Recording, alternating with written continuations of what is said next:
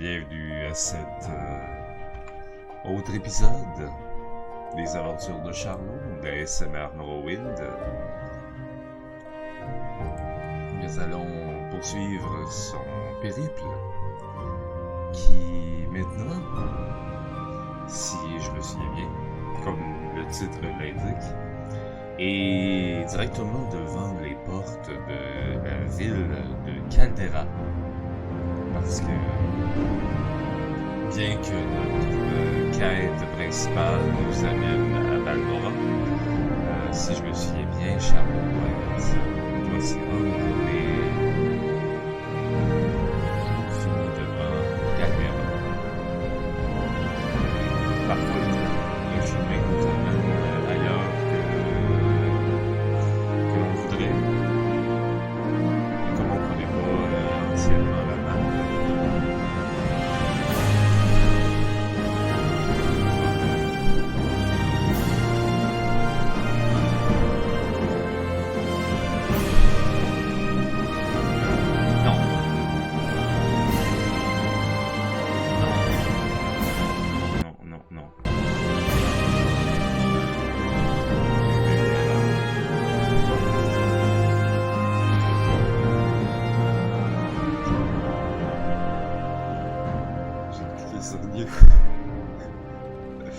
Mais non, c'est pas new. Faut cliquer sur l'autre, Marc.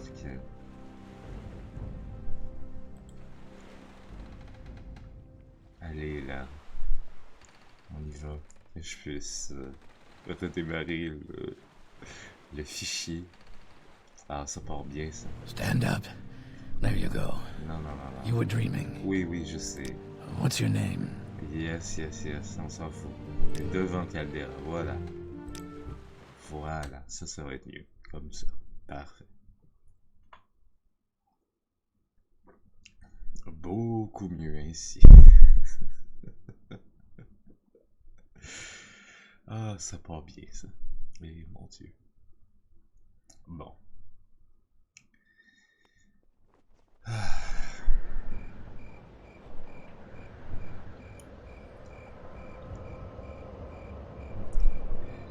Et pour ceux qui n'étaient pas au courant, je vous présente mon squad.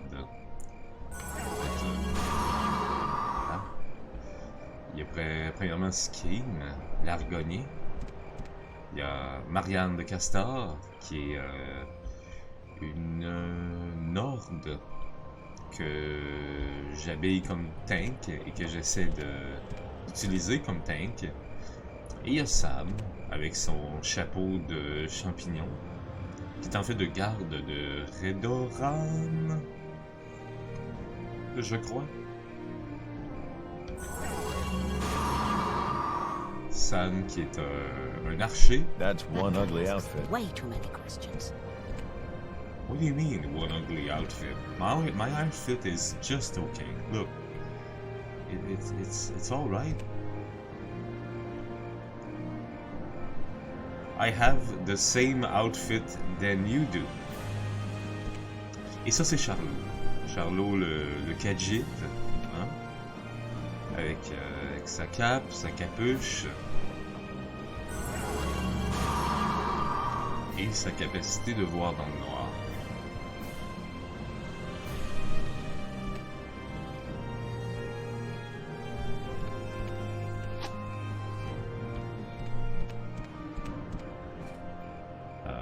Donc, faut que je me souvienne déjà c'est quoi le... Pour désengager, là. Ah, voilà. City Door. Lock level 50. C'est que je peux pas entrer la nuit, c'est ça? C'est très possible. Resting here is illegal. You can wait and loiter and find a bed to rest. Pour vrai? C'est illégal, là. Ah bon? Eh bien.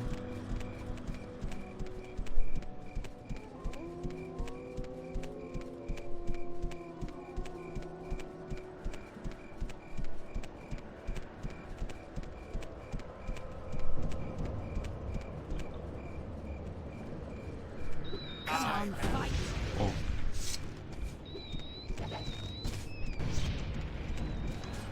Mais que se passe-t-il? Ah, il y a un rat. Il y avait une attaque de rat. Un méchant rat. Qui m'attaquait. Il y a une note. Due to a recent rat infestation, this windmill has been taken out of commission. Seldom. Oh, d'accord.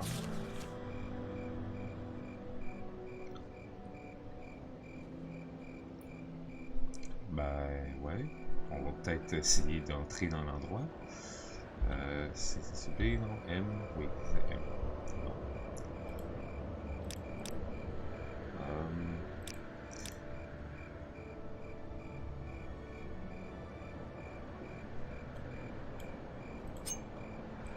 Un apprentice, ça devrait être assez, normalement. Bon, voilà. I should have killed you sooner.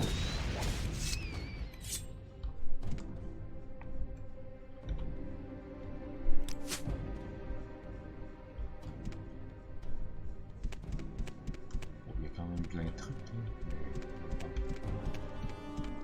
J'arrive pas à avancer.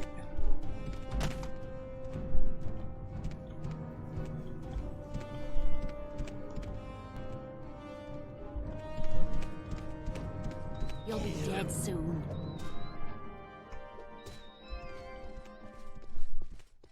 Ok.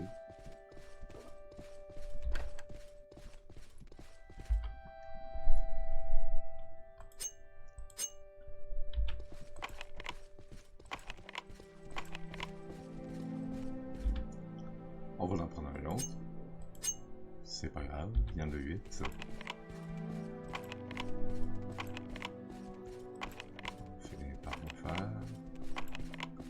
On va finir par ouvrir le small chest. Voilà. Il y a de l'argent dedans. Eh ben.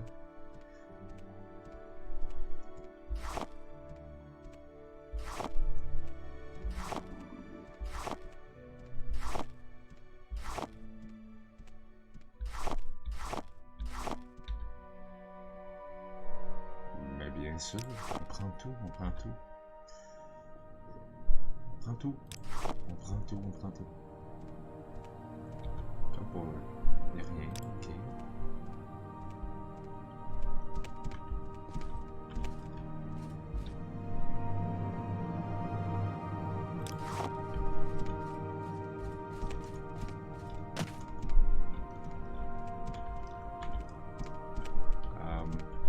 Ouais. Peut-être y avoir un problème là.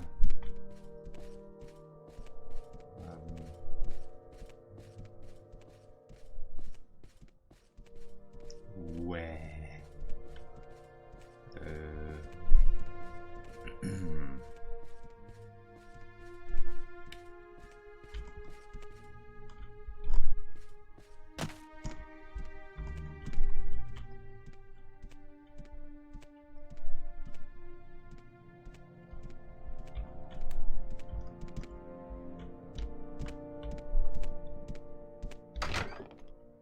Ça c'est dehors, je pense.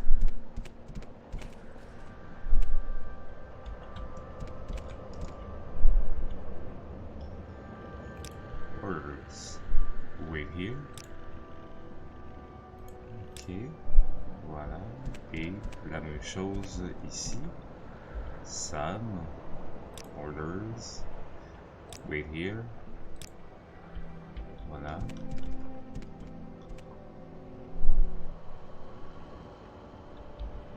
Scheme, je sais pas si c'est wait outside. Guard the door, ok. Je sais pas s'il va. Actuellement, il me suit quand même. Ouais.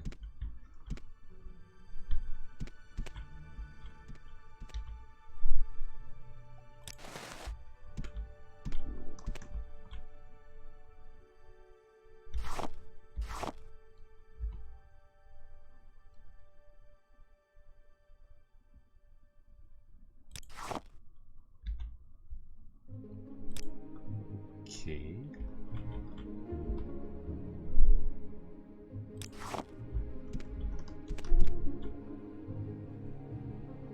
So much to remember.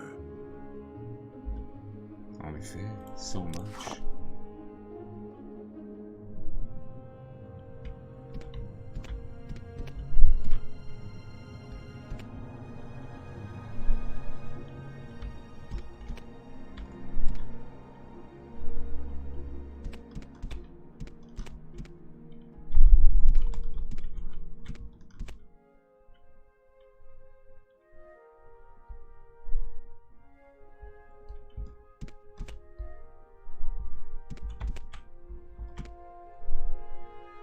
Bah ouais,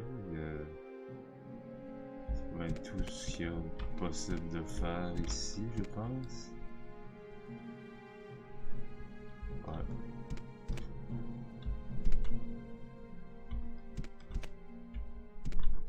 Mais non. C'est bizarre. So what's this about?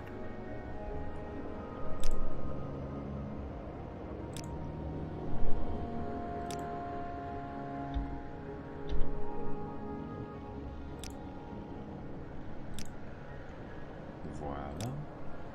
Là, tout le monde va me suivre. Et... voilà, on va pouvoir attendre quelques temps. Peut-être un petit 3 heures.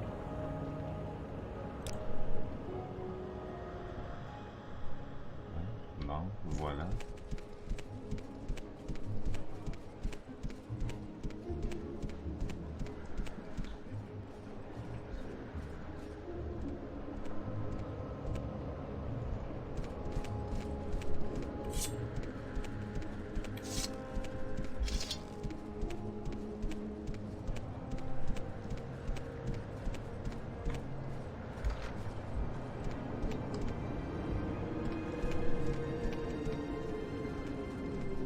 Voilà, nous voici finalement à Caldera.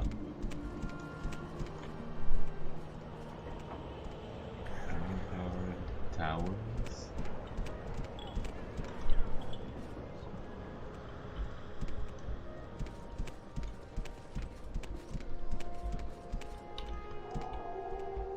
Je peux monter? Ça m'a tout l'air de l'escalier pourtant. Je n'arrive pas à monter dans un escalier et je n'arrive pas, je suis coincé. Très bien. Alors. I wonder if she heard me say that.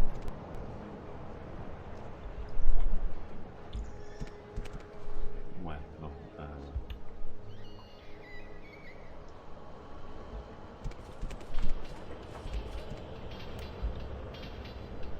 I'm an officer of the Imperial Legion.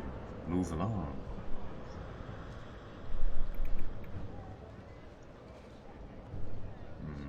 Ouais, latest rumors. 𝓐𝓢𝓜 is sick.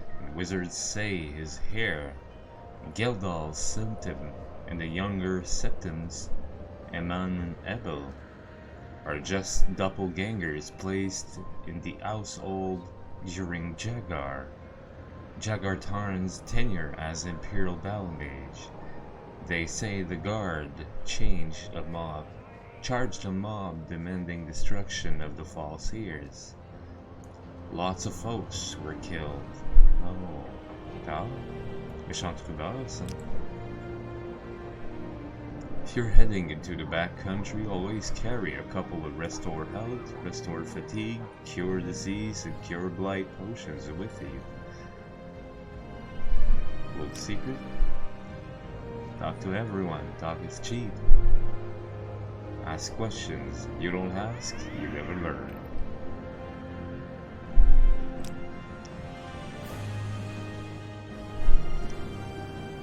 Salut, fellas. Welcome to Caldera. We're an Imperial town, through and through. Obviously, so can I help you? Caldera is an Imperial charter town, part of the Caldera Mining Company Charter, which grants the company rights to mine ebony from the right deposits here. Caldera ebony mines themselves lie to the southwest. The town has a real western flavor, makes Outlanders feel right at home. Caldera is rich and bound to get richer, since the profits from the ebony exports continue to grow as the mine operations grow. Okay. The Caldera ebony mines are southwest of the village of Caldera. There's an office, a bunkhouse, and guard tower over near the mine entrance. If you're thinking of taking a look while you're here, head straight west from town, then swing around south into the bowl of the mine through a gap in the mountains. Otherwise, you can try climbing straight over the ridge, but it is too steep to climb for most. Okay, d'accord. Caldera Mining Company. The Caldera Mine Company is chartered by the Emperor to extract ebony ore from rich underground deposits here. D'accord. Latest rumors. Uriel Septim is sick. D'accord. Taking to the backcountry. Talk is cheap. D'accord. My trade. I'm an agent. I work for a house or a company or the state, and I do things that need doing. D'accord. Services. Shank's Shovel, the trade house by the south gate, has beds, food, and sundries. Hadismod, the Nord, is our smith. Veric Germain, our trader. Irigola, our pawnbroker, and Falanamo, our clothier. 𝓐𝓢𝓜 services are available at the big Governor's Hall on the hill to the northeast. The Mages Guild is in the southwest corner of town. They have an alchemist, enchanter, mage, and nightblade. Various other folks in town offer training. Ah ben ça c'est intéressant. Move along. Oh, what's Irigola? Irigola's shop is across from the Governor's Hall. D'accord. Speak freely, friend. You want something? 𝓐𝓢𝓜𝓡. This is Caldera. Caldera is all about business. Business is good, so what can I do for you? What do you have to say about Irigola? Perhaps, okay. Même chose. Services, même chose. Rumors, même chose. Caldera is a quiet, law-abiding town. Not much call for adventurers or mercenaries here. A good place to shop for equipment and look for a trainer, though. Okay, someone attacks you first. Well, okay. Trade house is near South Gate. The Governor's Hall sits on the hill to the northeast.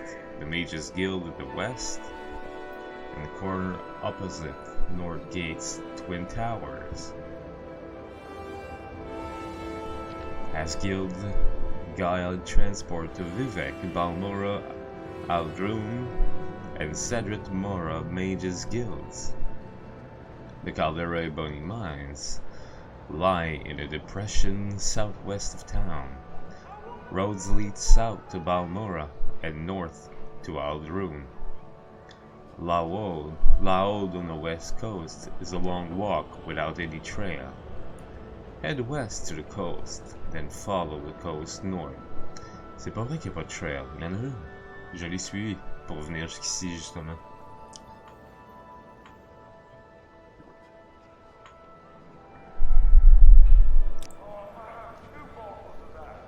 𝓐𝓢𝓜𝓡 at the Governor's Hall is the town reeve of Caldera. 𝓐𝓢𝓜𝓡, the mine boss, lives on site at the mines to the southwest.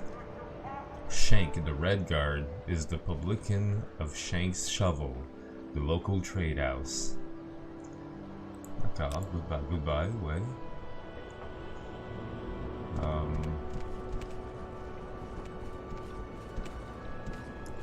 Ouais, est-ce que j'ai besoin de...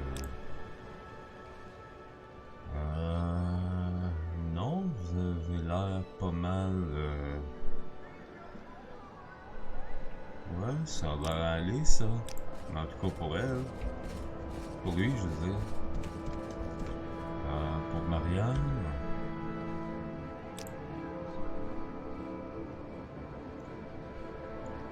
Bah, pour Marianne, ça a l'air à aller aussi, hein.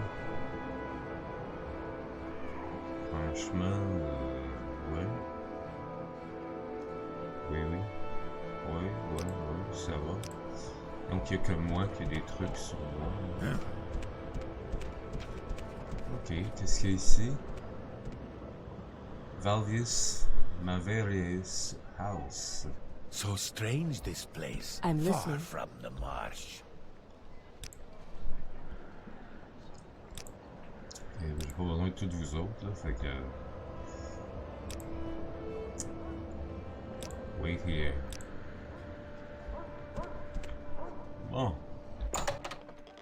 On va entrer là, on va voir ce qu'il y a.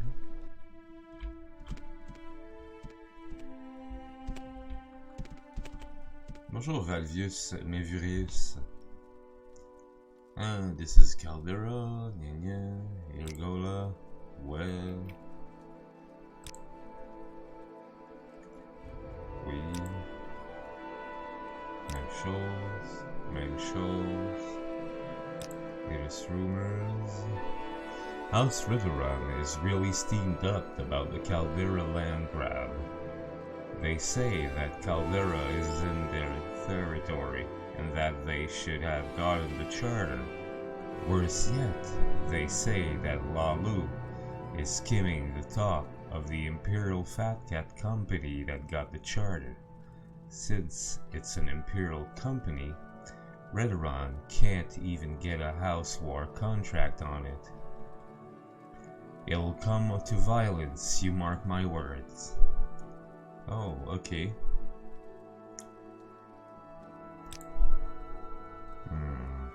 Quiet, ouais, little secret. Daedra, ok, ouais. Donc, rien de plus. C'est bon.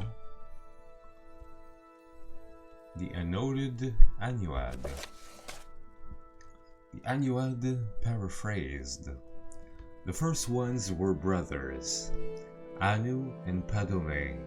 They came into the void and time began. As Anu and Padome wandered the void, the interplay of light and darkness created Nier.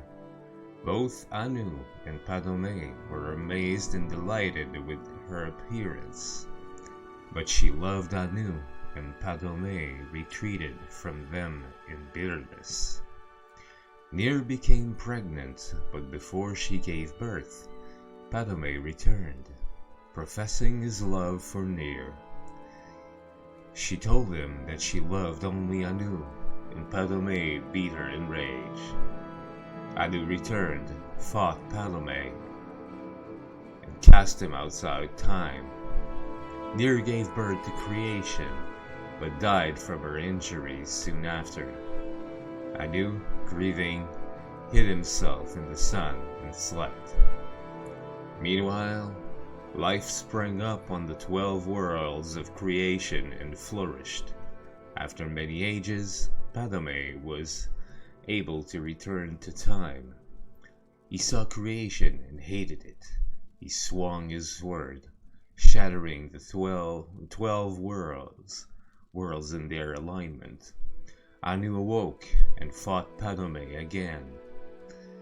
The long and furious battle ended with Anu the victor. He cast aside the body of his brother, who, he believed, was dead and attempted to save creation by forming the remnants of the 12 worlds into one. Nirn, the world of Tamriel. As he was doing so, Padome struck him through the chest with one last blow. Anu grappled with his brother and pulled them both outside of time forever. The blood of Padome became the Daedra. The blood of Anu became the stars. The mingled blood of both became the Aedra, hence their capacity for good and evil, and their greater affinity for earthly affairs than the Daedra, who have no connection to creation.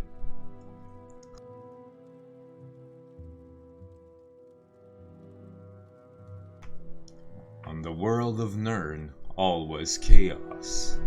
The only survivors of the 12 worlds of creation were the 𝓐𝓙𝓜𝓚 and the Hist.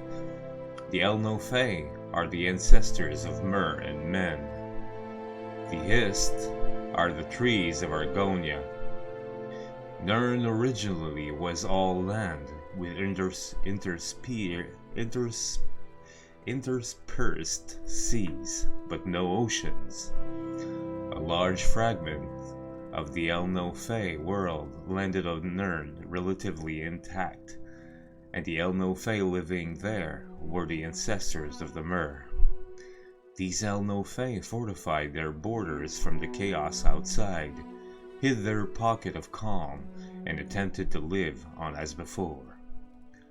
Other 𝓐𝓙𝓜 arrived on Nirn, scattered amid the confused jumble of the shattered worlds, wandering and finding each other over the years.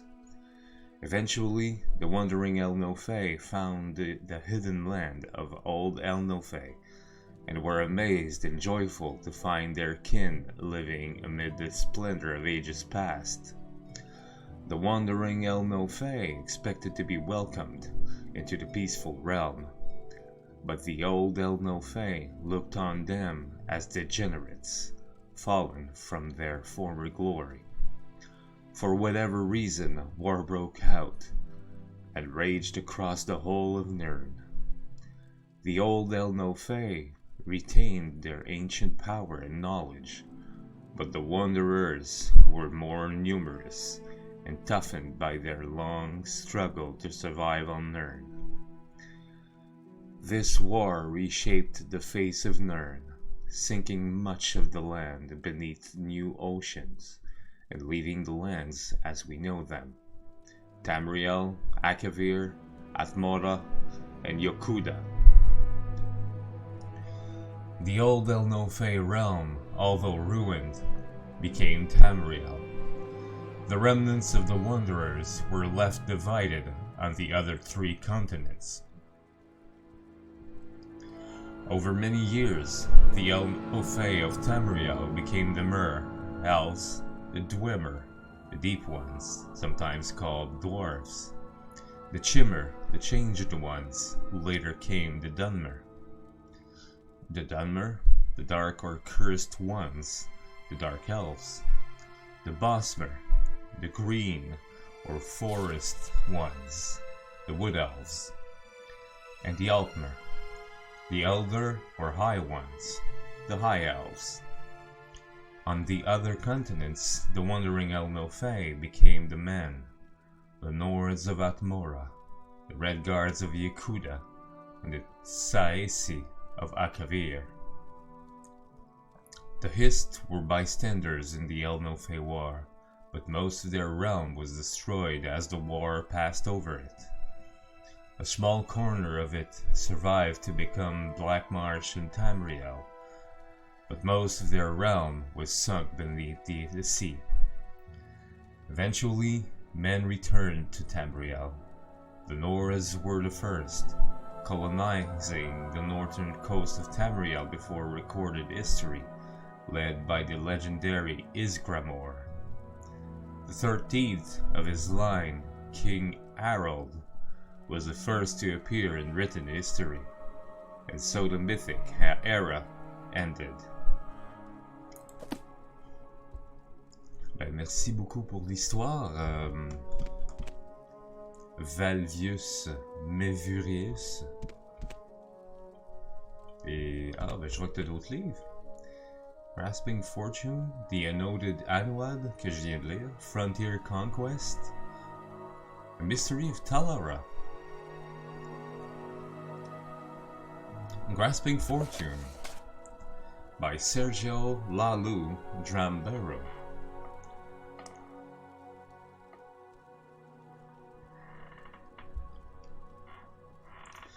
I am a counselor of House 𝓐𝓢 and chose to write this short guide for those who seek to understand us and join us. House 𝓐𝓢 is the most open and modern of the great houses. We are the only great house who has embraced the irresistible tides of imperial law and custom, and thus we have profited by the empire's new policies, rising from obscurity as the greatest of the houses. In the great wind of progress, tradition cannot stand.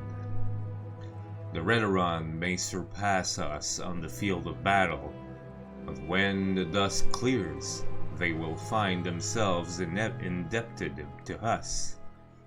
The Telvanni may know many arcane secrets, but they fight among themselves more than against each other.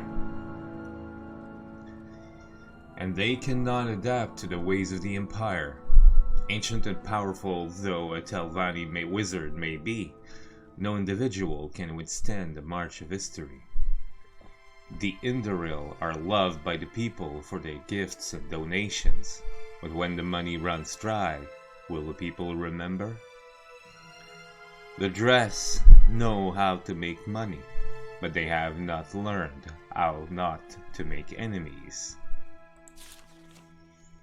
Grasp fortune by the forelocks. When you see your chances, seize them. When you see a chance to turn a profit, take it. But do not follow money blindly. There is value in reputation, more than many young 𝓐𝓢 realize. This value must be carefully balanced against the more tangible coins in any deal. Theft and murder are bad for business. You can steal from someone, but will he trade with you after that? You can't bargain with a dead man. There are many ways to do business.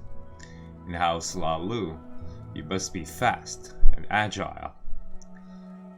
You must be able to keep up with business and with the times. You must be able to speak quickly and convincingly.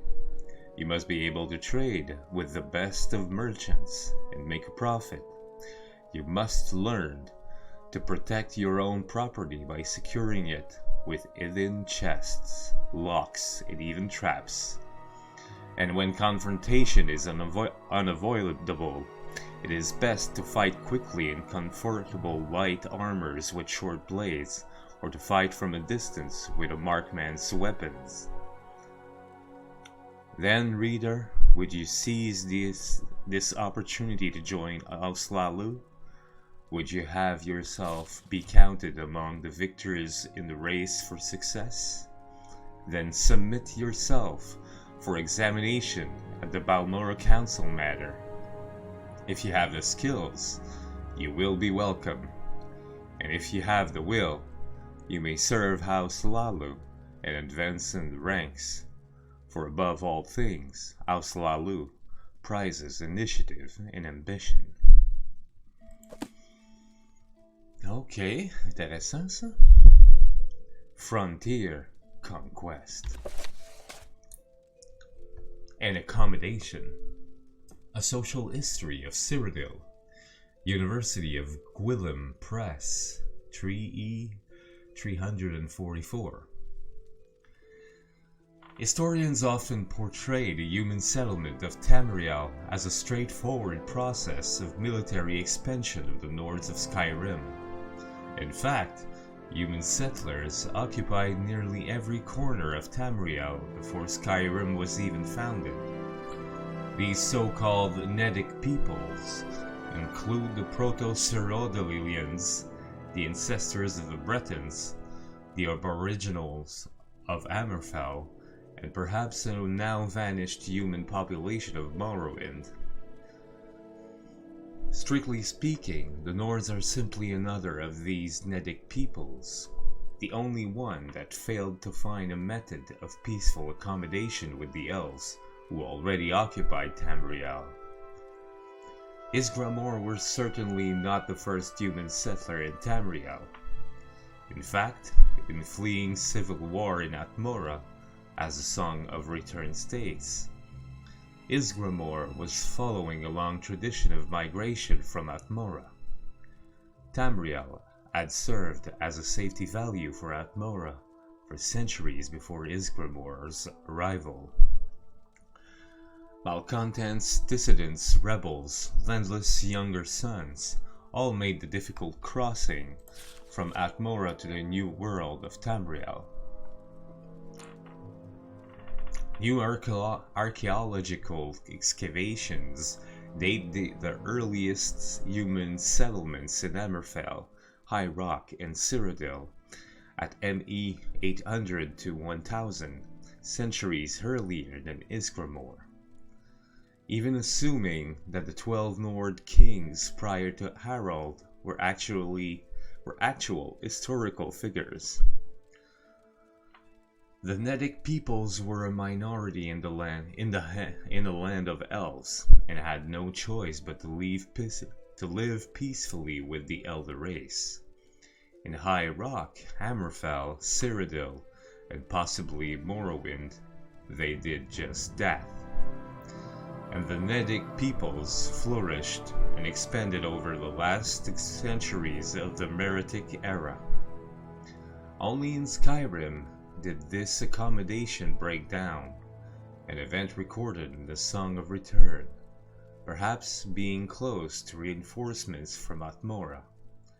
The Proto-Nords did not feel it necessary to submit to the authority of the Skyrim elves. Indeed, the early Nord chronicles note that under King Harald, the first historical Nord ruler, at 113 to 221, the Atmoran mercenaries returned to their homeland, following the consolidation of Skyrim as a centralized kingdom. Whatever the case, the pattern was set. In Skyrim, expansion would proceed militarily, with human settlements following the frontier of conquest, and the line between human territory and elven territory was relatively clear. But beyond this zone of conflict, the other Nedic peoples continued to merge with their elven neighbors. When the Nord armies of the First Empire finally entered High Rock and Cyrodiil, they found Bretons and Proto-Cyrodiils already living there among the elves. Indeed, the Nords found it difficult to distinguish between elf and Breton.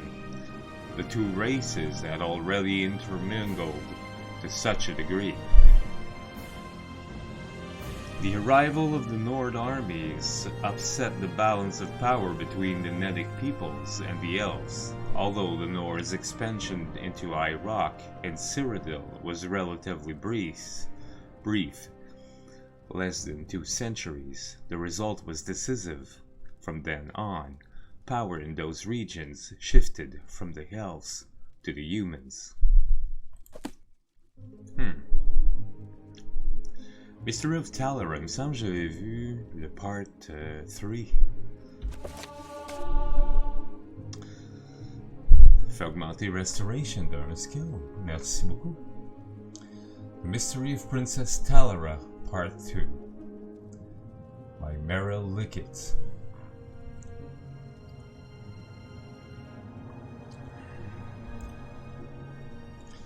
She felt nothing. Darkness enveloping her body and mind. Pain surged through her leg, and with that sensation a great feeling of cold washed over her. She opened her eyes and saw that she was drowning. Her left leg would not move at all, but using her right one and her arms, she pulled herself up toward the moons above. It was a long way through the swirling currents that wrenched back at her. At last, she broke the surface and sucked in the cold night air. She was still close to the rocky shoreline of the capital city of the kingdom of 𝓐𝓢𝓚, but the water had carried her quite a ways from the point where she fell at 𝓐𝓢𝓜𝓚. Not fell, she thought, correcting herself.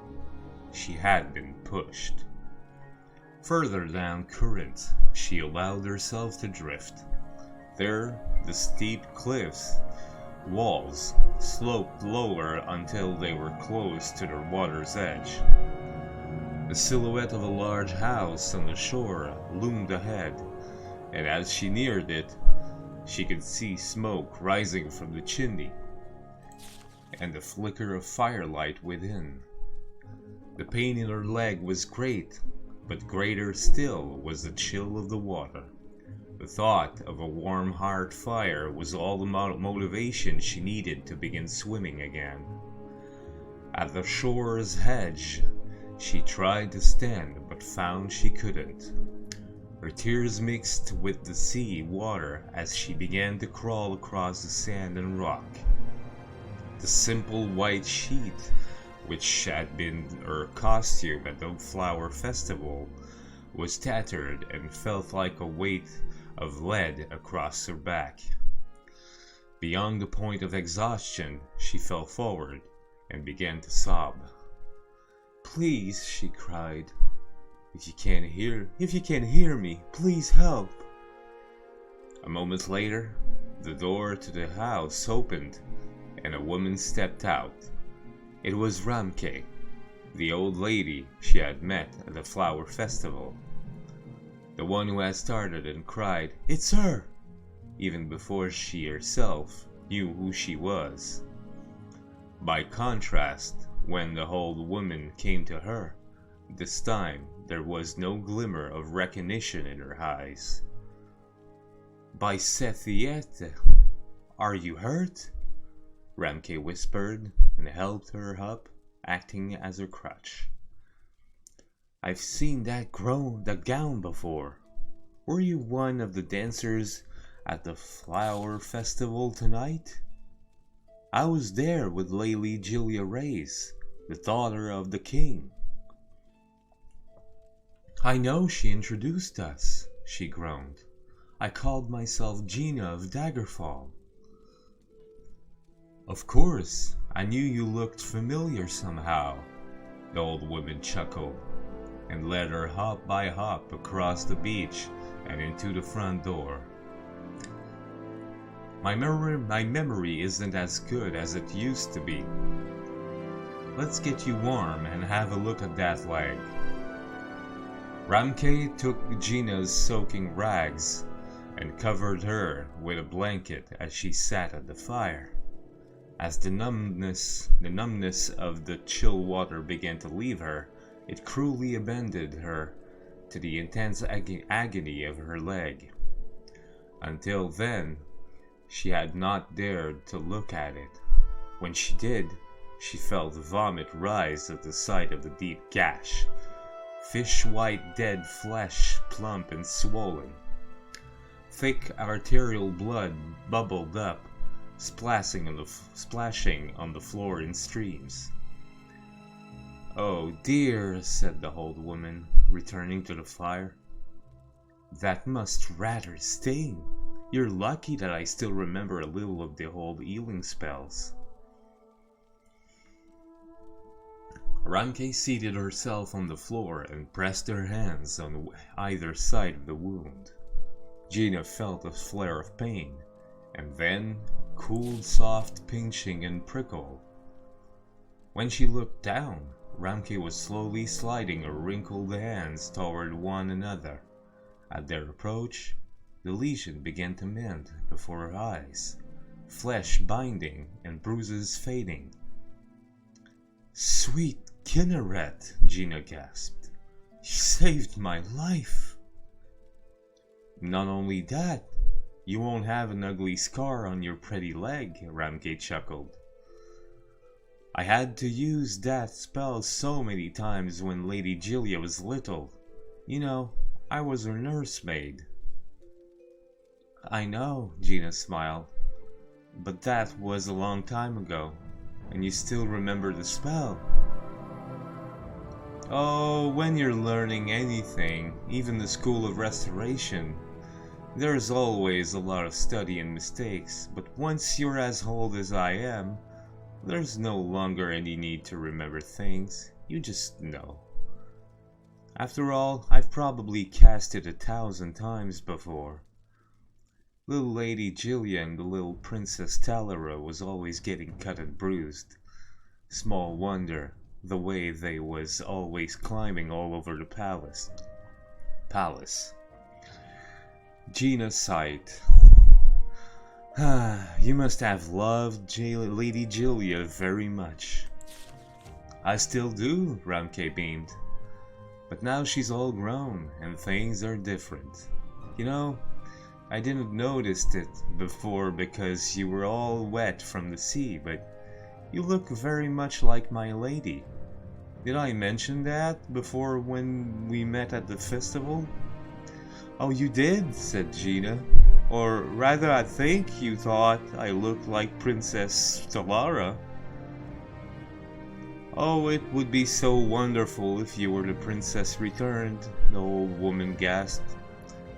You know, when the former royal family was killed, and everyone said the princess was killed though we never found the body, I think the real victim was Lady Julia. Her little heart just broke, and for a while it looked like her mind did too. What do you mean? Asked Gina. What happened? I don't know if I should tell a stranger this, but it's fairly well known in 𝓐𝓢𝓚, and I really feel like I know you. 𝓐𝓻𝓻 struggled with her conscience and then released. Julia saw the assassination, you see. I found her afterwards, hiding in that terrible blood-stained throne room, and she was like a little broken doll. She wouldn't speak, she wouldn't eat. I tried all my healing spell, but it was quite beyond my power. So much more than a scraped knee. Her father, who was then Duke of Ologne, sent her to a sanitarium in the country to get well. Oh, that poor little girl, cried Gina. It took her years to be herself again, said 𝓐𝓻𝓻, nodding. And in truth, she never really returned altogether. You wonder why her father, when he was made king, didn't make her his heir? He thought that she was still not exactly right, and in a way, as much as I would deny it, he's correct to think so. She remembered nothing at all. Do you think, Gina considered her words carefully, that she would be better if she knew that her cousin the Princess 𝓸𝓷𝓻 was alive and well? 𝓐𝓻𝓻 considered it. I think so, but maybe not. Sometimes it's best not to hope. Gina stood up, finding her leg to be as strong as it looked to be. Her gown had dried, and 𝓐𝓻𝓻 gave her a cloak, insisting she protect herself against the cold night air. At the door, Gina kissed the old woman's cheek and thanked her, not only for the healing spell or for the cloak, but for everything else of kindness she had ever done. The road close to the house went north and south. To the left was the way back to 𝓐𝓢𝓚, where a secret lay to which she alone held the key. To the south was Daggerfall, her home for more than 20 years. She could return there, back to her profession on the streets, very easily. For a few seconds, she considered her options, and then made her choice. She had not been walking for very long when a black carriage drawn by 3 horses bearing the imperial seal, together with 8 mounted horses, passed her. Before it rounded the wooded pass ahead, it stopped suddenly. She recognized one of the soldiers as 𝓐𝓢𝓜𝓚, Lord Strahl's manservant. The door opened, and Lord Strahl himself, the Emperor's ambassador, the man who had hired her, and all the other women to entertain at court, stepped out. "You," he frowned. "You're one of the prostitutes, aren't you? You're the one who disappeared during the flower festival. Gina, am I right?" "All that is true," she smiled sourly. "Except my name I've discovered is not Gina." "I don't care what it is," said Lord Strahl. "What are you doing in the South Road? I paid for you to stay and make my kingdom merry. If I went back to Camlorn, there are a great many who wouldn't be merry at all." "Explain yourself," said Lord Strahl. So she did, and he listened.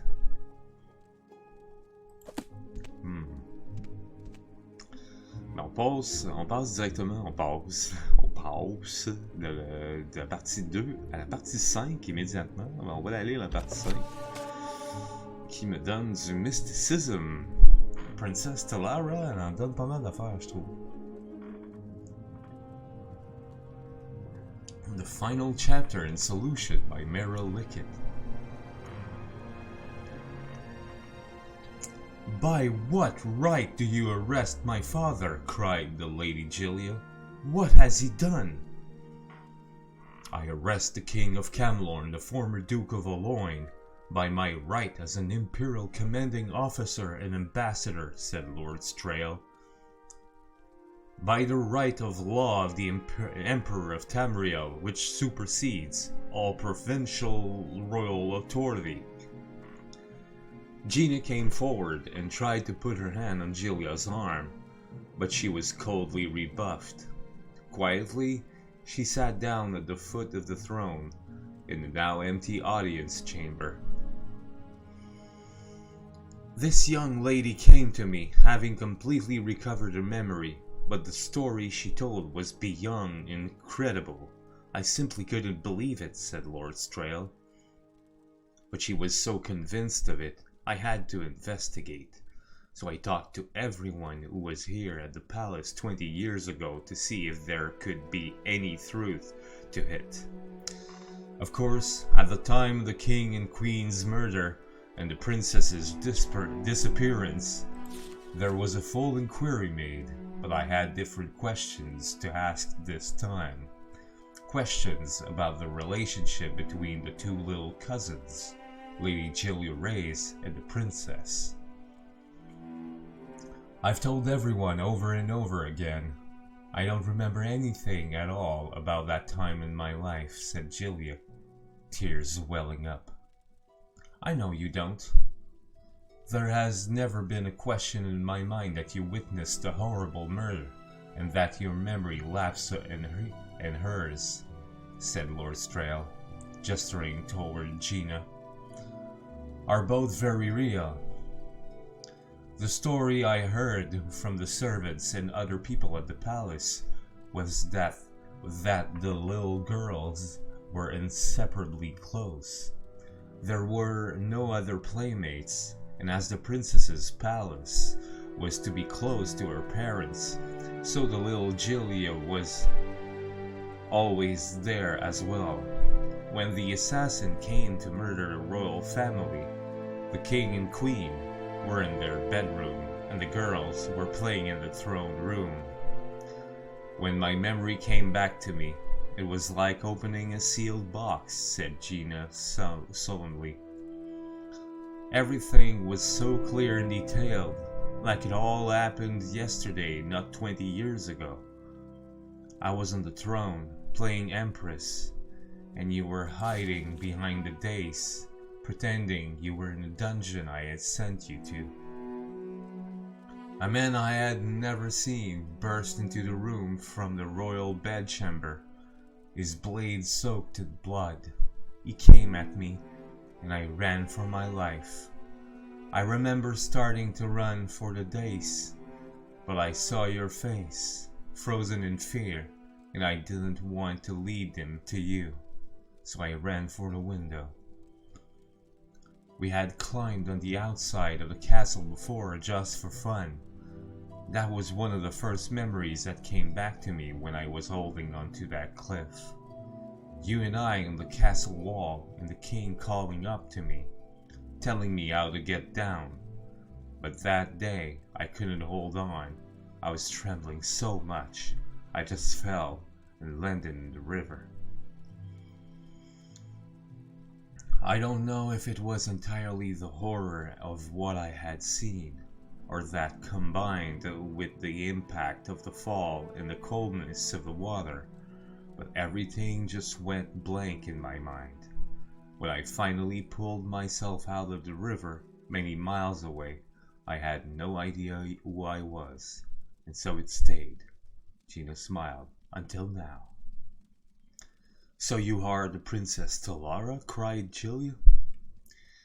Let me explain further before she answers that, because the simple answer would just confuse you as it did me, said Lord Strail. The assassin was caught before he managed to escape the palace. In truth, he had to know he was going to be caught. He confessed immediately to the murders of the royal family. The princess, he said, he had thrown out the window to her death. A servant down below heard the scream and saw something fly past his window, so he knew it to be true. It was not for several hours that the little lady Julia was found by her nursemaid Ramke, hiding behind a dais, coated with dust, shivering with fear, and unable to speak at all. Ramke was very protective of you, Strail said, nodding to Julia. She insisted on putting you to your room right away, and sent word to the Duke of Aloyne that the royal family was dead, and that his daughter had witnessed the murders but survived. I'm beginning to remember a little of that, said Julia, wonderingly. I remember lying in bed with Ramke comforting me. I was so muddled, and I couldn't concentrate. I remember I just wanted it all to be time still. I don't know why, and then I remember being bundled up and taken to that asylum. It'll all come back to you soon, Gina smiled. I promise. That's how I began to remember. I just caught one detail, and the whole flood began. That's it, Julia began to sob in frustration. I don't remember anything else except confusion. No, I also remember Daddy not even looking at me as I was taken away. And I remember not caring about that or anything else. It was a confusing time for all, so particularly so for little girls, especially little girls who went through what you two did, said Lord Strail sympathetically. From what I understand, as soon as he received the message from Ramke, the Duke left his palace at Aloyne, gave orders for you to be sent to a private sanitarium until you'd recovered from your ordeal, and set to work with his private guard torturing the assassin for information.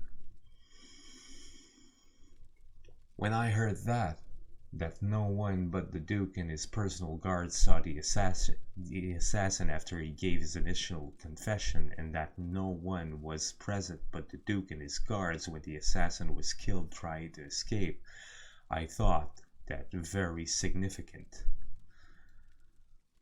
I spoke with Lord Errol, who I knew was one of those present, and I had to bluff him, pretending I had more evidence than I did. I got the reaction I was hoping for, though it was a dangerous gambit. At last, he confessed to what I already knew to be true. The assassin, Lord Strail, paused, and reluctantly met Gilia's eyes. I'd been hired by the Duke of 𝓐𝓢𝓐𝓻 to kill the royal family, including the princess as heir, so that the crown might be passed to him and to his children. Gilia stared at Lord Strail, aghast. My father! The assassin had been told that once the Duke had him in custody, he would be paid and a prison break would be arranged. The thug picked the wrong time to be greedy and try to get more gold. The Duke decided that it would be cheaper to silence him, so he murdered him then and there, so the man would never tell anyone what really happened. Lord Strail shrugged. No tragic loss as far as murderers go. In a few years' time, you returned from the sanitarium, a little shaken but back to normal, except for a complete absence of memory about your childhood, and at that time, the former Duke of 𝓐𝓢𝓐𝓻 had taken his brother's place as the King of Camlorn. It was no small maneuver. No, said Gilia quietly. He must have been very busy. He remarried and had another child. No one ever came to visit me in their sanitarium but 𝓚𝓚. If he had visited and seen you, said Gina, this story might have turned out very differently. What do you mean? Asked Gilia. This is the most amazing part, said Lord Strail. The question has long been whether Gina is the Princess Caldera. When her memory returned and she told me what she remembered, I put several pieces of evidence together. Consider these facts. The two of you looked remarkably alike now after 20 years of living very different lives. And as little girls and constant playmates, you looked nearly identical. At the time of the assassination, the murderer, who had never been there before, only saw one girl on the throne, who he assumed to be his quarry. The woman who found Lady Gilia was her nursemaid 𝓚𝓚, a creature of unstable mind and fanatical devotion to her charge. The type would never accept the possibility that her beloved little girl had been the one who disappeared. The nursemaid was the one single person who knew both Princess Caldera and the Lady Gilia who visited you while you were in the sanitarium.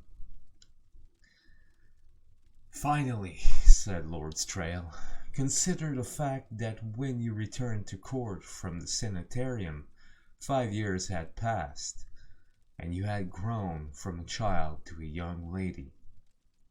You looked familiar, but not quite the same as your family remembered you, which is only natural. I don't understand, cried the poor girl, her eyes wide, because she did understand. Here, memory was falling together like a terrible flood. Let me explain it like this, said her cousin, wrapping her in her arms. I knew who I am now. My real name is Gilia Reyes.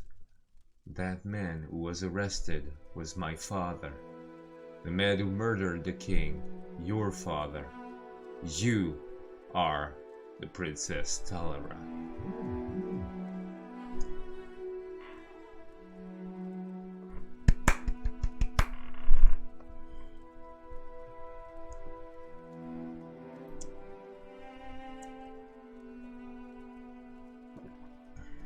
And probably Gina is Lady Gilia.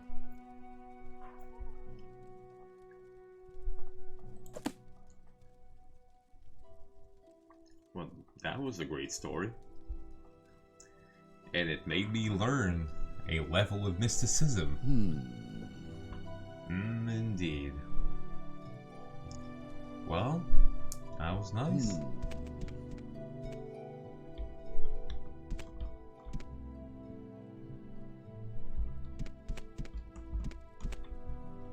Oh. Une porte là, et ouais non, on rentrera pas. On va pas se mettre dans le trouble là, tout de suite là quand même. 𝓐𝓢𝓜. Hello, Argonian. I don't think I've seen you in Caldera before, stranger. Can I help you? You're looking for services? Because I can tell you where they are. We are the people of the Ruth, called Argonians by the Warmbloods. We go where we will, wet or dry, and the currents of blood magics run swift in our veins. In our native land, we hunt to live, masters of the marshes, hunted and enslaved by soft-skinned enemies. We snare and slay them by stealth, spell and steel. Nice, nice. Okay. Okay. Même chose. Fianita, stop getting into trouble when you're tired. Stop being so reckless. Keep an eye out. If you're entering unfamiliar territory and you think it might be hostile, slow down to a walk. Look around, catch your breath, and be ready for trouble. Talk to everyone, okay.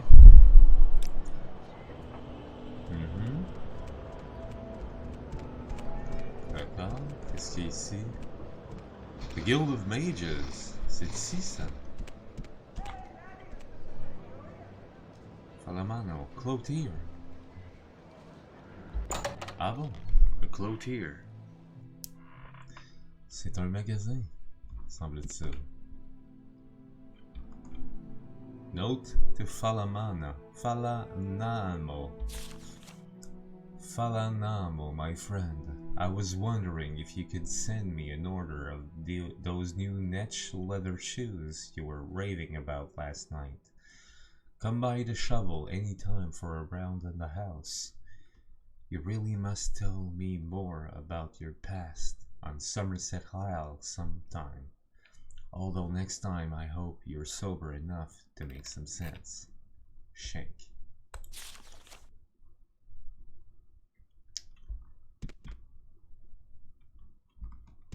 There's a commoner. Couple of expensive rope.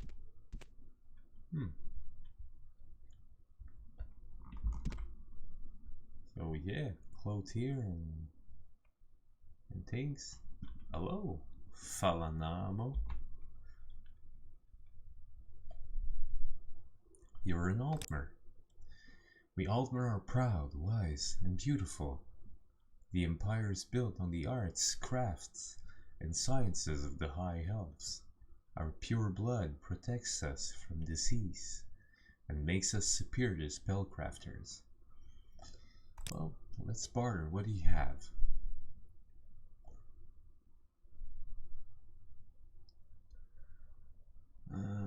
Nothing of interest for me.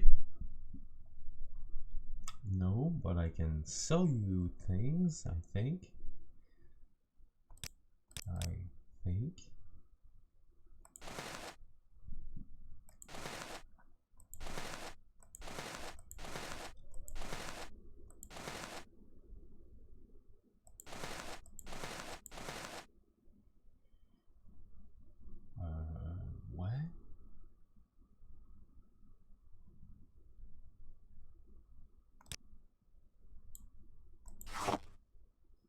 You won't buy that item, ok. You won't buy that item. Ok, bon ben regarde, on va au moins te vendre ça. Déjà, extravagant shirt. Extravagant. Oh. Oh. Expensive. Extravagant ruby amulet. Extravagant shoes.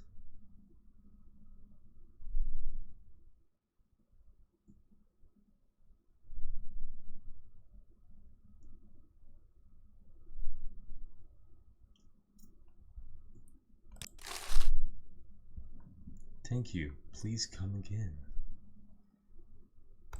Peut-être... House Redoran is really steamed up about the 𝓐𝓢𝓷𝓭. Ok, ouais, il va y avoir de la violence, little advice, quiet, oui, little secret, 𝓐𝓢𝓷𝓭.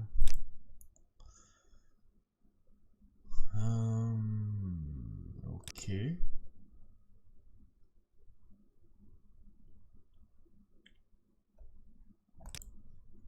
D'accord. Ok, ok.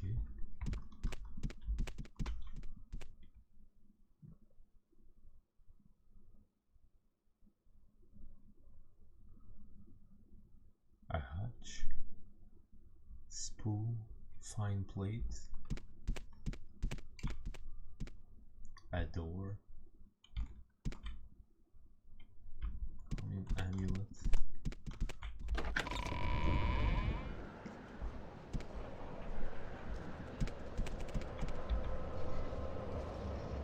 Nobleman. Okay.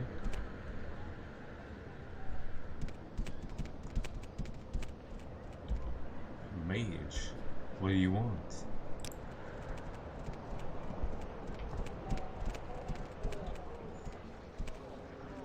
𝓐𝓢𝓷𝓭's house. Locked. Okay.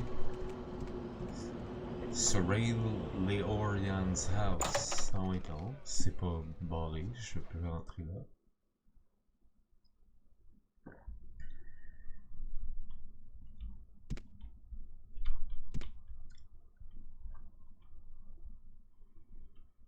Écoute, il n'y a pas personne, hein? Ça fait que... ouais. On va s'essayer, pourquoi pas, hein? Apprentice.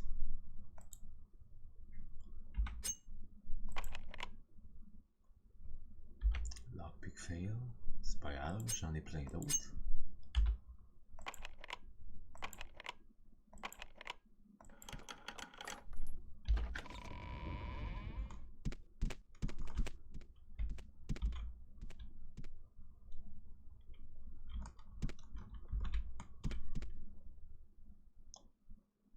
𝓐𝓢𝓜𝓚 𝓸�50. Faut pas que tu restes dans mes jambes comme ça, là. Non, c'est pas correct, ça, là.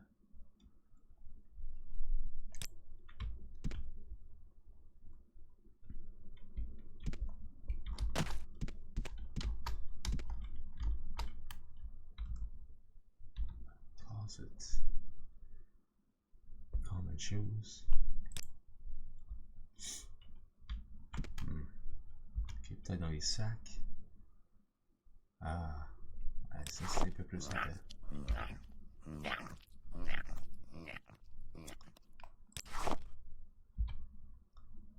Ah ouais.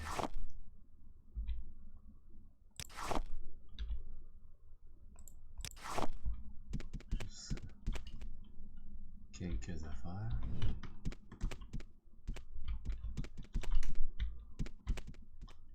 Hein, ça a été fermé.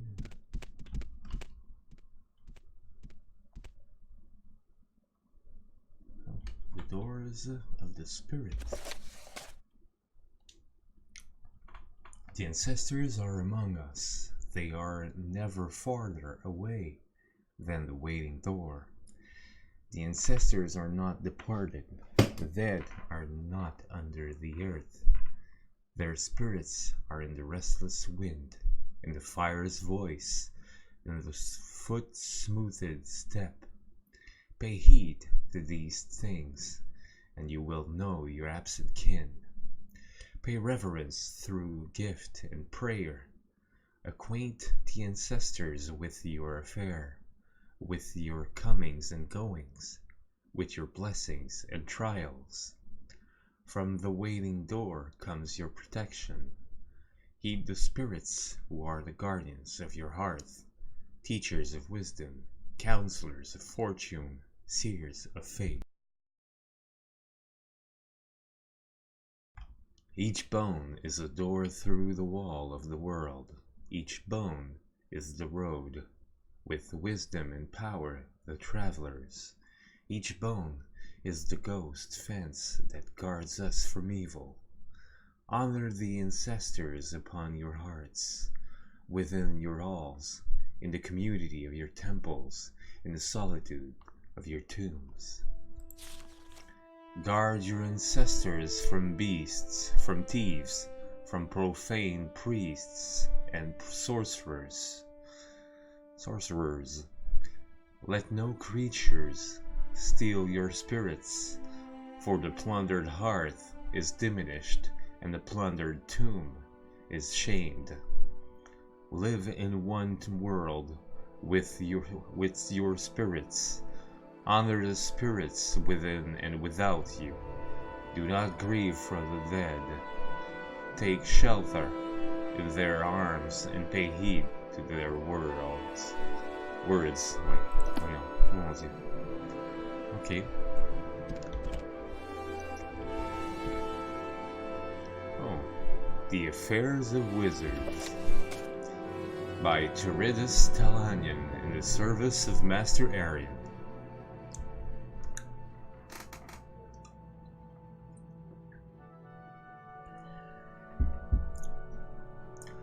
Want to become part of House 𝓐𝓷𝓻𝓻? Outsiders learning of the rabid isolationist and outlander-hating temperament of House 𝓐𝓷𝓻𝓻 wizards often assume it would be impossible to obtain positions in service to House 𝓐𝓷𝓻𝓻. Nothing could be further from the truth. For example, since the 𝓐𝓷𝓻𝓻 vigorously defend the right to own slaves, and since they keep many Argonian and 𝓐𝓲𝓻 as slaves, many Cargonians and 𝓐𝓲𝓻 assumed they would not be accepted for service in House 𝓐𝓷𝓻𝓻. Not true. 𝓐𝓷𝓻𝓻 accept all races as candidates for membership, and since the 𝓐𝓷𝓻𝓻 are ruled by wizard lord nobles, many assume they accept only candidates of the highest intelligence and willpower. Not true. 𝓐𝓷𝓻𝓻 accept candidates of modest intelligence and willpower. It is true that advancement in 𝓐𝓷𝓻 ranks depends on high intelligence and willpower, and that candidates proficient in the arts of magic, especially mysticism, conjuration, illusion, alteration, destruction, and enchanting, can expect to advance faster and higher in the ranks. But adventurers of all races and abilities who apply to 𝓐𝓷𝓻 mounts at the 𝓐𝓷𝓻 Council Hall in suivez-moi for acceptance into House 𝓐𝓷𝓻 can expect a cordial welcome. 𝓐𝓷𝓻 councillors do not serve on their house councils in person.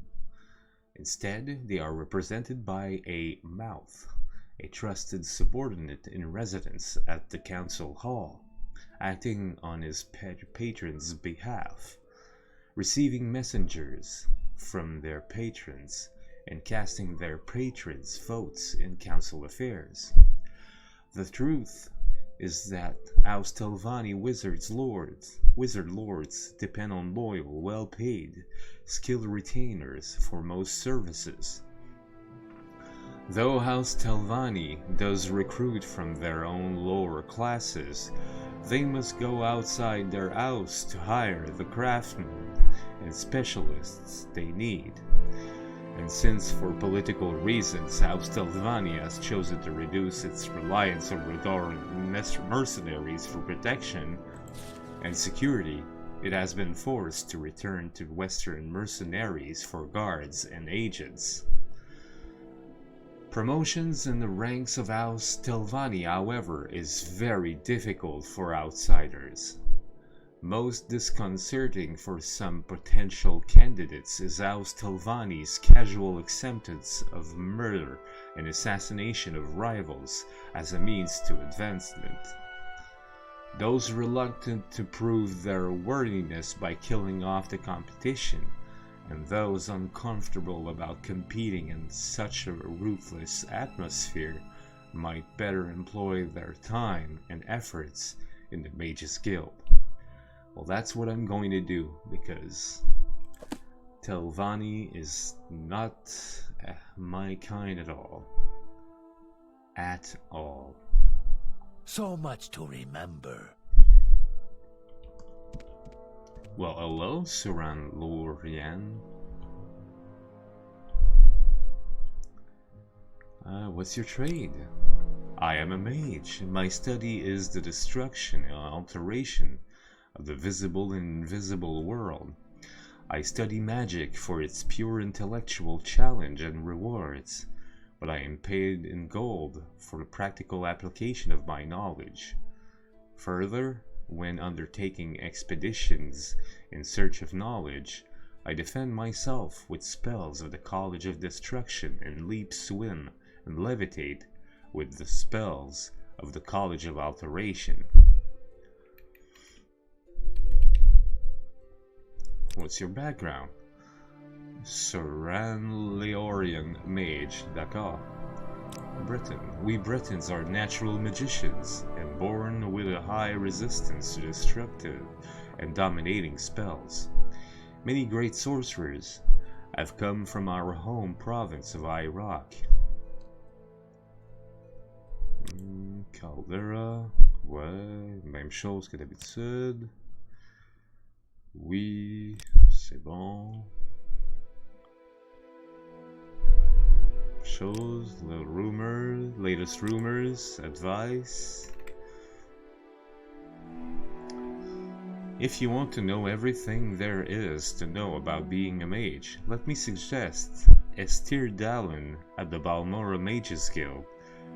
You want to talk to an expert in the trade, patient and well-spoken, someone who likes to talk about the subjects. You don't want a trainer, not unless you expect to pay for the information, and you don't want someone too busy or important to talk to you. Try 𝓐𝓢𝓜.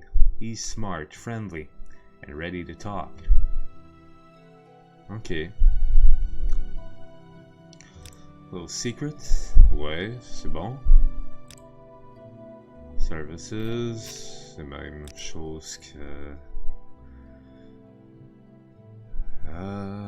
ouais, c'est bon. C'est parfait. Ah, qu'est-ce que c'est que ça? Fire salts, grave dust.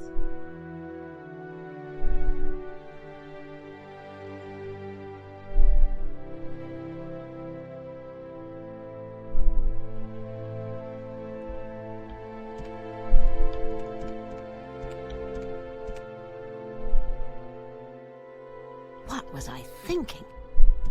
En effet. What were you thinking?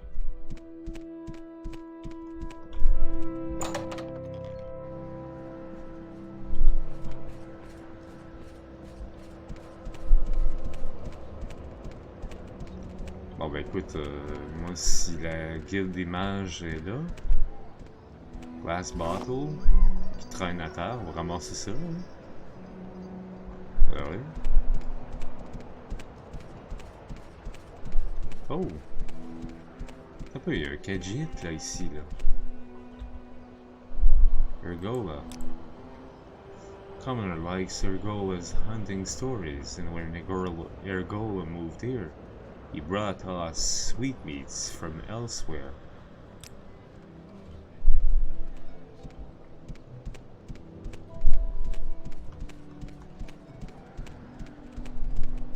Ah d'accord, ok. Alors, on va aller au Mages Guild. Guild of Mages. On va voir si on peut pas entrer dans la guilde des mages. Oh! Je ne vous avais point vu. Bonjour, Madame 𝓜𝓸𝓻𝓻𝓸𝓀. This is Caldera, Charlot, excusez. And my name is Medila 𝓜𝓸𝓻𝓻𝓸𝓀. Can I help you? Are you looking for someone in particular?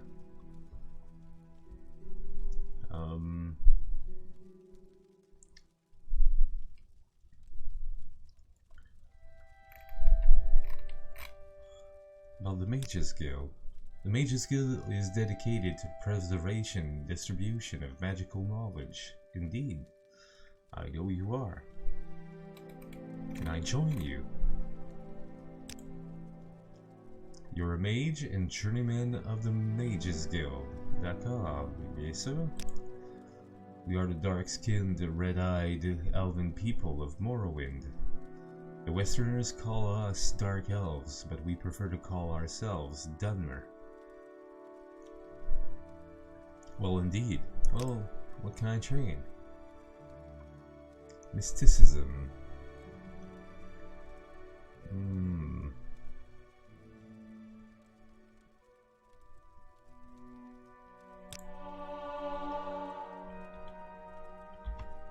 Ben merci. Oh, il y a du truc là.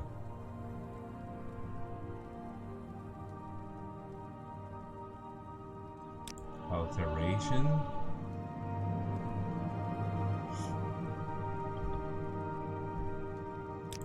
Et je peux acheter des spells aussi. Ok, summon Scamp, summon Skeletal Minion, summon Flame Atronach. Door Jam, Swimmer's Blessing, Weapon Heater, Disintegrate Weapon. Okay, those.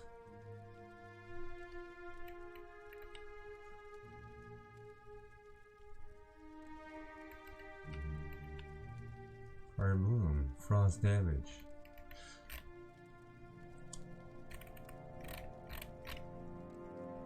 Mais moi j'aime bien les Summon Scamp, Conjuration, ça oui. Je vais en avoir du Conjuration, Calm Humanoid. Juste voir quelque chose moi là. Ouais, Security, Restoration, Illusion.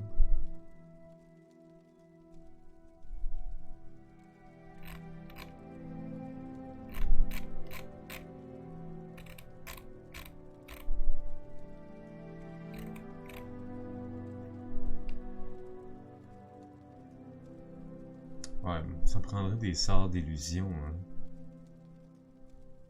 Surtout. Bien avant des sorts de... Ça c'est illusion, donc ouais, Calm Humanoid. Calm Creature. Oui. Alteration. Ah ouais, Alteration, j'ai pas ça. J'ai Mysticism, hein. C'est ça?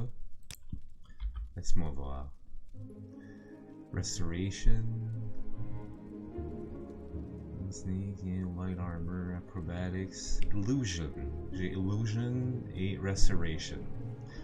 Le reste, c'est pas grave. Mais j'aimerais quand même avoir des summons. Les 3 summons ici, là, ouais.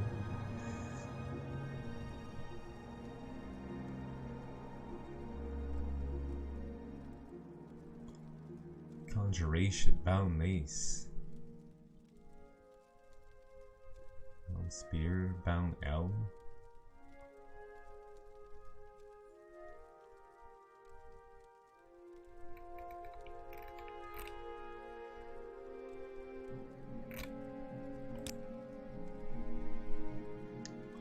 Donc autrement dit, si je veux...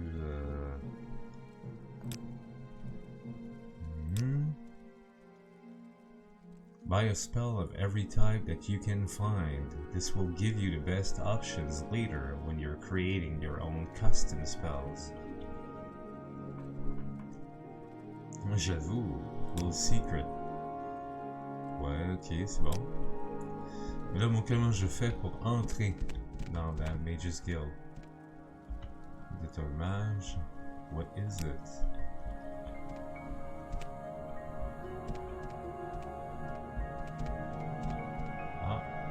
Mages Guild Charter.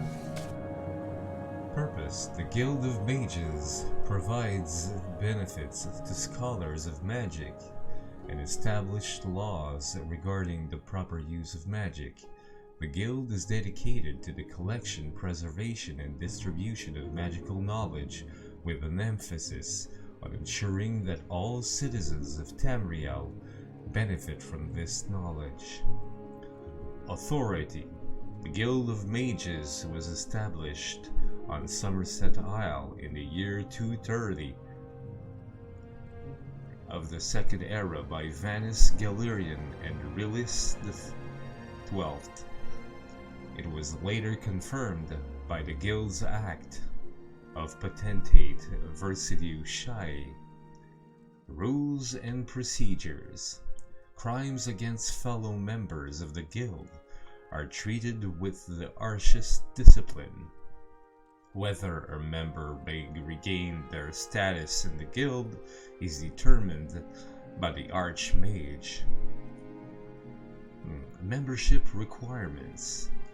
The Guild of Mages only accepts candidates of keen intelligence and dominant will. Candidates must exhibit mastery in the great schools of magic: destruction, alteration, illusion, and mysticism. Candidates must also display practical knowledge of enchantments and alchemical processes. Applications for membership. Candidates must present themselves to the steward of the guild hall for examination and approval. Attachment A. Mages Guild chapters in Vvardenfell District, province of Morrowind. Chapters are established in guild-owned, freestanding guild halls in the towns of Aldrune, Balmora, and Caldera. A chapter in Sadrit Mora is established in Wolverine Hall under lease from the Telvanni Council. The chapter in Vivec is established in the Foreign Quarter under lease from the Tribunal Temple. Autrement dit, je semble être au bon endroit, mais je dois me présenter au steward. Miran. Bonjour, Miran. First time to Caldera, Charlot? It's a little piece of the Western Empire right here in Morrowind, in a prosperous little town, thanks to the Caldera Mining Company. If I can be of help in any way, let me know. What's your trade? I'm a battle mage, though arrayed as a Western knight with heavy armor, axes, and long blades. My primary training is in the College of Alteration, the College of Destruction, and the College of Conjuration. To round out my education, I have mastered enchantments and alchemy. Potions made through alchemy or purchased from alchemists grant me the magics of the restoration, mysticism, and illusion colleges. And can there be any more terrible master of the science of war than a battle mage? I think not. Three great houses rule Vvardenfell. Redoran are noble warriors and strong supporters of the temple. Hlaalu are traders and merchant princes, strong supporters of the empire. And House Telvanni are independent wizard lords, hostile to the empire, the temple, and the other great houses. D'accord.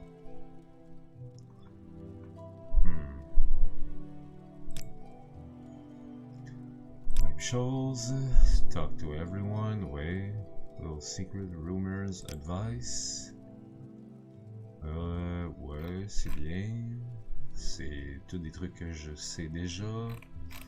Je pense pas qu'elle va me dire quoi que ce soit d'autre. Non, mais moi je veux parler au steward là. Et il y a un livre ici. Alchemist's Formulary. The Healer's Recipe.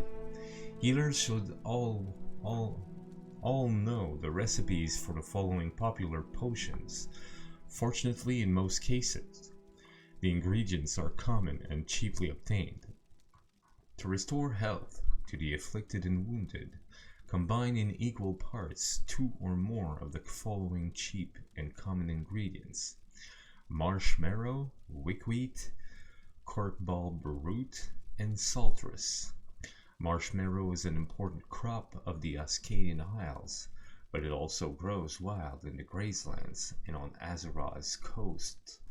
Wickweed is a wild ashland grain that grows in the grazelands.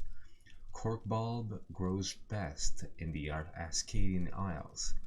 Most saltrice comes from southern Morrowind, but there are also some new and prospering farms and plantations in the Ascadian Isles.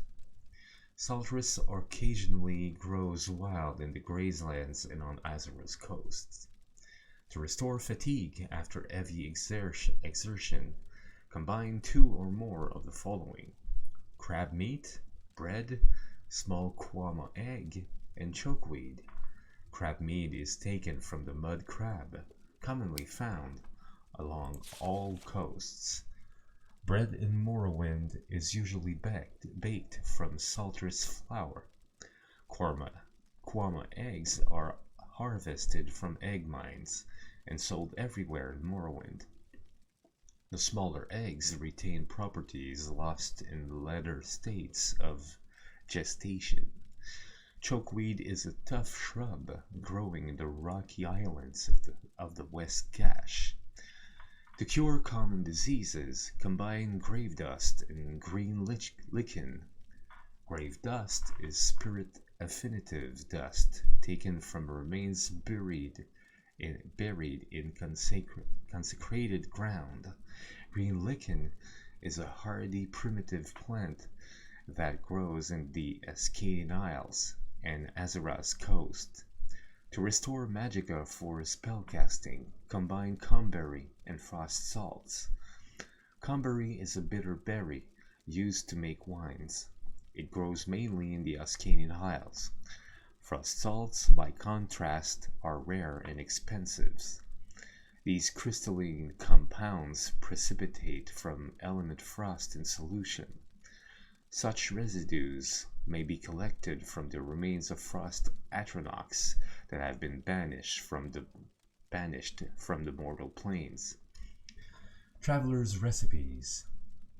Pilgrims and travelers will find the following inexpensive recipes of particular interest.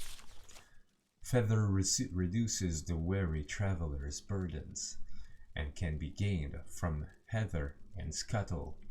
Heather is a low evergreen shrub of the Ascadian Isles, known for its small, pinkish-purple flowers.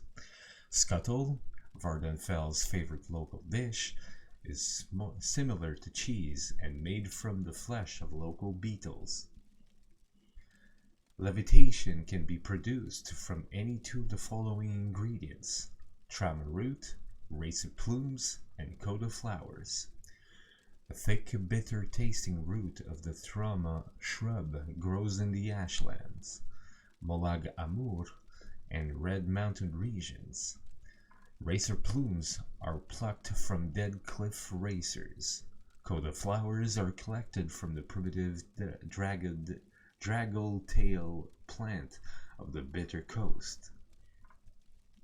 The power of water breathing is handy for travelers. A potion may be made from 2 or more of the following ingredients: luminous rusula, 𝓐𝓢𝓜 leaf, and 𝓐𝓢𝓜.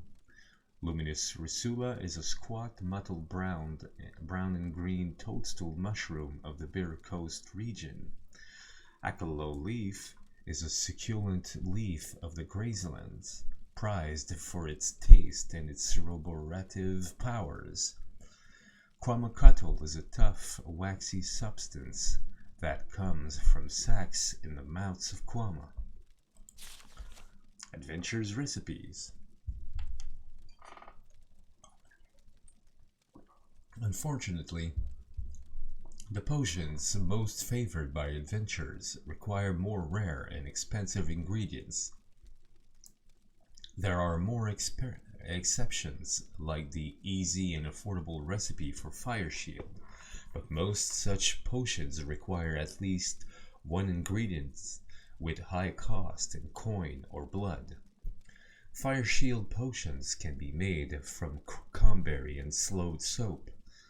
Cranberry is the bitter berry of the Eskadian Isles. Slowed soap is a waxy substance made from the immature non-sentient forms of the slowed. Slowed soap is not expensive, but is only rarely stocked by apothecaries or alchemists, and cannot be collected locally.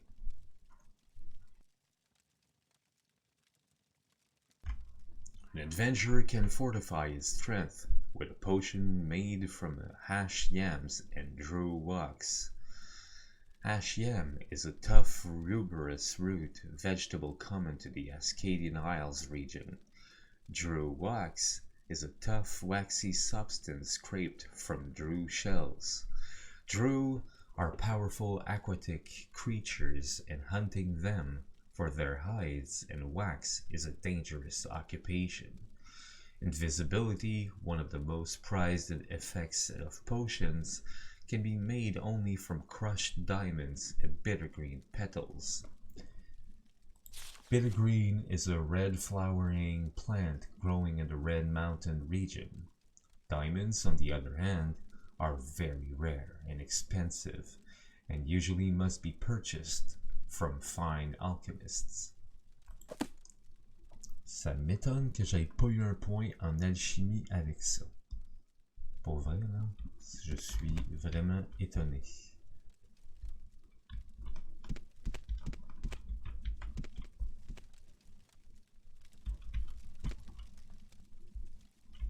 Bon, d'accord.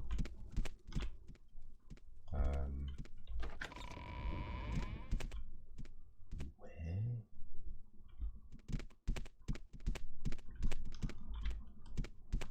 On va monter ici. Qu'est-ce qu'il y a ici?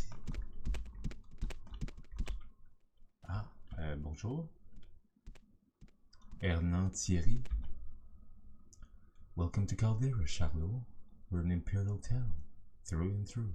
Obviously, so can I help you? Barter. Oh, I can barter with you. What's your trade? I'm an alchemist. Alchemy is the process of refining and preserving the magical properties hidden in natural and supernatural ingredients. I sell potions. I also sell the various kinds of apparatus alchemists need to make potions, and buy and sell ingredients. D'accord. Well, what do you have to barter? You will have to get rid of that moon sugar if you want my service. I don't want any trouble.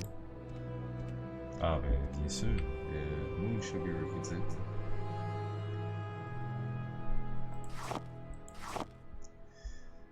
C'est bien, évidemment. 𝓐𝓢𝓜 𝓚𝓸𝓻𝓻𝓸𝓀. Ah oui, le 𝓐𝓢𝓜 m'a fumé direct en avant. Il est où le moon sugar? Ici. Moon sugar, fortify speed. Est-ce qu'on a un fortify speed avec nous? Hop, hop, hop, hop, hop.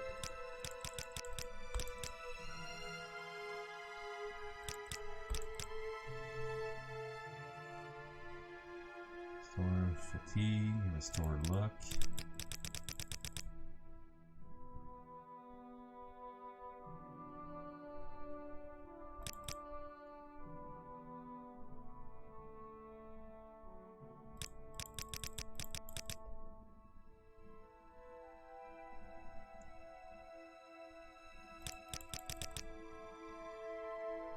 Feather, the wind salts. Okay. Low anchor. On va commencer par peut-être Drain Intelligence. Drain Intelligence. Drain Agility, Luck, Cure.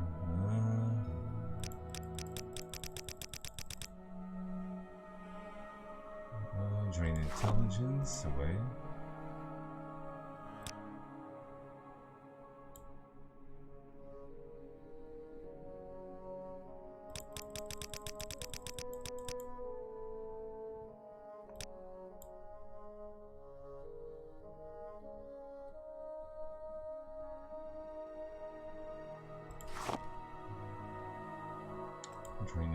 intelligence.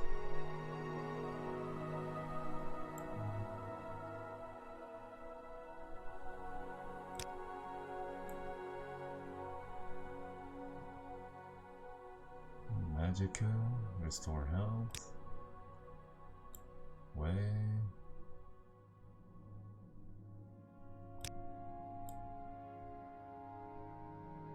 Feather, bon, c'est quoi, je vais mettre le moon sugar avec ça. I created a potion. Well, that's nice. Je sais que j'ai beaucoup de... Ouais, il y a des restore fatigue, là.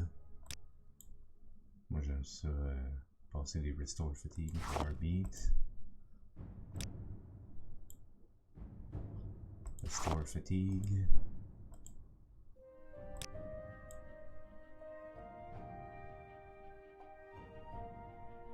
Restore fatigue. Bon, voilà. Pas de potion, d'accord. Restore fatigue, ah ouais donc.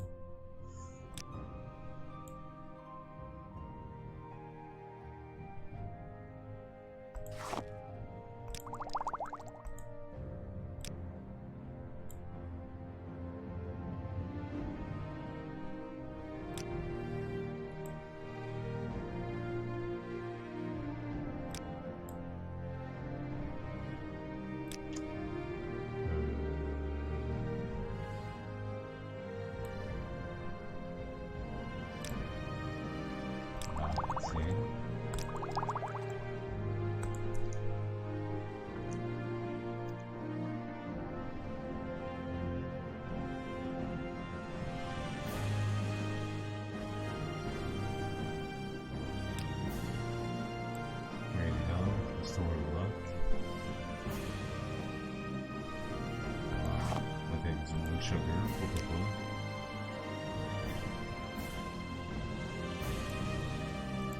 It's drain magic. Ah oui, non. Rendu là, on s'en fout. Ok, ça donne un drain magica. Avec, qu'est-ce qu'il y a de plus là? Toi ici, restore lock. Ah oui, non. Ça me fait des potions, on s'en fout. J'augmente de 1 à chaque. Peu importe. Cure paralysis. C'est tout des affaires volées, fait que je suis bien de faire des potions avec, hein. On s'entend, hein. Draw wax, ouais donc. Magnifique ça. Ça. Pas rien, ok. Racer Plus. Resin. Ça et... ça donne rien. D'accord.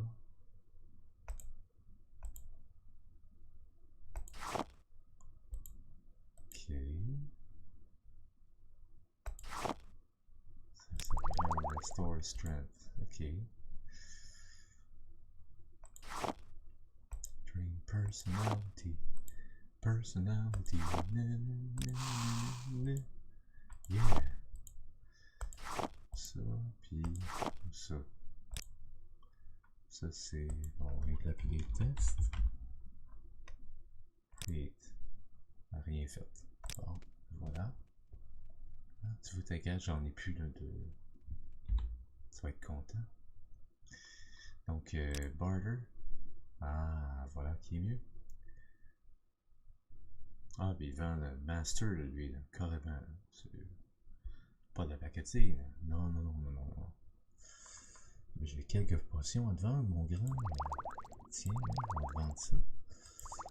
T'as quand même passablement d'argent, je trouve, pour un alchimiste. Pas vrai. C'est une fatigue. Ça, c'est... oh, 50, un 𝓐𝓢𝓜 pipe, quand même. Oh, une pipe à 𝓐𝓢𝓜. Je sais pas où on a ça, mais une pipe à 𝓐𝓢𝓜. Tiens. Je vais te vendre ça. Ça, non, ok. Y est-il autre chose que... Non, non, je pense pas. Donc je vais offrir... Salut Super Spork! J'espère que ça va bien. Et bienvenue sur ASMR Morrowind. Bon, est-ce que tu as des advice? When you think you are just about to encounter some heavy opposition, get those shield type spells up. The life they save may be your own. Right. Everybody can learn a few spells. You don't need to be a wizard to cast spells. It makes life easier. And when you learn a spell, practice. It's the only way to learn. Indeed. It helps to pass the time. Well, yeah, it does. Rumors? It's really steamed up. Okay, well.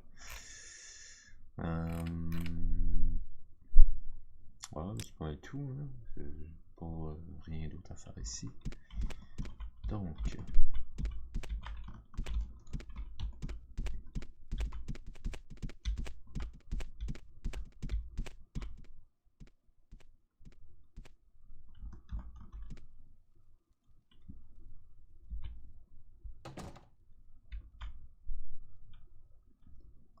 j'avoue que, tu sais,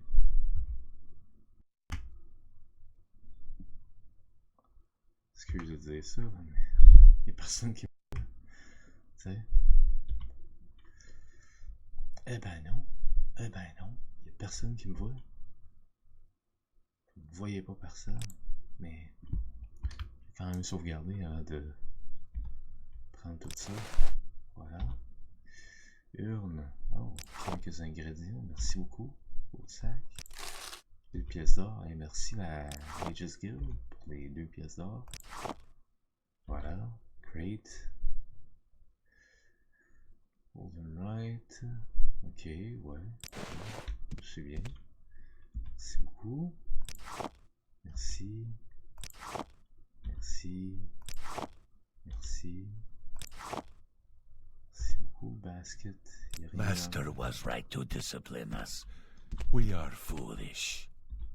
I know. Master was not right. Was not right at all. Sweet roll. Store health. For real. Pas rien dans le basket là. Et un face. Ah bon. Ah d'accord. Regarde bien comment ça va se passer. Ensuite tu fais ça. Et on va faire encore de l'alchimie. Hein, c'est le fun ça. Parce que là j'ai d'autres affaires moi.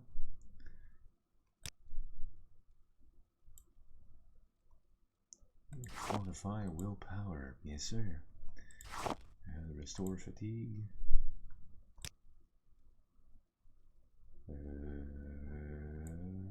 Restore fatigue. Ah oui donc. Puis des restore fatigue. Ça n'a pas marché. Oh, c'est dommage. J'ai un petit restore fatigue avec paralyze. Oh, c'est dommage.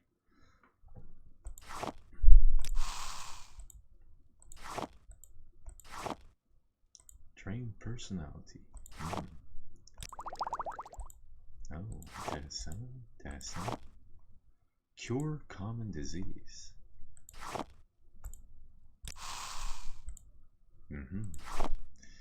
Ça donne rien.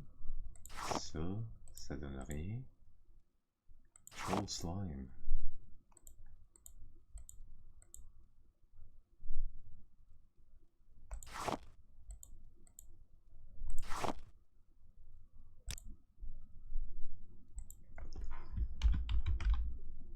Ça compte comme un niveau pareil. Tu regardes Alchemy.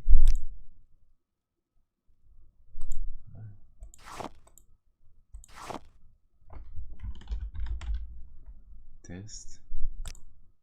Ah, non, c'est pas grave. Ça a donné quelques potions. On va retourner voir.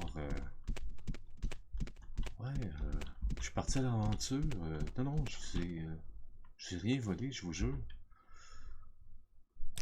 Je vous le jure, sur Akatosh, lui. Toi, tu veux pas ça. Okay. Amulet non plus, mais ouais, un petit drain personality. Ok, ben d'accord, ben c'est quand même bien, hein? Merci beaucoup pour les 11 pièces d'or. Ah, c'est-tu le fun, hein, les gars? Merci beaucoup la Mages Guild de Caldera, c'est vraiment apprécié. Non, ouais, comment je fais pour rentrer dans la guilde, là? Est-ce que... Eramium. D'accord. This is Caldera, Charlot. My name is Eramium. Eramium, can I help you? Are you looking for someone in particular?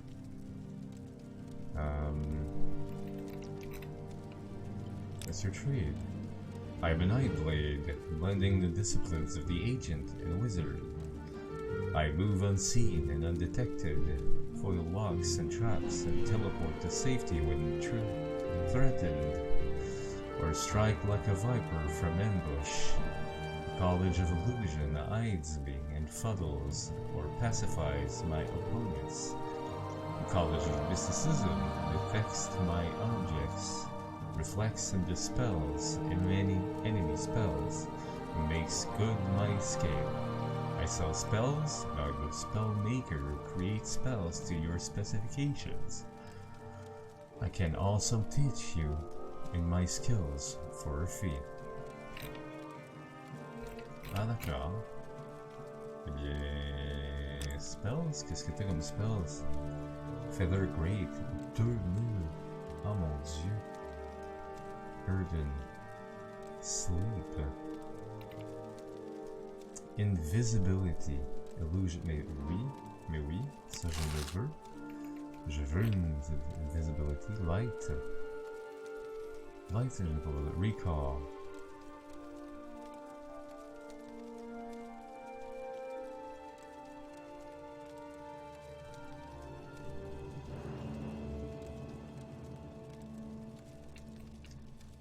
C'est du spell qui coûte...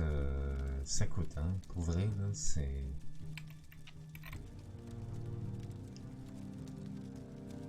Caméléon, 10% for 15 seconds.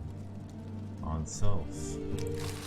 Ben, je vais le prendre certain. Charming Illusion, ouais, tu peux être sûr.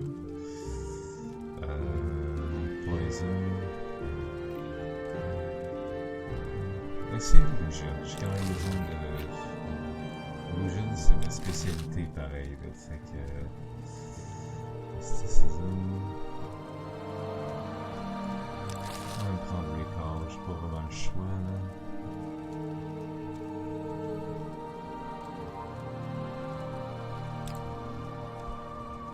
Voilà, il me manque d'argent. Il me manque un peu d'argent, là. Oui, le Mages Guild. Oui, je sais, mais comment je fais pour entrer dans la guilde? C'est ça ma question là. Ouais, je suis rendu à 1600 pièces d'or. Et mon dieu. 𝓐𝓢𝓜𝓡 Enchanting. You want to join the Mages Guild? Yes, I do. Yes, you look like the sword we could use in the Mages Guild. Will you take the Mages Hold and join the guild? What is the Mages Hold? Perform any duties assigned to you by the Masters of the Guild. Learn from them and grow strong. Always share your knowledge freely with other guild members. Never strike or steal from another guild member. Does this appeal to you? Yes, I would like to join. You are now a member of the Mages Guild. Welcome, associate. When you're ready, you can ask for duties to perform, and once you are ready, you can ask me about advancement in the guild. Nice. Well, that was all. Your trade. Enchanter. Ah.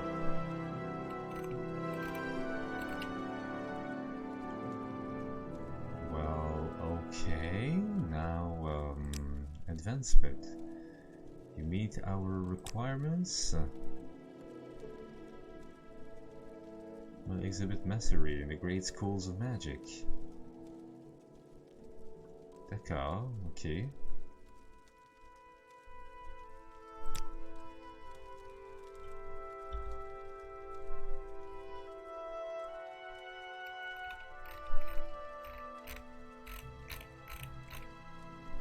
Bah, ok. Barter?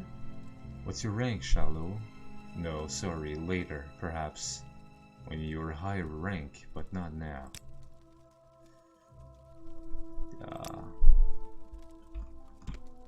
Je passais au... She's mage. And now I'm part of the Mages Guild. Well, that's great. Uranium?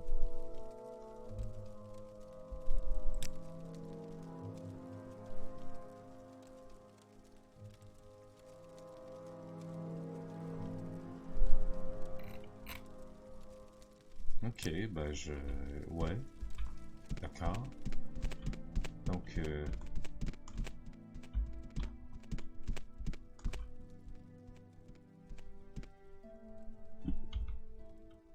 Quelle heure? 6h PM. Ok.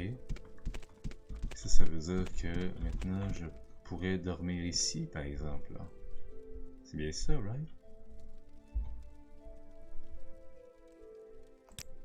Semble-t-il, ce n'est plus illégal. Bon, ben, parfait. Je suis maintenant un membre de la Mages Guild. Parfait.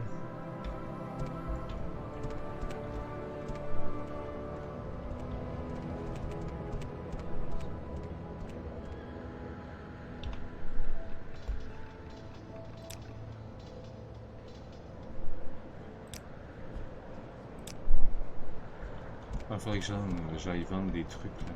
C'est ici, c'est ça? Cloutier, oui. J'ai des choses à te vendre, mon cher Cloutier. Bonjour toi. Ça. Oh, non, ok. Ah, ça par contre, oui. Ça non, ça oui.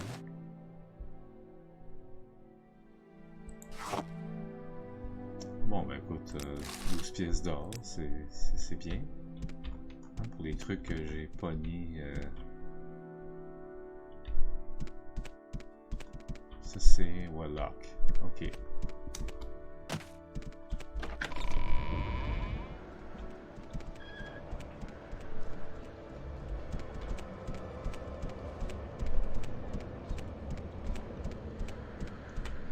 Donc il faut que je ferme ça en fait. Hein, ça.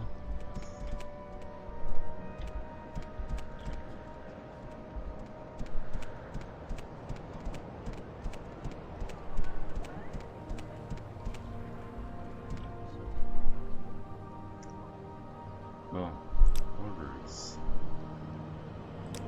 Follow me. Speak freely, friend. Follow me too. Lead the way. All right.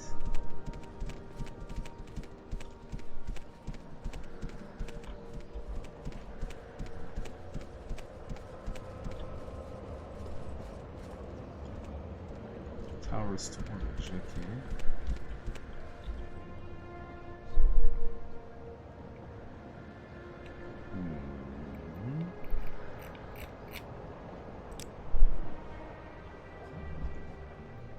All the garrisons are presently at full strength, except perhaps the Deadshed Legion at Fort Darius in the West Gosh, near the village of Knissis.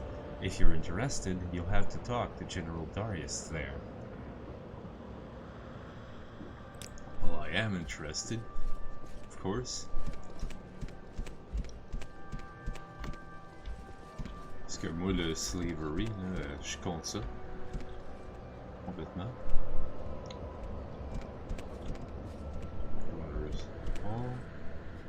Governor's Hall.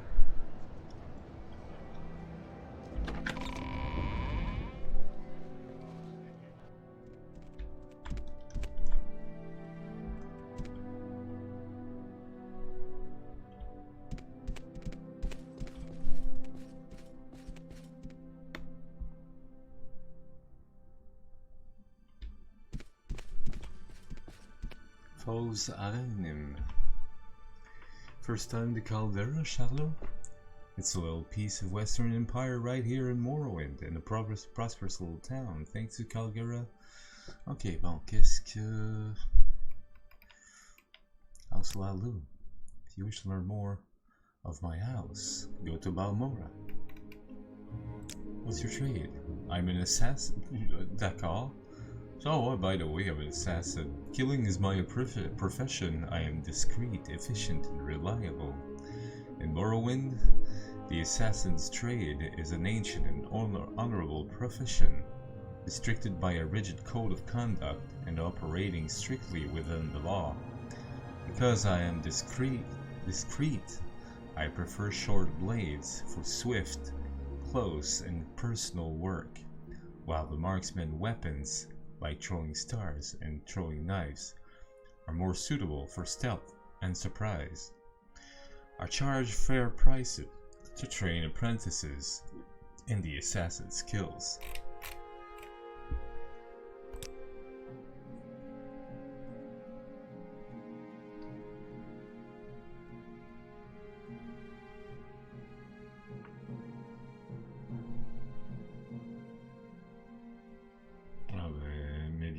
Est-ce qu'il y a des choses que je peux te vendre, toi? Non? Ben ouais, non, mais moi des lockpicks, quoique je suis pas en manque de lockpick. Pour vrai, là. Ouais, non. Je suis pas vraiment en manque de lockpick.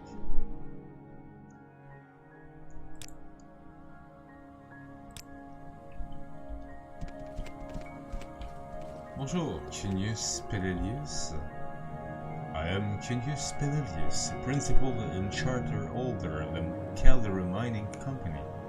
I cannot imagine why someone like you should think you have business with me, but I will listen, if you can be brief and polite. What's your background? I am 𝓐𝓢𝓜𝓡, agent and lawman of the great house 𝓐𝓢𝓜. Still respects the old Denmer ways, the ancestors, the temple, and the noble houses, but times change and the empire changes with the times. Okay.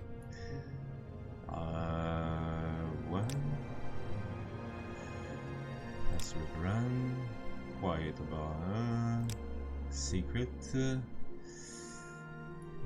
Offer a bribe. Don't be so stuffy. Bribes are the lubricant of honest commerce. Évidemment. Trading. Light armor. For real. Ah bon? Ouais, mais j'ai plus vraiment d'argent. Et je serais vraiment content de... I'm an ancient. Ouais. Bon, donc c'est quoi, je peux traîner ici là comme je le veux, puis c'est tout. Ouais, d'accord.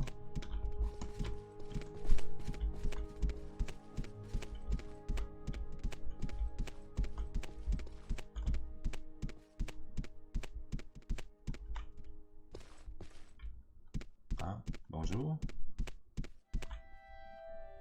𝓐𝓢𝓜𝓡.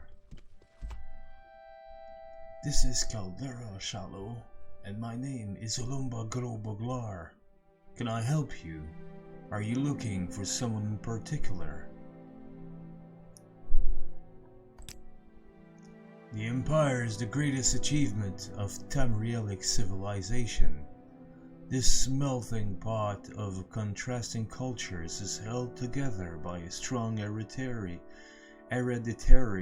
emperor and bureaucracy, by the rule of law, by a powerful professional army, and by religious tolerance. Education as well is broadly distributed through all social classes where imperial culture has flourished. Many citizens are literate and protected under imperial law. What's your trade? I am a monk in mind and spirit.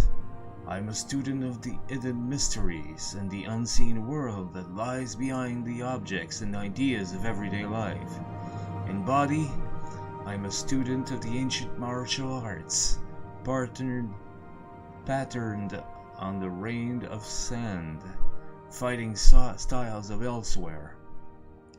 I pursue hand-to-hand and unarmored self-defense, because what you don't have, you cannot lose. I also train with the blunt weapons called staves, because even the poorest peasant can own a staff. To earn my keep, I train others in my skills.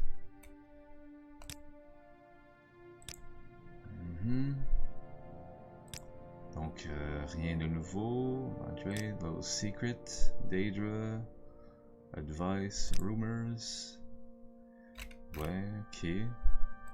Training, sneak, acrobatics et hand-to-hand. D'accord. Bon, on va en haut. Ben, quoique... Est-ce qu'il y avait des... Ah, je peux pas passer. D'accord.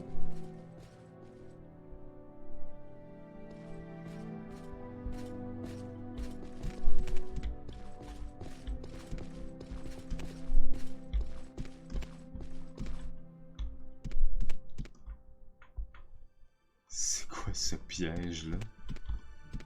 Hello? Orders. Patrol this area. Okay, goodbye.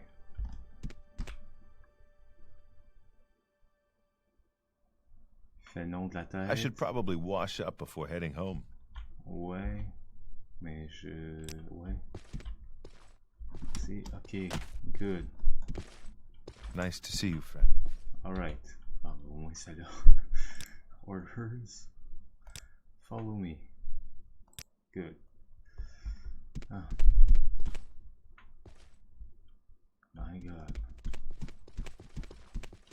Aucune porte ici, rien. Rien du tout. Bon, je me referai pas une deuxième fois.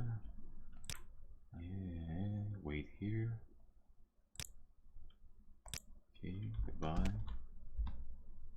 12 orders. Wait here. Goodbye. Wait. Oh. Ah, il y a vraiment rien.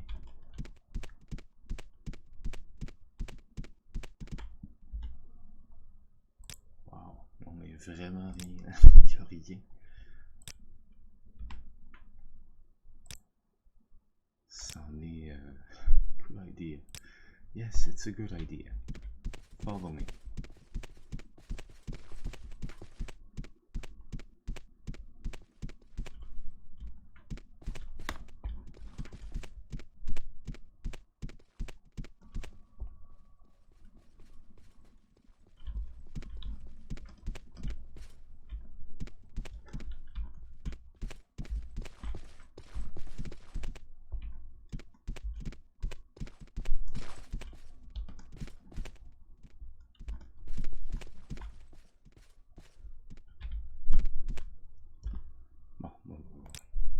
Dire wait here, ok. Même chose pour Marianne, ça va être beaucoup plus simple comme ça, je pense.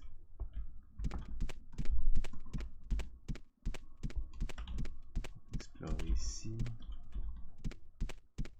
D'accord, il n'y a rien, rien du tout. Oh, door.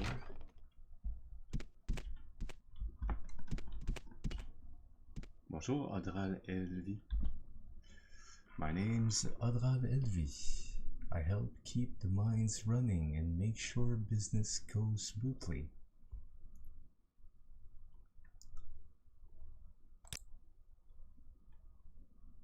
Wish to learn more of my house, go to 𝓐𝓷𝓻𝓻𝓸𝓀. 𝓐𝓷𝓻𝓻𝓸𝓀 are honorable and fair in their dealings with other houses, but they have no business sense. Those of us in House 𝓐𝓷𝓻 understand the power of wealth and do not ponder morality day after day.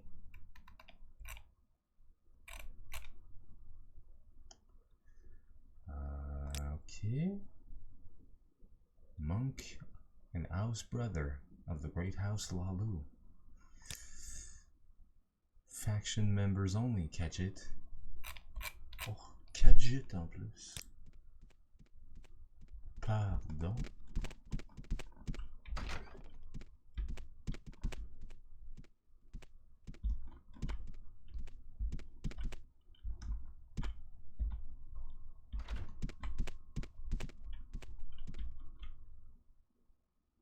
Overall Elvis chest, ouais. Tu peux être certain que oui.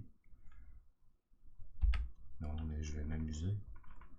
Je m'appelle Kadjit en plus.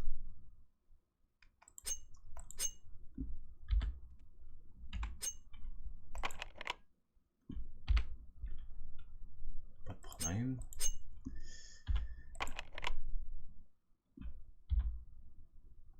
Pas de problème.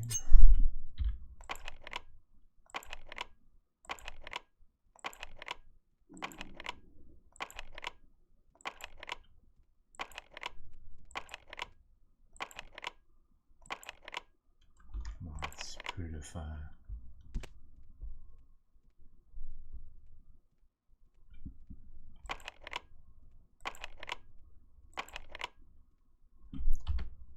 Tu peux le faire, Charlot. Je sais que tu peux le faire.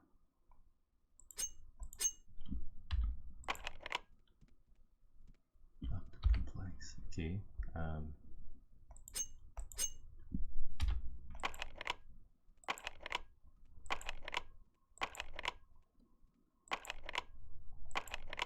Je sais que tu peux y arriver, Charlot. Vas-y. T'es capable.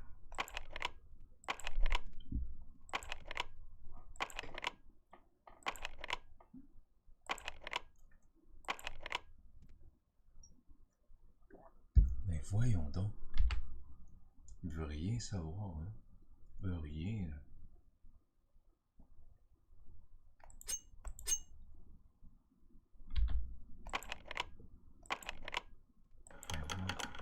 Finalement.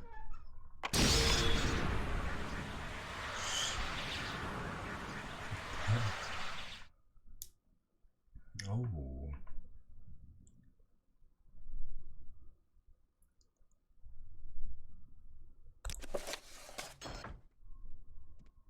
Eh ben. Ok, ça m'a fait quelque chose. Luck.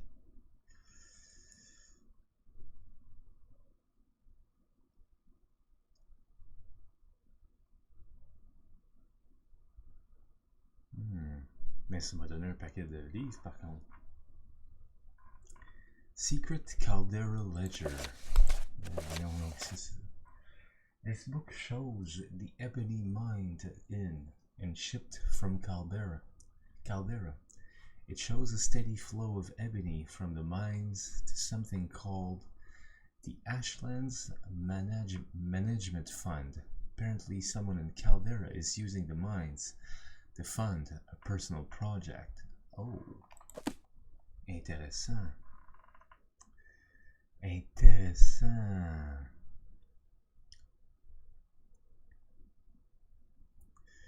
Ça c'est quoi déjà le main book? Tease today. Okay, well. Ardral's History of the Empire. Brief History of the Empire, Part 1, by 𝓐𝓢𝓚 𝓜𝓸𝓻𝓻𝓸𝓀, Imperial Historian. D'accord. Before the rule of Tiber Septim, all Tamriel was in chaos. The poet Thrasyllus called that period of continuous unrest days and nights of blood and venom.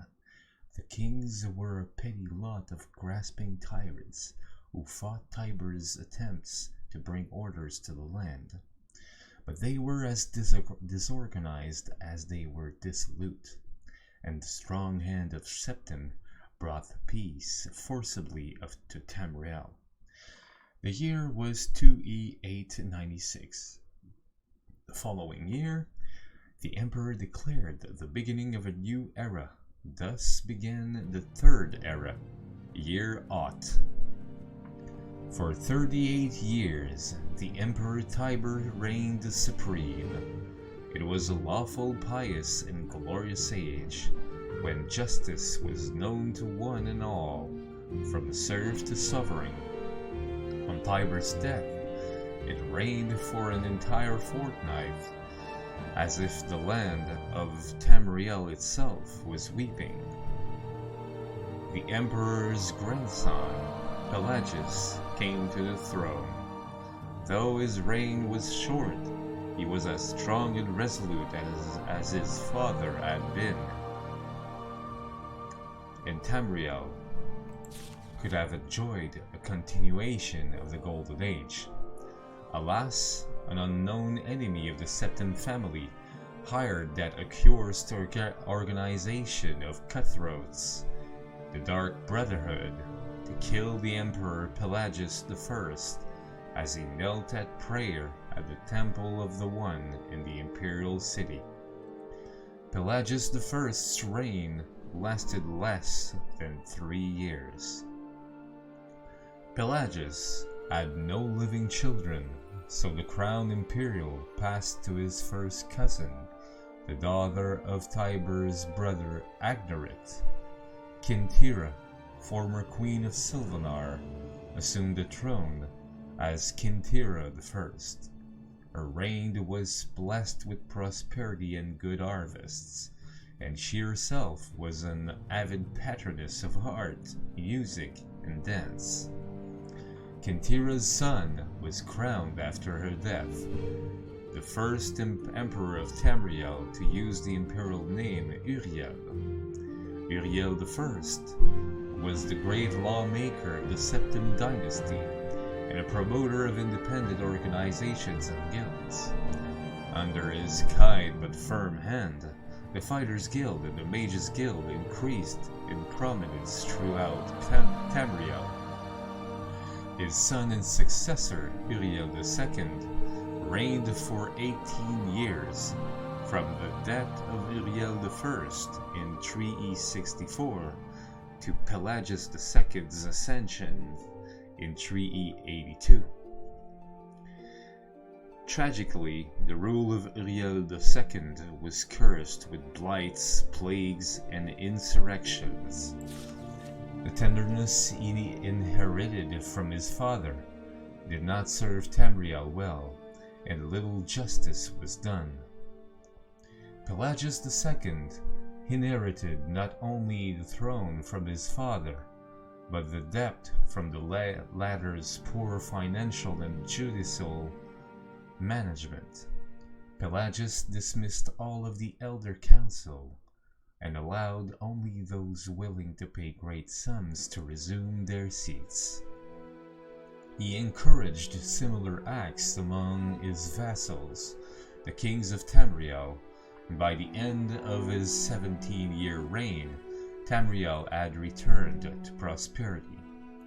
His critics, however, have suggested that any advisor possessed of wisdom but not of gold had been summarily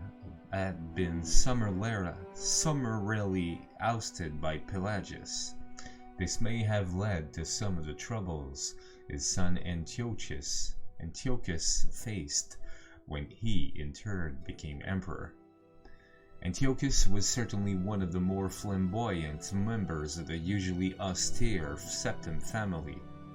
He had numerous mistresses and nearly as many wives, and was renowned for the grandeur of his dress and his high good humor. Unfortunately, his reign was rife with civil war, surpassing even that of his grandfather, Uriel II.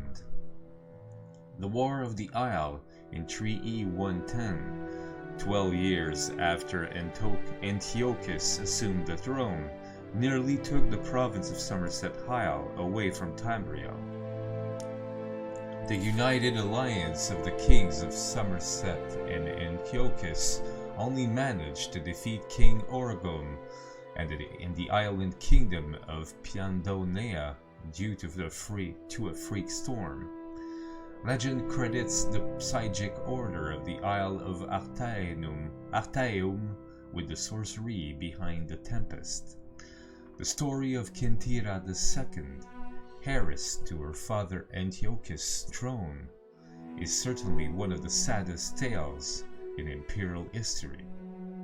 Her first cousin Uriel, son of Queen Potema of Solitude, accused 𝓐𝓤𝓚 of being a bastard, alluding to the infamous decadence of the imperial city during her father's reign.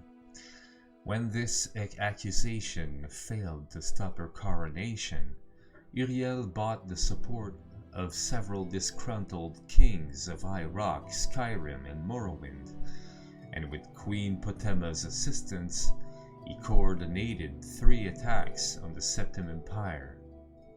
The first attack occurred in the Iliac Bay region, which separates High Rock and Hammerfell. 𝓐𝓤𝓚's entourage was massacred and the Empress taken captive. For 2 years, 𝓐𝓤𝓚 II languished in an imperial prison believed to be somewhere in Glenpoint or Glenmorrel, before she was slain in her cell under mysterious circumstances. The second attack was on a series of imperial garrisons along the coastal Morrowind Island. The Empress consort Contin Arinx fell defending the forts. The third and final attack was a siege of the imperial city itself, occurring after the Elder Council had split up the army to attack western High Rock and eastern Morrowind. The weakened government had little defense against Uriel's determined aggression and capitulated after only a fortnight of resistance. Uriel took the throne that same evening and proclaimed himself Uriel III, Emperor of Tamriel. The year was 3121. Thus began the War of the Red Diamond, described in Volume 2 of this series. Que j'ai ici? Audral's History of the Empire 2. Volume 1 of this series, Tiber Septim and angry with great-great-great-grandniece 𝓐𝓤𝓚 II. 𝓐𝓤𝓚's murder in Glenpoint while in captivity is considered by some to be the end of the pure strain of Septim blood in the imperial family. Certainly it marks the end of something significant. Uriel III was not only proclaimed himself Emperor of Tamriel, but also Uriel Septim III, taking the eminent surname as a title. In truth, his surname was Mantiarco, from his father's line. In time, Uriel III was deposed, and his crimes reviled, but the tradition of taking the name Septim as a title for Emperor of Tamriel did not die with him. For 6 years, the War of the Red Diamond, which takes its name from the Septim family's famous badge, tore the empire apart. The combatants were the 3 surviving children of Pelagius II, Potema, Sepphoris, and Magnus, and their various offspring. Potema, of course, supported her son, Uriel III, and had the combined support of all of Skyrim and northern Morrowind. With the efforts of Sepphoris and Magnus, however, the province of High Rock turned coat. The provinces of Hammerfell, Somerset Isle, Valenwood, Elsewhere, and Black Marsh were divided in their loyalty, but most kings supported Sepphoris and Magnus. In 3127, Uriel III was captured at the Battle of Ishidag in Hammerfell. En route to his trial in the imperial city, a mob overtook his prisoner's carriage and burned him alive within it. His captor and uncle continued on to the imperial city, and by common acclaim was proclaimed Sepphoris I, Emperor of Tamriel. Sepphoris' reign was marked by nothing but war. By all accounts, he was a kind and intelligent man, but what Tamriel needed was a great warrior, and he, fortunately, was that. It took an additional 10 years of constant warfare for him to defeat his sister Petima, the so-called Wolf Queen of Solitude, who died in the siege of her city-state in the year 137. Sepphoris survived his sister by only 3 years. He never had time during the war years to marry, so it was his brother, the 4th child of Pelagius II, who assumed the throne. The Emperor Magnus was already elderly when he took up the imperial diadem, and the business of punishing the traitorous kings of the War of the Red Diamond drained much of his remaining strength. Legend accuses Magnus' son and heir Pelagius III of patricide, but that seems highly unlikely, for no other reasons than that Pelagius was king of Solitude following the death of Petima and seldom visited the imperial city. Pelagius III, sometimes called the Pelagius the Mad, was proclaimed emperor in the 145th year of the Third Era. Almost from the start, his eccentricities of behavior were noted at court. He embarrassed dignitaries, offended his vassal kings, and on one occasion marked the end of an imperial grand ball by attempting to hang himself.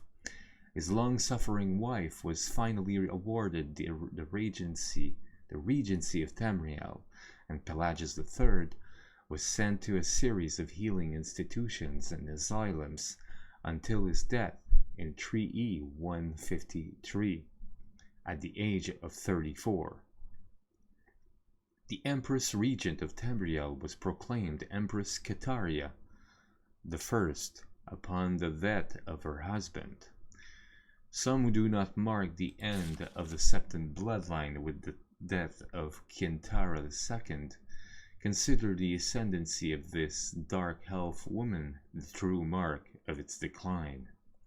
Her defenders, on the other hand, assert that though Caldera was not descended from Tiber, the son she had with Pelagius was, so the imperial chain did continue. Despite racist assertions to the contrary, Caldera's 46-year reign was one of the most celebrated in Tamriel's history. Uncomfortable in the imperial city, Caldera traveled extensively throughout the empire, such as no emperor ever had since Tiber's day. She repaired much of the damage that previous emperors' broken alliances and bungled diplomacy created. The people of Tamriel came to love their empress far more than the nobility did. Caldera's death in a minor skirmish in Black Marsh is a favorite subject of conspiracy-minded historians. The sage Montalius' discovery, for instance, of a disenfranchised branch of the Septon family and their involvement with the skirmish was a revelation indeed. When Cassander assumed the throne upon the death of his mother, he was already middle-aged. Only half-elven, he aged like a Breton. In fact, he had left the rule of Wayrest to his half-brother Uriel, due to poor health. Nevertheless, as the only true-blood relation of Pelagius and thus Tiber, he was pressed into accepting the throne. To no one's surprise, the Emperor Cassander's reign did not last long. In 2 years, he joined his predecessors in eternal slumber. Uriel Lariat, Cassander's half-brother, and the child of Caldera I, and her imperial consort 𝓐𝓢𝓜𝓚, after the death of Pelagius III, left the kingdom of Wayrest to reign as Uriel IV. Legally, Uriel IV was a septim. Cassander had adopted him into the royal family when he had become king of Wayrest. Nevertheless, to the council of the people of Tamriel, he was a bastard child of Caldera. Uriel did not possess the dynamism of his mother, and his long 43-year reign was a hotbed of sedition. Uriel IV's story is told in the third volume of this series.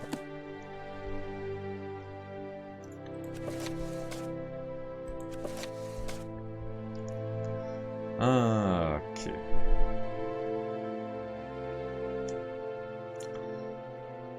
It will be recalled that Uriel IV was not a septim by birth. His mother, though she reigned as an empress for many years, was a dark elf married to a true septim emperor, Pelagius III. Uriel's father was actually Catarius I's consort after Pelagius' death, a Breton nobleman named 𝓐𝓢𝓜𝓚, before taking the throne of empire. Cassander I had ruled the kingdom of Wayrest, but poor health had forced him to retire. Cassander had no children, so he legally adopted his half-brother Uriel and abdicated the kingdom. 7 years later, Cassander inherited the empire at the death of his mother. 3 years after that, Uriel once again found himself the recipient of Cassander's inheritance. Uriel IV's reign was a long and difficult one. Despite being a legally adopted member of the Septim family, and despite the Lariat family's high position, indeed, they were distant cousins of the Septims. Few of the Elder Council could be persuaded to accept him fully as a blood descendant of Tiber. The council had assumed much responsibility during Catarius I's long reign and Cassander's I's short one, and a strong-willed alien monarch like Uriel IV found it impossible to command their unswerving fealty. Time and again, the council and emperor were at odds, and time and again, the council won the battles. Since the days of Pelagius II, the Elder Council had consisted of the wealthiest men and women in the empire, and the power they wielded was conclusive. The council's last victory over Uriel IV was posthumous, and Dorak, Uriel IV's son, was disinherited by vote of council, and a cousin more closely related to the original septim line was proclaimed Sepphoris II in 3E 268. For the first 9 years of Sepphoris II's reign, those loyal to Endorak battled the imperial forces. In an act that the sage Arantine called Tiber Septim's Heart Beating No More, the council granted Endorak the High Rock Kingdom of Shornhelm to end the war, and Endorak's descendants still ruled there. By and large, Sepphoris II had foes that demanded more of his attention than Endorak. From out of a Cimmerian nightmare, in the words of Arantine, a man who called himself the Camoran usurper led an army of Daedra and undead warriors on a rampage through Valenwood, conquering kingdom after kingdom.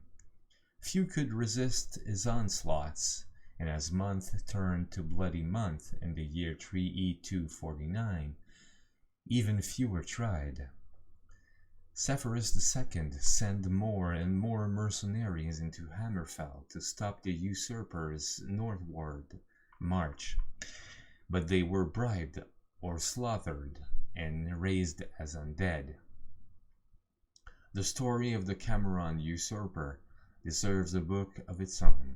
It is recommended that the reader find Pollock's 𝓐𝓢𝓜 The Fall of the Usurper for more detail. In short, however, this destruction of the forces of the usurper had little to do with the efforts of the emperor. The result was a greater regional victory and an increase in hostility toward the seemingly inefficacious empire. Uriel V, Sepphoris II's son and successor, swiveled the pinion back toward the latent power of the empire, turning the attention of Tamriel away from internal strife. Uriel V embarked on a series of invasions, beginning almost from the moment he took the throne in 3E 268.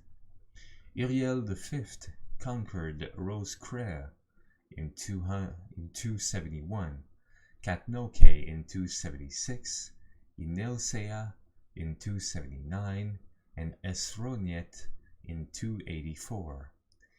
In 3E 288, he embarked on his most ambitious enterprise, the invasion of the continent kingdom of Akavir. This ultimately proved a failure, for 2 years later, Uriel V was killed in Akavir on the battlefield of Ionit. Nevertheless, Uriel V holds a reputation second only to Tiber as one of the two great warrior emperors of Tamriel. The last four emperors, beginning with Uriel V's infant son, are described in the fourth and final volume of this series.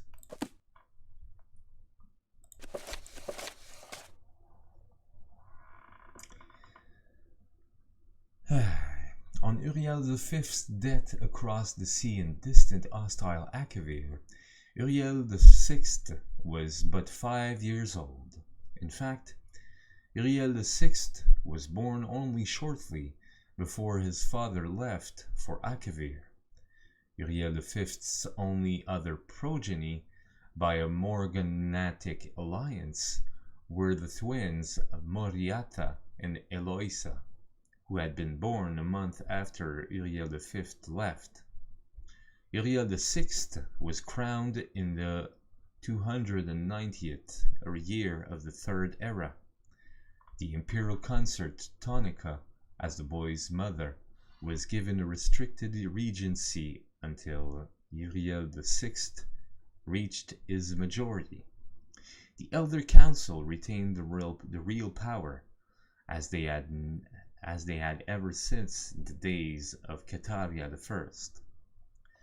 The council so enjoyed its unlimited and unrestricted freedom to promulgate laws and generate profits that Uriel VI was not given full license to rule until 307, when he was already 22 years old.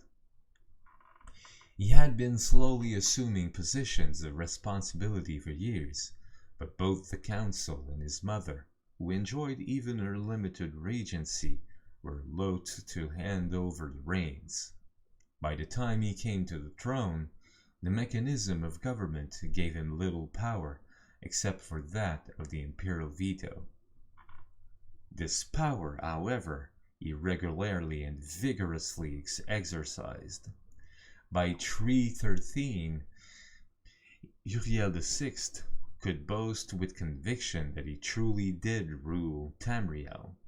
He utilized defunct spy networks and guard units to bully and coerce the difficult members of the Elder Council. His half-sister Moriata was, not surprisingly, his staunchest ally, especially after her marriage to Baron Ulf Gerson of Winterhold brought her considerable wealth and influence. As the sage Ugarijde said, Uriel V conquered 𝓐𝓢𝓜𝓡, but Uriel VI conquered the Elder Council. When Uriel VI fell off a horse and could not be resuscitated by the finest imperial healers, his beloved sister Moriata took up the imperial tiara. At 25 years of age, she had been described by admittedly self-serving diplomats as the most beautiful creature in all of Tamriel. She was certainly well-learned, vivacious, athletic, and a well-practiced politician.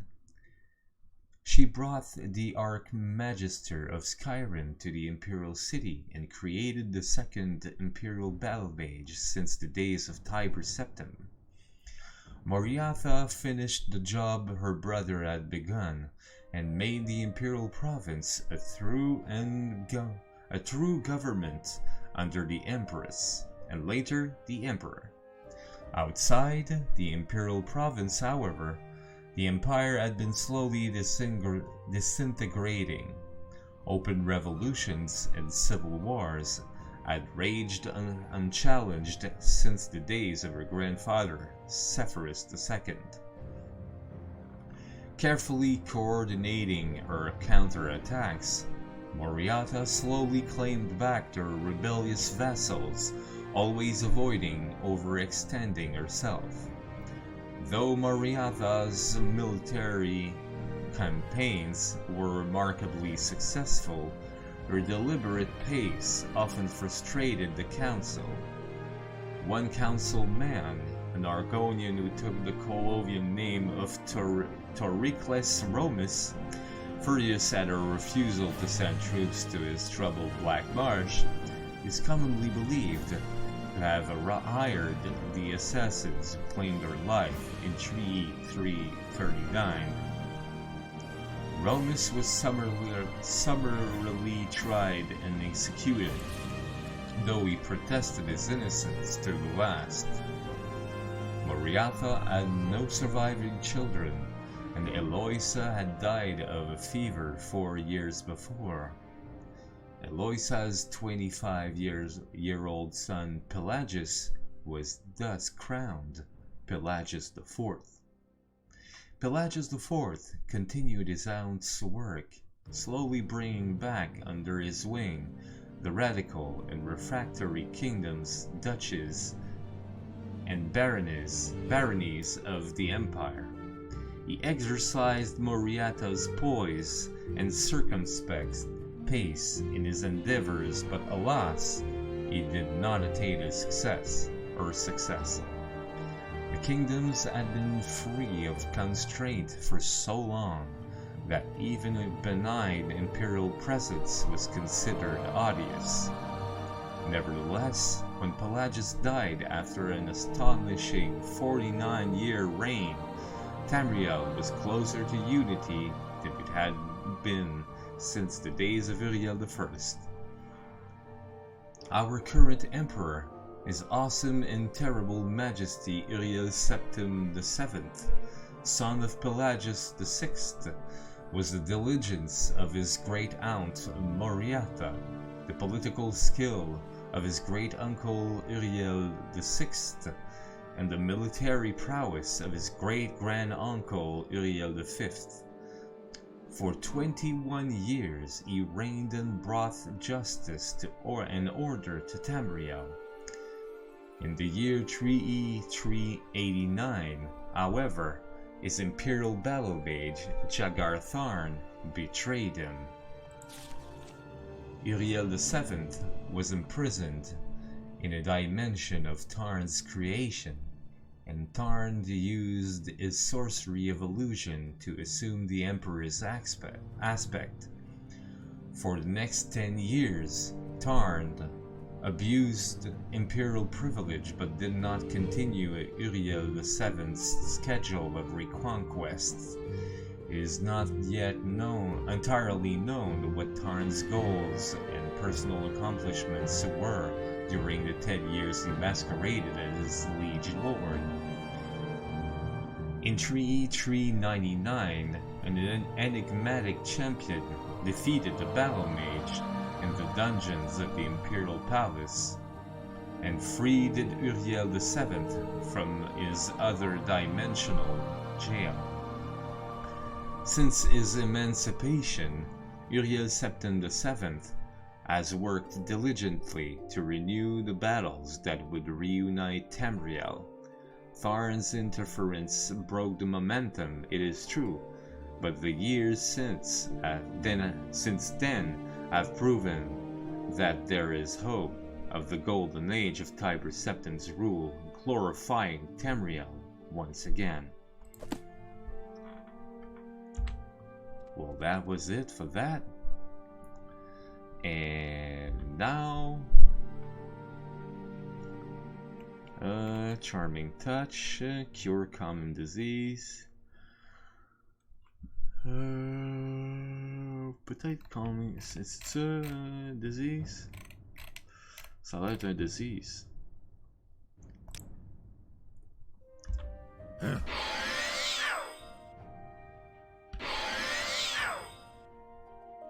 I failed casting the spell. Well, that is sad. Indeed.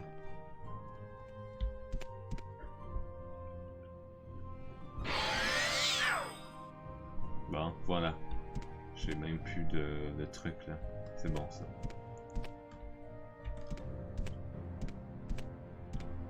Ah, tu peux être sûr que je vais tout y voler. Lock too complex. Oh mon dieu. Oh ouais. Too complex.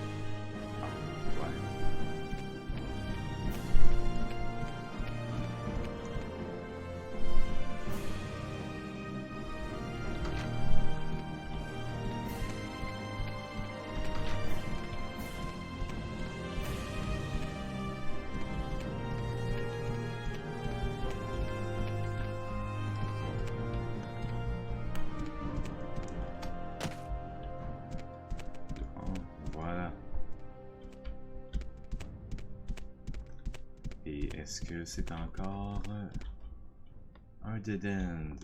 Et il y en a des dead ends ici, là, pour vrai, là. C'est fou.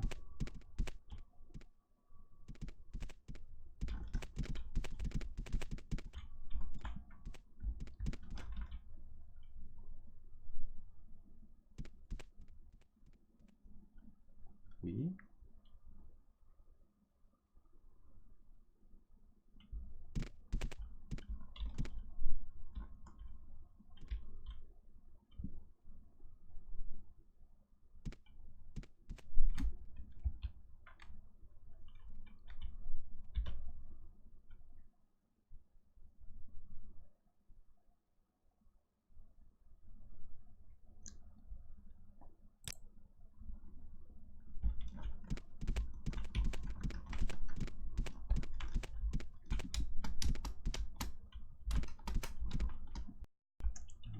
Qu'est-ce que...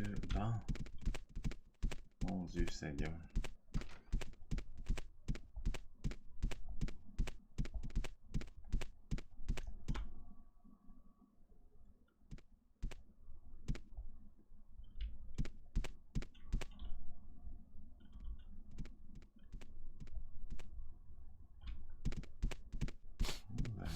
Ouais, Ah, ça monte ici. Ici, on va aller voir quelque chose de intéressant. Ça monte, ça monte, ça monte. Et oh! Bonjour, le gros tas d'affaires qui sont là. Torch, mais bien sûr. Des flèches, oui, bien sûr. Des trucs, merci. Merci beaucoup. Crate. Steel Halberd. Shites. Ok. Mais bien sûr, crate. Potion, crate, y'a rien.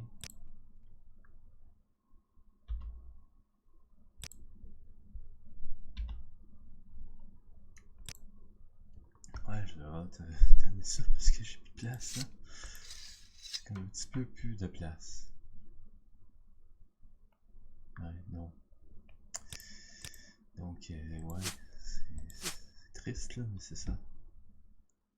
Plus de place.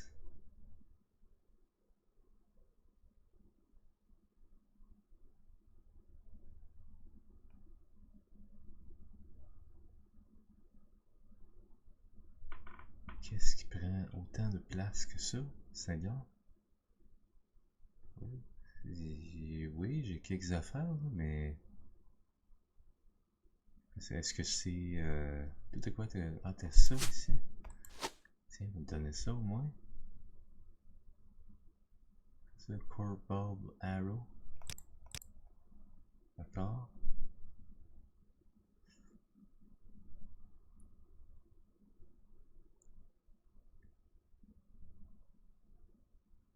Je sais vraiment pas ce qui est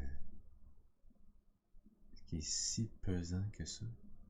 C'est vraiment les livres. No joke, là, c'est les livres qui font en sorte que c'est pesant de même. Ah, ok. Ben, d'accord. Goodbye. On fait un petit peu d'alchimie, je pense. Moi. Ils sont capables de se sauver quelques affaires. Voilà, ça, avec ça peut-être, non? Ça. Et ça. Restore fatigue, why not? Ça, avec ça, puis ça ferait un drain strength. Ah, c'est dommage. Restore fatigue, feather. Non, ok. Et mon dieu, ok, ça... Ok, ouais, est-ce que tu peux... Oh, il y a d'autres affaires encore.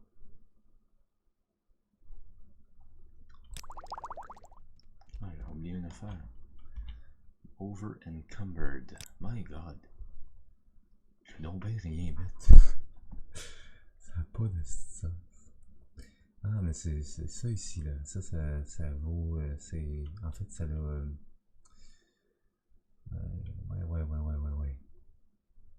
Ouais, on commence par les History of the Vampire. The Vampire, ben oui, mais... History of the Vampire. Bien sûr. Bien sûr. Bon. Close. Goodbye. J'ai besoin de passer... Bon. On dirait que ça à faire, je pense. Hein? N'est-ce pas? Et bon, on est là, hein? I think.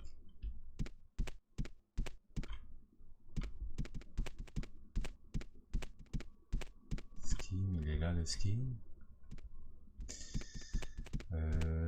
Ouais, et là, 12 ans, ok, ouais, c'est un peu le temps d'aller dormir. Là. Autrement dit, oh, bonjour toi. Je t'avais pas vu. Bonjour la rose 𝓐𝓢𝓚. This is Caldera, Charlot. My name is 𝓐𝓢𝓚. Can I help you? Are you looking for someone in particular? I'm a Nightblade and Oathman of the great house 𝓐𝓢𝓚. I must go to Balmora. Okay, what's your trade? A Nightblade, blending the disciplines of the agent and wizard. I move unseen and undetected. Alright. Rumors? Oh, rien de nouveau. Advice? You're an outlander. Maybe you don't know about the kinds of Daedric runes we have here in Morrowind. Daedra cults worship the bad Daedra. Learn more about that at the temple. Anyway, long ago, before the temple put a stop to it, People used to worship bad 𝓸𝓻𝓻, Molakbal, Malakath, 𝓐𝓢𝓜𝓡, and 𝓜𝓸𝓻𝓻𝓸𝓀 at 𝓸𝓻𝓻 shrines, but lately, since the Empire came in, some people have taken up worshipping the bad 𝓸𝓻𝓻 at these old sites. And I warn you, these are dangerous places. Well, I've been to one, and they're all dead. So, yeah. You do have spells, though. Soul Trap. Burgadon.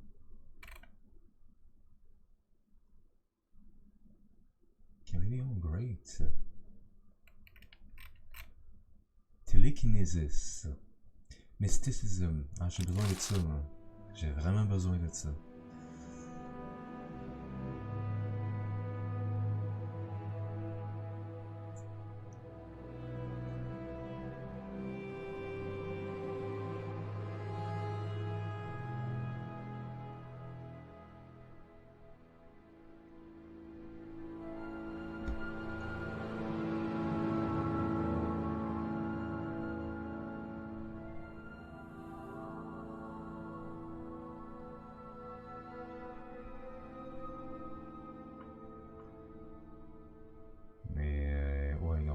Soul Trap, la première fois que je le vois. Blind Strong. Slow Fall.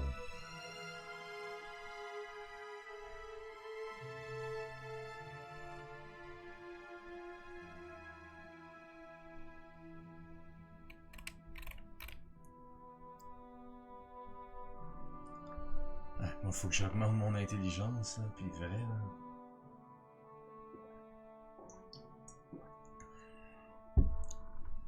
Sincèrement, ouais.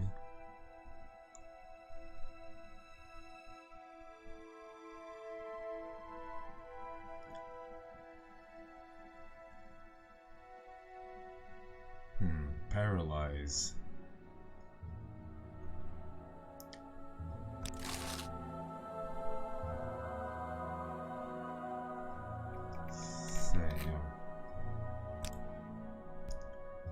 En tout cas, il y a du spell intéressant. C'est spell cher, mais intéressant. Très intéressant, même. Bon. Ok, ben, je pense que c'est tout pour ici. J'ai pas autre chose à faire là. Ça peut valoir, ça. I could kill that guar. Those boots are ruined. I could kill that guar. Those boots are ruined. Follow me. Follow me. Lead the way.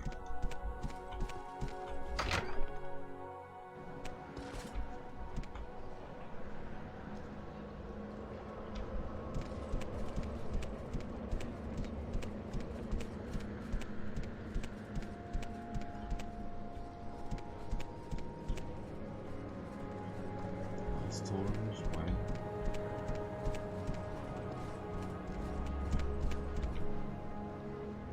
I would offer my help, but it looks like you already have someone. Maybe next time.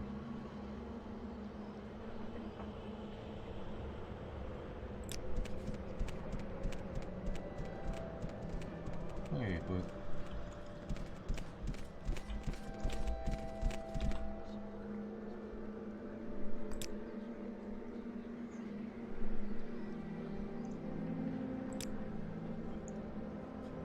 Use. What do you need? 10 gold? You cannot purchase honor with gold. Cat? You're a cat too.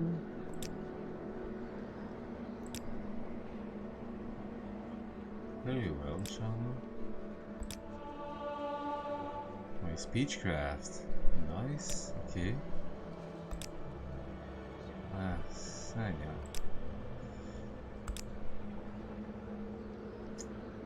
No, I'm going to do it.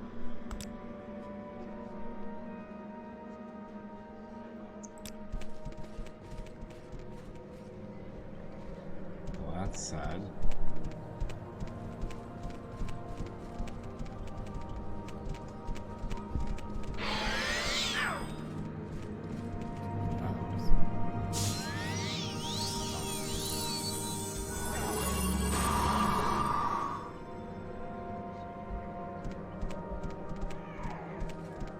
My god, qu'est-ce qui se passe là-dedans? Pawnbroker. Caldera Ashun Amos House.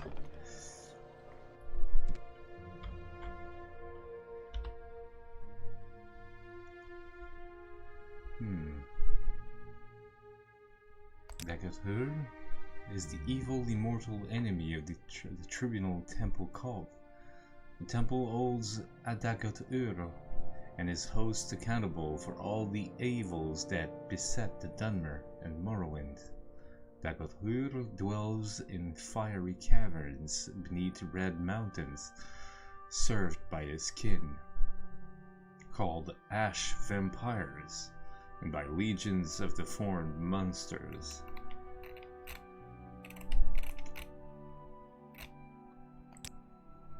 You're a commoner, okay. You're just a commoner with a name.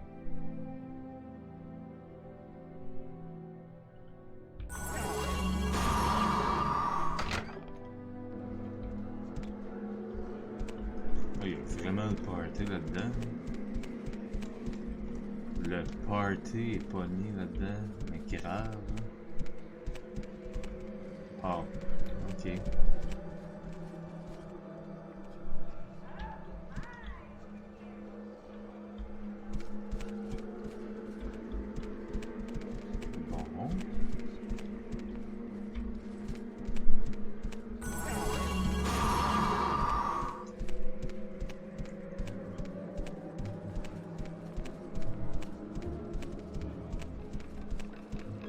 En pleine nuit, on va aller dormir, premièrement.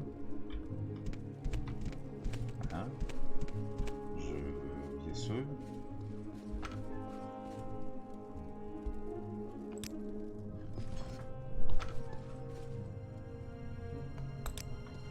Il n'y a rien dans les coffres. Je vais prendre ce lit-là. J'espère que ça vous dérange pas. Hein? Donc, peut-être pour 17 heures, jusqu'à temps que...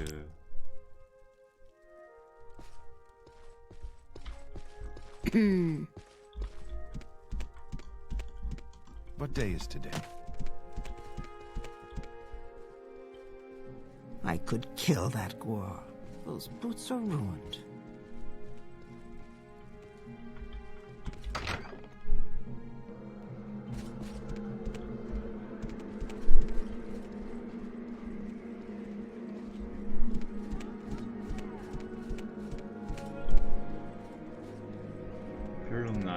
D'accord. Bon. A rogue.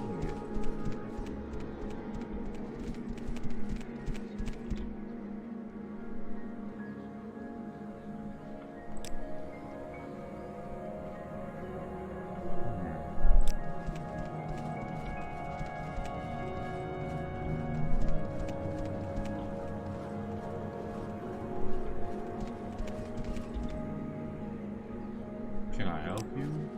Well, it seems like no.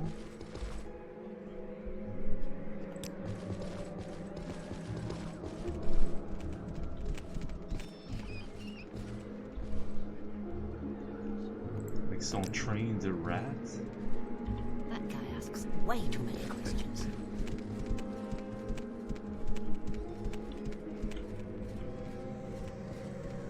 Hammer.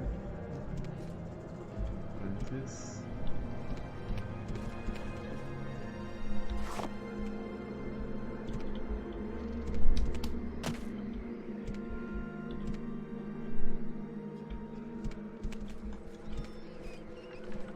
Armor.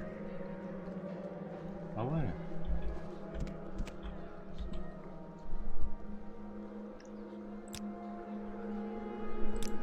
Ouais, wait here.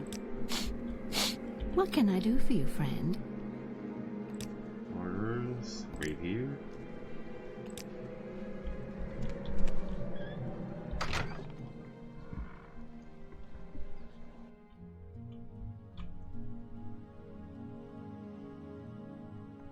Oh.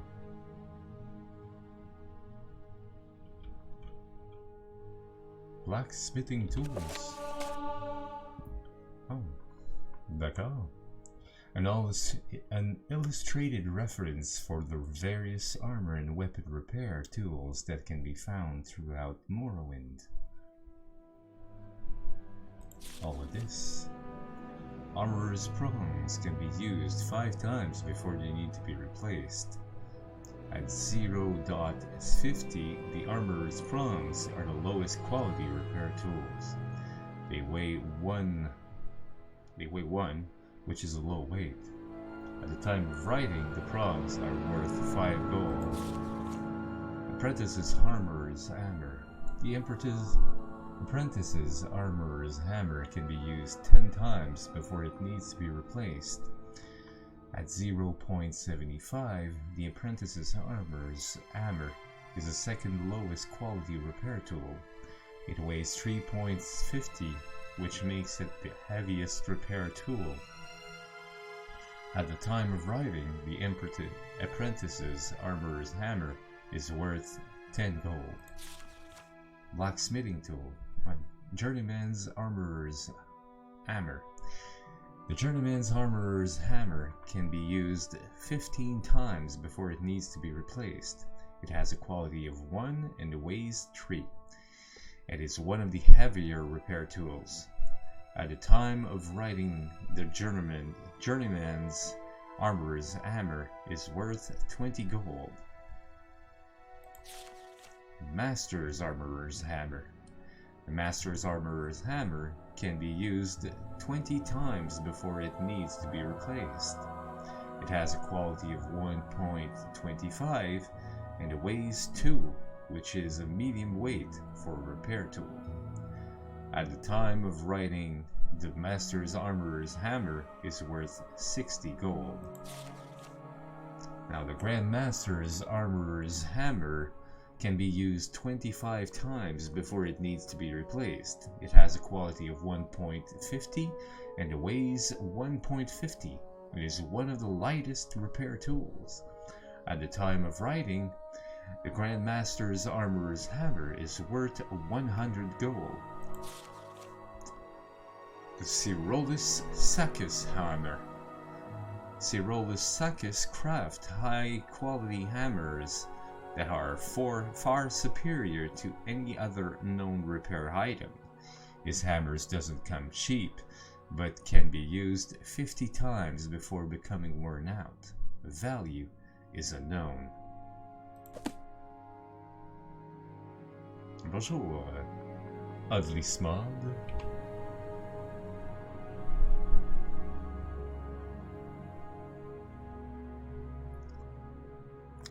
You can barter with me, it seems. Ah bon. Black and yellow tabard.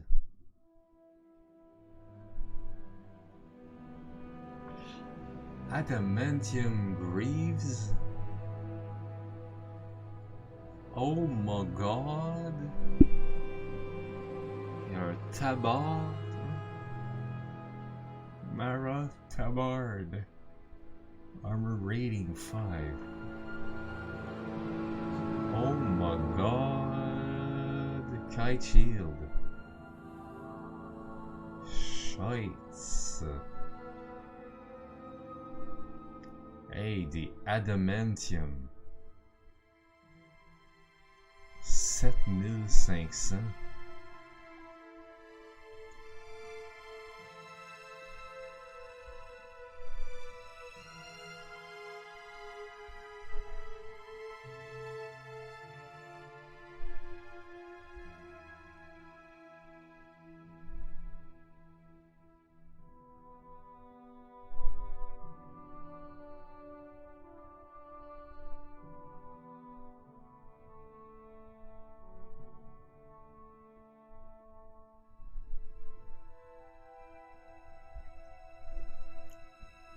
Ok. Ben, je vais prendre ça. Prendre ça, non, non, tu prends pas ça. Ça, non plus. Bon, moi, je t'ai vendu quelques affaires. Hein. Enfin, hey, puis il y a 2500 gold. Le gars, il est riche à craquer. Vraiment. T'avais des choses à me vendre. Ouais, c'était dedans. Là.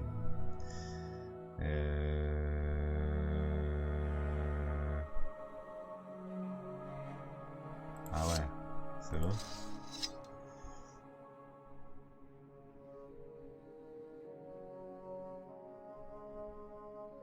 Puis, compense. Ouais, cape, concher, on peut vendre ça.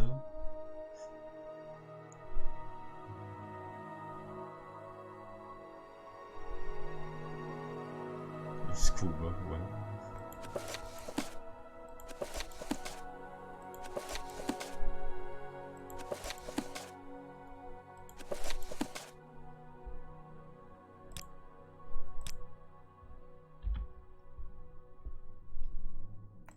Bon.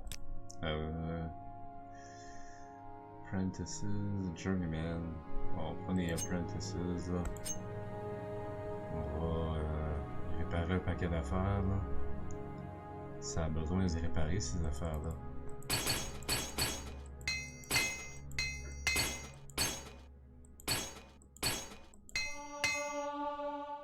Armor skill qui a augmenté. Parfait.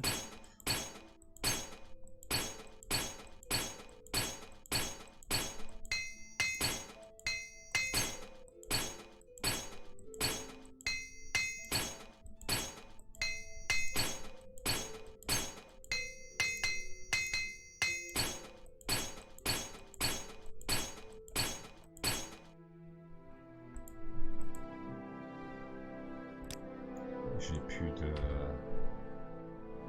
J'en ai plus. J'ai les journeyman.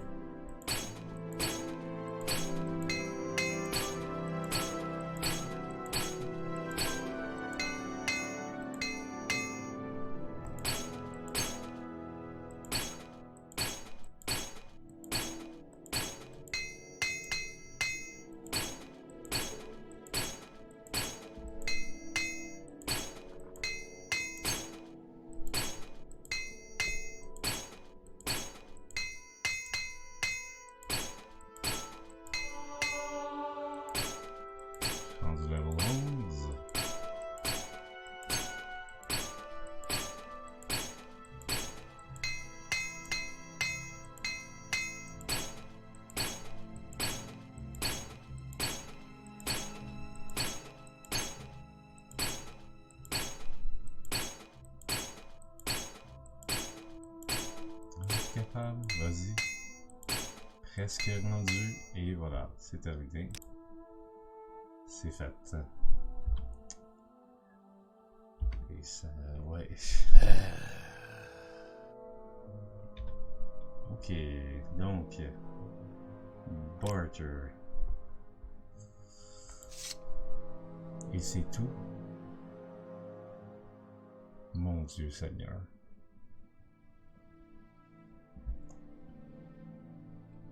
Et boy. Juste 54. Ah, c'est donc triste.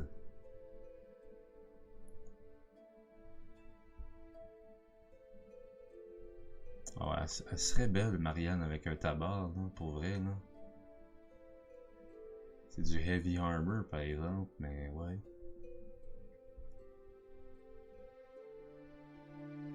Standard, tabard.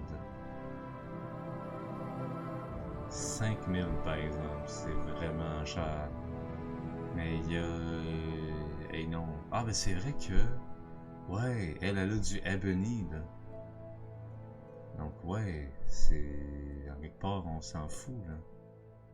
Oh ouais, on s'en fout dans la 40, là.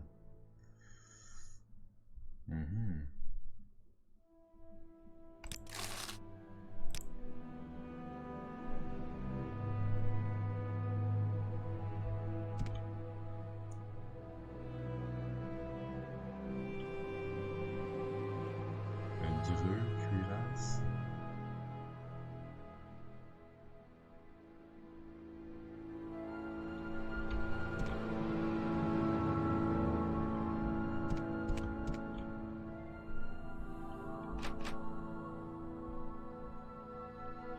bonjour. Move on, d'accord. You're a warrior. He's a warrior, warrior. Non, d'accord.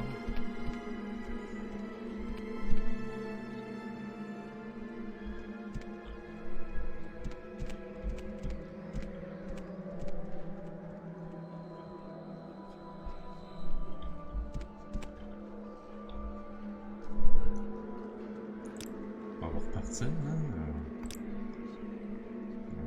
Oui, dans le follow.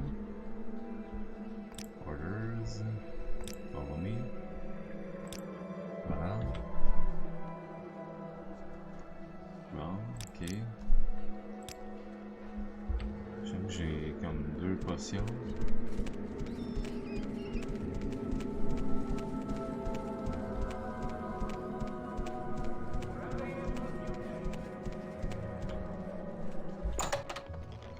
Pawnbroker, what it was? Il y avait un party là hier soir, c'était fou. Bonjour, 𝓐𝓢𝓜𝓚. It's just a nickname, means master in the goblin tongue. I wasted my youth in the dragon-tailed mountains and earned a reputation for goblin hunting. Okay.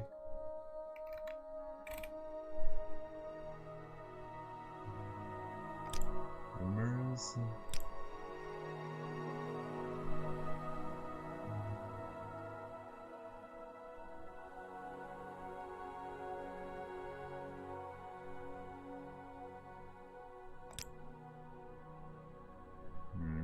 Okay, barter. Okay, short blade. Flame sword, what? Okay. Mass spear. Rider's pick. Claymore.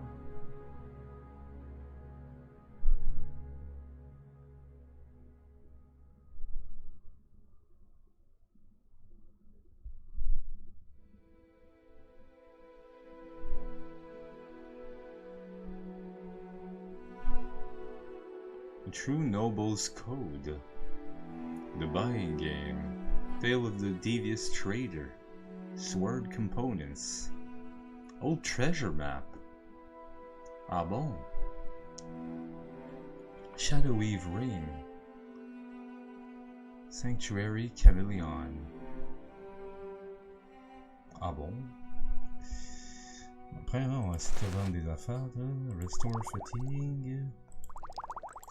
Ça. Ok. Est-ce que... Je pense que oui. Hein? Je pense que... Treasure Map est 500, hein, par exemple. C'est pas donné ton Treasure Map, hein? C'est... My God.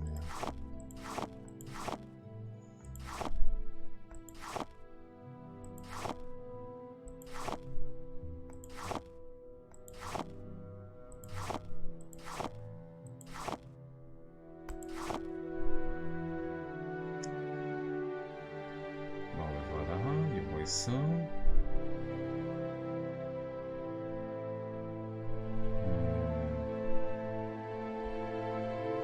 Fiberbolt, ouais, non, je sers à rien, ça, Fiberbolt. Absolument rien.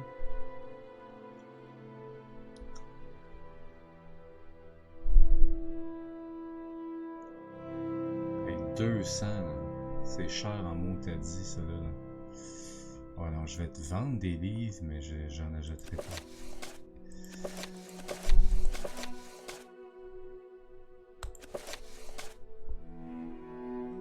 Quoique... Ouais, non, peut-être pas celle-là. Quoique... Je m'en fous. Il y aura juste quelque chose à investiguer, mais c'est pas... c'est pas venir de... Ouais, non. Donc voilà, offer. Parfait. Bye, merci beaucoup. Hell, So I said, Where's the money in that? Indeed. Sword components. Ah, il est là en plus. Je peux le lire direct là. Sword components. Blade. Length of steel that forms the sword. Back. The part of the blade opposite the edge. A double-edged sword has no back. Oh. Cross. The typically straight bar or guard of a sword. Also called a crossguard. A term for the straight or curved crossguard is the quillons. Edge. This is the sharpened portion of the blade. A sword may be single or double-edged. Hilt.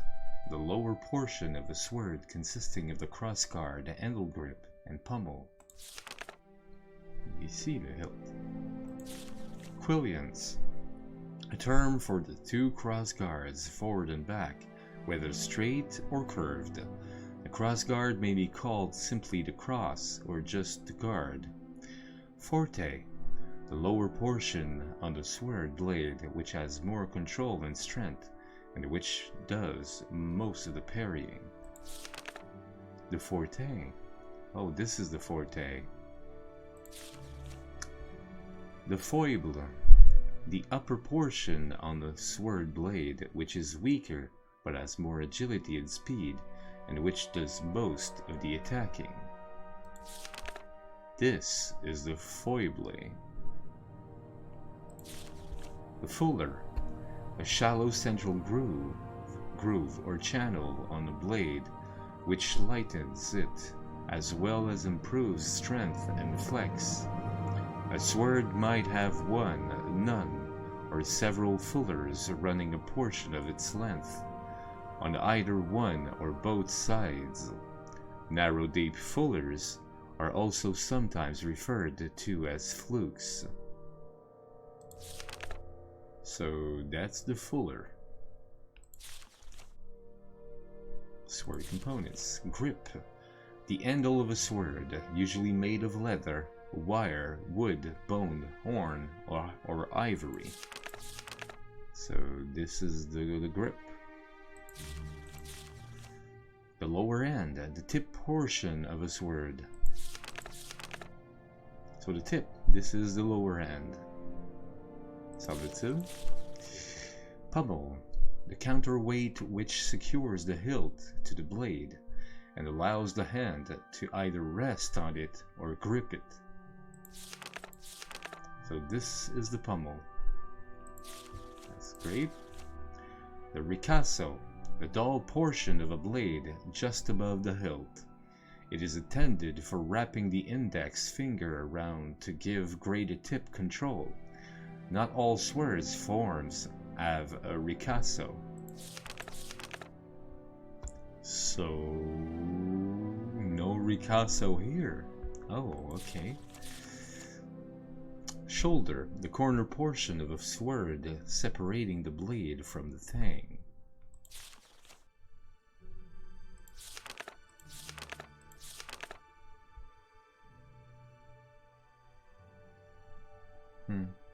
So no, you put shoulder at sutang.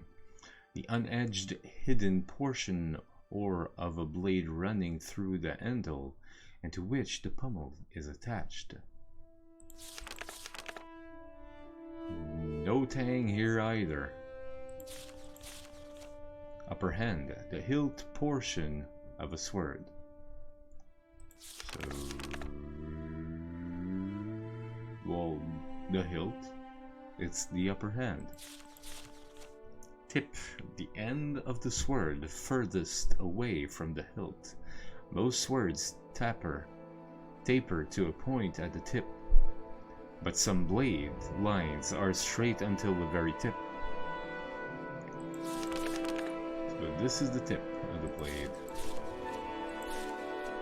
Welded tang, a tang where the steel of the blade has had another piece of steel welded onto it as an extension. A wheel, a pommel that is in the shape of a flat disc. It may have added features such as beveled edges or raised center sections, wire wrap, spun and twisted metal wire, which is then wrapped around the sword grip, often used to increase the ability to grip a sword's handle. Give me your last mistake, thief. God, is this?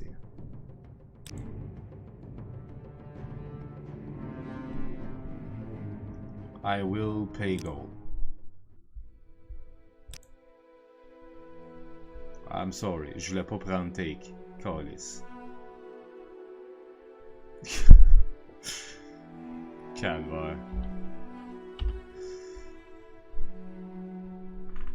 Ok. Ouais, à ne pas faire. Hein? Directement en avant. C'est...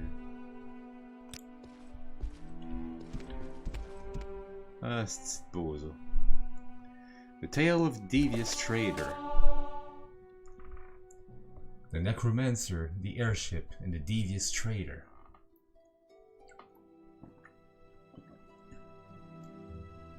A long time ago, or perhaps it was yesterday, maybe even tomorrow, a strange chain of events unfolded in the slave capital of Morrowind, Tyr. It was an ordinary day, nothing out of the usual. Traders were trading, guards guarding, and slaves slaving. A Silt Strider was moaning in the distance, and a slowed airship had just arrived to buy new slaves, most likely for their unholy rituals. As soon as the Sloths had left their airship, they were greeted by a Dunmerry trader, who introduced himself as 𝓐𝓢𝓜𝓡. Nothing out of the usual there, as the Sloths always paid good money for their slaves. Attis haggling with the Sloths. But this is where the story twists and bends in a whole new direction, every minute jumping further and further towards the conclusion of the story, if a story ever ends, that is. Attis and the three Sloths, who had just arrived with the airship, had been haggling for the price of quite a large amount of slaves for some time now, with the amount of gold jumping up and down for what seemed like several hours. After a while, Attis suggested that if the Sloths gave him their airship, he would give them all of his 30 slaves. One of the Sloths responded, "But how would we get back to Tross?" The young Dunmerry trader answered, "Have the slaves carry you." Another of the Sloths, outraged by even the suggestion of such a ridiculous thing, said, "Tross is many miles away. The slaves will never make it, and even if they did, we wouldn't be home for years." Young Attis laughed in the sinister way common for Dunmer, and said, "With all your mighty magic, would that be a problem? Make them run faster, and you will be home in no time." The first Sloth considered this a good idea, and the Sloths left with their new slaves. They cast a powerful fortify speed and strength spell on the poor slaves, and they were ordered to carry them towards Tross. One Sloth, clad in a black cloak, said he would stay behind and travel to Tross later. The other 2 Sloths left for Tross, carried by 10 slaves each, for such is the weight of a Sloth. In the meantime, Attis made his way to his new airship. He thought it might fetch quite a price among certain people, either broken in 2 parts or as a whole airship, but the young trader was tired after hours of haggling with the Sloths, and decided to return home to get some rest. After hiring a few loyal warriors to guard his heirship, of course. He wouldn't want to lose what would make him a very rich man after all. As the sacred hour of Azura passed and the day became night, the black-cloaked 𝓐𝓢𝓷𝓭 made his way to the home of the devious Dunmerry trader.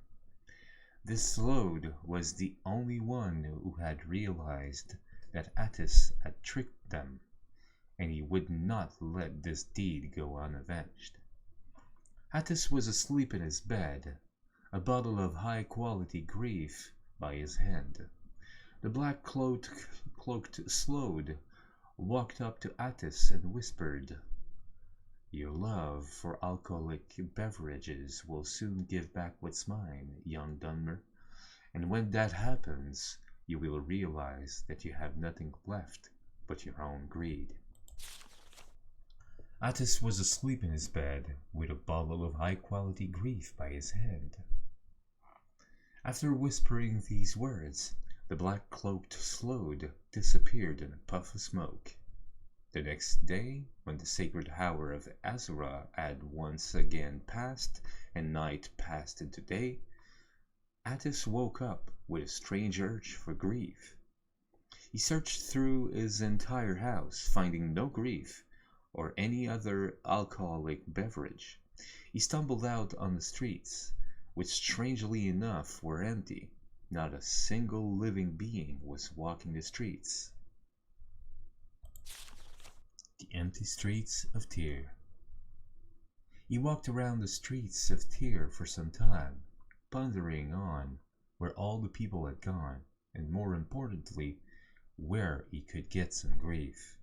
But there was no grief to be found. After a while, he came upon his airship, unguarded. He made his way into the airship, only to see the black-cloaked 𝓐𝓢𝓷𝓭, who had arrived yesterday, sitting cross-legged on the floor of the airship.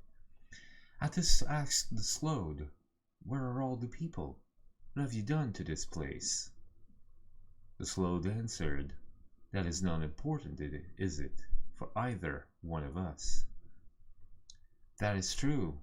For some reason, all I can think of now is grief. I can't think of anything else, no matter how hard I try," Attis responded. "That's what I thought. I happen to have with me 30 bottles of grief. What are you willing to pay for them?" The black-cloaked 𝓐𝓢𝓷 answered with an evil grin. Attis and the black-cloaked 𝓐𝓢𝓷 haggled over a price for the 30 bottles of grief for what seemed like hours upon hours. After a while, the 𝓐𝓢𝓷 suggested that if Attis gave him his soul, he would give him all 30 of his bottles of grief. Attis responded, "But how could I live without a soul?" Black-cloaked 𝓐𝓢𝓷 answered, "Buy a new one." Attis, outraged by even the suggestion of such a ridiculous thing, said, "But it is impossible to buy a new soul. There is no way anyone would give their soul to me."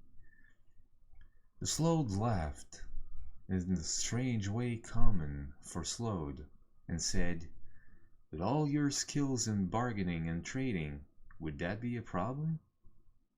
Attis agreed, and gave his soul to the 𝓐𝓢𝓷 in return for the 30 bottles of grief. Now the black-cloaked 𝓐𝓢𝓷 laughed. He disappeared in a puff of smoke, leaving Attis there with his 30 bottles of grief. Attis woke up. It seemed like it had all been a dream. But why was he laying on a small island in the middle of nowhere? The 𝓐𝓢𝓷 necromancer appeared in front of Attis. Why did he seem so tall? Suddenly, a mirror appeared next to the 𝓐𝓢𝓷. He put it in front of Attis.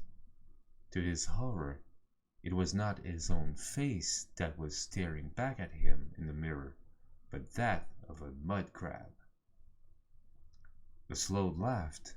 You gave me your soul, and now the shell of a mud crab is what houses it. Your own greed, your craving for wealth, will now, as always, be your cause in life. Adventurers will flock to this small island upon hearing the rumor of a wealthy talking mud crab trader.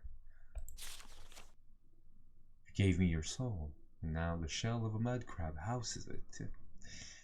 Once again, the slope disappeared in a puff of smoke and left poor Hattis on a small island with no other company than a large amount of gold. Greed was his life, and greed was his doom. Attis is rumored to still be alive, buying alcoholic beverages from travelers passing by his little island in southern Vardenfell. Editor's note: this tale is believed to have originated somewhere in southern Morrowind and traveled with traders westwards, even as far as Hammerfell.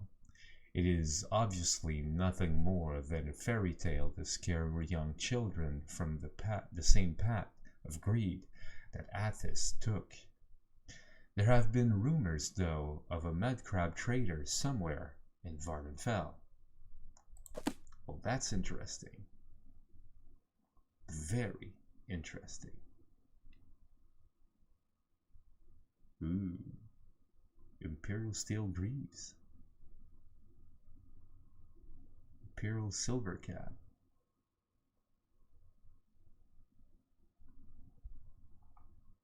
Bon, ok. Ski. Sam. Ouais, d'accord. The True Noble's Code, by 𝓐𝓢𝓜𝓡 The honorable warriors of the great house 𝓜𝓸𝓻 are the hereditary defenders of the Morrowind. To be a noble of the house 𝓜𝓸𝓻 is more than being a great warrior. One must follow the triune virtues of duty, gravity, and piety. 𝓜𝓸𝓻's duty is first to the tribunal temple, second to the great house 𝓜𝓸𝓻, and third to one's family and clan. In the Battle of Red Mountain, warriors of House 𝓜𝓸𝓻 died bravely for their duty to the tribunal. By defending House 𝓜𝓸𝓻 from the schemes of Telvanni wizards and the lies of untrustworthy 𝓚𝓚, the true noble shows duty to House 𝓜𝓸𝓻. Following the temple's guidelines of mercy and generosity show duty to one's family and clan. A 𝓜𝓸𝓻 noble must know the virtue of gravity. It is not the 𝓜𝓸𝓻 way to laugh at serious matters, for it shows disrespect. It is not the 𝓜𝓸𝓻 way to spread rumors, for they fester and breed dissension. A 𝓜𝓸𝓻 must show piety to the 𝓚𝓚 and 𝓚𝓚, our creators and ancestors. For without the divine, we would not have the chance to serve, and without the divine law, we would not know right from wrong, and without giving thanks for these things, we would forget our place and our purpose. Great House 𝓜𝓸𝓻 praises all the skills of war, not because we believe war is good or honorable in its own right, but because this knowledge is necessary to perform one's duty. House 𝓜𝓸𝓻's warrior fight with a long blade and a shield or with a spear. A noble of House 𝓜𝓸𝓻 must also learn to use a bow and must be athletic enough for the long marches to battle. A 𝓜𝓸𝓻 wears heavy or medium armor depending on rank and strategy. A noble of House 𝓜𝓸𝓻 is expected to know how to repair and maintain his own armor. Those who are born to House 𝓜𝓸𝓻 have been taught their skills and virtues by kin and clan. Those who seek to enter House 𝓜𝓸𝓻 as retainers must satisfy an examiner in the 𝓜𝓸𝓻 Council Hall that their skills are suitable for service to House 𝓜𝓸𝓻. Whether born to the blood of House 𝓜𝓸𝓻 or adopted into service of House 𝓜𝓸𝓻 by oath, those who seek to advance in the ranks of House 𝓜𝓸𝓻 must demonstrate their virtues by service and obedience, and only when one has mastered all the skills and virtues can one truly call himself a noble of the great House 𝓜𝓸𝓻. D'accord. Bon. Et ça, ça l'a été dit, c'est bien.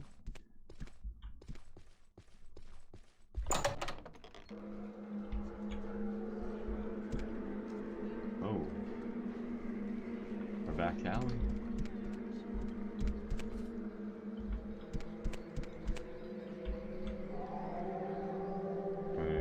Une espèce de back alley. Your skills fail you. Ah, fuck.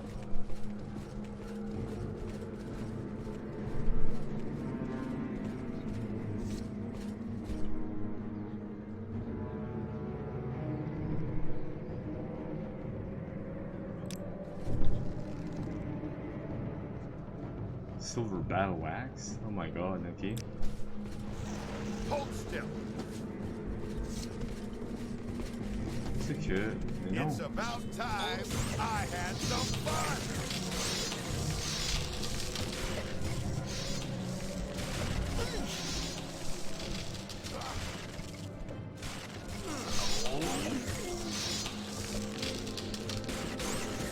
Bash. Not long now.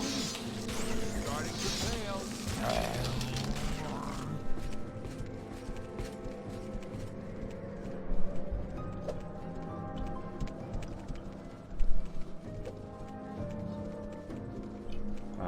Ouais, je pense qu'on peut peut-être loader.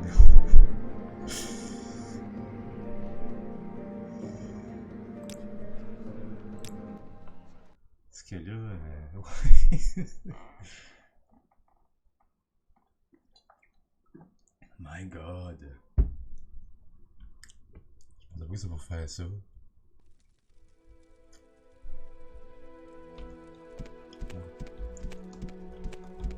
Ça va être mieux ainsi.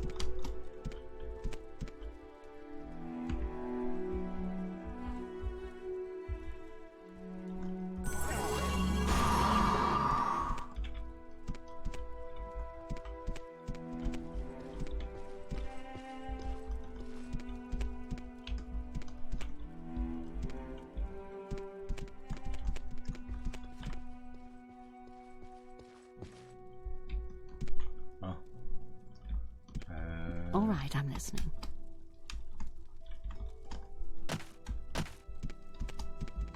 Bon, voilà.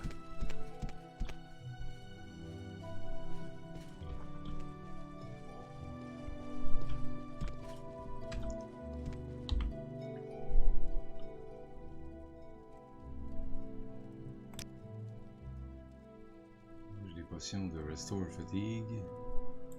Des affaires, il va falloir que j'aille vendre des choses. Premièrement, on va aller vendre machin ici, là. Hein? Parce que, bien sûr.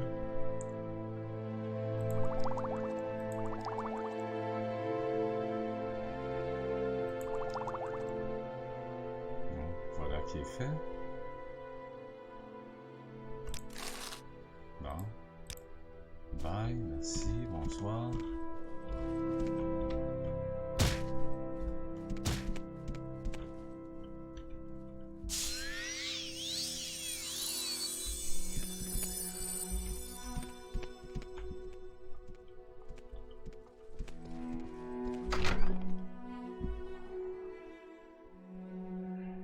Ok. Bon.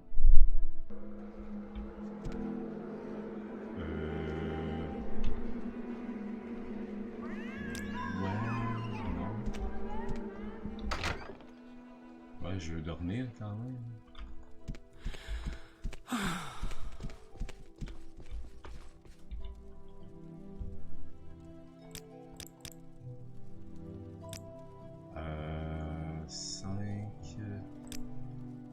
26. Ça va être bon. Il va être 8h du matin. Ça va être parfait. Hey, sérieusement, les boys, là. Vous êtes quelque chose, là, hein?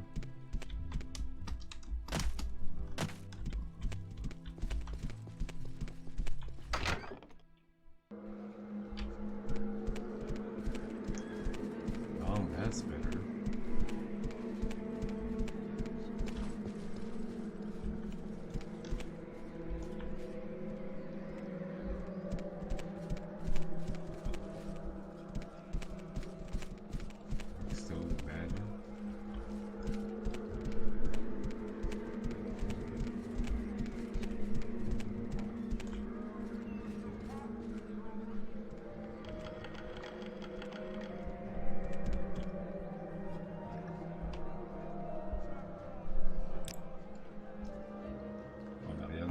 Attendre ici, fait ça.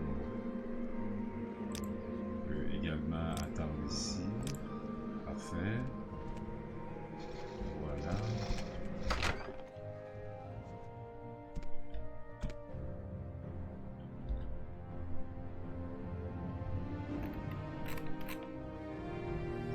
Ah ouais, lui c'est un commoner. Rien de bien intéressant. Si je me suis... Ouais, non. Ensuite, pawnbroker.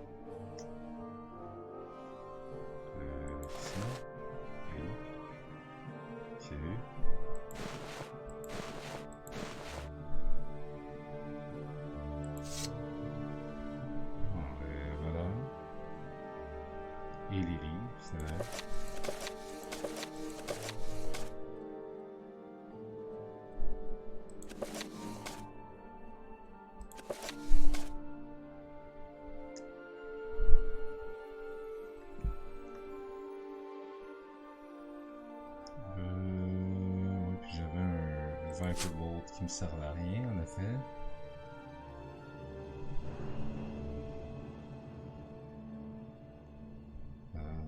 Donc voilà. Ouais, ça c'était fait, d'accord.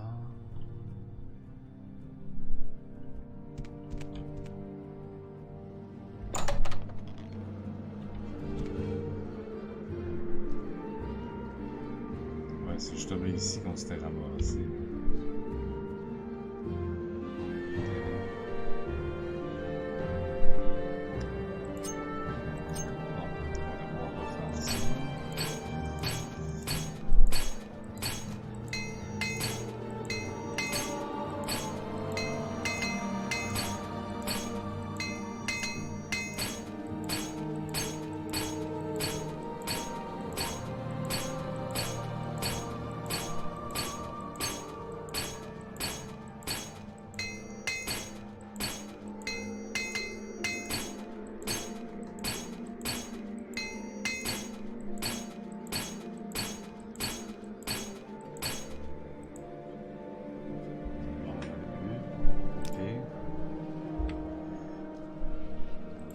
ça, le Journeyman's.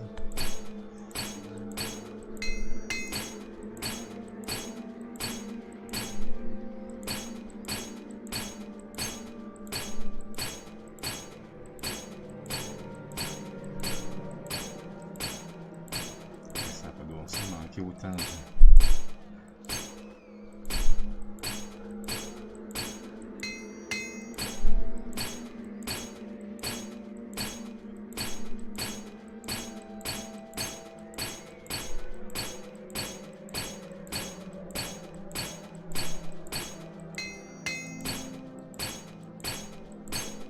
J'en réussis un pour en manquer comme 15, là. Ça n'a pas de sens. Hein.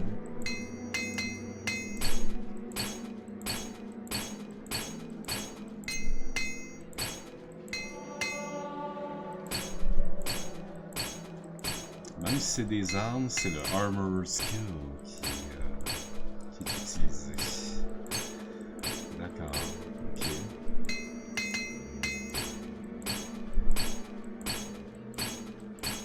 Je l'ai-tu le armor skill? Je l'ai pas écrit tout de suite là. Je veux dire, est-ce que je l'ai en... Manner skill? Ah non, c'est... ouais, non. J'ai light armor, mais j'ai pas armor.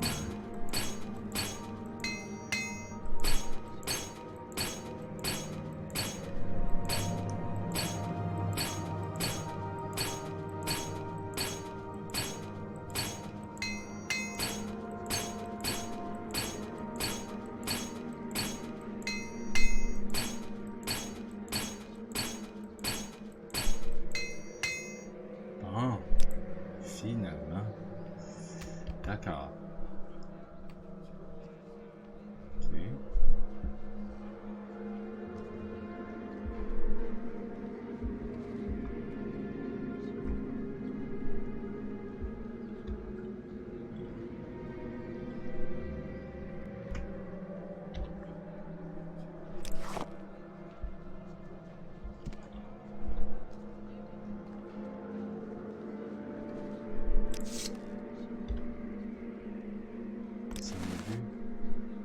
Personne m'a vu. Personne m'a vu.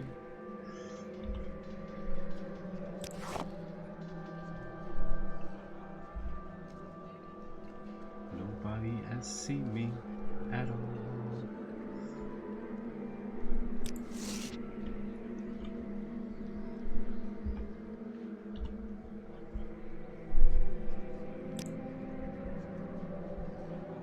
Nobody seen me. Nobody seen me. Merci de l'assist ski. Ah, j'ai trouvé des choses à l'extérieur. Peut-être que ça pourrait t'intéresser. Ah, j'étais sur une aventure. Bien sûr. Ah, regarde, juste. Eh oui. Je vais y vendre ses propres affaires. Ah, oh, c'est tellement ridicule quand tu y penses.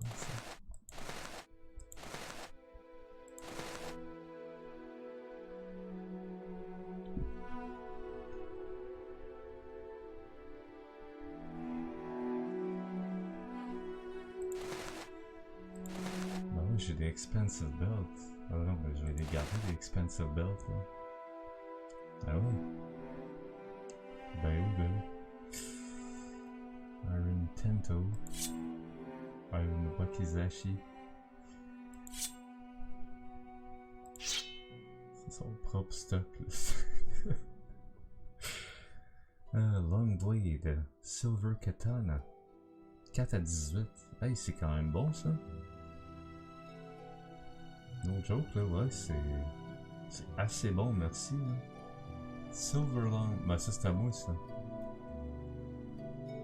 Silver Spear.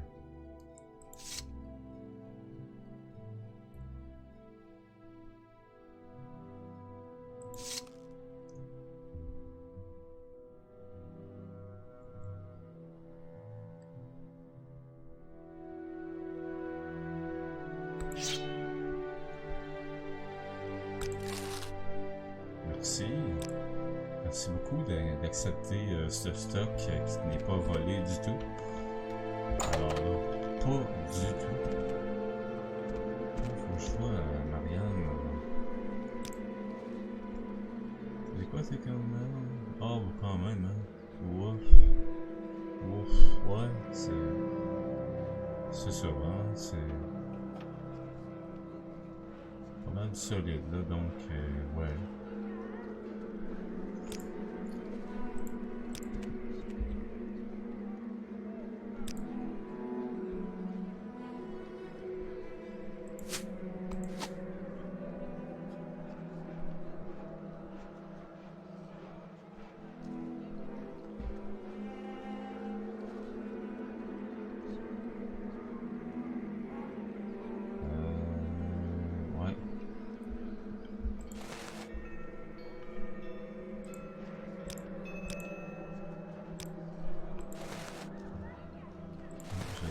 Ça, voilà.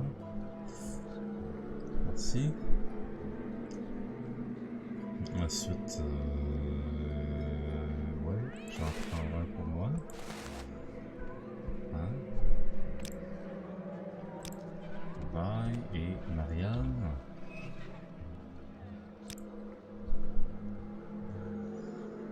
Ah bah là, un expensive build déjà. Ah d'accord.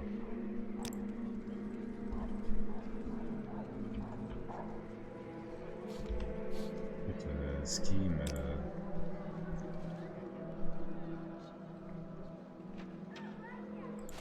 Tiens, scheme. Tu vas avoir un expensive belt. Maintenant. C'est pour toi. Parce que t'es fin, puis t'es gentil, tu me suis partout. T'es serviable. Hein? Ça va bien. Voilà.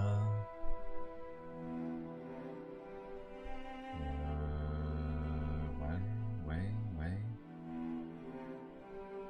C'est pas mal bon, je pense.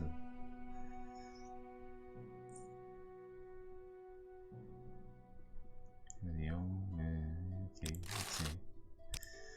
Un gold piece pour deux common belt.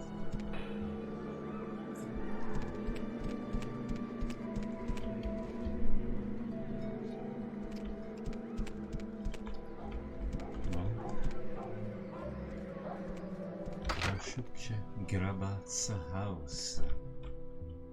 Bonjour, hey, toi t'as de l'air belle. I do for you.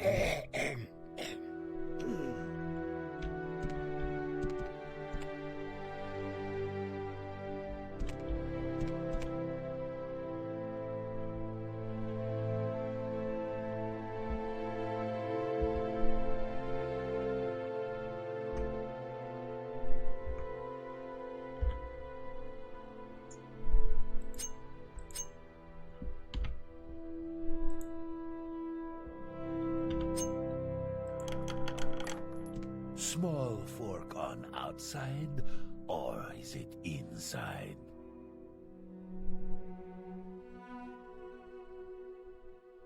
Bonjour.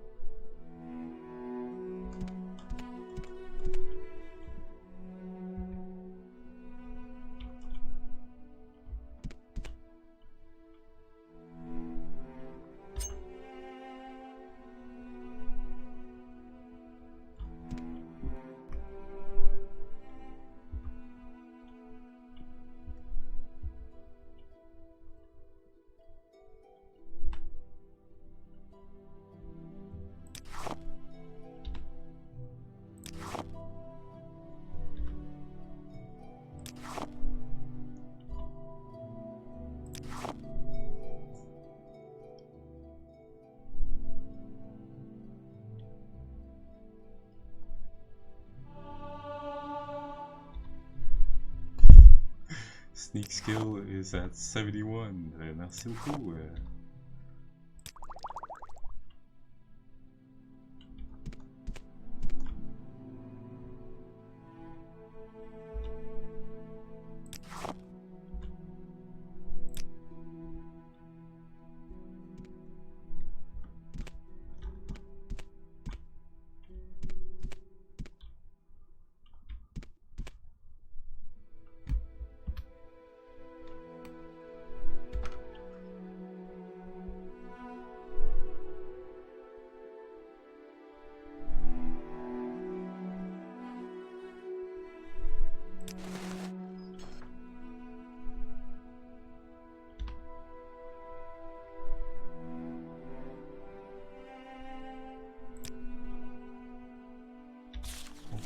My dear friend Bashuk, I've sent a final notice to Valvius. I'll write again when he gives me a response. Until then, please sit tight. I predict it will be bashing time for you again soon enough. Oh. Oh. Ok. C'est qui va... J'ai le goût de prendre ça. Hein?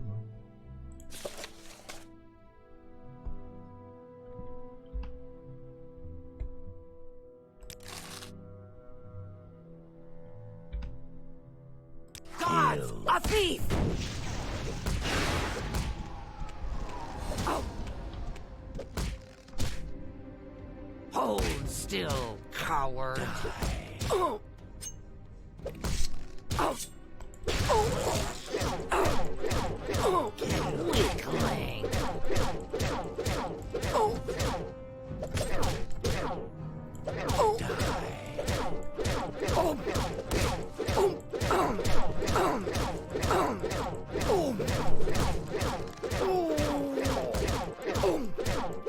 Die with honor, coward!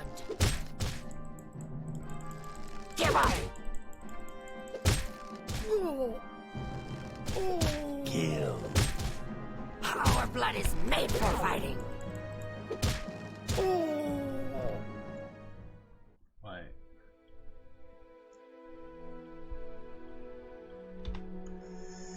Désolé.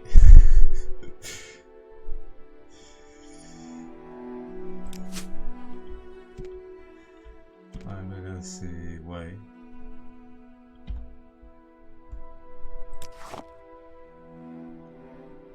Bon, ben, ok. Je pense qu'on peut partir avec toutes les affaires.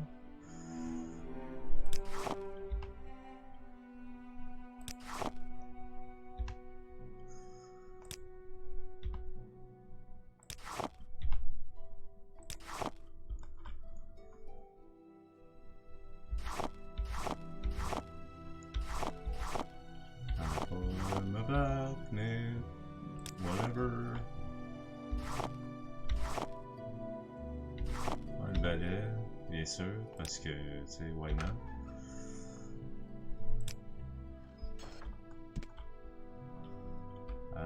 Oh, là, on prend tout, hein. Fast lantern.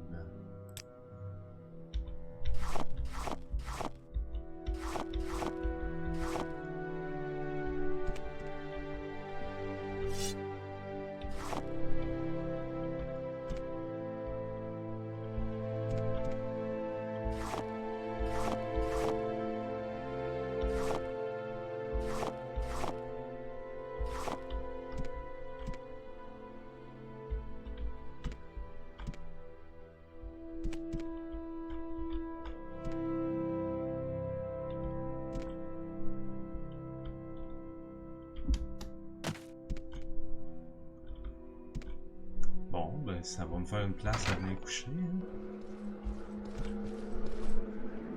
Bonjour. Bon, il s'est rien arrivé. Ça va super bien.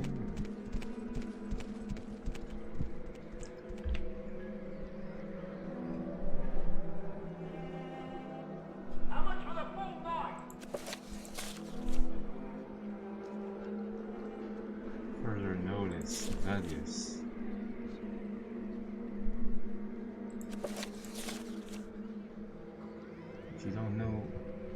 Did it, but it's now clear you are not to blame for bringing away Charlot. How much for the full boy?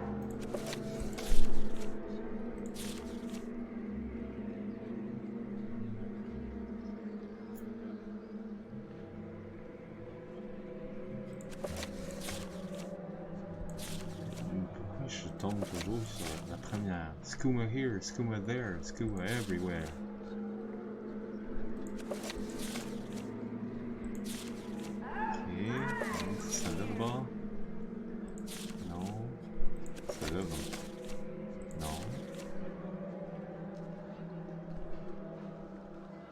From 𝓐𝓢𝓷𝓭, c'est ça. To Valvius. D'accord.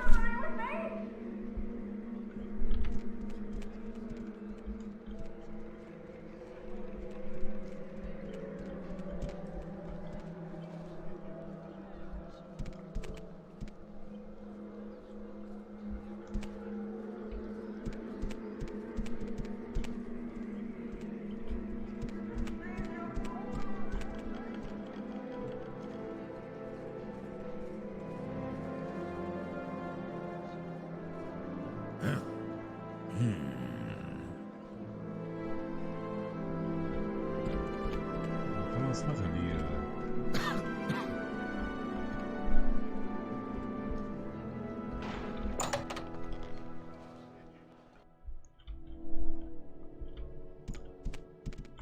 Salut, 𝓐𝓢𝓜, j'ai encore été sur une aventure, puis quelques trucs à te vendre, là.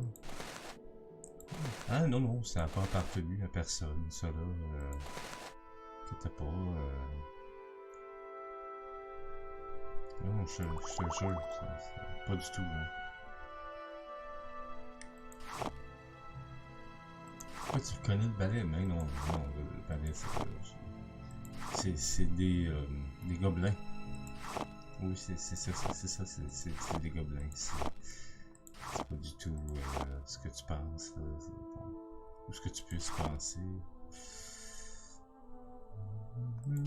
La la la la la, Soul Gem, ouais.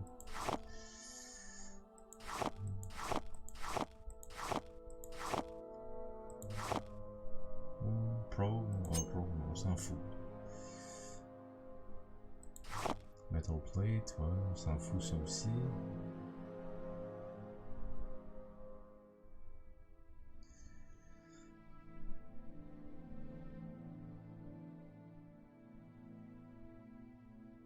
Non, je te vendrai pas ça. Non. Quand même, non. Non, non, c'est... J'ai des limites là à être... J'irai pas y vendre ça, c'est certain. Restore fatigue. Ah ben tiens, c'est bon ça. Des restore fatigue. Restore fatigue. Restore fatigue. Ah, c'est parfait ça. Hein? Restore fatigue. Puis restore fatigue. Non. Restore fatigue.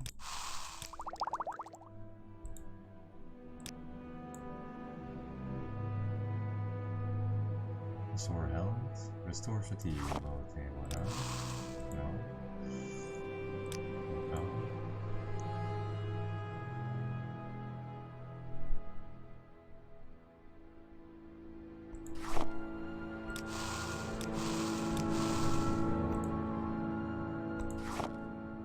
Télékinésis. Mage. Télékinésis? Ok. Cure common disease. Non, ok.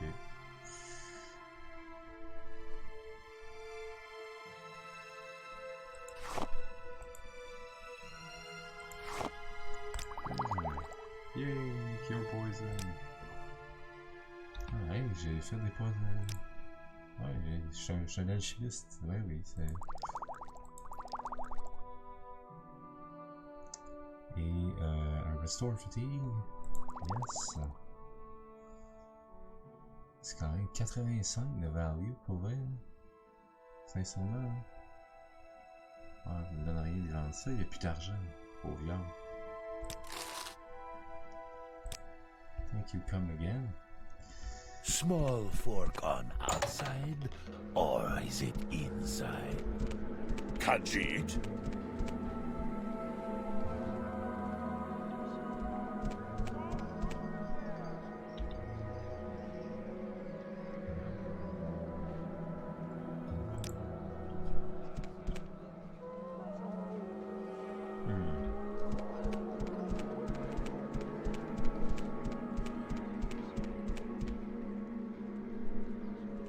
𝓐𝓢𝓜 house.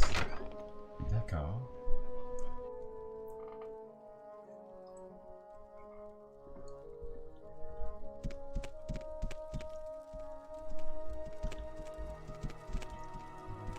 Bonjour 𝓐𝓢𝓜. Can I help you? Chances falling. Security. Oh. 𝓐𝓢𝓜𝓡. By the time she was 16, Minerva Yolos had been an unwelcome guest in every shop and manor in Balmora. Sometimes she would take everything of value within. Other times, it was enough to experience the pure pleasure of finding a way past the locks and traps. In either situation, she would leave a pair of dice in a prominent location as her calling card to let the owners know who had burgled them. The mysterious ghost became known to the locals as Chance. A typical conversation in Balmora at this time. "My dear, whatever happened to that marvelous necklace of yours?" "Oh, my dear, it was taken by chance." The only time when Chance disliked her hobby was when she miscalculated and she came upon an owner or a guard. So far, she had never been caught, or even seen, but dozens of times she had uncomfortably close encounters. There came a day when she felt it was time to expand her reach. She considered going to Vivek or Knisis, but one night at the Eight Plates, she heard a tale of the Ħeṛṛ ancestral tomb, an ancient tomb filled with traps and possessing hundreds of years of the Ħeṛṛ family treasures. The idea of breaking the spell of the Ħeṛṛ tomb and gaining the fortune within appealed to Chance, but facing the guardians was outside of her experience. While she was considering her options, she saw 𝓐𝓢𝓜𝓡 Moresby sitting at a table nearby, by himself as usual. He was a huge brute of a Breton, and had a reputation as a gentle eccentric, a great warrior, who got mad and paid more attention to the voices in his head than to the world around him. If she must have a partner in this enterprise, Chance decided this man would be perfect. He would not demand or understand the concept of getting an equal share of the booty. If worse came to worse, he would not be missed if the inhabitants of the Ħeṛṛ tomb were too much for him, or if Chance found his company tiresome and elected to leave him behind. "𝓐𝓢𝓜𝓡, I don't think we've ever met, but my name is Minerva," she said, approaching the table. "I'm fancying a trip to the Ħeṛṛ ancestral tomb. If you think you could handle the monsters, I could take care of unlocking doors and popping traps. What do you think?" The Breton took a moment to reply, as if considering the counsel of the voices in his head. Finally, he nodded his head in the affirmative, mumbling, "Yes, yes, yes. Proper rock, hot steel, shit in, walls beyond doors, 53, 2 months and back." "Splendid," said Chance, not the least put off by his rambling. "We'll leave early tomorrow." When Chance met 𝓐𝓢𝓜𝓡 the next morning, he was wearing shit-in armor and had armed himself with an unusual blade that glowed faintly of enchantment. As they began their trek, she tried to engage him in conversation, but his responses were so nonsensical that she quickly abandoned the attempts. A sudden rainstorm swelled over the plain, dousing them, but as she was wearing no armor and 𝓐𝓢𝓜 was wearing slick chitin, their progress was not impeded. Into the dark recesses of the Ħeṛṛ tomb they delved. Her instincts had been correct. They made very good partners. She recognized the ancient snap-wire traps, deadfalls, and brittle backs before they were triggered, and cracked all manners of lock, simple tumbler, combination, twisted hasp, double catch, varieties from antiquity with no modern names, rusted heaps that would have been dangerous to open even if one possessed the actual key. 𝓐𝓢𝓜, for his part, slew scores of bizarre fiends, the likes of which Chance, a city girl, had never seen before. His enchanted blade spell of fire was particularly effective against the frost 𝓐𝓢𝓜. He even saved her when she lost her footing and nearly plummeted into a shadowy crack in the floor. "Not to hurt thyself," he said, his face showing genuine concern. "There are walls beyond doors, and 53. Drain ring. 2 months and back. Proper rock. Come, Mother Chance." Chance had not been listening to much of 𝓐𝓢𝓜's babbling, but when he said "Chance," she was startled. She had introduced herself to him as Minerva. Could it be that the peasants were right, and that when madmen spoke, they were talking to the Daedra Prince 𝓐𝓢𝓜, who gave them advice and information beyond their ken?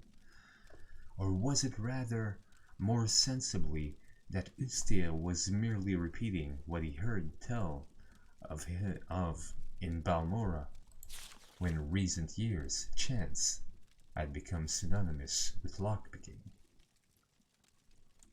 As the two continued on, Chance thought of 𝓐𝓢𝓜's mumblings. He had said 𝓤𝓤 when they met, as if it had just occurred to him, and the 𝓤𝓤 armor that he wore had proven useful. Likewise, hot steel. What could walls beyond doors mean? Or 2 months and back? What numbered 53? The notion that 𝓐𝓢𝓜 possessed secret knowledge about her and the tomb they were in began to unnerve Chance. She made up her mind then to abandon her companion once the treasure had been found. He had cut through the living and undead guardians of the dungeon, and she merely left by the path they had entered. She would be safe without a defender. One phrase he said made perfect sense to her. Drain ring. At one of the manors in Balmorra, she had picked up a ring purely because she thought it was pretty. It was not until later that she discovered that it could be used to sap other people's vitality. Could 𝓐𝓢𝓜 be aware of this? Would he be taken by surprise if she used it on him? She formulated her plan on how best to desert the Breton as they continued down the hall. Abruptly, the passage ended with a large metal door secured by a golden lock. Using her pick, Chance snapped away the 2 tumblers and bolt and swung the door open. The treasure of the Aran tomb was within. Chance quietly slipped her glove off her hand, exposing the ring as she stepped into the room. There were 53 bags of gold within. As she turned, the door closed between her and the Breton. On her side, it did not resemble a door anymore, but a wall. Walls beyond doors. For many days, Chance screamed and screamed as she tried to find a way out of the room. For some days after that, she listened dully to the laughter of 𝓐𝓢𝓜 within her own head. 2 months later, when 𝓐𝓢𝓜 returned, she was dead. She used a rock to prop open the door and remove the gold.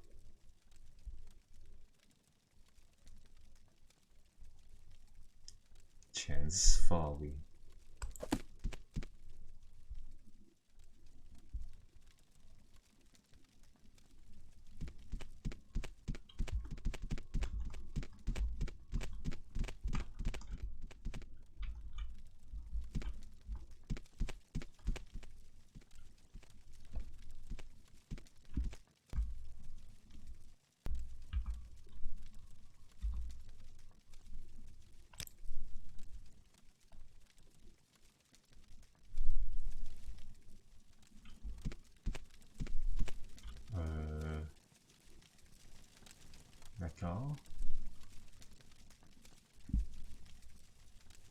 Parce que ça flotte dans les airs, madame.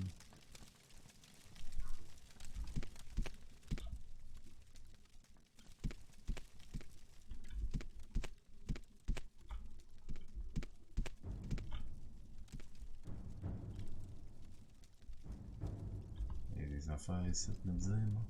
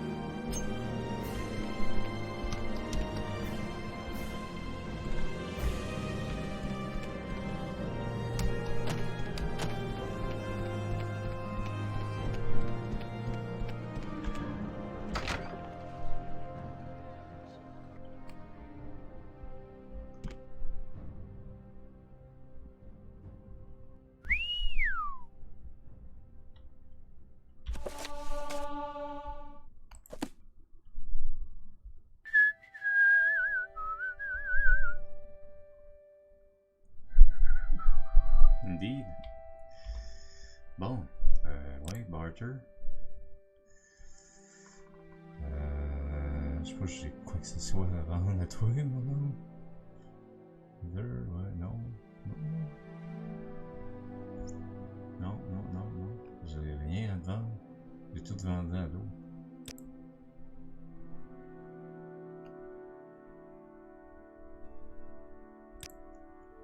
I'm a smith. I make, sell, and repair weapons and armor. I can tell you about the basic armor styles and the weapon types. I can also tell you how to take care of worn weapons and worn armor, and sell you the armor tools you need. I also repair weapons and armor for a fee. D'accord. Eh ben.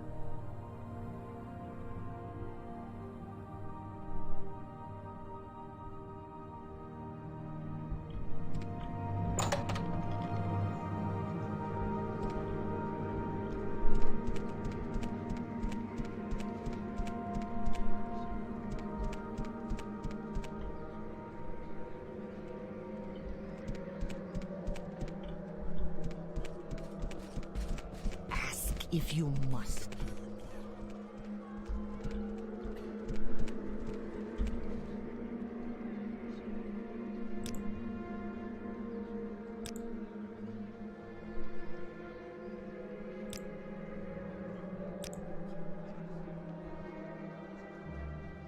My God.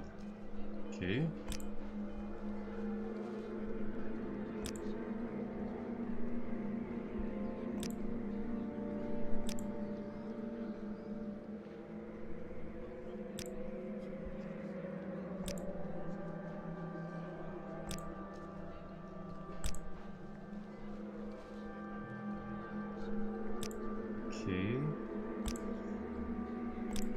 Marcher. Ça va marcher. Town, ça marche pas.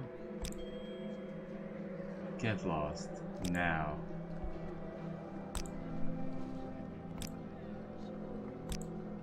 Ça marche pas du tout. Mais pas du tout.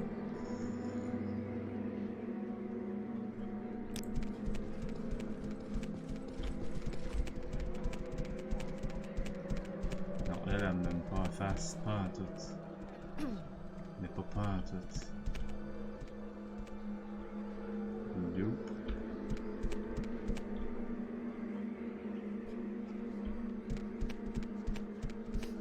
C'est qu'ils sont là. Ah ouais, ils sont là. Je vais aller dormir 1 heure, les gens, puis je vais revenir. On va continuer. Bien sûr. Et là,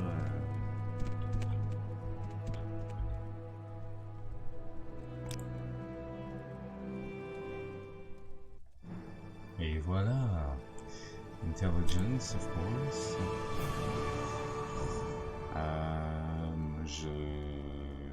Personality, je pense que je pourrais augmenter, ouais.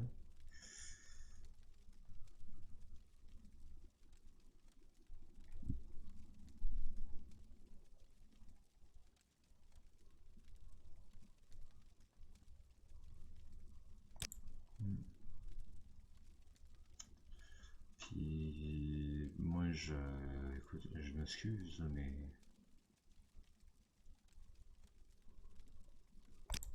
je ne peux pas augmenter agility quand il y a un plus dessus. Quand il y a un fouet de peu importe le, je ne peux pas ne pas l'augmenter. Sorry.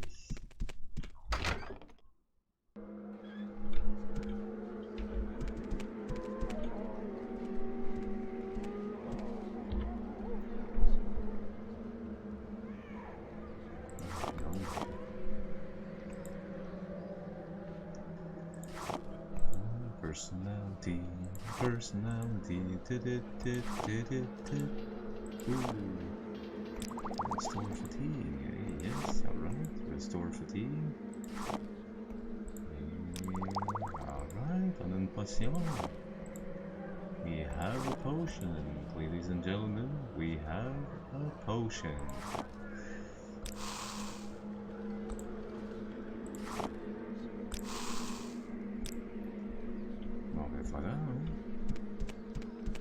Je vais défendre ça au mage en haut, là, à la chimiste.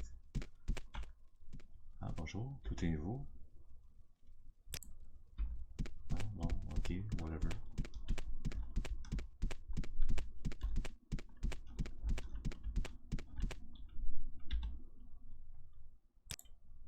Oh, bar. Ouais, vous savez, j'ai fait un drain personality puis un restore fatigue. Puis j'ai du wind salt. 85. Donc, oui. C'est bien ce que je pensais, que tu étais content. Donc, voilà, goodbye.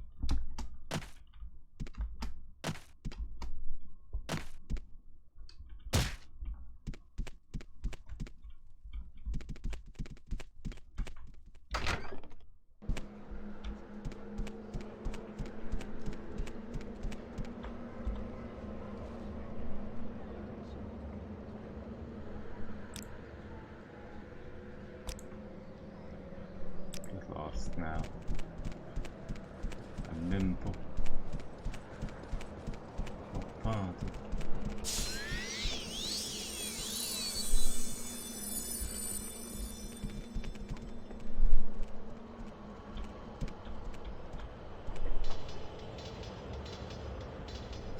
𝓐𝓢𝓜𝓚 𝓜𝓸𝓻𝓻𝓸𝓀. Ah, allons voir. Allez voir ça. 𝓐𝓢𝓜𝓚 𝓜𝓸𝓻𝓻𝓸𝓀.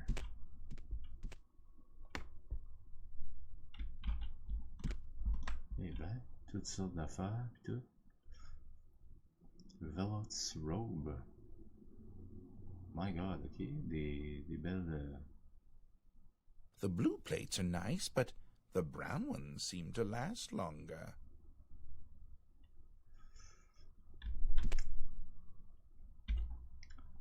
The special flora of 𝓐𝓢𝓜𝓚.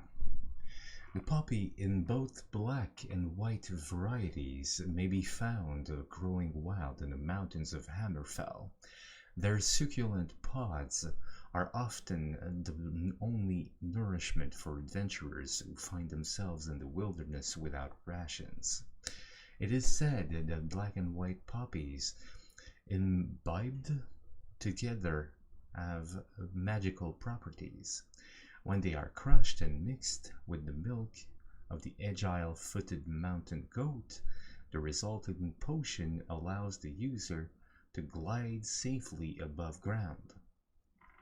Above ground est écrit en un mot, c'est une petite faute là. Fire fern, a perennial herb, is native to the province of Morrowind. The flowers are inconspicuous and often hidden.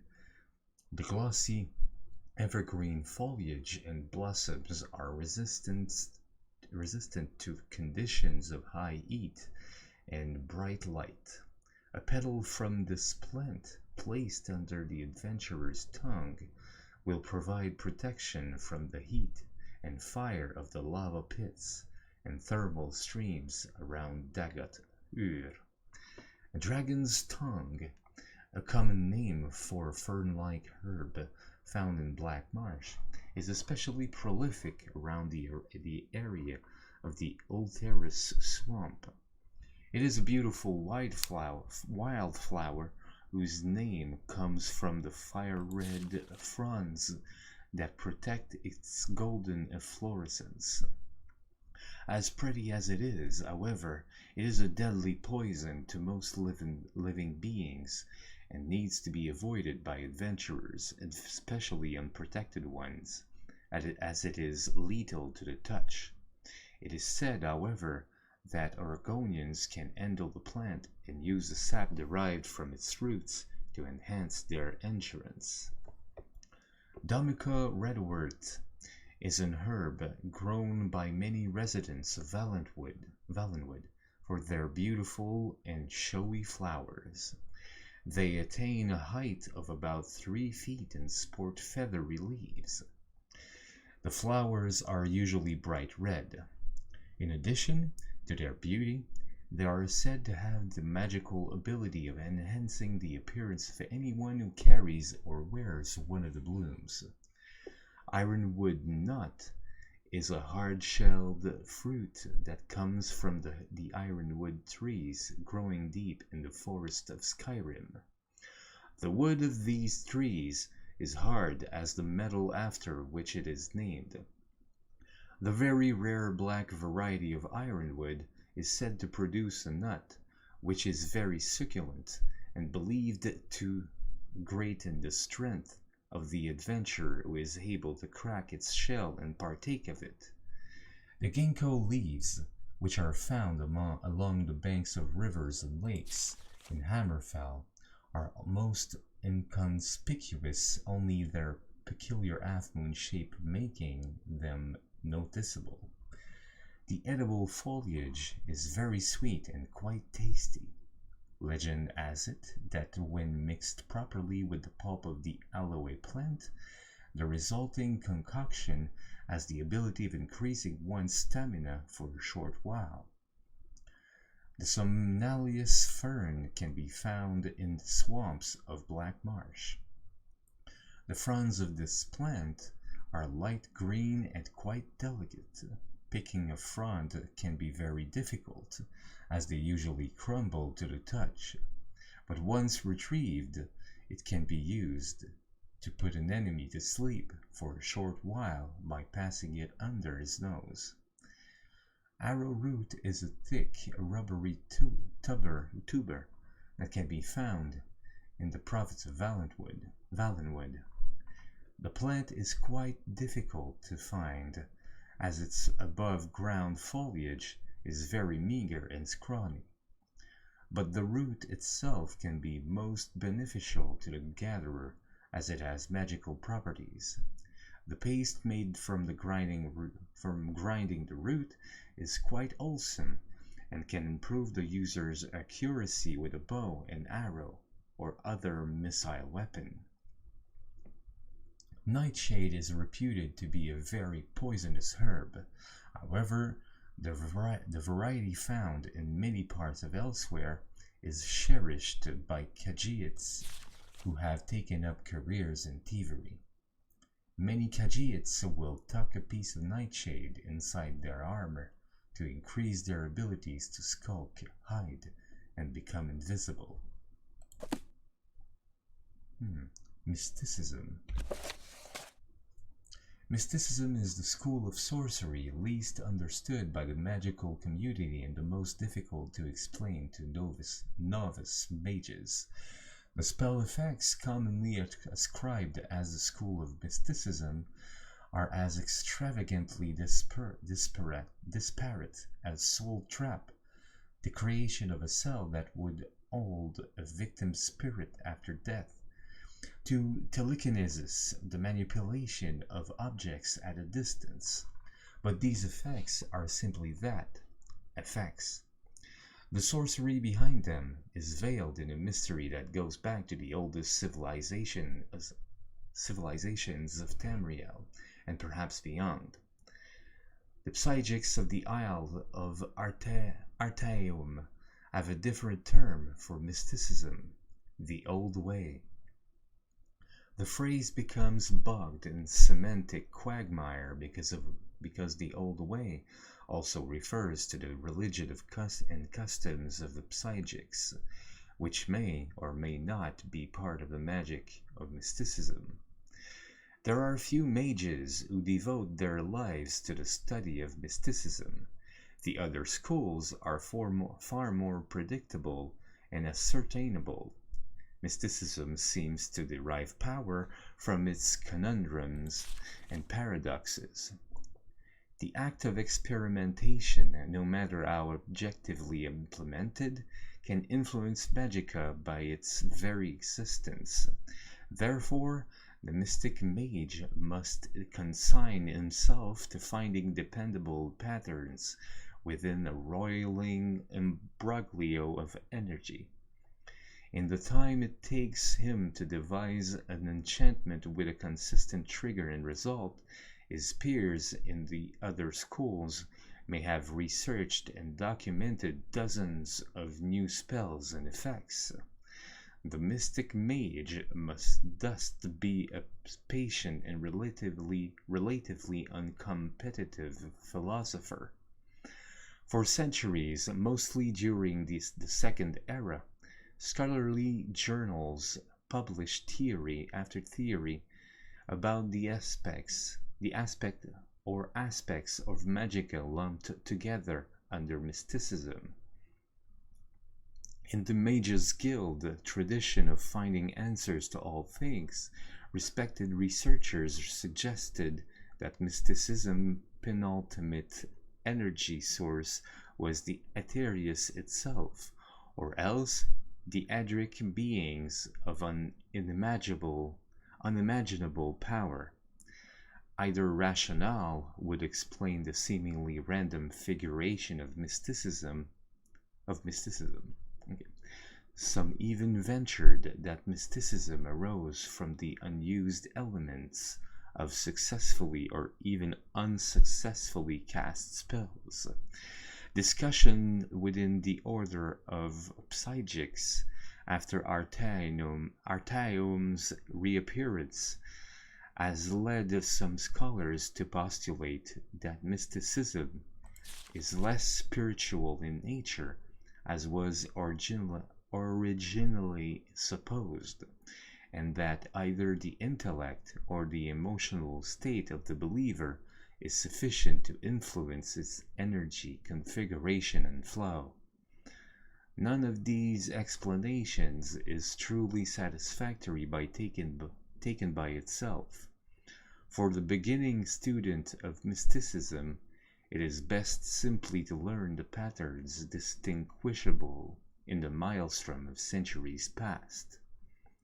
The more patterns are discovered, the clearer the remaining ones become. Until, of course, they change, for inevitably they have to. And then the journey begins anew. The Madness of Pelagius.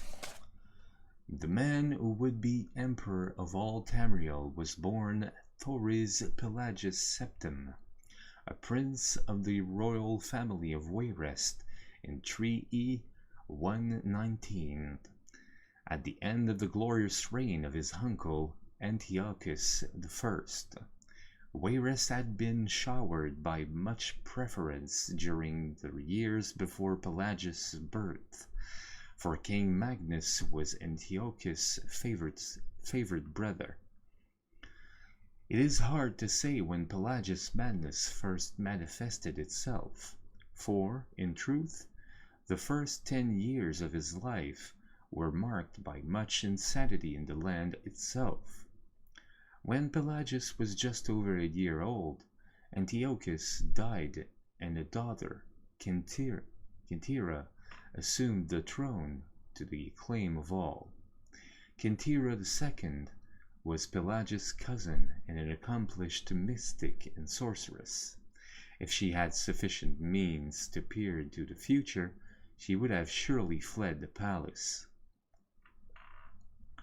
The story of the War of the Red Diamond had been told in many other scholarly journals, but as most historians agree, Caldera II's reign was usurped by her and Pelagius' cousin Uriel by the power of his mother Potema and the so-called Wolf Queen of Solitude.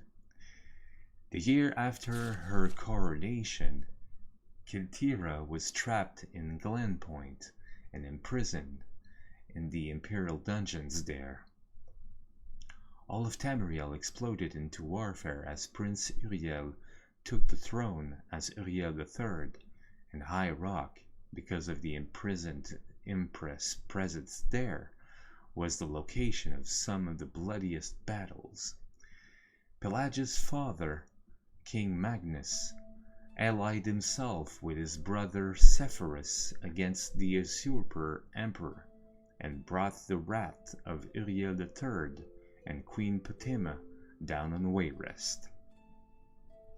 Pelagius, his brothers and sisters, and his mother 𝓐𝓢𝓜 fled to the Isle of Balfiera. 𝓐𝓢𝓜 was of the line of 𝓷𝓻𝓻𝓸𝓀, and her family manse is still located on that ancient isle even to this day. There is thankfully much written record of Pelagius' childhood in Balfiera recorded by nurses and visitors. All who met him described him as a handsome, personable boy, interested in sport, magic, and music. Even assuming diplomats a lack of candor, Pelagius seemed, if anything, a blessing to the future of the Septim dynasty.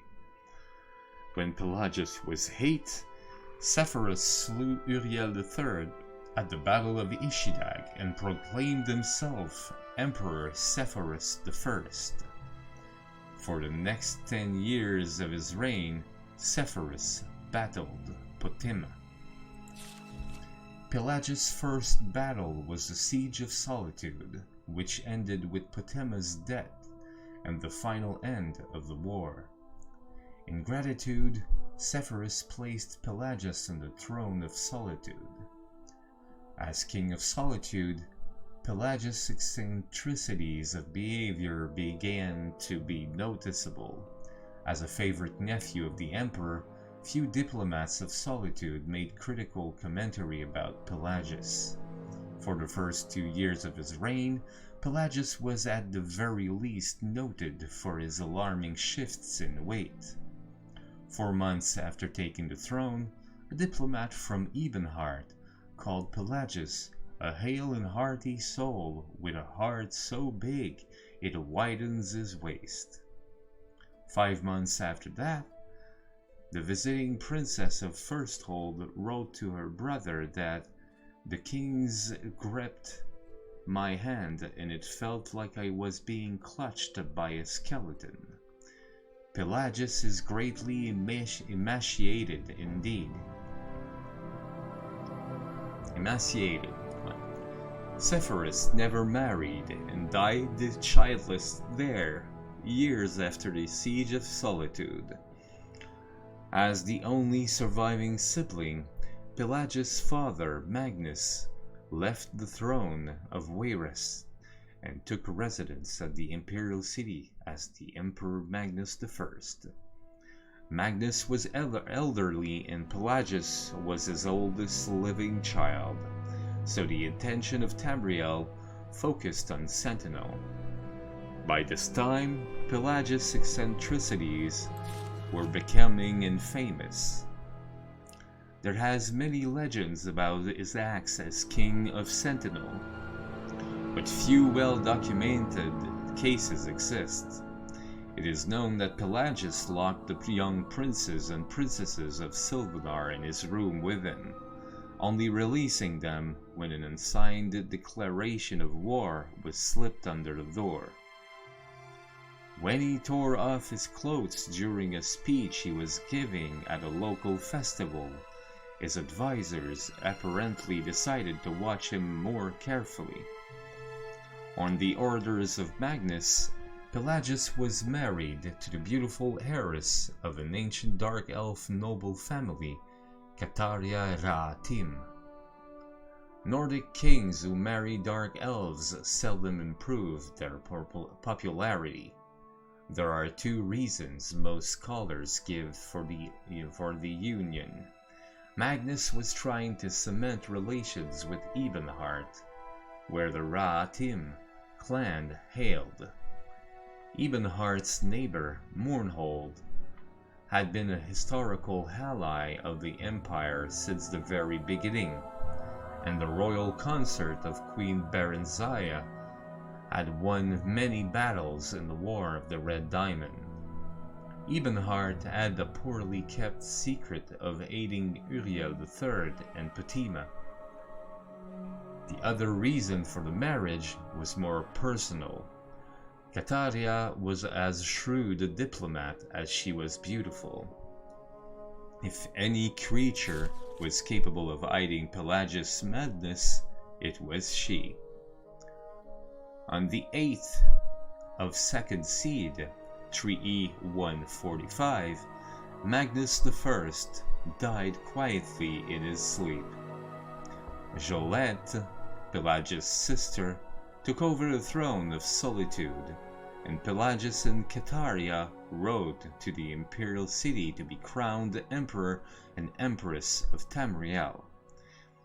It is said that Pelagius fainted when the crown was placed on his head, but 𝓐𝓢𝓜 held him up, so only those closest to the thrones could see what had happened. Like so many Pelagius stories, this cannot be verified. Pelagius III never truly ruled Tamriel. 𝓐𝓢𝓜 and the Elder Council made all the decisions and only tried to keep Pelagius from embarrassing all. Still, stories of Pelagius III's reign exist. It was said that when the Argonian ambassador from Blackrose came to court, Pelagius insisted on speaking in all grunts and squeaks, as that was the Argonians' natural language. It is known that Pelagius was obsessed with cleanliness, and many guests reported waking to the noise of an early morning scrub-down of the imperial palace. The legend of Pelagius, while expecting the servants' work, suddenly defecating on the floor to give them something to do, is probably apocryphal. When Pelagius began actually biting it and attacking visitors to the imperial palace, it was decided to send him to a private asylum. 𝓐𝓢𝓜 was proclaimed regent 2 years after Pelagius took the throne. For the next 6 years, the emperor stayed in a series of institutions and asylums. Traitors to the empire have many lies to spread about this period. Whispered stories of hideous experiments and tortures performed on Pelagius have almost become accepted as fact. The noble lady 𝓐𝓢𝓜 became pregnant shortly after the emperor was sent away, and rumors of infidelity and, even more absurd, conspiracies to keep the sane emperor locked away ran amok. As Caldera proved, her pregnancy came about after a visit to her husband's cell. With no other evidence as loyal subjects, we are bound to accept the Empress' word on the matter.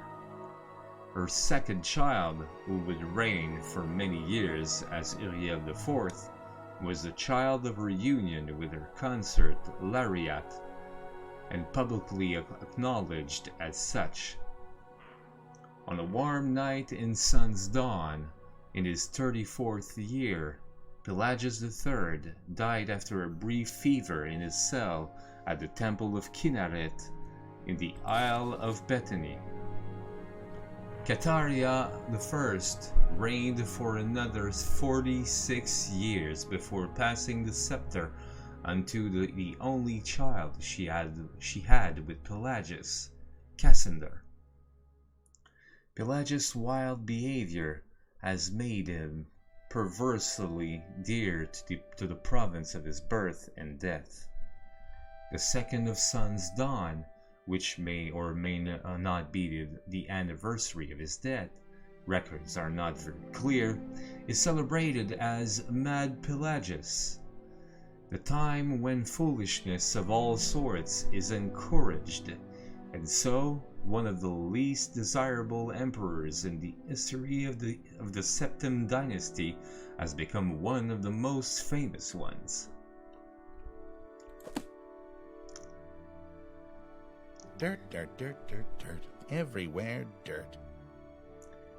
𝓐𝓢𝓜𝓡 Fire and Fate. This book is a translated account of 𝓐𝓢𝓜's travels among the various colonies of the Dwemer, explaining the theories of 𝓐𝓢𝓜. I made inquiry as to the state of enlightenment among the people he spoke for. He answered that with respect to the theories of 𝓐𝓢𝓜, there was but one scholar near who could guide the people through the maze that leads to true misunderstanding. He informed me, however, that in 𝓐𝓢𝓜 the precepts of 𝓐𝓢𝓜 were taught. He said that nothing pleased him more than to see the Dwemer of 𝓐𝓢𝓜, the most learned people in the world, studying 𝓐𝓢𝓜's words and giving consideration to their place in the life to come, and where neither planar division nor the numeration of amnesia nor any other thing of utility was more valued than the understanding of the self and its relationship to the heart. C'est dur à dire ça, pour une raison que j'ignore. I was gracious enough to receive this as a high compliment, and removing my helm, I thanked him and departed with an infinity of bows. D'accord. Overview of gods and worship. Editor's note. By Brother Echfeld. Brother Echfeld is an associate scribe at the Imperial University, Office of Introductory Studies. Gods are commonly judged upon the evidence of their interest in the worldly matters. A central belief in the active participation of deities in mundane matters can be challenged by the reference to apparent apathy and indifference on the part of gods during times of plague or famine. From intervention in legendary quests to manifestations in common daily life, no pattern for the gods of Tamriel activities is readily perceived. The concerns of gods in many ways may seem unrelated or at best unconcerned with the daily trials of the mortal realm. The exceptions do exist, however. Many historical records and legends points to the direct intervention of one or more gods at times of great need. Many heroic tales recount blessings of the divinity bestowed upon heroic figures who worked or quested for the good of a deity or the deity's temple. Some of the more powerful artifacts in the known world were originally bestowed upon their owners through such reward. It has also been reported that priests of high ranking in their temples may on occasion call upon their deity for blessings or help in time of need. The exact nature of such contact and the blessing bestowed is given to much speculation, as the temples hold such associations secret and holy. This direct contact gives weight to the belief that the gods are aware of the mortal realm. In many circumstances, however, these same gods will do nothing in the face of suffering and death, seeming to feel no need to interfere. It is thus impossible to conclude that we as mortals may not be capable of understanding more than a small fraction of the reasoning and logic such beings use.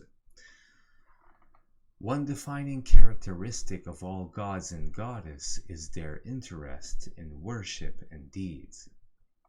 Deeds in the form of holy quests are just one of the many things that bring the attention of a deity. Deeds in everyday life, by conforming to the statutes and obligations of individual temples, are commonly supposed to please a deity. Performance of ceremony in a temple may also bring a deity's attention. Ceremonies vary according to the individual deity. The results are not always apparent, but sacrifice and offerings are usually required to have any hope of gaining a deity's attention. While direct intervention in daily temple life has been recorded, the exact nature of the presence of a god in daily mundane life is a subject of controversy. A traditional saying of the wood elves is that one man's miracle is another man's accident. While some gods are believed to take an active part of daily life, others are well known for their lack of interest in temporal affairs.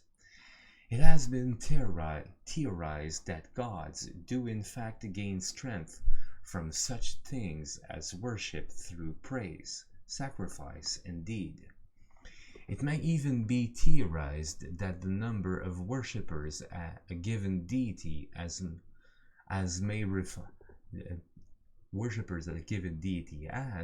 may reflect on his overall position among the other gods. This my own conjecture garnered from the apparent ability of the larger temples to attain blessings and assistance from their god with greater ease than smaller religious institutions. There are reports of the existence of spirits in our world that have the same capacity to use the actions and deeds of mortals to strengthen themselves as do the gods. The understanding of the exact nature of such creatures would allow us to understand with more clarity the connection between a deity and the deity's worshippers.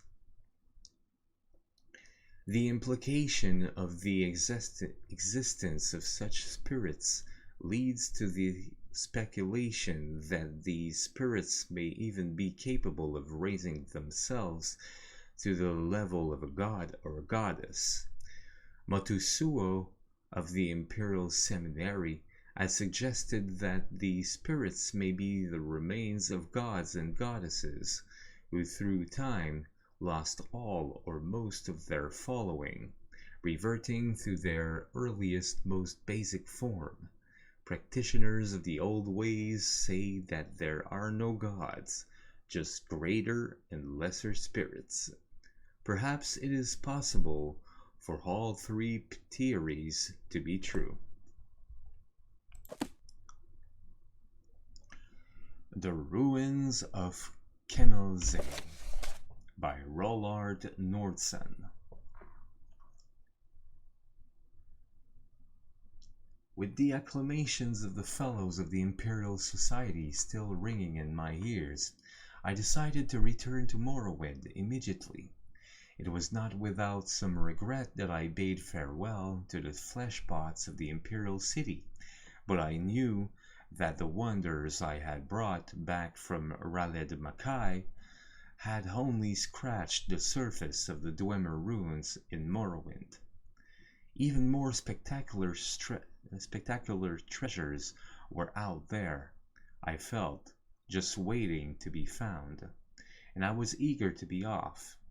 I also had before me the salutary example of poor Bannerman, who was still dining out on his single expedition to Black Marsh 20 years ago. That would never be me, I vowed.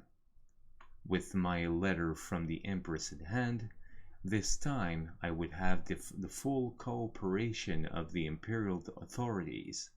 No more need to worry about attacks from superstitious locals. But where should I look next?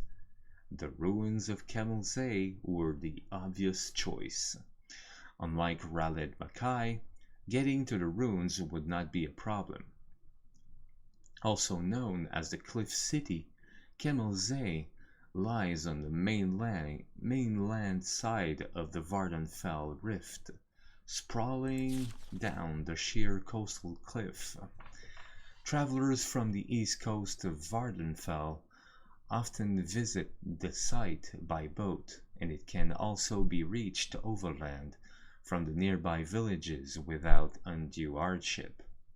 Once my expedition had assembled in 𝓸𝓸𝓻𝓸𝓀, with the usual tedious complications involved in operating in this half-civilized land, we set out for the village of Morrowind near the ruins, where we hoped to hire a party of diggers.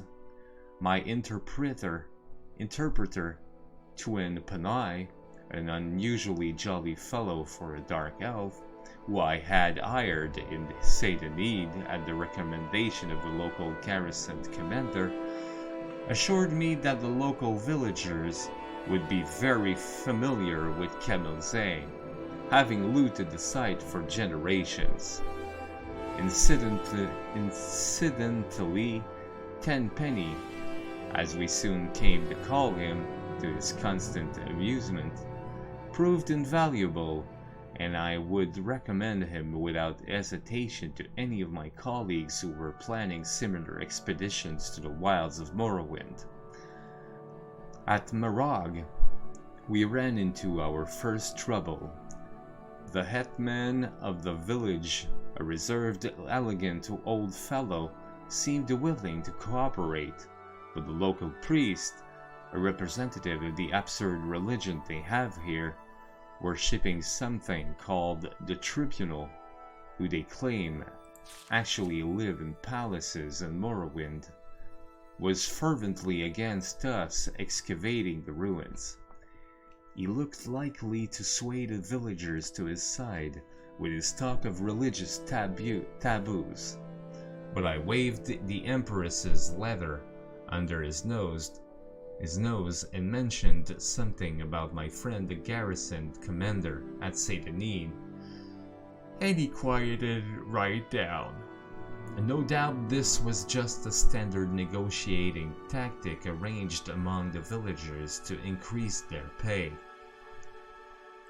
In any event, once the priest had talked off muttering it to himself, no doubt calling down curses upon the heads of the foreign devils, we soon had a line of villagers eager to sign onto the expedition.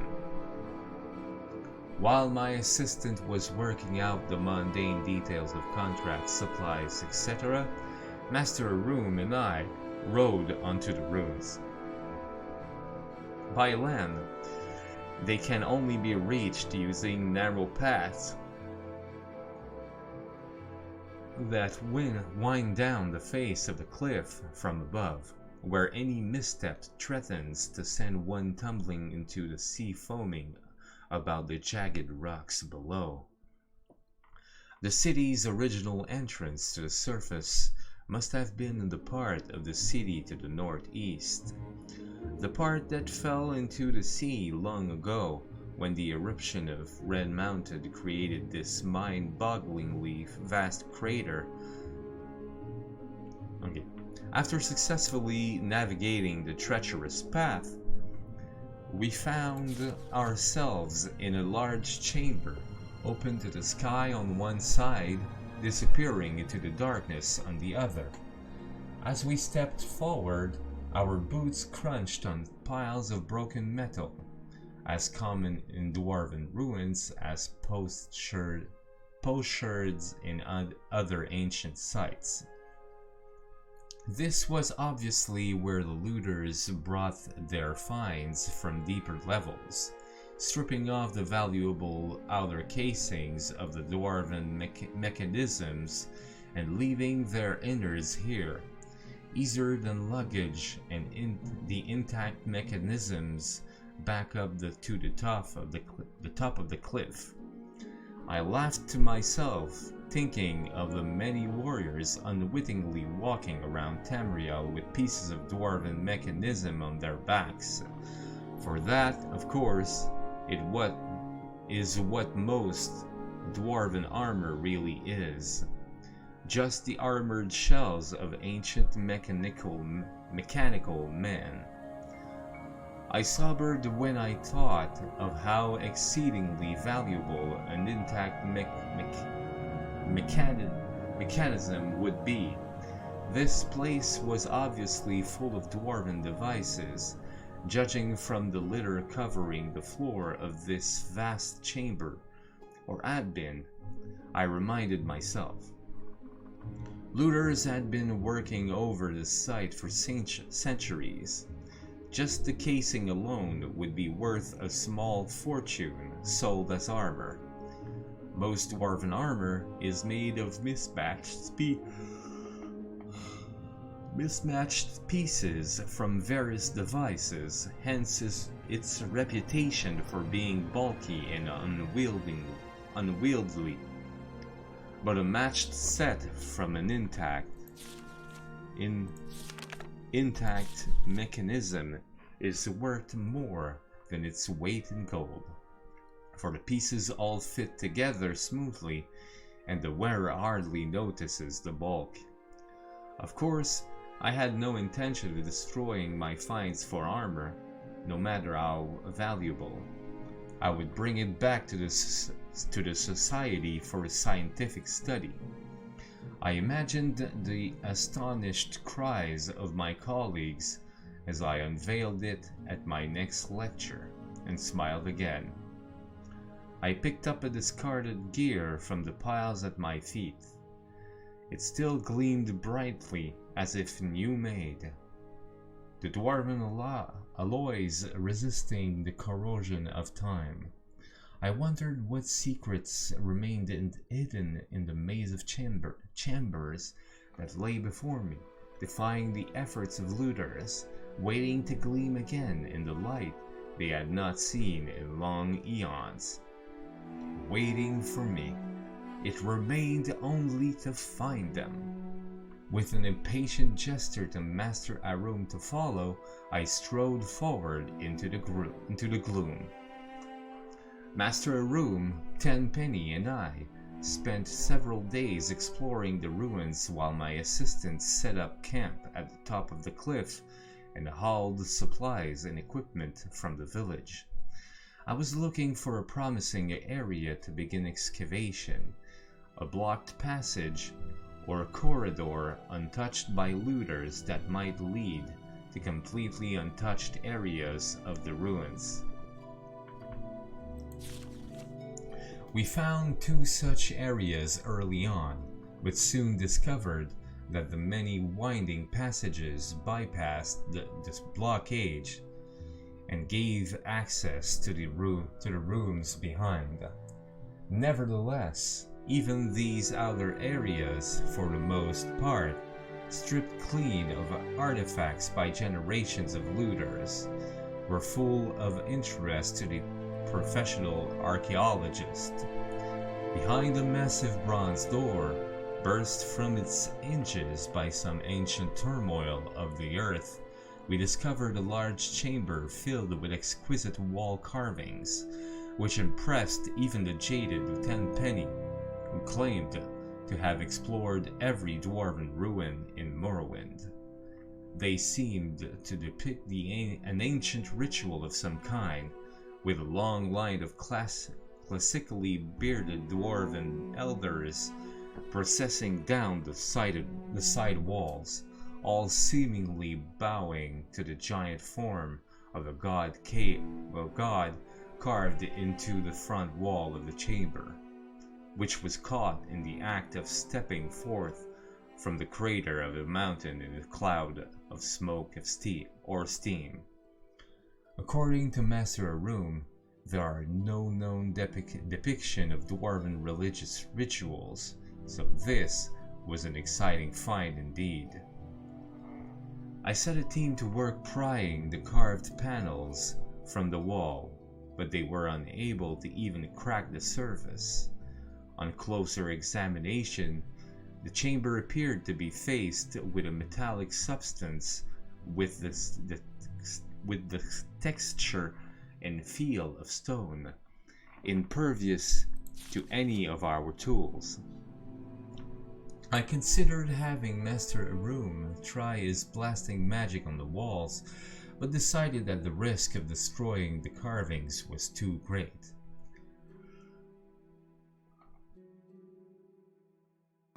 Much as I would have preferred to bring them back to the Imperial City, I had to settle for taking rubbings of the carvings.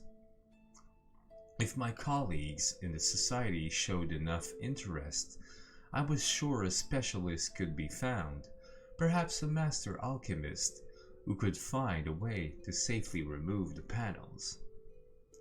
I found another curious room at the top of a long winding stair, barely passable due to the fall of rubble from the roof. At the top of the stair was a domed chamber with a large ruined mechanism at its center. Painted constellations were still visible in some places on the surface of the dome. Master Arum and I agreed that this must have been some kind of observatory, and the mechanism was therefore the remains of a dwarven telescope. To remove it from the ruins down the narrow stairway would require its complete disassembly, which fact no doubt has preserved it from the attention of looters. So I decided to leave it in place for the time being. The existence of this observatory suggested, however, that this room had once been above the surface.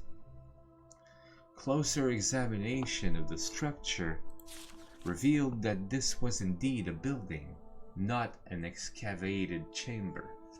The only other doorways from the room were completely blocked, and careful measurements from the top of the cliff to the entry room and then to the observatory revealed that there were still more 250 feet below the present ground level. A sobering reminder of the forgotten fury of Red Mountain. This discovery led us to focus our attentions downward. Since we now knew approximately where the ancient surface lay, we could rule out many of the iron-blocked passages.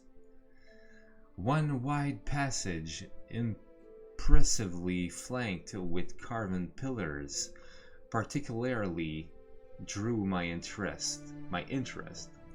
It ended in a massive rockfall, but we could see where looters had begun and then abandoned a tunnel through this debris. With my team of diggers and Master Aroom's to assist, I believed we could succeed where our predecessors had failed. I therefore set my team of dark elves to work on clearing the passage, relieved finally to be beginning the real exploration of 𝓐𝓢𝓜𝓡. Soon, I hoped, my boots would be stirring up dust that had lain undisturbed since the dawn of time. With this exciting prospects before me, I may have driven my diggers a bit too hard. Tenpenny reported that they were beginning to grumble about the long days, and that some were talking of quitting. Knowing from experience that nothing puts heart back into these dark elves like a taste of the lash, I had the ringleaders whipped and the rest confined to the ruins until they had finished clearing the passageway. Thanks Tandar for my foresight in requisitioning a few legionnaires from Saint-Denis. They were sullen at first, but with the promise of an extra day's wages when they broke through, they soon set to work with a will.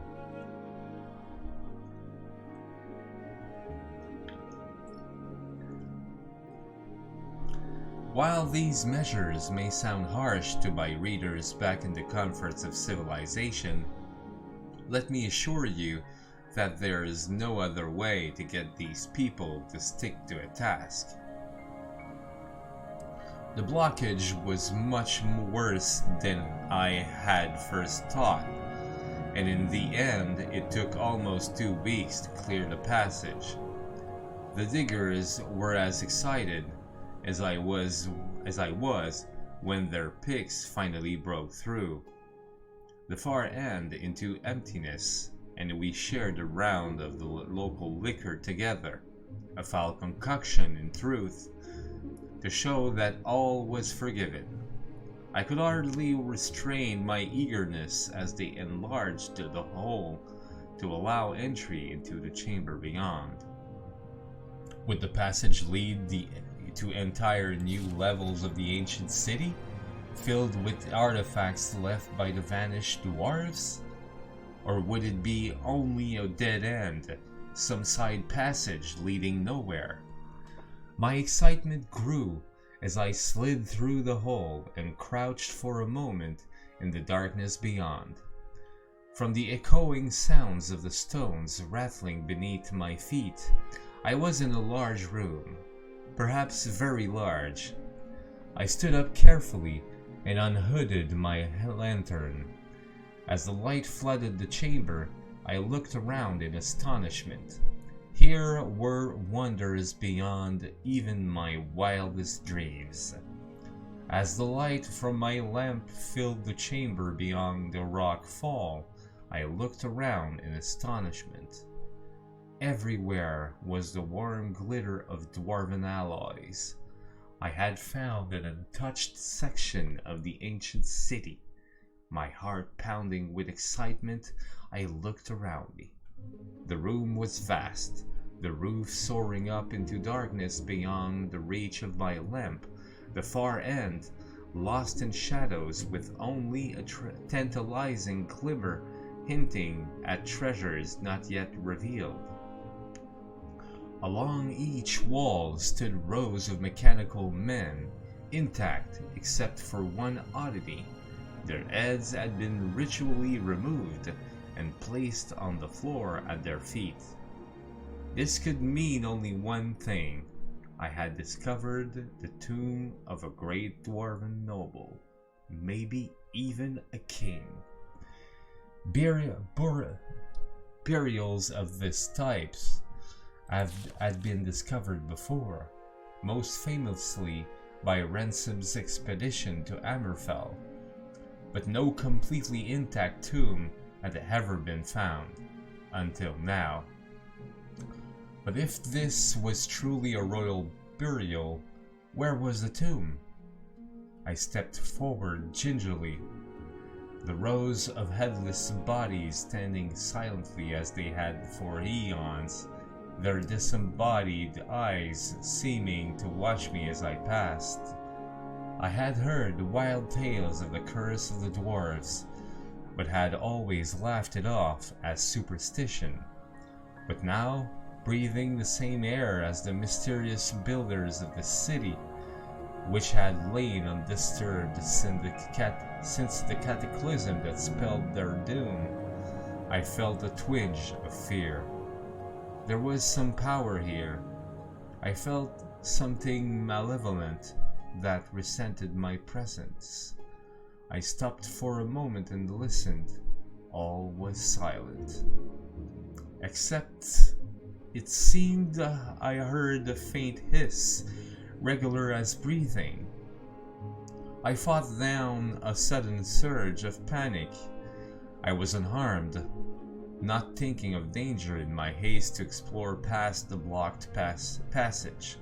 Sweat dripped down my face as I scanned the gloom for any movement. The room was warm, I suddenly noticed, much warmer than the rest of the labyrinth thus far. My excitement returned. Could I have found a section of the city still connected to a functioning steam grid? Pipes ran along the walls, as in all sections of the city. I walked over and placed my hand on one. It was hot, almost too hot to touch. Now I saw that in places where the ancient piping had corroded, small jets of steam were escaping. The sound I had heard. I laughed at my own credulity. I now advanced quickly to the far end of the room, giving a cheerful salute to the ranks of mechanical soldiers who had appeared so menacing only moments before. I smiled with triumph as the light swept back to the darkness of centuries to reveal the giant effigy of a dwarven king standing on a raised dais, his metal hand clutching his rod of office. This was the prize indeed. I circled the dais slowly, admiring the craftsmanship of the ancient dwarves. The Golden King stood 20 feet tall under a freestanding domed cupola, his long upswept beard jutting forward proudly as his glittering metal eyes seemed to follow me. But my superstitious mood had passed, and I gazed benevolently on the old dwarven king. My king, as I had already begun to think of him. I stepped onto the dais to get a better look at the sculpted armor. Suddenly, the eyes of the figure opened, and it raised a mailed fist to strike. I leaped to one side as the golden arm came crashing down, striking sparks from the steps where I had stood a moment before. With a hiss of steam and a whir of gears, the giant figure stepped ponderously out from under its canopy and strode towards me with frightening speed, its eyes tracking me as I scrambled backwards. I dodged behind a pillar as the fist whistled down again. I had dropped my lantern in the confusion, and now I crept into the darkness outside the pool of light, hoping to slip between the headless mechanism and thus escape back to the safety of the passageway. Where had the monster gone?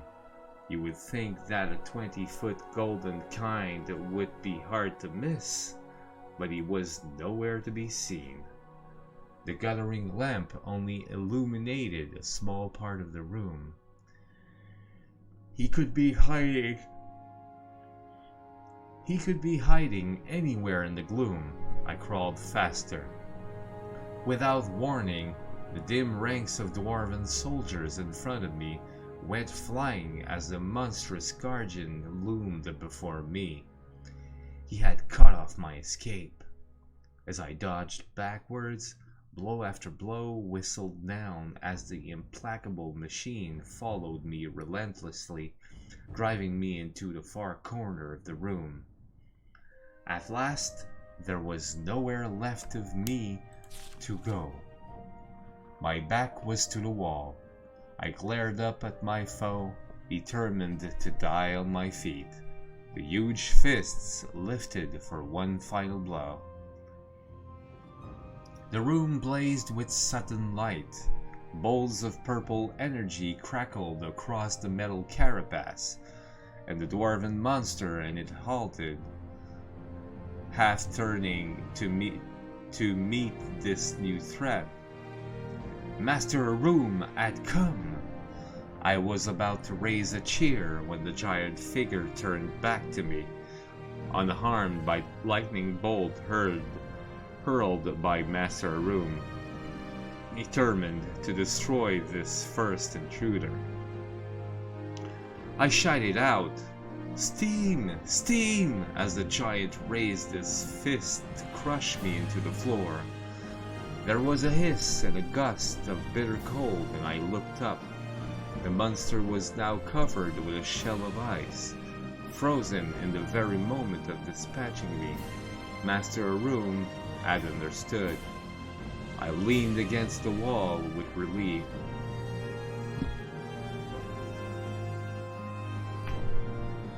The ice cracked above me. The giant golden king stood before me, the shell of ice falling away, his head swiveling towards me in triumph. Was there no stopping this dwarven monstrosity? But then the light faded from his eyes, and his arms dropped to his sides. The magical frost had worked, cooling its steam-driven energy. As Master Arum and the diggers crowded around me, congratulating me on my narrow escape, my thoughts drifted. I imagined my return to the Imperial City, and I knew that this would be my greatest triumph yet. How could I possibly top this find? Perhaps it was time to move on, recovering the fabled Eye of Argonia. Now that would be a coup. I smiled to myself, reveling in the glory of the moment, but already planning my next adventure.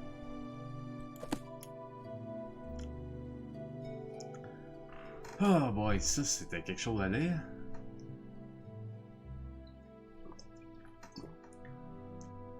Maintenant, the Children of the Sky. Nords consider themselves to be the children of the sky. They call Skyrim the throat of the world, because it is where the sky exhaled on the land and formed them. They see themselves as eternal outsiders and invaders, and even when they conquer and rule another people, they feel no kinship with them. The breath of the voice are the vital essence of a Nord. When they defeat great enemies, they take their tongues as trophies. These are woven into ropes and can hold speech like enchantment. The power of a Nord can be articulated into a shout, like the kiai of a Nakaviri swordsman. The strongest of their warriors are called tongs. When the Nords attack a city, they take no siege engines or cavalry.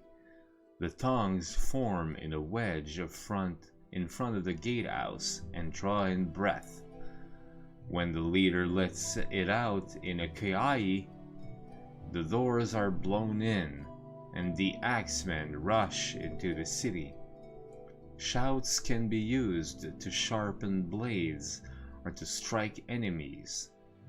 A common effect is the shout that knocks an enemy back, or the power of command.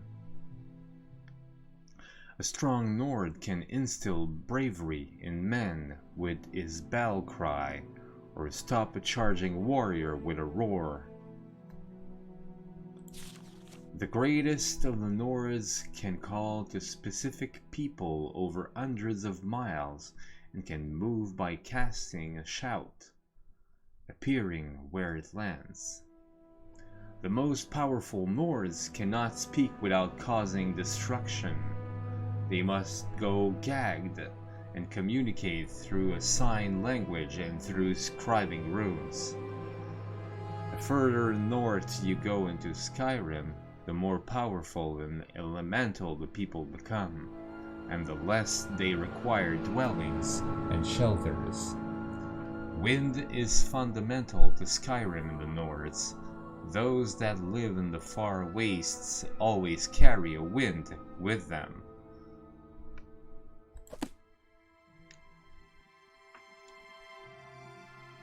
Biography of Baranzaya, Volume 3.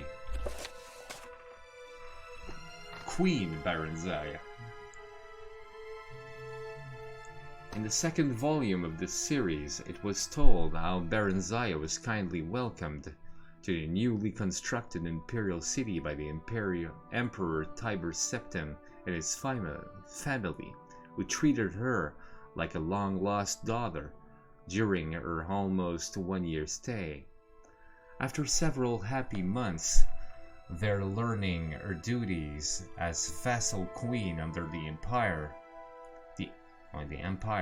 the Imperial General Symmachus escorted her to Mournhold, where she took up her duties as queen for her people under his wise guidance. Gradually, they came to love one another and were married and crowned in a splendid ceremony at which the emperor himself officiated. After several hundred years of marriage, a son, Elsith, was born to the royal couple amid celebration and joyous prayer. Although it was not publicly known at the time, it was shortly before this blessed event that the Staff of Chaos had been stolen from its hiding place deep in the Mournhold mines by a clever, enigmatic bard known only as the Nightingale. 8 years after Elseth's birth, Baranzaya bore a daughter, Morgia, named after Symmachus' mother, and the royal couple's joy seemed complete. Alas, shortly after that, relations with the Empire mysteriously deteriorated, leading to much civil unrest in Mournhold. After few fruitless investigations and attempts at reconciliation, in despair, Baranzaya took her young children and traveled to the imperial city herself to seek the ear of then Emperor Uriel Septim VII.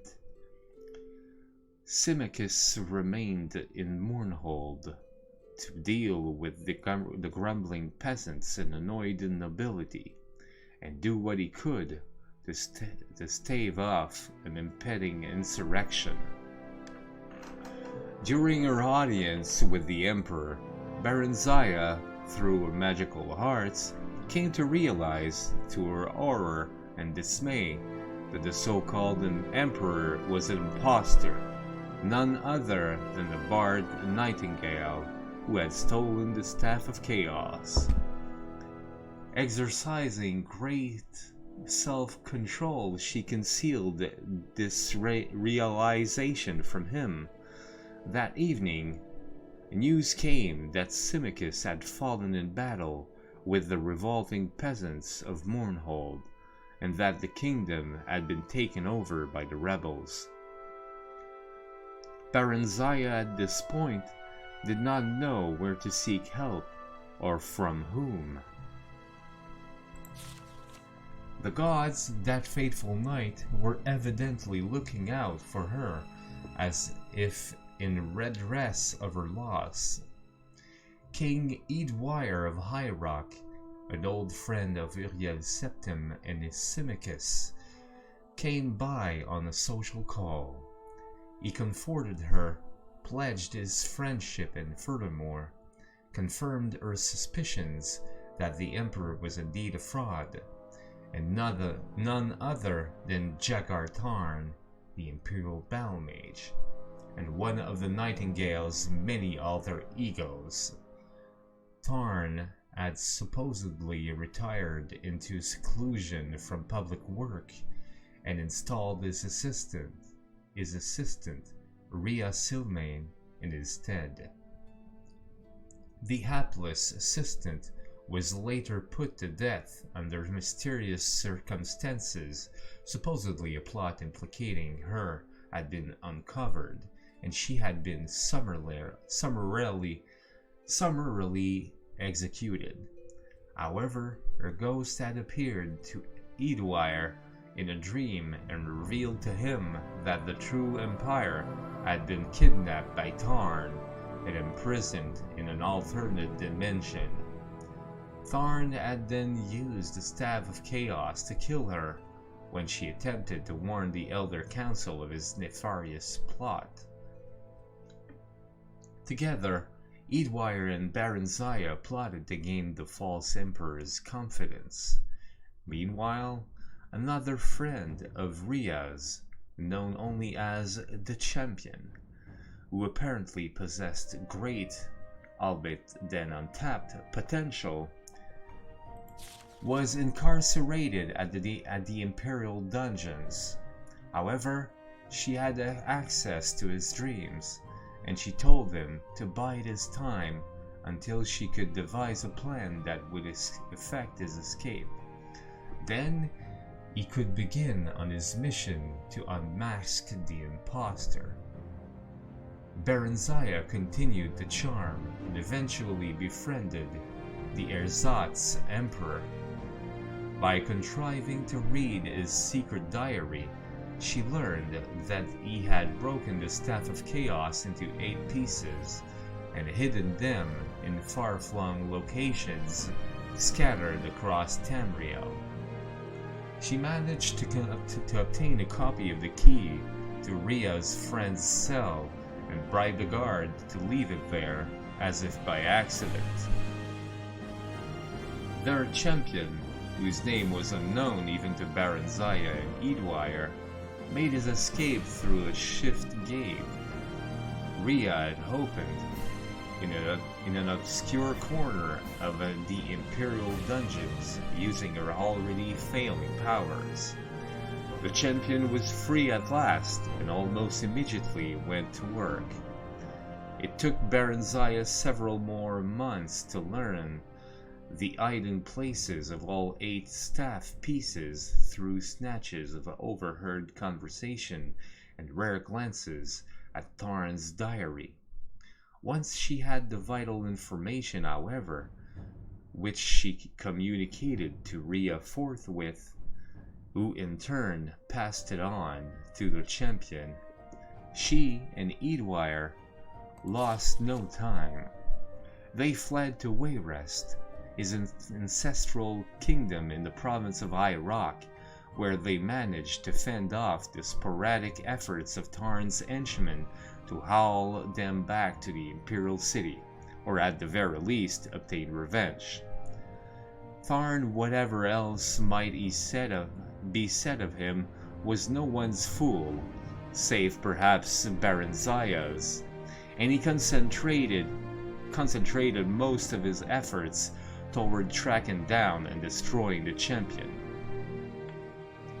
As all now know, the courageous, indefatigable, and forever nameless champion was successful in reuniting the 8 sundered pieces of the Staff of Chaos.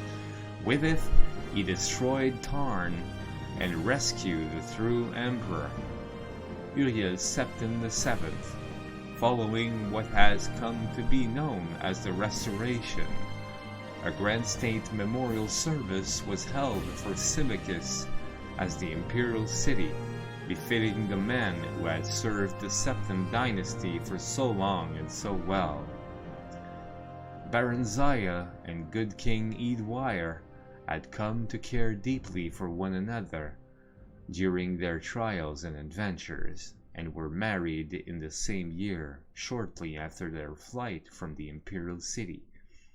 Her 2 children from her previous marriage with Symmachus remained with her, and a regent was appointed to rule Mournhold in her absence. Up to the present time, Queen Baranziah has been in Wayrest with Prince Elsit and Princess Morgia. She plans to return to Mournhold after 𝓐𝓢𝓜's death, since he was already elderly when they wed.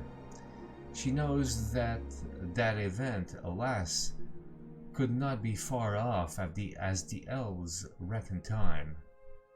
Until then, she shares in the government of the Kingdom of Wayrest with her husband, and seems glad and content with her finally quiet and happily unremarkable life. Now, where did I put that?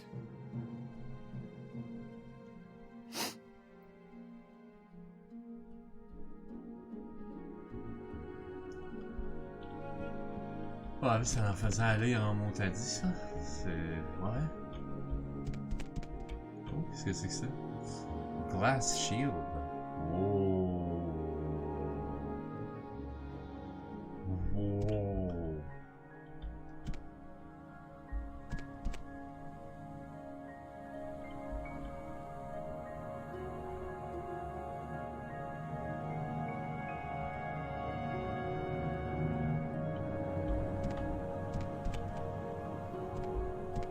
𝓐𝓚, oh my god, silver longbow, steel longbow, iron battle axe, silver longsword.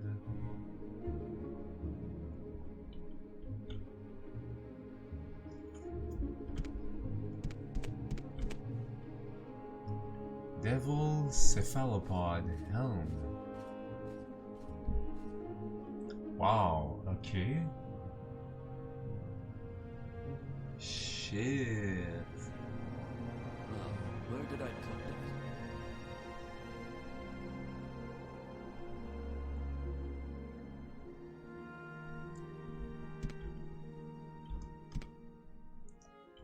Now, Ouais, where je did I put that? pense que je vais revenir ici un autre moment donné, je pense. Lock level 25, ok. Ouais, peut-être cette nuit, hein? Ouais, c'est... Il y a quelques affaires que j'aimerais avoir. Quelle heure, là? Il est 6h PM. Ben, bientôt, bientôt, hein? Où est-ce que vous êtes là? Ah, vous êtes là. Que je vois. Toi, t'as quoi comme armor, là? Ouais, Nordic Iron Helm, c'est pas... Steel Gauntlet, elle a des Steel Gauntlet, Steel Tower, Iron Bracer, Iron Boots, Greaves and cuirasse, ouais.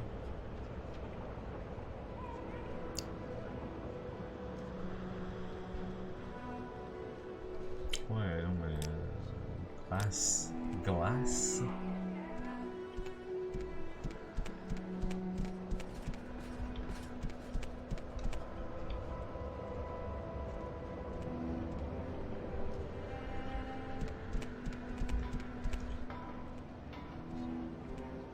Gorak Manor. Ouais donc, qu'est-ce qu'il y a ici? Ah, bonjour les orques. 𝓐𝓢𝓜 𝓚𝓸𝓻𝓻𝓸𝓀. Welcome to Caldera, Charlot. We're an imperial town, 𝓐𝓢𝓚, obviously, so can I help you? What's your trade? I'm a warrior by trade. I know how to fight when necessary, but I much rather look so tough that critters give up or run away when they see me. Personally, I favor long blades of all kinds. They use long blades of many different styles and craftsmanship here in Morrowind, and I wear a medium armor for a decent balance of protection and nobility. But I train with various weapon types and armor types, and like any good warrior, I'm my own armorer. Don't want to fight with worn weapons and worn armor.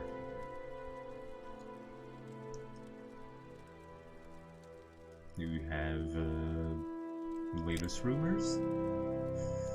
Ouais, alors 𝓐𝓸𝓻𝓻𝓸𝓀 n'est pas content, Caldera is quiet.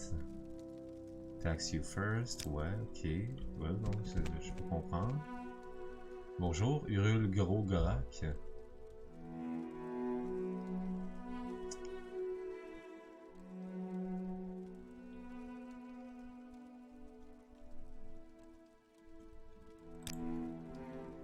Warrior by trade, toi aussi? D'accord. Oh. Small fork on outside, or Night is falls it on inside? Sentinel. Blunt weapons. Okay. By 𝓐𝓢𝓚.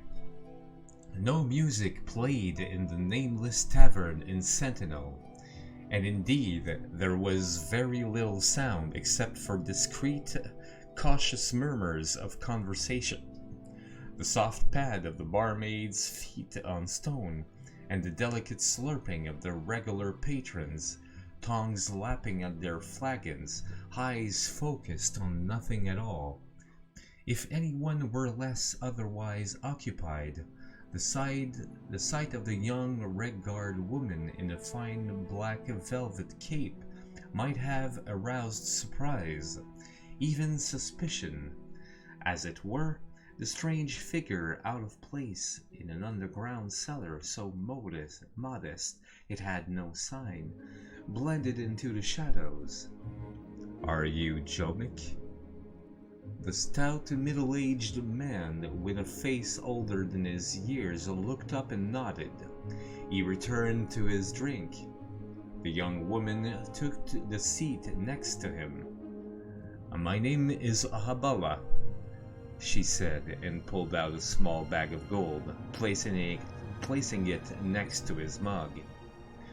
Sure it be, snarled 𝓐𝓚, and met her eyes again. Who'd you'd want dead?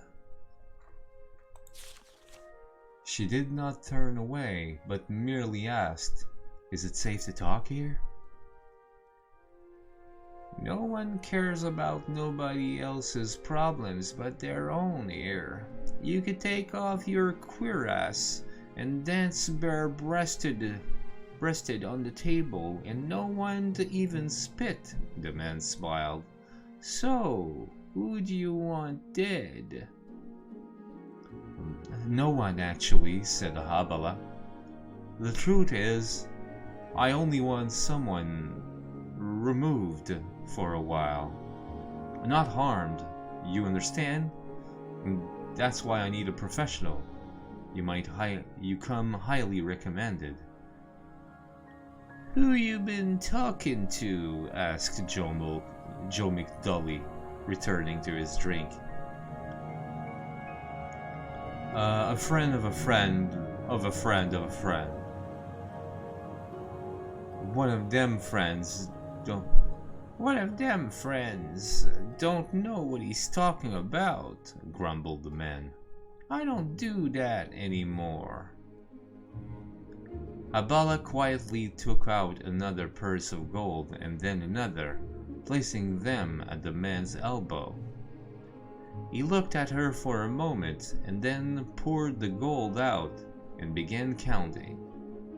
As he did, he asked, Who do you want removed? Just a moment, smiled 𝓐𝓚. shaking her head. Before we talk detailed, I want to know that you're a professional, and you won't harm this person very much, and that you'll be discreet. You want discreet? The man paused in his counting.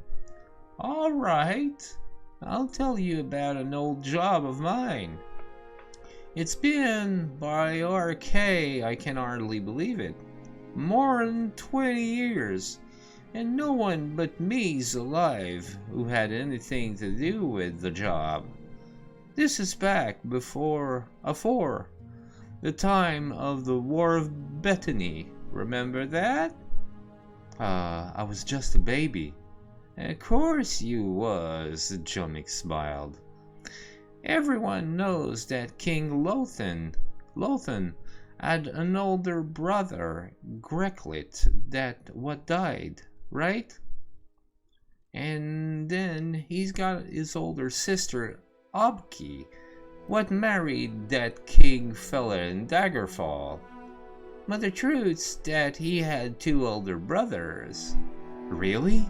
Abella's eyes glistened with interest. No lie, he chuckled. A weedy, feeble fella called Artago, the king and queen's firstborn. Anyhow, this prince was heir to the throne, which his parents wasn't too thrilled about, but then the queen, she squeezed out 2 more princes who looked a lot more fit. That's when me and my boys got hired on, to make it look like the first prince got took off by the Under King or some such story. I had no idea, the young woman whispered. Of course you didn't, that's the point. Jomick shook his head. Discretion, like you said. We bagged the boy, dropping off deep in an old ruin, and that was that. No fuss, just a couple of fellas, a bag, and a club. That's what I'm interested in, said Abela. Technique. My friend who needs to be taken away is weak also, like this prince. What is a club for? Oh, it's a tool. So many things what was better in the past ain't around no more. Just because people today prefer ease of use to what works right. Let me explain. There are 71 prime pain center in an average fella's body. Elves and Khajiiti, being so sensitive at all, got 3 and 4 more respectively. Argonians and Slows, almost as many as 52 and 67. Jomick used his short stubby finger to point out each region on Abala's body. 6 in your forehead, 2 in your brow, 2 on your nose, 7 in your throat, 10 in your chest, 9 in your abdomen, 3 on each arm, 12 in your groin, 4 in your favored leg, 5 in the other. That's 63, replied Habala. No, it's not, growled Jomick. Yes, it is, the young lady cried back, indignant that her mathematical skills were being questioned. 6 plus 2 plus 2 plus 7 plus 10 plus 9 plus 3 for one arm, and 3 for the other plus 12 plus 4 plus 5. 63. I must have left some out, shrugged Jomick. The important thing is that to become skilled with a staff or club, you gotta be a master of these pain centers. Done right, a light tap could kill or knock out without so much as a bruise. Fascinating, smiled Abala. And no one ever found out? Why would they? The boy's parents, the king and queen, they're both dead now. The other children always thought their brother got carried off by the other king. That's what everyone thinks. and all my partners are dead. Of natural causes? Ain't nothing natural that ever happens in the bay, you know that. One fella gets sucked up by one of them 𝓐𝓷𝓻𝓻𝓸𝓀𝓷𝓭. Another died of that same plague that took the queen and Prince Greklet. Another fella got himself beat up to death by a burglar. You gotta keep low, out of sight, like me, if you want to stay alive. Jamish finished counting the coins. You must want this fella out of the way bad. Who is it? It's better if I show you, said Abala, standing up. Without a look back, she strode out of the nameless tavern. Chelmick drained his beer and went out. The night was cool, with an unrestrained wind surging off the water of the Iliac Bay, sending leaves flying like whirling shards. Abala stepped out of the alleyway next to the tavern and gestured to him.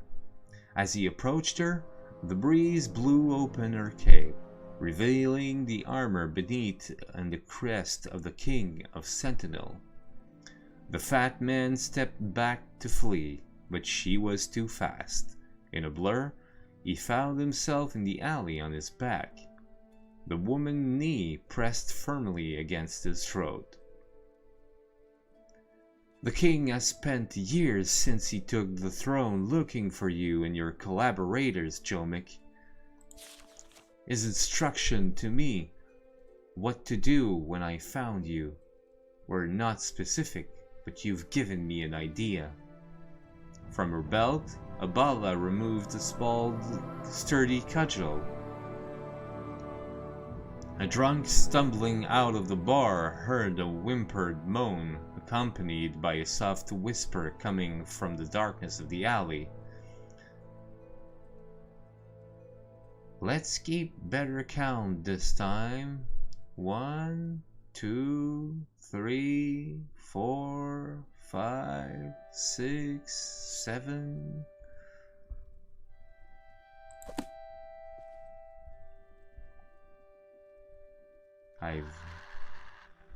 Vous ramassez pas, vous autres? Non, vraiment, c'est... Mon Dieu, ça traîne là, tout. C'est une triste, ça?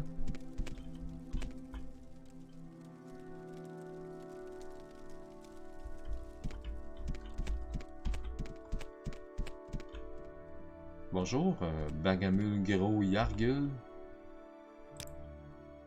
You're a bounty hunter. Ah d'accord, bien sûr. Ok.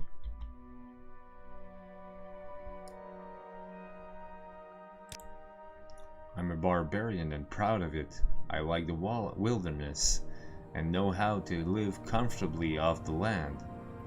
I know the various native creatures of the wild, how to hunt them, what bits are good to eat, and what bits the city folk will pay for. I know weapons and armor, and how to stay healthy, so I can play soldier for pay, but I hate taking orders, so I prefer to live by hunting. D'accord.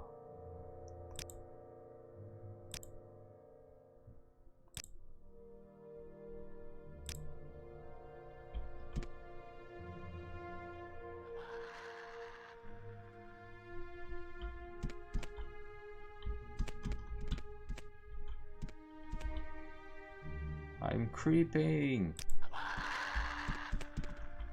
Oh yeah, I can see that you're creeping. You're quite a creep. Well, hello there. Golem, gros, machin. Gofim graborble. This is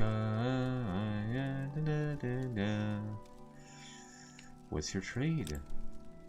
You're a barbarian too. Well, well, okay.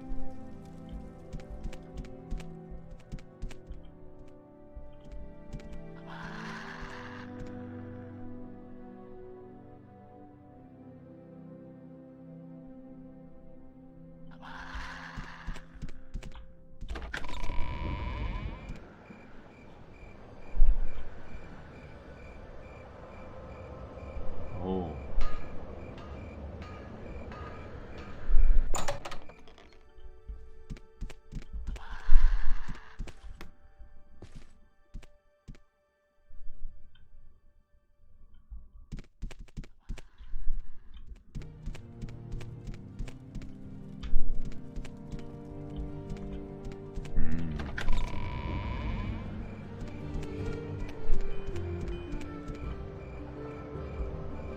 Bonjour.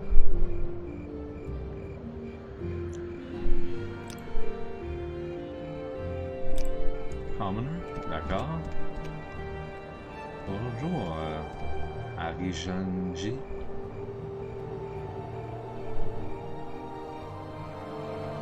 Hey, that's nothing important. I'm a thief. I was born to be a thief. I love to sneak around in rich people's houses and liberate their possessions. I enjoy puzzling out the security provisions on doors and chests, thrilling to the challenge and suspense of picking locks and disarming traps. And I've always had an interest in imperial law, property rights, criminal justice, bribes, and grafts. Me and the guards, we're old friends, and punitive labor isn't all that bad. Free food and board, fresh air, and good fellowship.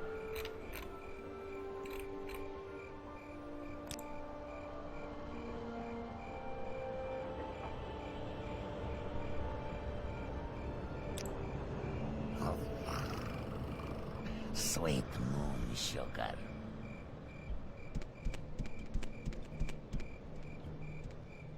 𝓐𝓢𝓷𝓭.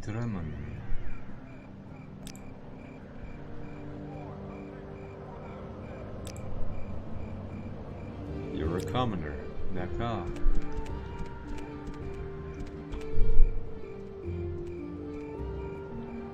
𝓐𝓢𝓷's house.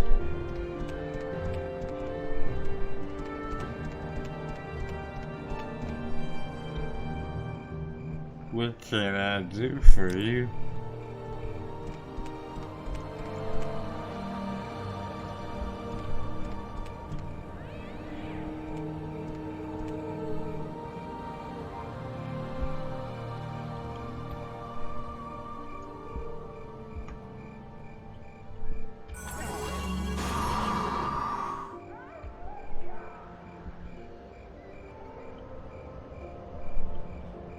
Get the fuck out. Button. Drunkard, goddess.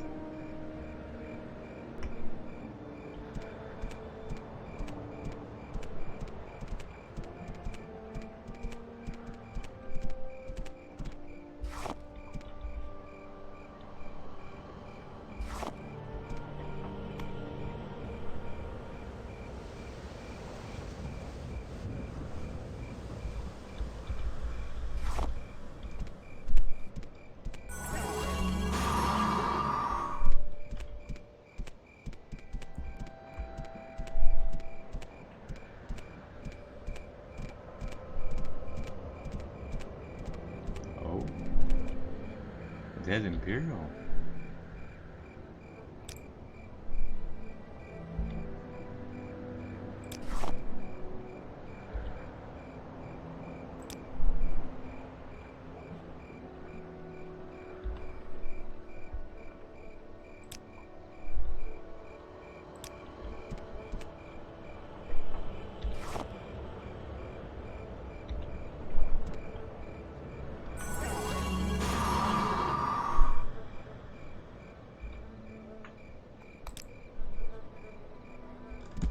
There's a dead Imperial right there.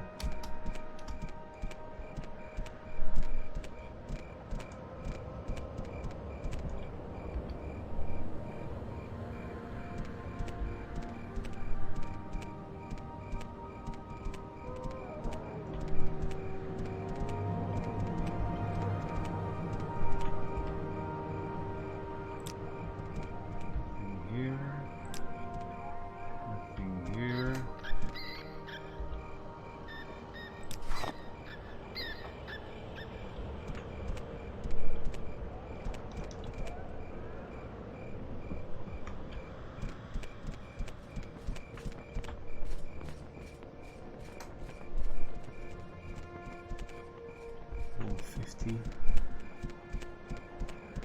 Faudrait que je rentre là. Colonial Furnace House.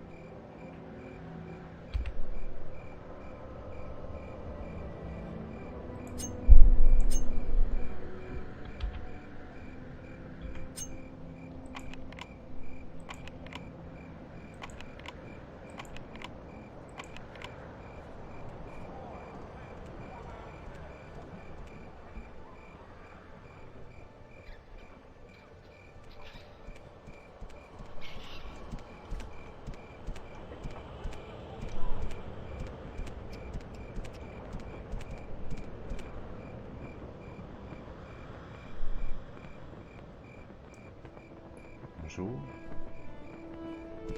Nothing to see here.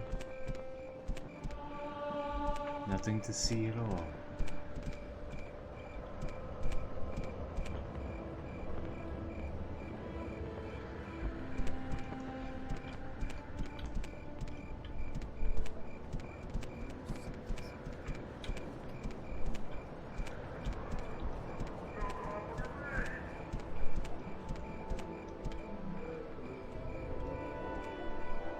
Shank's shovel? What's Shank's shovel?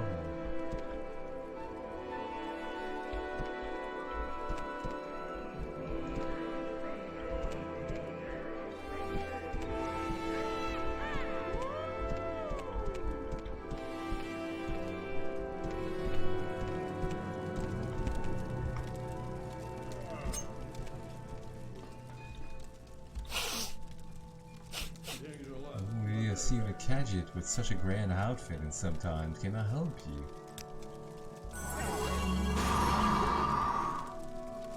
𝓐𝓢𝓚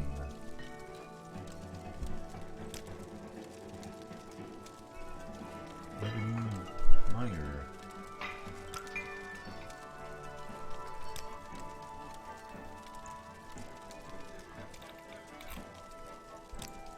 Boomers.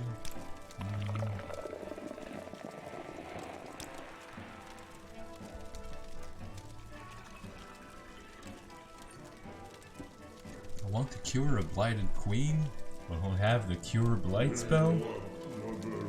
Then you need to buy some scroll of Derrir's blessing scrolls. Not Derrir's miracle. They cure you. Derrir's blessing scrolls cure the target. Try 𝓐𝓢𝓜𝓡 𝓚𝓸𝓻𝓻𝓸𝓀 at 4th Moonmoth, or Mirasos Cran at Telvanni Council Hall, or 𝓐𝓢𝓜𝓡 at the Aldrun Temple. Ah d'accord. Merci.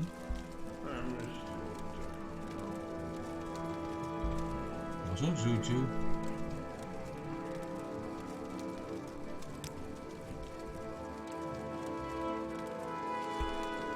I is taken to mean variously tall, proud, and culturally snobbish. In the Empire, I-Hals is the common usage. They consider themselves the most civilized culture of Tamriel, and in truth, the common tongue of the Empire, Tamrielic, is based on their speech and writing, and most of the Empire's arts, crafts, and sciences are derived from elven traditions.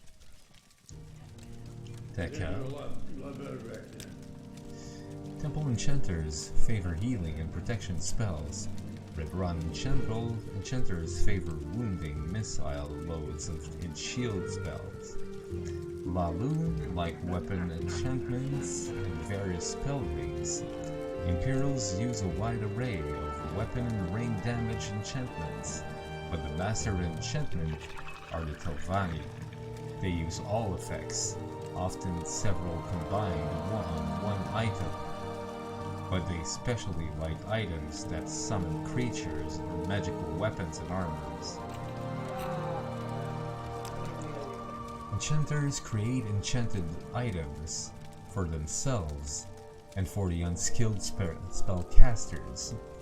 A magic scroll is the simplest enchanted item. Anyone can use it to cast a single spell with 100% reliability, but the scroll is destroyed in the process. Enchanters also place permanent enchantments on weapons, armor, clothing, and ornaments. These items cast spells reliably, powered by built-in soul gems. A soul gem's power limits the number of an item's uses, but the gems renew their expanded power over time.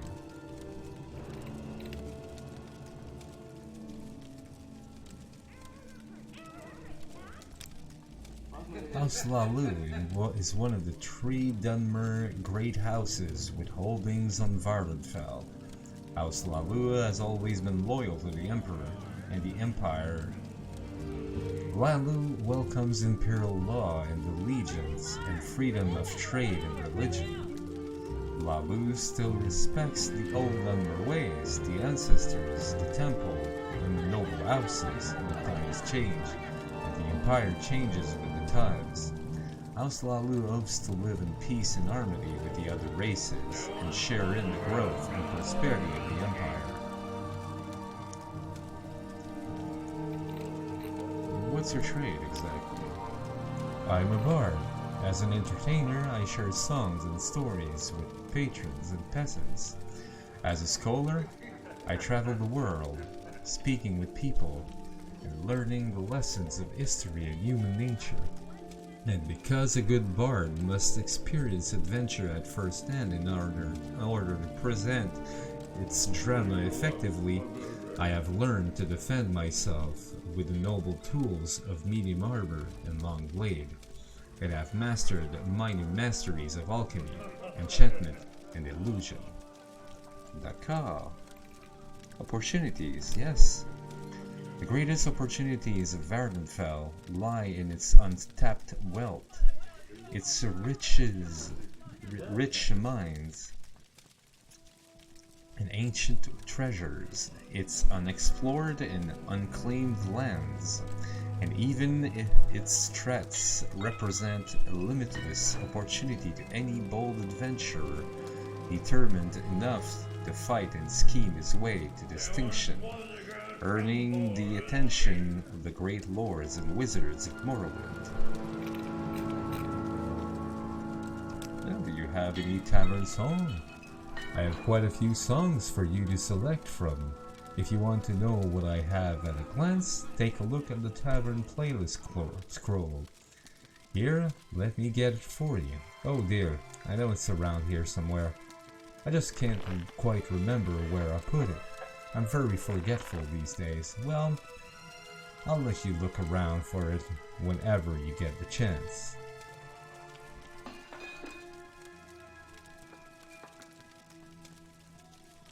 C'est... Ouais, est-ce que tu peux me jouer must underscore tavern 3?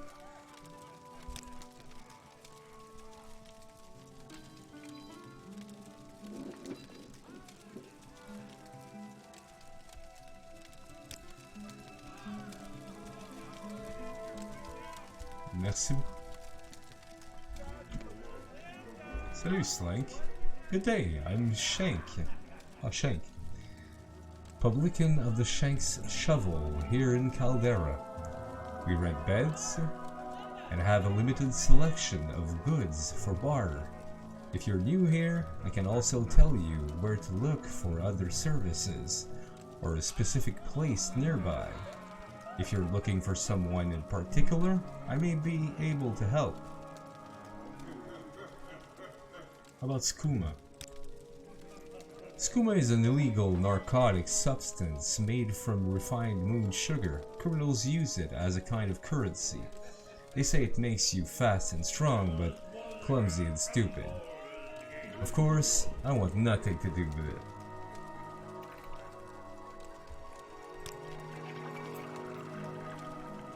I'm a publican. I have food to buy and beds for lodgers. I also know the neighborhood and can share the local lore, or if you prefer, can give you a little Morrowind lore. I also am likely to have heard the latest rumors, and I'm happy to share them with you in the spirit of fellowship. Tribunal Temple is at war with a rebellious faction called the Dissident Priests. How about food? We got local fare, it's filling, and priced to move. We got the local brews, Grief, Shane, Baste, and Sujama. They're cheap and full of kick. I've got the good stuff too, behind the counter. Cyrodiilic brandy and Flynn. But it ain't cheap. We don't carry skooma, and we don't like it used here. And we don't like Telvanni bug musk either. It clouds the mind and makes fools more foolish. D'accord. Oh, you know, it's barter. Qu'est-ce que t'as à vendre? Quelques affaires, bah, ouais, bon. Rien qui puisse m'intéresser vraiment.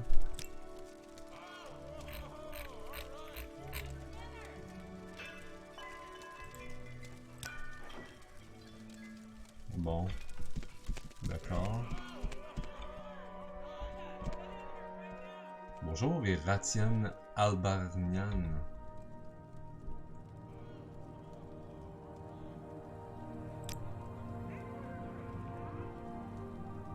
Ah oui, training en quoi? Long blade, blunt weapon, axe. D'accord. Pilgrim.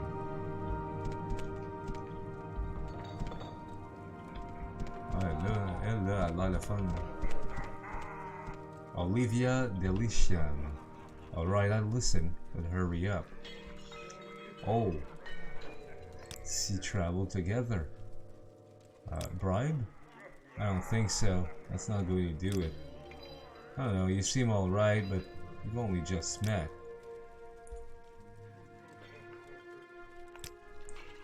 Attends un peu. On va essayer de repartir ça sur de bons termes. Persuasion. Admire. Yes, the thought crossed my mind.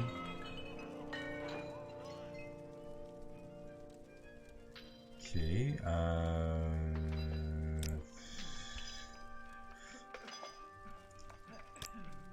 oh, Seigneur. Is that all you think I'm worth? Okay. Pour vrai? Ah, bah là, non, là, écoute, là. Non, fille. Non, mais non. Mais non. Donc avec elle, c'est pas du tout avec des...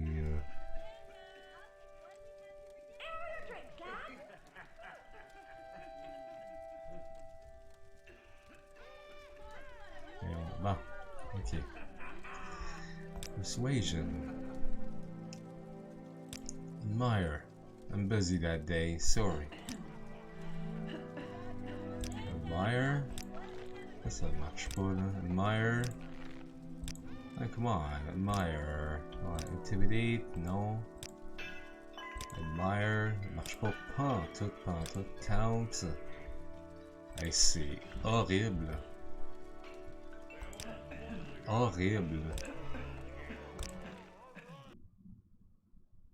Comment ça que ça marche pas?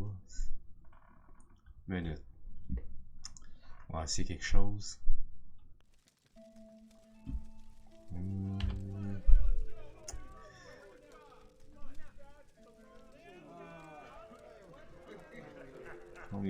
Non. J'ai pas un charm person, genre, invisibility.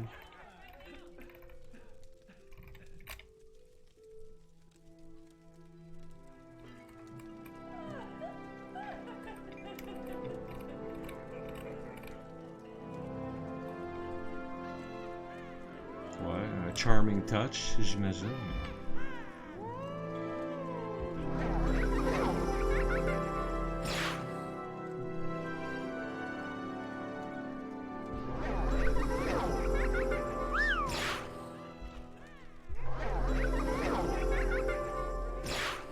I failed. Faut pas bien ça.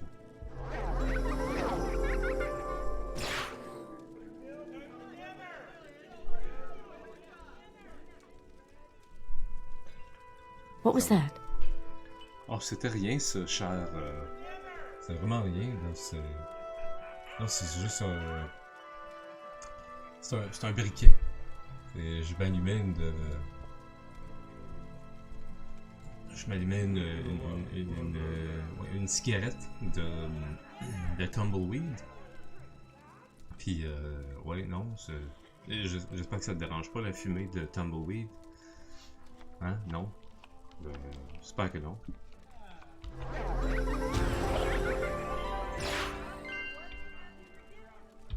Bon, voilà. Persuasion. Admire, I prefer not to. Colin, man. Mais pourquoi que ça marche pas? Mais pour vrai, là, pourquoi ça marche pas? Pourquoi ça marche pas? Ah!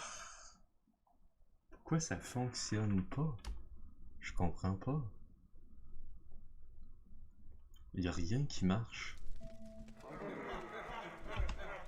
Elle veut rien savoir, là, mais comme prout, là.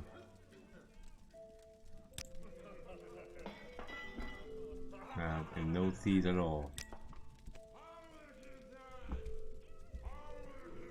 Attends un peu. Ouais, tu veux jouer comme ça? Ça me dérange pas. Non, mais on va voir ça. C'est quoi ton nom, toi, fille? 𝓐𝓢𝓜𝓚. Ok.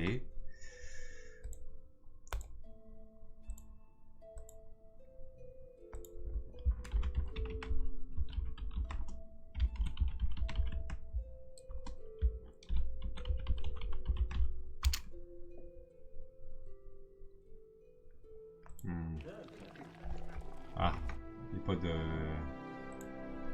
de hache à 𝓐𝓷𝓻𝓻𝓸𝓀, d'accord.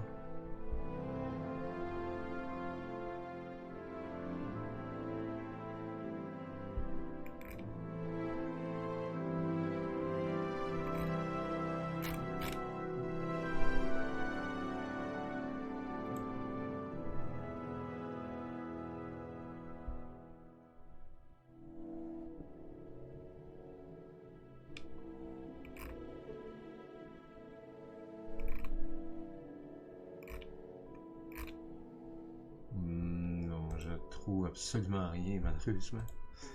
Ça fait juste dire que dans la patch Morrowind I comes don't know if I alive. like this. You don't know if you like this? But why? This is perfectly fine.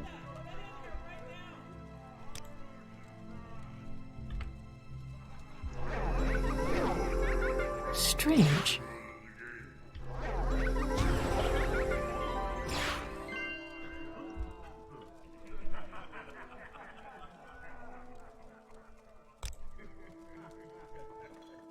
To just say yes, but do I know you won't kill me and steal all my gear as soon as we're away from civilization? Ben oui, on a pourquoi je ferais ça, fille. Come on, là. Quand même. Non.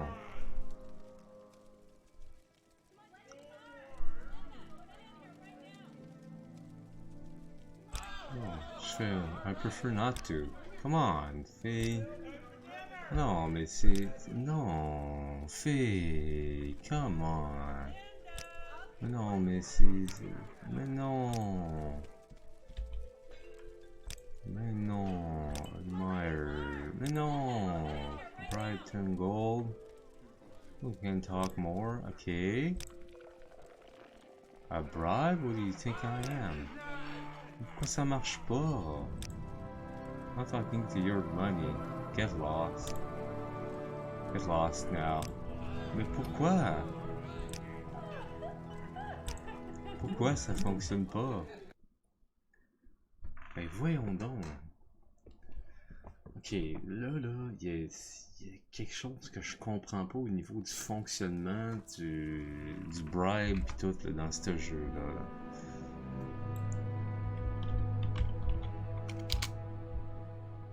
How does bribe work?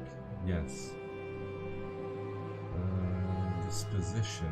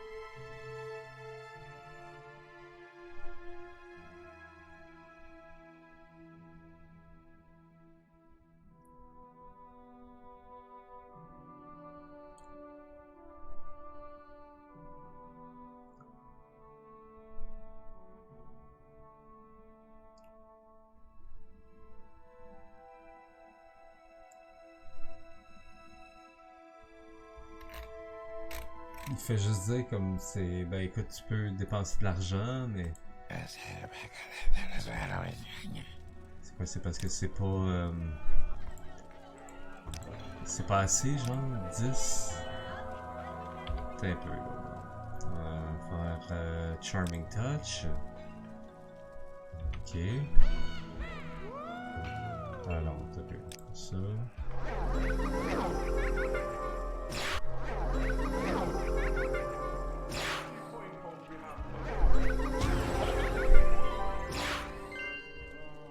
Bon, on va sauvegarder ça. Je vais tester quelque chose là. Okay. Là, t'as 53. Bribe 1000. Very well, so let's see what can be done. Pour 1000, est hésitant. Un autre 1000? Please use some extra coin. What do you need? Hey, shit! Travel together. Come on, girl. À 69. This is suitable. Ben là, on va vouloir, là. Yes, alright. It would be good to travel with a companion. Great, let's go. Yes, qu'est-ce que t'as là? Oh. Oh my god, adamantium longbow. Ok, je comprends là. Ok, c'est pas une tout nue là. Non, non, c'est pas une tout nue.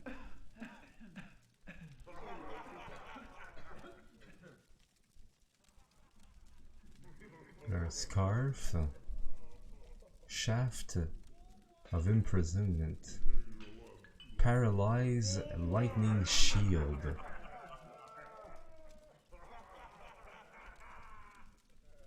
No wonder qu'elle coûte autant là.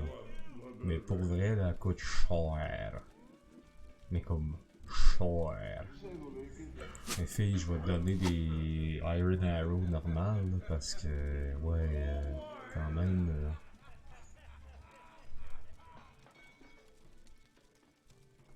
C'est des Daedric Arrow, là. Si, manac.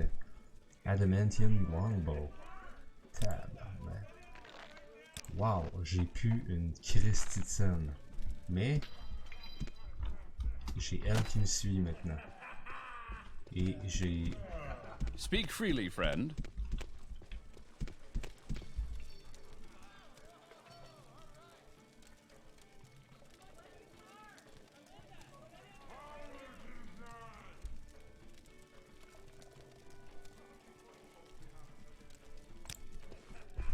Ok. Yes?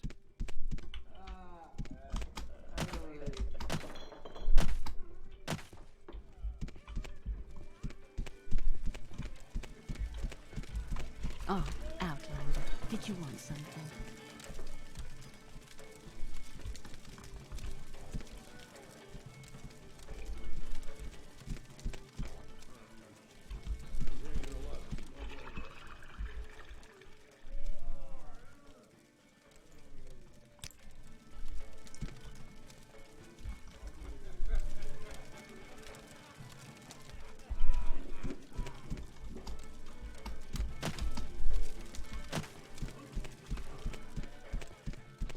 Bon, petit, si ça va améliorer les affaires. Hein.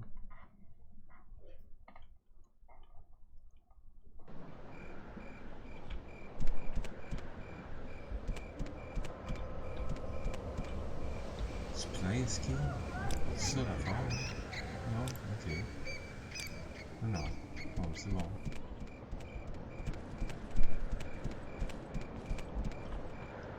Il faut vraiment que j'aille ici. No joke, là.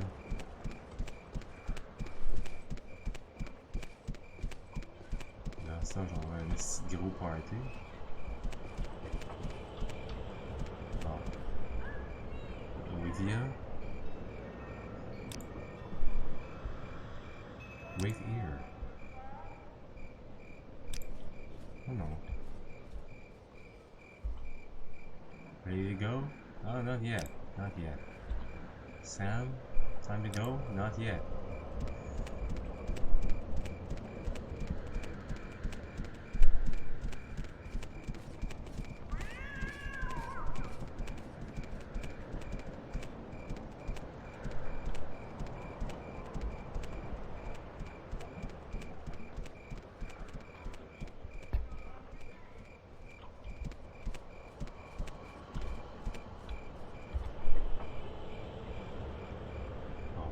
Ok, comme ça. Germans.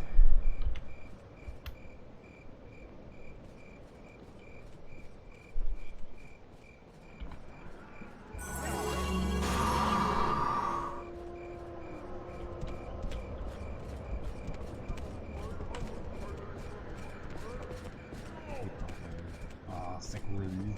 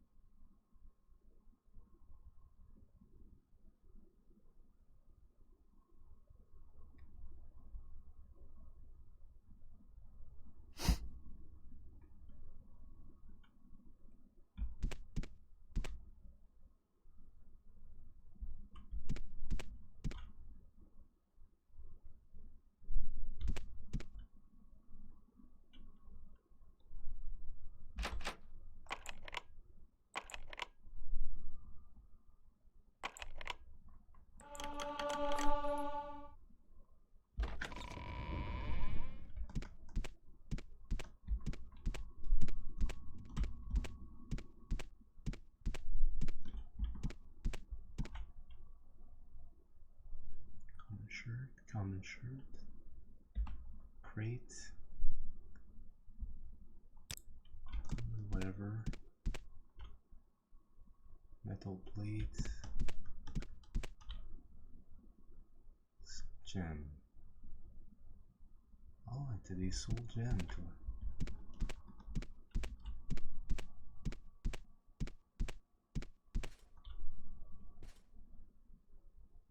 Varieties of Fate?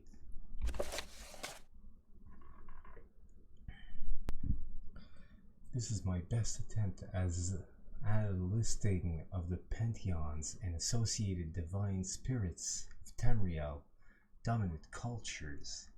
This list is by no means complete. The imperial city of Cyrodiil alone boasts a vast host of saints and holy spirits. It only includes the most important spirits revered by native members of the culture.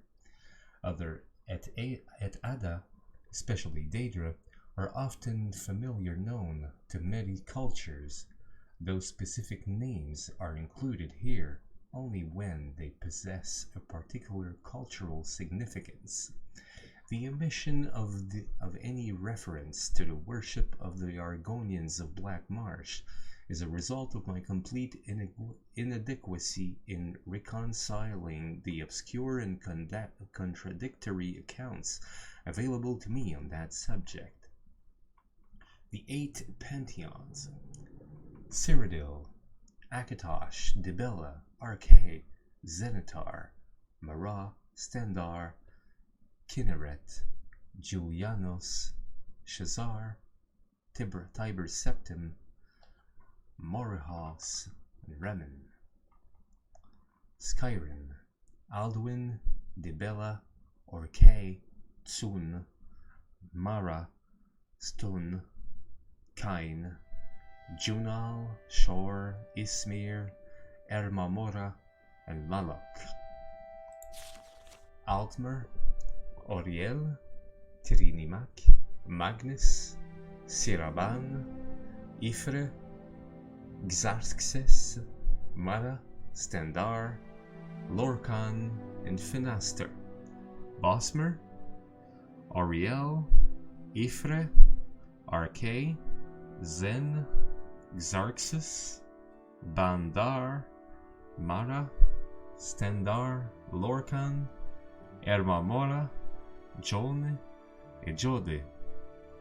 Dunmer, Almalexia, Vivek, Sothasil, Boethia, Mephala, Azura, Lorkhan, Nerevar, Molakbal, Malakat, Shogorat, and Merun's Dagon. Yokuta, Sadakal, Rutga, Tuwaka, Zet, Morwa, Tava, Malok, Diagna, Sep, Unding, Leki, Unsi. Brittany, Akatosh, Magnus, Ifre, Dibella, Arkay, Zenithar, Mara, Stendarr, Kinneret, Julianos, Sheor, Finaster. Elsewhere, Alkosh, Kinarti, Ridltar, Jakajay, Mara, Srendar, Lorkaj, Rajin, Baan, Dar, Azura, and Shegarat. Notes on the divine spirits of the pantheons. Akatosh, dragon god of time. Akatosh is the chief deity of the 9 divines, the major religious cult of Cyrodiil and its provinces, and one of 2 deities found in every Tamrielic religion. The other is Lorkhan. He is generally considered to be the first of the gods to form in the beginning place. After his establishment, other spirits found the process of being easier, and the various pantheons of the world emerged. He is the ultimate god of the Cyrodiilic Empire, where he embodies the qualities of endurance, invincibility, and everlasting legitimacy. Alduin, World Eater. Alduin is the Nordic variation of Akatosh, and only superficially resembles his counterpart in the 9 divines. For example, Alduin's sobriquet, the World Eater, comes from myths that depict him as the horrible, ravaging firestorm that destroyed the last world to begin this one. Nords, therefore, see the god of time as both creator and harbinger of the apocalypse. He is not the chief of the Nordic pantheon. In fact, that pantheon has no chief, see shore below, but its wellspring, albeit a grim and frightening one. 𝓐𝓢𝓜𝓡, Dragon King of Cats. 𝓜𝓸𝓻𝓻𝓸𝓀𝓲 deity, a variation on the 𝓐𝓢𝓜𝓡 𝓷𝓭, and thus an 𝓐𝓢𝓜𝓡 as culture hero for the earliest Khajiiti. His worship was co-opted during the establishment of the real Thar, and he still enjoys immense popularity in elsewhere's wasteland regions. He is depicted as a fearsome dragon, a creature the Khajiit say is just a real big cat. He repelled an early 𝓐𝓢𝓜𝓡 pogrom of Pelennal Whitestrake during mythic times. Almalexia, Mother Morrowind. Most traces of 𝓐𝓢𝓜𝓻 disappeared from ancient Khmer legends during their so-called exodus, primarily due to that god's association and esteem with the 𝓐𝓢𝓜𝓡. However, most aspects of 𝓐𝓢𝓻 which seem so important to the mortal races, namely immortality, historicity, and genealogy, have conveniently resurfaced in Almalexia, the most popular of Morrowind's divine tribunal. 𝓐𝓢𝓜, god of the cycle of life and death, member of the 9 divines pantheon and popular elsewhere as well, 𝓐𝓜 is often more important in those cultures where his father, 𝓐𝓢𝓜, is either less related to time, or where his time aspects are difficult to comprehend by the layman. He is the god of burials, and funeral rites. He is sometimes associated with the seasons. His priests are staunch opponents of necromancy and all forms of the undead. It is said that 𝓐𝓜 did not exist before the world was created by the gods, under Lorkhan's supervision urging trickery. Therefore, he is sometimes called the mortal's god. 𝓷𝓭, king of the 𝓐𝓢𝓜. The elven 𝓐𝓢𝓻 is 𝓷𝓭. 𝓷𝓭 is the soul of Anuiel, who in turn is the soul of Anu, the everything. He is the chief of most 𝓐𝓢𝓜 pantheons. Most 𝓐𝓢𝓜 and Bosmeri claim direct descent from 𝓷𝓭. In his only known moment of weakness, he agreed to take his part in the creation of the mortal plane, that act which forever sundered the elves from the spirit worlds of eternity. To make up for it, 𝓷𝓭 led the original 𝓐𝓢𝓜 against the armies of Lorkhan in mythic times, vanquishing that tyrant and establishing the first kingdoms of the 𝓐𝓢𝓜, Altmora and Old Elnofe. He then ascended to heaven in full observance of his followers so that they might learn the steps needed to escape the mortal plane. 𝓐𝓢𝓜, goddess of dusk and dawn. 𝓐𝓢𝓜 was the goddess ancestor that taught the Khmer the mysteries needed to be different than the 𝓐𝓢𝓜. Some of her more conventional teachings are sometimes attributed to Boeotia. In the stories, 𝓐𝓢𝓜 is often more a communal cosmic force for the race as a whole than an ancestor or a god, also known as the anticipation of Sofa Sil. In elsewhere, Azura is nearly a wholly separate entity, yet she is still tied into the origins of Khajiit out of Altmeri stock. Ba'andar, the Bandit god. In most regions, Ba'andar is a marginal deity, a trickster spirit of thieves and beggars. And elsewhere, he is more important and is regarded as the pariah.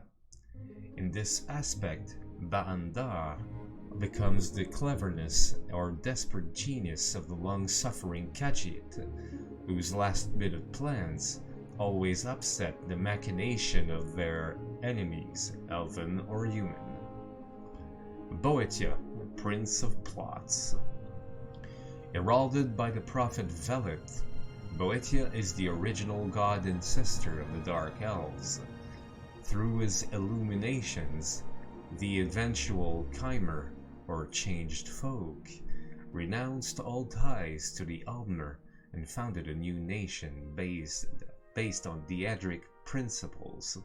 All manner of dark elven cultural advances are attributed to Boetia, from philosophy to magic to responsible architecture. Ancient Veloti allegories are uniformly heroic successes of Boetia over enemies of every type, foundation stories of Chimeri struggle, also known as the anticipation of Almalexia. Diagna, or recalc god of the sideways blade. Hoari Tukish cult of the Red Guards, originated in Yokuda during the 27th stake folk slaughter. Diagna was an avatar of the Unding, the Yokudan god of make way. See below. That achieved permanence. He was instrumental to the defeat of the left-handed elves, as he brought orichalc weapons to the Yokudan people to win the fight. In Tamriel, he led a very tight-knit group of followers against the orcs of Orcidium during the height of their ancient power. Bon matin, Zeph, ou plutôt bon midi. But dead faded into obscurity. He is now little more than a local power spirit in the Dragon Tail Mountains.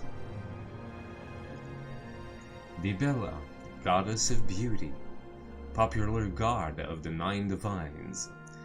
In Cyrodiil, she has nearly a dozen different cults, some devoted to women, some to artists and aesthetics, and others to erotic instruction. Ermomora, the Woodland Man.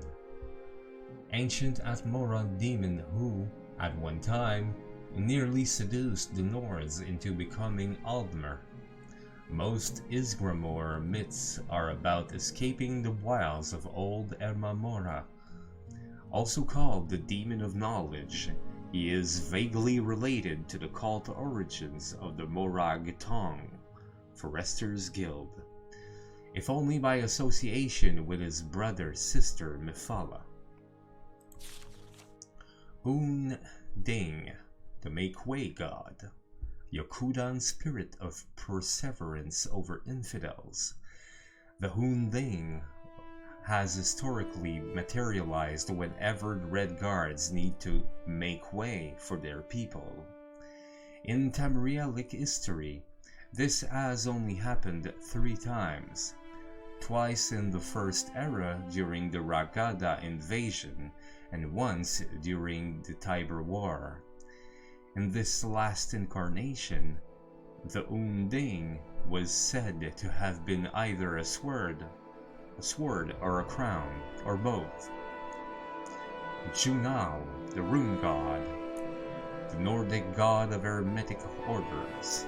After falling out of favor with the rest of that pantheon, he became Julianos of the 9 Divines. He is absent in modern Skyrim mythology. Jode, the Big Moon God. Aldmeri god of the Big Moon, also called Master of Mara's Tear. In Khajiiti religion, Jode is only one aspect of the lunar lattice, or 𝓐𝓢𝓷𝓭. Jone, little moon god. Aldmeri god of the little moon, also called Secunda or 𝓐𝓢𝓜𝓚. In Khajiiti religion, Jone is only one aspect of the lunar lattice, or 𝓐𝓢𝓷𝓭.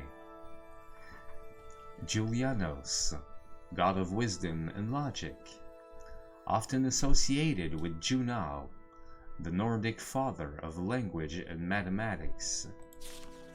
Julianos is a Cyrodiilic god of literature, law, history, and contradiction. Monastic orders founded by Tiber Septim and dedicated to Julianos are the keepers of the Elder Scrolls. Kain, kiss at the end. A Nordic goddess of the storm. A widow of shore and favored god of warriors, she is often called the mother of man. Her daughters taught the first Nords the use of the tuhum, or storm voice. Kinneret, the goddess of air.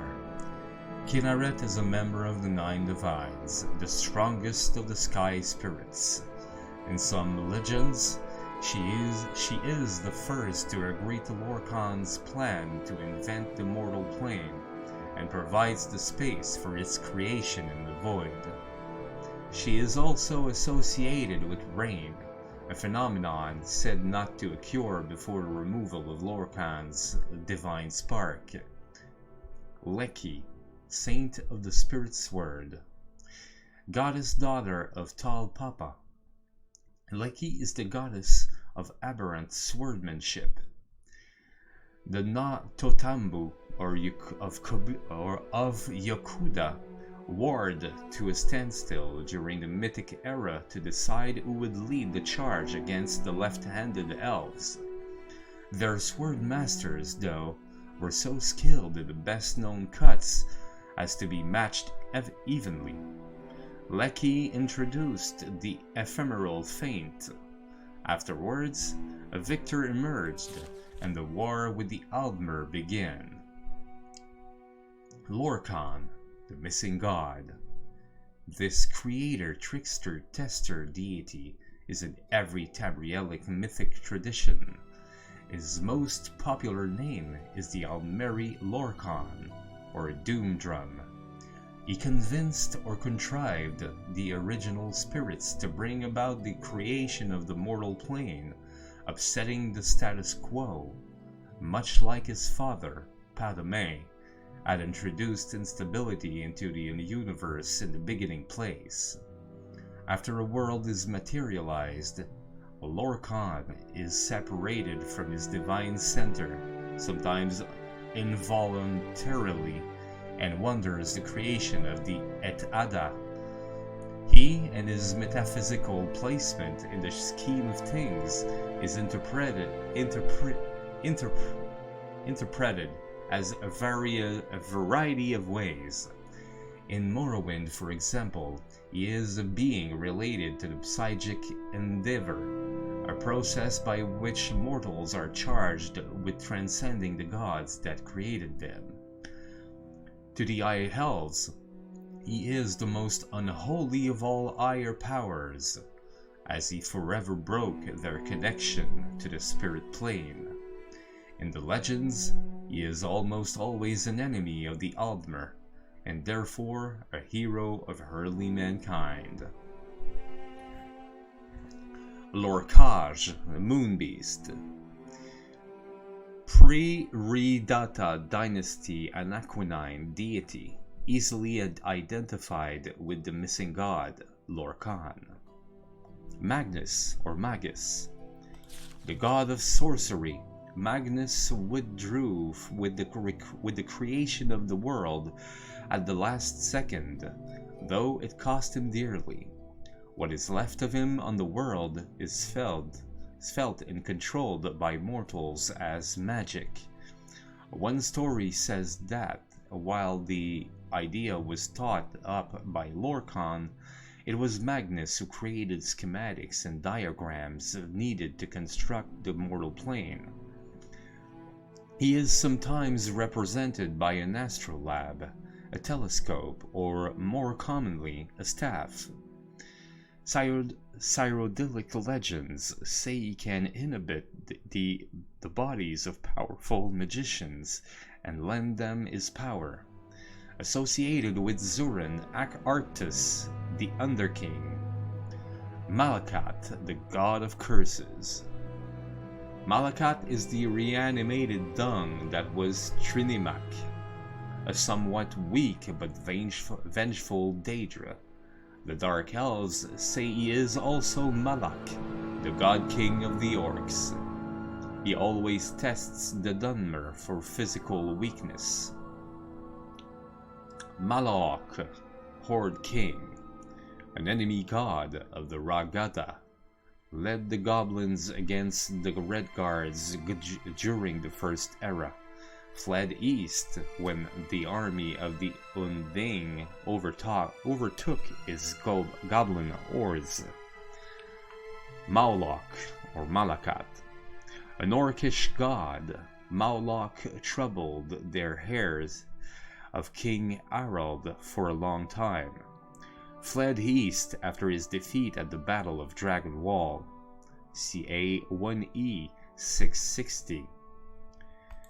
His rage was said to fill the sky with his sulphurous hatred, later called the Year of Winter and Summer.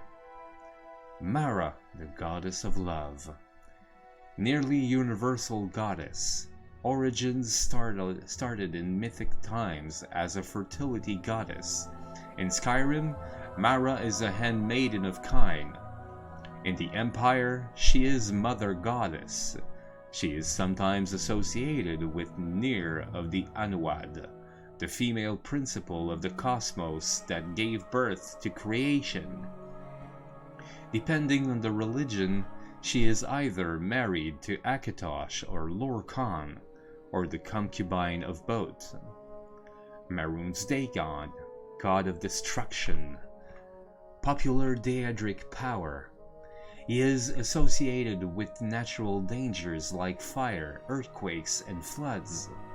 In some cultures, though, Dagon is merely a god of bloodshed and betrayal.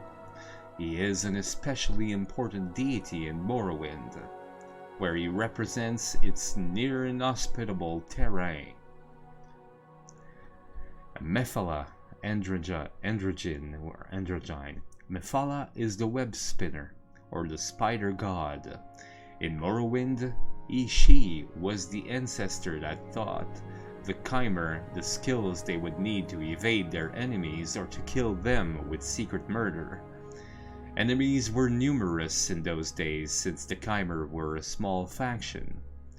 She, along with Boeotia, organized the clan systems that eventually became the basis for the great houses. She founded the Morag Tong, also called the Anticipation of Vivek. Molag Bal, god of schemes, king of rape. 𝓐𝓙𝓜𝓚 power of much importance in Morrowind. There he is always the arch-enemy of Boeotia, the prince of plots. He is the main source of the obstacles to the Dunmer and preceding Chimer people. In the legends, Molag Bal always tries to upset the bloodlines of houses or otherwise ruin Dunmeri purity. A race of super monsters said to live in Molag Amur are the result of his seduction of Vivek during the previous era. Morrihaus, first breath of man. Ancient cultural hero god of the Syro-Nordics. Legend portrays him as the taker of the citadel, an act of mythic times that established human control over the valley heartland. He is often associated with the Nordic powers of Túm, and therefore with Kinneret. A Morwa, teat god, 𝓐𝓢𝓚 fertility goddess, fundamental deity in the 𝓐𝓢𝓚 pantheon, and the favorite of 𝓐𝓢𝓚's wives. Still worshipped in various areas of Hammerfell, including Stras Mackay, Morwa is always portrayed as forearmed so that she can grab more husbands. Nerevar, god killer, the Chimera king of Resdain, the golden age of Old Velot. Slain during the Battle of Red Mountain, Nerevar was the herald of the Triune Way. It is the foremost of the saints of the Merry Faith. He is said to have killed Dumak, the last dwarven king, and feasted on his heart. Ansi, Bone Shaver, notable warrior god of the 𝓐𝓢𝓚. Ansi taught mankind how to pull their knives into swords. 𝓐𝓐, the Old Knocker, a lone god of the Nords, who seemed to have taken up his worship during Aldmeri rule of Atmora. Nords believed they once lived as long as elves until 𝓐𝓐 appeared. Through hidden trickery, he fooled them into a bargain that bound them to the Count of Winters. At one time, legends say, Nords only had a lifespan of 6 years due to 𝓐𝓐's foul magic. Shor showed up, though, and through unknown means removed the curse, throwing most of it onto the nearby Oryx. Finaster, hero god of the Somerset Isles, who taught the Althmer how to naturally live another 100 years by using a shorter walking stride. Rajin, footpad, thief god of the Khajiiti, who grew up in the Black Kiergo section of Senchal. The most famous burglar in Elswere's history, Rajin is said to have stolen a tattoo from the neck of Empress Kintara as she slept. Reman, the Cyrodiil, culture god hero of the Second Empire, Reman was the greatest hero of the Akaviri trouble. Indeed, he convinced the invaders to help him build his own empire, and conquered all of Tamriel except for Morrowind. He instituted the rites of becoming emperor, which included the ritual keys to the Amulet of Kings, soul gem of immense power.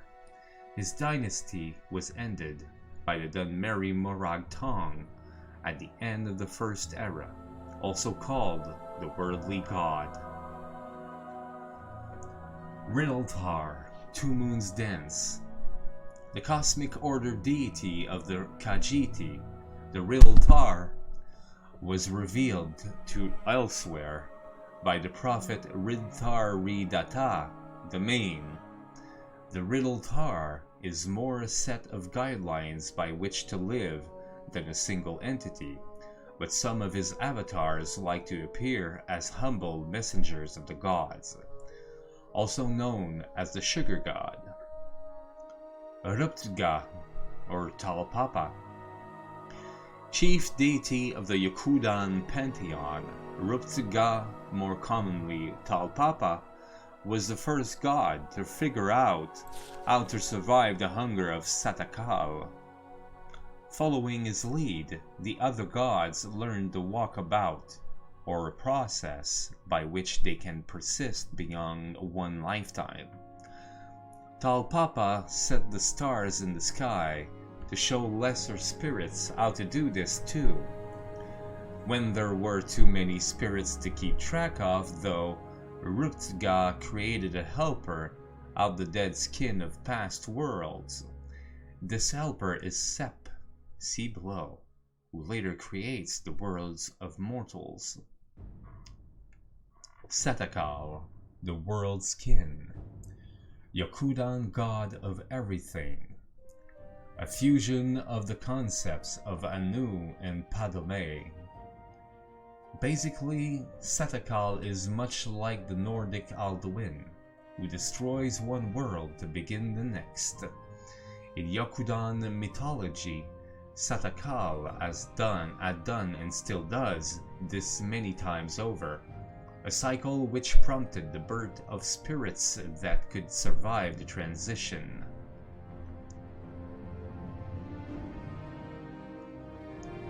These spirits ultimately become the 𝓐𝓢𝓜 pantheon, popular god of the 𝓐𝓢𝓜 nomads.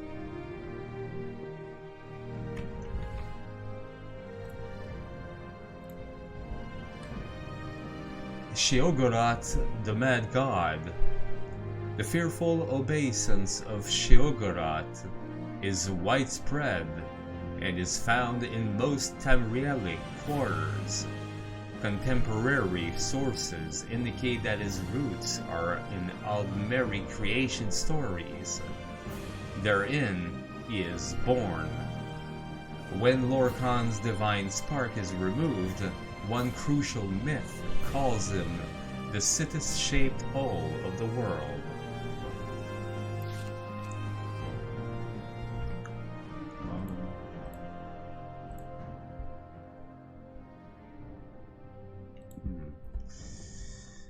Shior, a bad man. In Brittany, the bad man is the source of all strife. He seems to have started as the god of crop failure, but most modern theologians agree that he is a demonized version of the Nordic Shor, born during the dark years after the fall of Sartal. Sepp, or the snake. 𝓐𝓢𝓜 version of Lorkhan. Sepp is born when Tall Papa creates someone to help him regulate the spirit trade. Sepp, though, is driven crazy by the hunger of 𝓤𝓸𝓻, and he convinces some of the gods to help him make an easier alternative to the walkabout. This, of course, is the world as we know it, and the spirits who followed Sepp become trapped here, to live out their lives as mortals.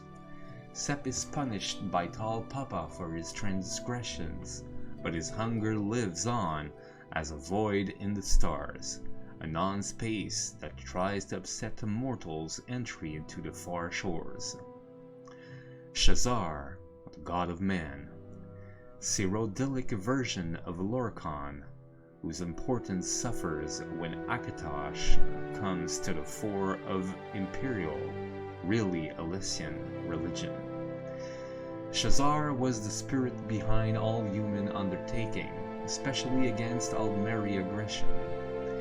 He is sometimes associated with the founding of the first Cyrodiilic battle mages. In the present age of racial tolerance, Shazar is all but forgotten. Shor, god of the underworld, is a Nordic version of Lorkhan who takes sides with men after the creation of the world. Foreign gods, I explain elven ones, conspire against him and bring about his defeat, dooming him to the world. Athmaran myths depicts him as a bloodthirsty warrior king who leads the Nords to victory over their Aldmeri oppressors time and again. Before his doom, Shor was the chief of the gods, sometimes also called the children's god. See Orke above. 𝓤𝓸𝓻, mystery of Morrowind. God of the Dunmer, 𝓤𝓸𝓻 is the least known of the divine tribunal. He is said to be reshaping the world from his hidden clockwork city. Stendarr, god of mercy, god of the 9 divines. Stendarr has evolved from his Nordic origins into a deity of compassion, or sometimes righteous rule. He is said to have accompanied Tiber Septim in his later years. In early Altmeri legends, Stendarr is the apologist of man. Stun, the god of ransom. Nordic precursor to Stendarr, brother of Stun, shield thane of Shore. Stun was a warrior god that fought against the Altmeri pantheon. He showed men how to take and the benefit of taking prisoners of war. 𝓐𝓢𝓜, or 𝓐𝓢𝓜, warlock's god, an Altmeri god ancestor of magic. 𝓐𝓢𝓜 aided Banduolo in the fall of the Slogue. Through judicious use of his magical ring, 𝓐𝓢𝓜 saved many from the scourge of the Thracian plague. He is also called the apprentice's god, for he is a favorite of the younger members of the Mages Guild. Tava, the bird god, Yokudan's spirit of the air. Tava is most famous for leading the Yokudans to the Isle of Ernd after the destruction of their homeland. She has since become assimilated into the mythology of Kinnereth. She is still very popular in Hammerfell among sailors, and her shrines can be found in most port cities. Tiber's Septim, or Talos, the Dragonborn. Heir to the seat of Sundered Kings, Tiber's Septim is the most important hero god of mankind. He conquered all of Tamriel and ushered in the Third Era and the Third Empire, also called Isfir, the Dragon of the North. 𝓜𝓸𝓻𝓻𝓸𝓀, strong god of the early Aldmer, in some places more popular than Auriel. He was a warrior spirit of the original elven tribes that led armies against the men. Boeotia is said to have assumed this shape. In some stories, he even eats 𝓜𝓸𝓻𝓻, so that he could convince a throng of Aldmer to listen to him, which led to their eventual Chimeri conversion. He vanishes from the mythic stage after this, to return as the Dread Malakat. Altmeri propaganda portrays this as the dangers of Dunmeri influence. Tsun, extinct Nordic god of trials against adversity, died defending Shore from foreign gods. Tuatha, tricky god, Yokugan god of souls. Tuatha, before the creation of the world, was a god of nobody really cares. J'aime ce nom-là. When Tall Papa undertook the creation of the Walkabout, Tuatha found a purpose. He became the caretaker of the far shores, and continues to help Redguards find their way into the afterlife. His cult is sometimes associated with Arkay in the most cosmopolitan regions of Hammerfell. Vivec, master of Morrowind, warrior poet god of the Dunmer. Vivec is the invisible keeper of the Holy Land, ever vigilant against the dark gods of the volcano. She has saved the Dunmeri people from certain death on numerous occasions, most notably when she taught them how to breathe water for a day, so that she could flood Morrowind and kill the Akaviri invaders, ca. 2E 572. Xarxes. Xarxes is the god of ancestry and secret knowledge. He began as a scribe to Auriel, and has kept track of all Altmeri accomplishments, large and small, since the beginning of time.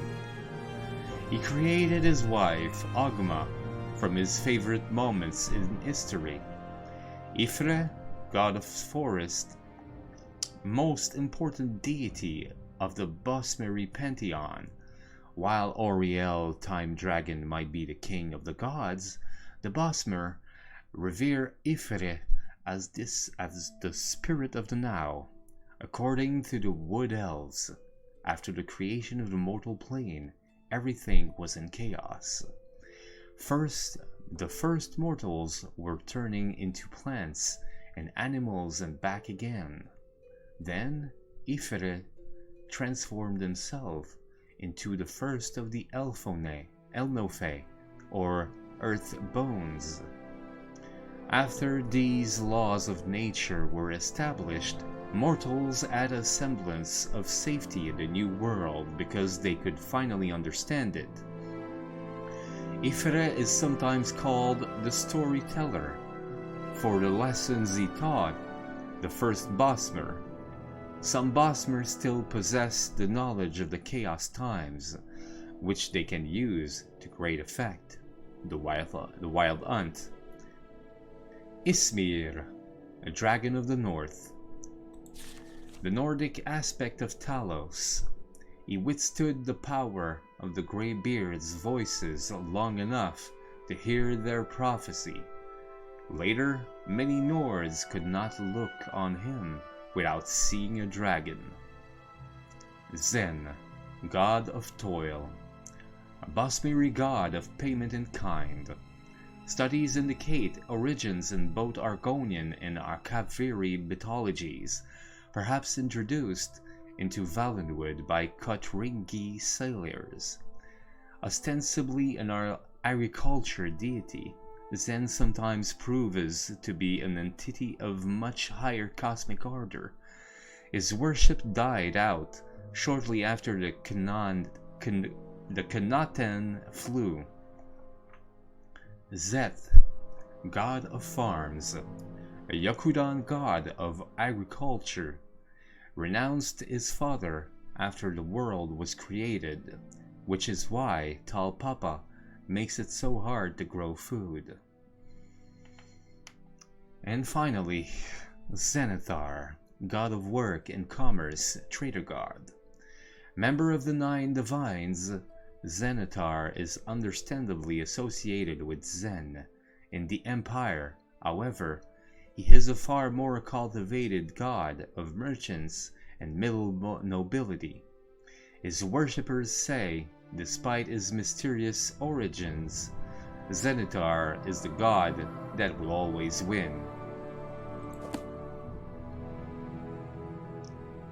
Adrian Daedra, j'ai tout lu ça, je l'ai lu, The Firmament, True Noble's Code, The Eastern Provinces. The Firmament, je l'avais pas lu, je suis pas sûr. By Falke. The stars of Tamriel are divided into 13 constellations. 3 of them are the major constellations, known as the Guardians. These are the warrior, the mage, and the thief. Each of the guardians protects its 3 charges from the 13th constellation, the Serpent. When the sun rises near one of the constellations, it is that constellation's season. Each constellation has a season of approximately 1 month. The Serpent has no season, for it moves about in the heavens, usually threatening one of the other constellations. Ouais, je l'avais vu dans le premier building du jeu, en fait. Fait quoi, je le relirai pas. The Eastern Provinces, ça par contre, c'est la première fois. Eastern Provinces impartially considered. And even if we overlook the dubious morals and legal justifications for hundreds of years of occupation of these 2 provinces, what economic or military benefits can we derive from Morrowind and Black Marsh? Indeed, a few beneficiaries of imperial monopolies in the provinces do profit from exploitation of their wealth and resources. But does the empire as a whole benefit? Hardly. The vast machineries of the imperial bureaucracies cost far more to maintain than can be recovered in duties and taxes, and the cost of establishing and maintaining the garrisons of the Imperial Legion in the far-flung wilderness posts of these provinces would be cost-effective only if there were evidence of a military threat from the east. But no such evidence exists. No army of Morrowind or Black Marsh has ever threatened the security of any other imperial province, let alone the security of Cyrodiil itself. In fact, a greater threat to imperial security lies in the idle legions that the taxpayer spends thousands of drakes to support. The generals of these legions, facing no enemies or opposition within the border of their provinces, may look with ambition to the west. With their loyal veteran troops and coffers fattened by friendly monopolists, they become unpredictable political factors in the uncertainties surrounding the imperial succession. If the occupation of Morrowind and Black Marsh were motivated by idealistic aspirations, perhaps there might lie some justification for bearing the burden of empire. But consider the shame of the empire's mute acceptance to the unspeakable practice of slavery in Morrowind. Instead of using our imperial legions to free the wretched 𝓐𝓢𝓜 and Argonian slaves from their dark elves' masters, we pay our troopers to protect the undefensible institution of slavery. Within the ebony mines of Morrowind, bloated monopolists under imperial charters exploit slave labor to harvest the outrageous profits assured by rampant graft and corruption. Consider the colossal arrogance of our proposition to bring peace and enlightenment to the East, when in fact we have only brought our armies into lands who have never threatened us, and when we have only exploited the most shameful and evil practices we have found in Morrowind and Black Marsh simply to enrich the friends and flatterers of the imperial family. Impartially considered, our occupation of the eastern provinces is morally corrupt, militarily indefensible, and economically ruinous. The only conclusion is that we should disband the eastern legions, withdraw the imperial bureaucracies and monopolists from the east, and give these ancient lands and peoples their freedom. Only by doing so may we hope to preserve the fragile ideals and fortunes of Western culture. Intéressant comme livre, ça? Very interesting. Well now. What do you have in this cupboard? Des tankards. Ok, d'accord.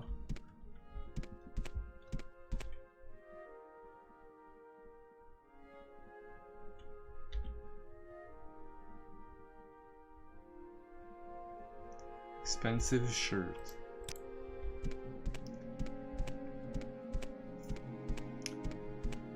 Bon.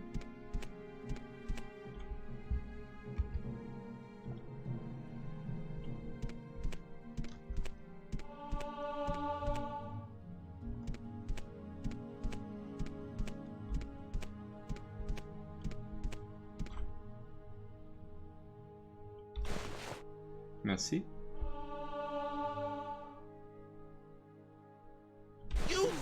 Cowardly thief! Ow. Ok, on va loader ça. Quick save. Yes.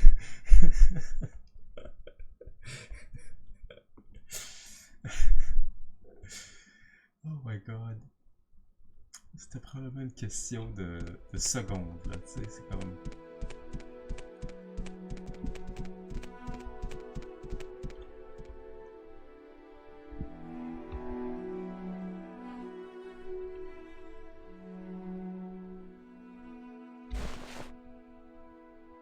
Nice.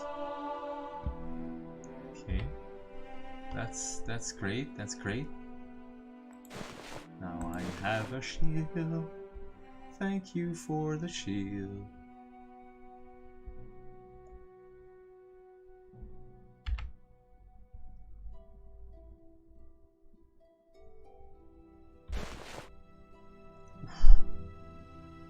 Ça a failli. Lock level 75. Oh my god, man. On va sauver ça. Non, il n'y a pas de clé. 75. Man, j'arriverai jamais à Silver Longbow. Silver Longsword, Silver Battle Axe, Silver Battle Axe.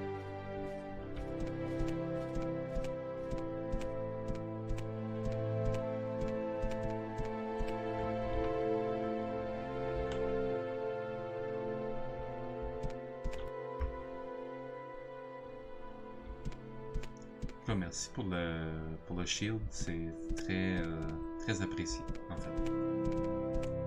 Merci beaucoup. Je vais y aller maintenant. Ça me dérange pas, c'est... Ouais.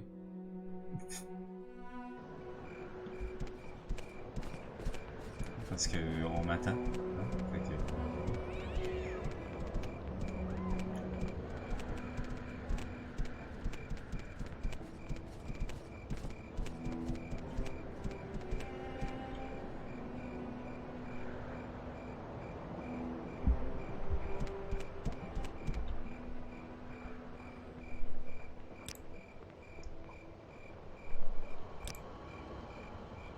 Okay, I'm listening. Ok, 1. J'ai 1. J'ai gagné 1. Je la veux, là. Je la veux dans mon party. Ouais, déjà. What the hell? Qu'est-ce que... What the fuck?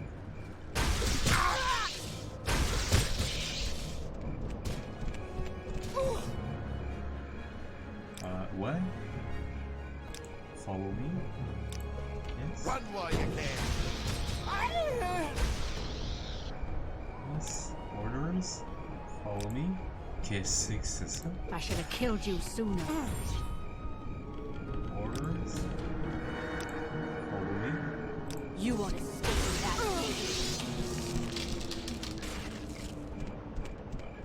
Qu'est-ce que c'était ça? Assassin? Ah bon? Ben merci pour le shark machin. Hein? Common shirt, common pants. Morag Tom. 11 de armor rating. What?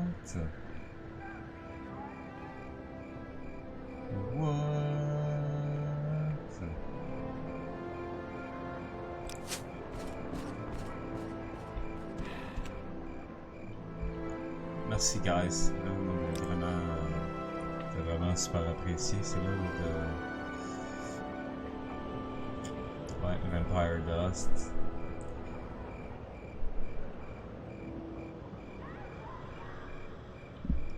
Je suis vraiment désolé de mais ouais, c'est malheureusement c'est ouais. Cloak Bracer. Y a-t-il un Bracer? Non? Non, ouais. Dommage. 𝓐𝓢𝓚 30. Dommage parce que. Mais regarde. Le 𝓐𝓢𝓚, c'est meilleur que tout. Fait que, tu sais, c'est ça qui est ça, hein. Sam. Qu'est-ce que. Ah oui, par contre. Si. Ouais, t'as des flèches, toi. Voilà, des flèches pour toi, mon ami. Restore health, fire damage. Ouais, non, c'est bon ça. C'est excellent.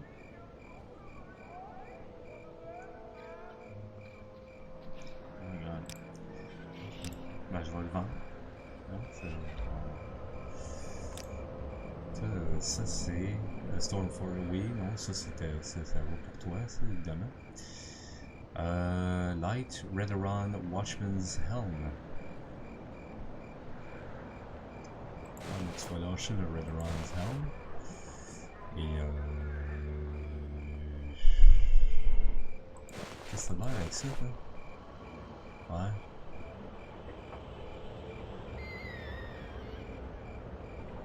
Et finalement, peut-être plus le vendre, ça. C'est Armor Rating 8. Lui, Armor Rating 11. Hein? Ouais. Ouais. Ça a du sens pas mal, je trouve, ça. Là.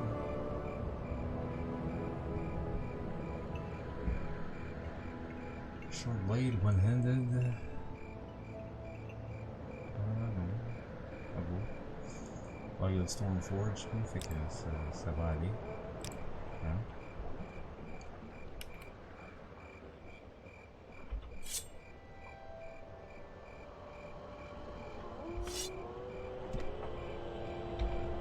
Skiing peut-être?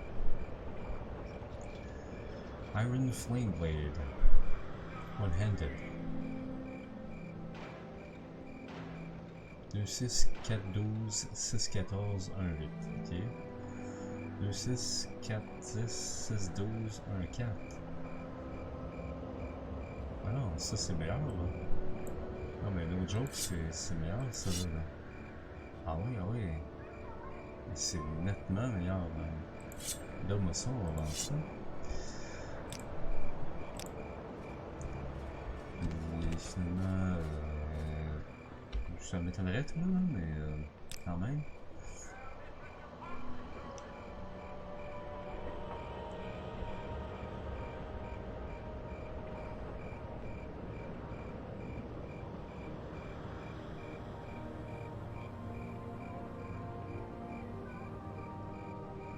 As-tu besoin de quelque chose? J'imagine que je vais te donner quelque chose de...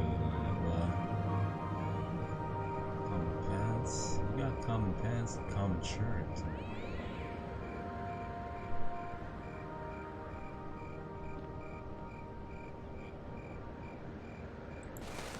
Ah bah quand même, attends. Un plus beau ici, là. Hein? On va se dire. Common shirt. Common pants. Ça reste des common pants, mais non, ça, les wheels sont meilleurs. So. Bon, alors voilà. Maintenant, guys, ouais, nous-en.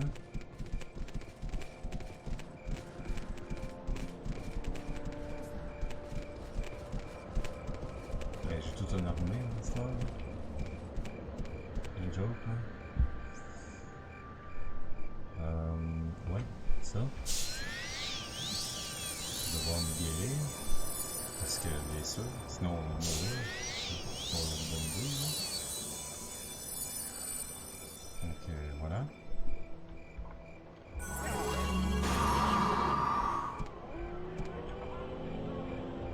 Ah, quand même, c'est...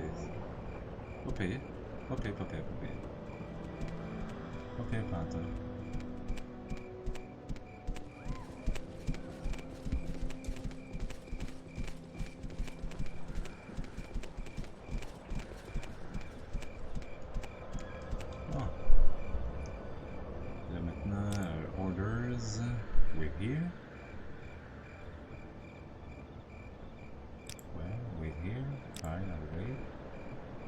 Sam.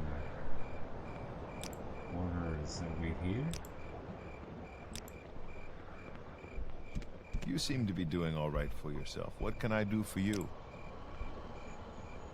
Wait here.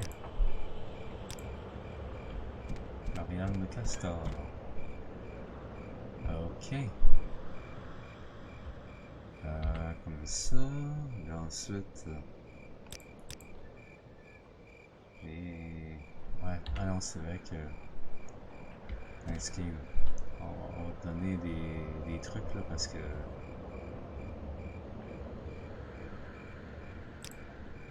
peut-être pas escape finalement. Marianne n'aura pas de place. Sam. On va donner ça à Sam.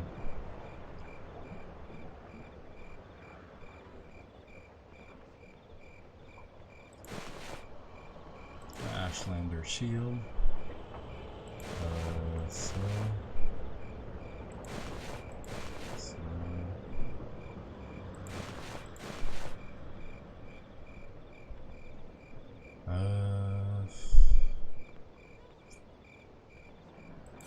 C'est quand même 16. Ça va me libérer un petit peu. Oh, ça va être bon. Hein? Ah. Alright. How may I help you, 𝓐𝓢𝓜𝓚?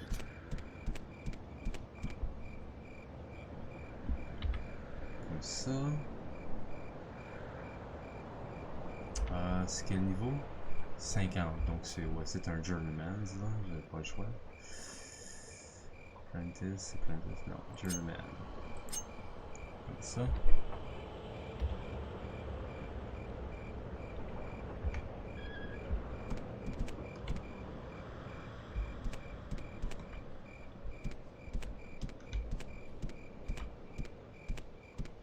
What was that?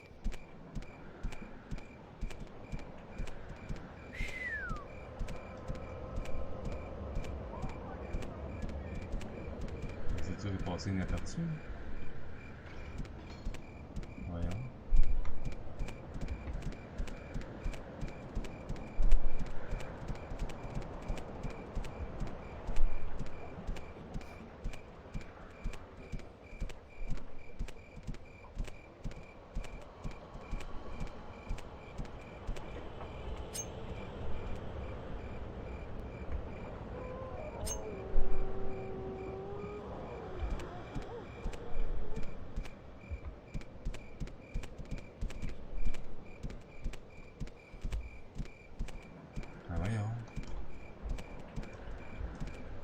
C'est lui là-bas, il me voit.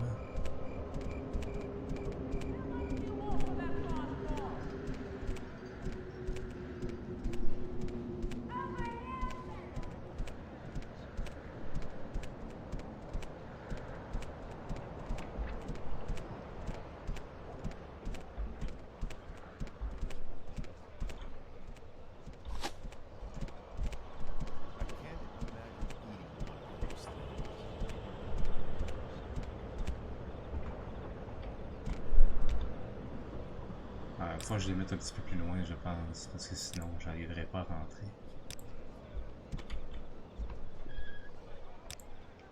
Orders. Follow me. Alright. Orders. Follow me. Alright. Comme ça.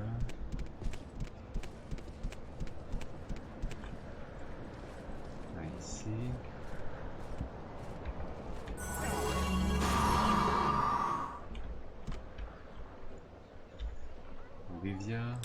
Orders. Right here. Goodbye. Marianne.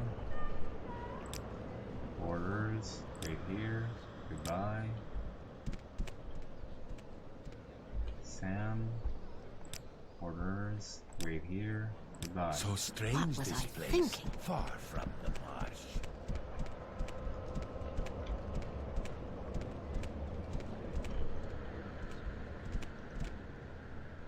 Tu vas me dire pourquoi? Qui me voit là? Pour vrai? So much to remember. So strange this place, far from the marsh. C'est-tu le shield là qui me... Si me l'enlever?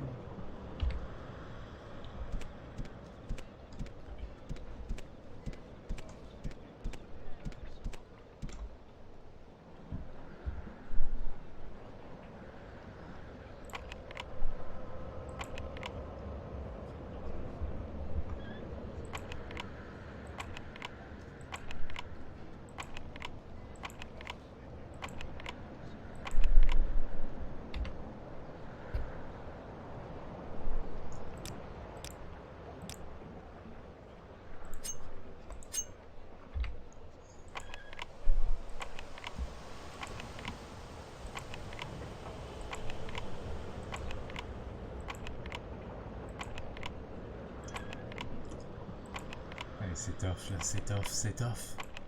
C'est tough.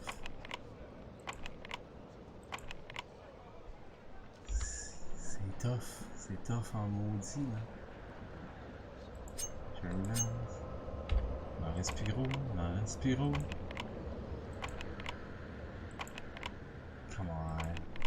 Come on.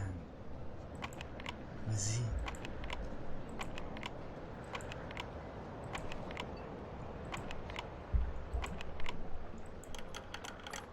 Oh, yes.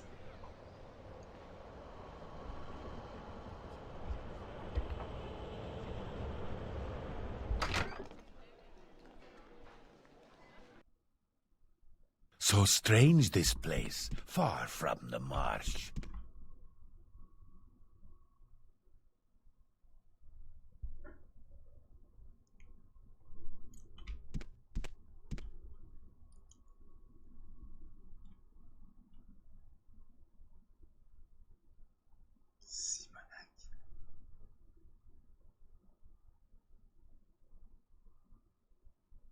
Trollbone boots. Iron cuirasse.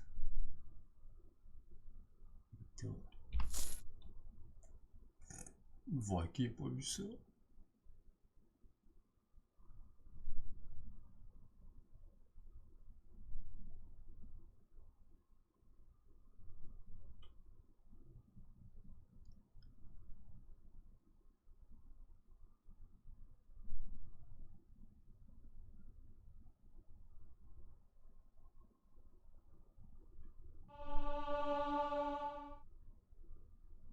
Nordic trollbone boots. Iron tower shield.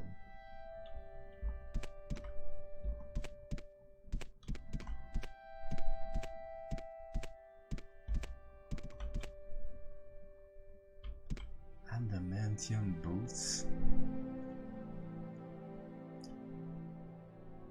Non, mais je veux les adamantium boots. There's a thief here! Fuck. Guards! Now this is fighting. Load. Quick save, yes. Jesus. Pourquoi j'ai pas savé après avoir réussi à voler le shield? Calvaire.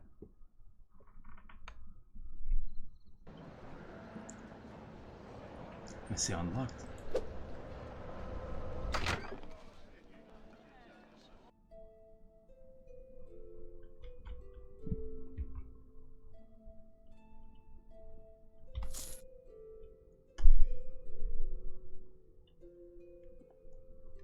Ok. Fait que j'ai le shield.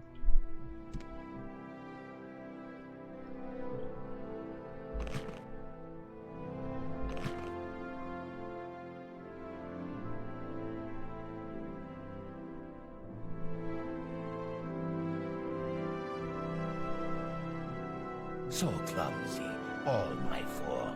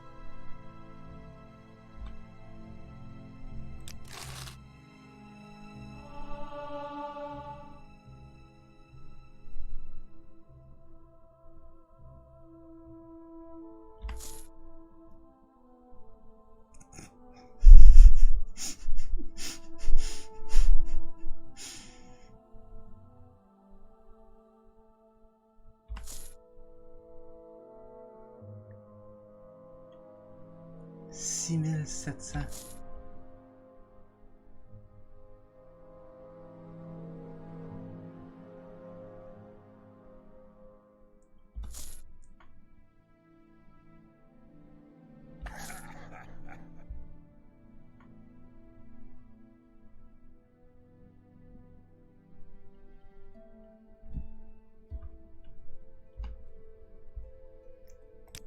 Nothing to see here. Nothing to see.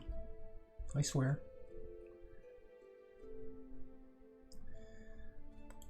Ouais, c'est à moi, merci. Ouais, Dimension Greaves. Dimension Tower Shield. Tower Cuirasse.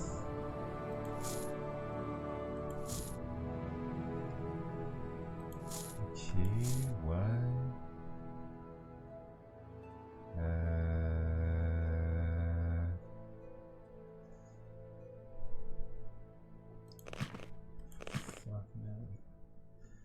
C'est wild là. Steel Helm, Hope. Ok. Ouais, j'aurais pas le choix, hein. J'aurais juste pas le choix. Ouais, non.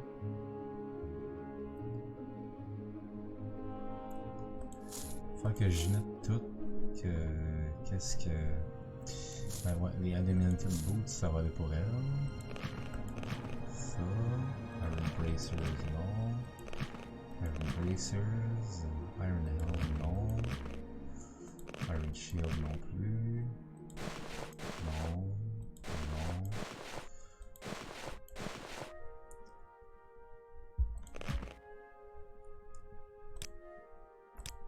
Ça, au moins un.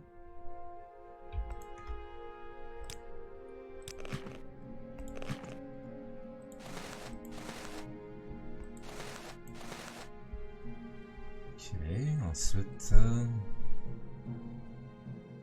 Steel Helm, ouais. J'imagine. Adamantium Tower Shield, ouais, donne-moi ça. On va avoir besoin pour elle.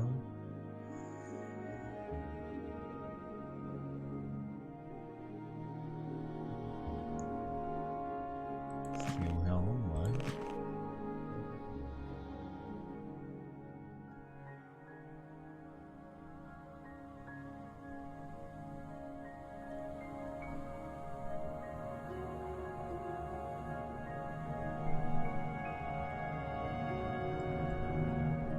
Adamantium, c'est medium. Oh.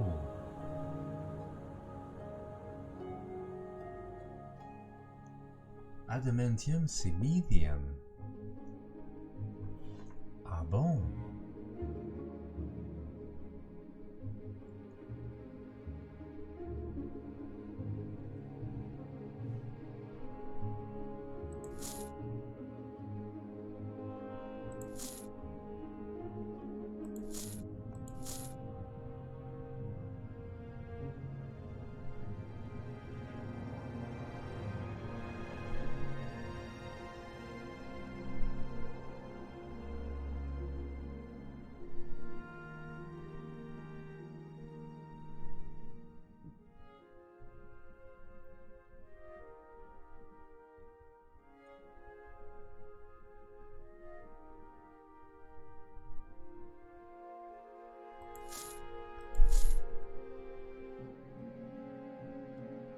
Steel Shield, ouais, il me semble qu'il y en a déjà un là. Fait que c'est pas bon là.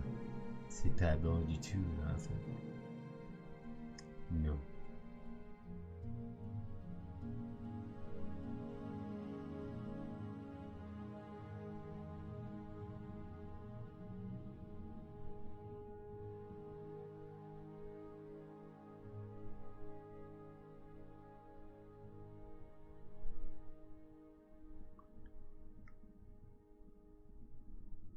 J'avoue que je pourrais lui donner des ouais, du medium armor à lui.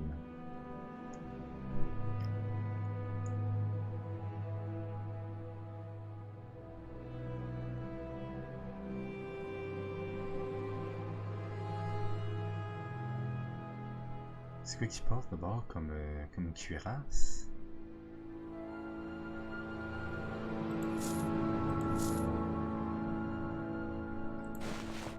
Ah, ok, c'est ça.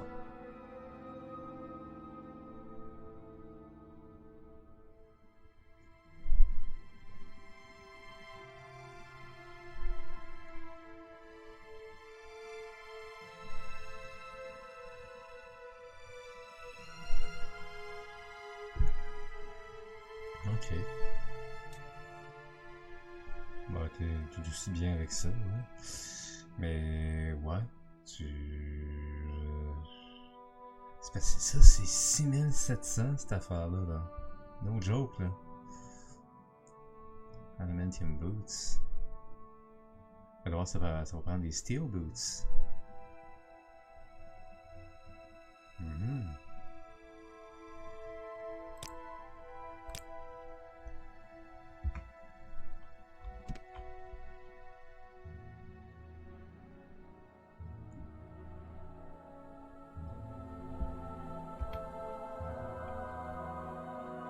Kill the thief! Je le savais. Je le savais. Savais.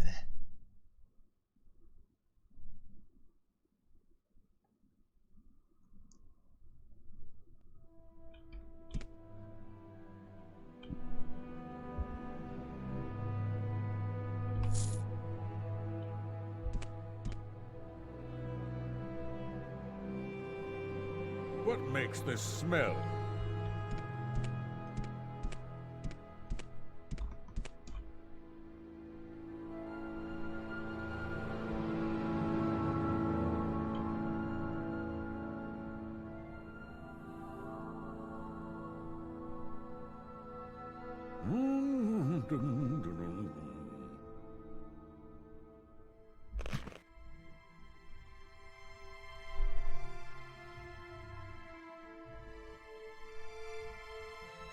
Deux cuirasses.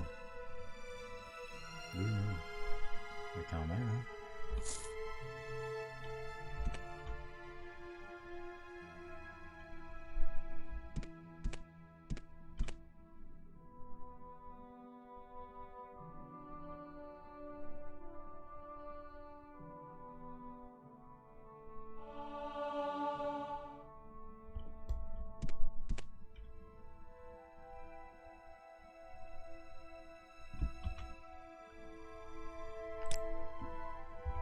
Ah, il est 8h du matin. Ah.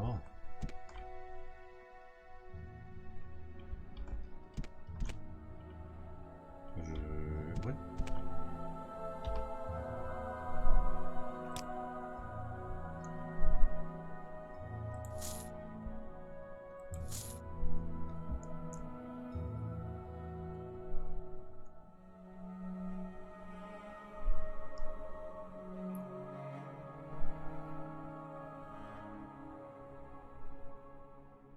Ah, tu le vois qu'il préfère du medium, là. Pour vrai, là.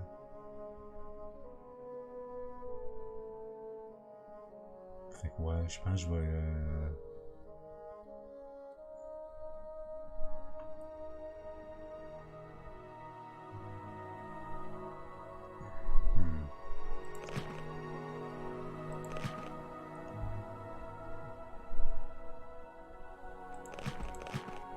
Ça, Iron Bracer...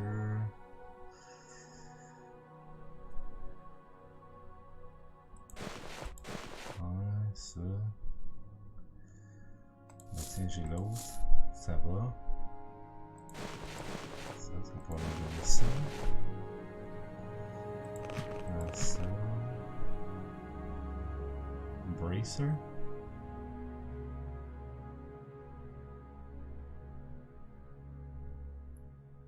Ah oui, j'en ai pas d'autres, hein? Ben oui. Ben oui. Ça, c'est medium. C'est 7500 par contre. Right. Je suis désolé, j'ai besoin d'argent. Sorry. Je suis sorry, I'm so sorry, man. Ouais, non. Can't.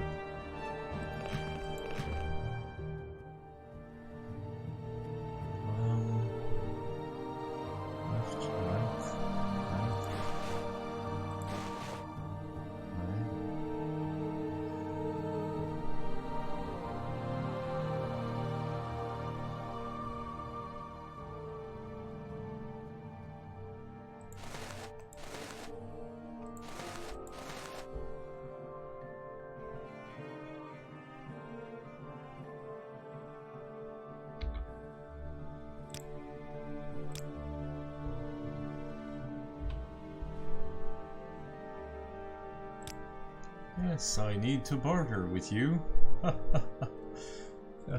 I have some things here, like this. 1024. 3700. Get-on.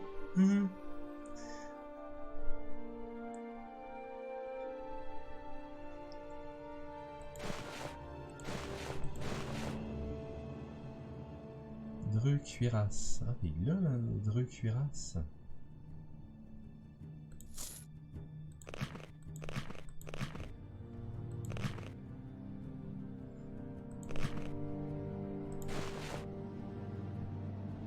Non, open, non.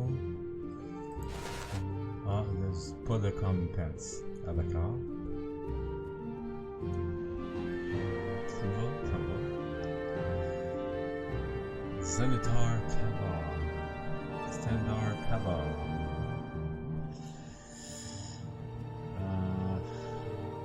5000. Hein?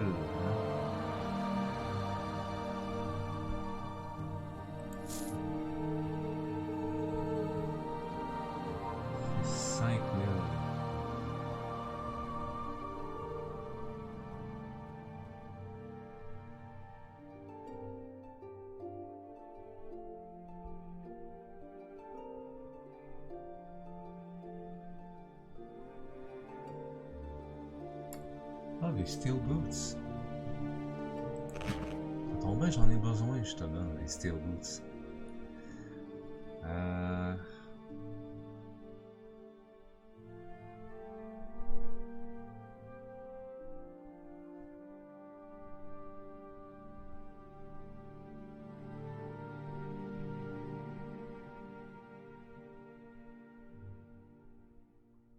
A great helm, bucket helm.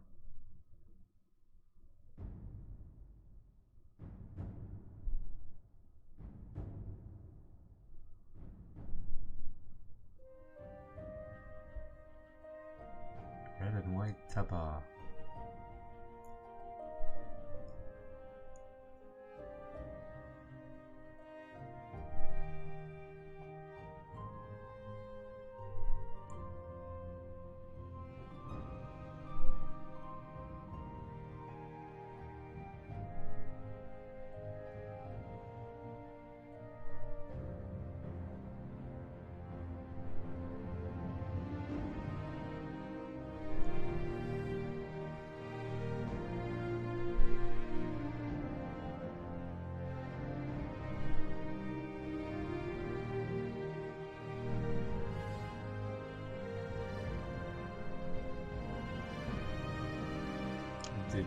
Green and white tabard.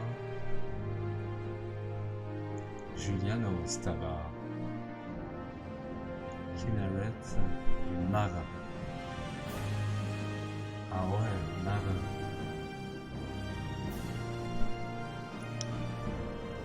Akatosh. Arcane. Black and blue.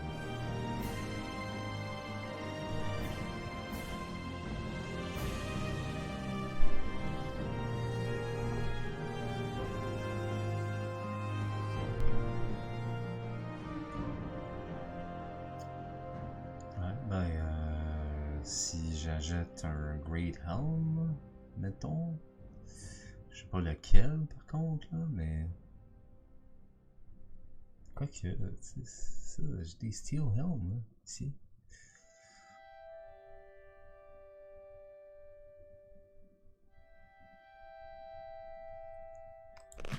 Et ouais, si je pogne ça, ouais, à la place, ouais. Silver cuirasse. Ouais, un Great Helm. On va y pogner de lui. Ça a l'air bon. Ça a l'air un bon choix. Puis, ouais, un tabard, je suppose.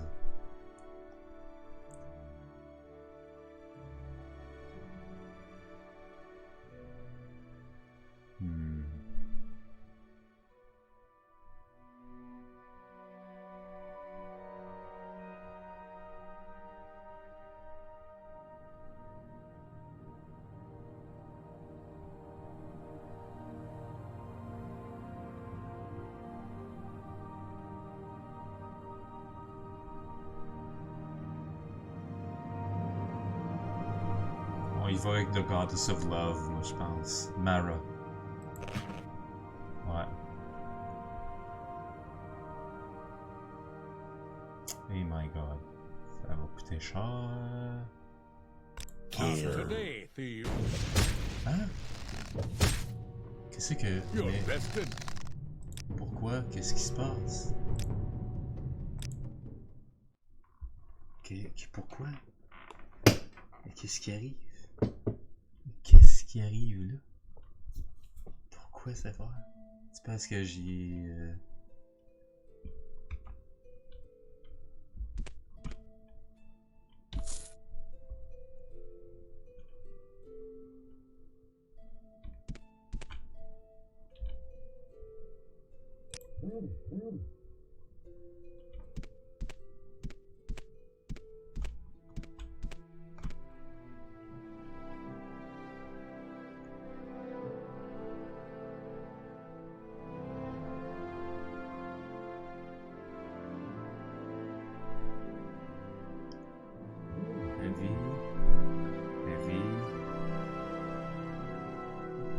Today, thief. Seigneur. Non, mais je... Hey, c'est tough. C'est tough. Qu'est-ce qui se passe, là? On va checker ton niveau... Oui, ça va être à soir, ça, les boys. C'est pas à matin. Today, thief. Ben, voyons donc. Ben, voyons donc. Ben, voyons donc. Ben, voyons donc.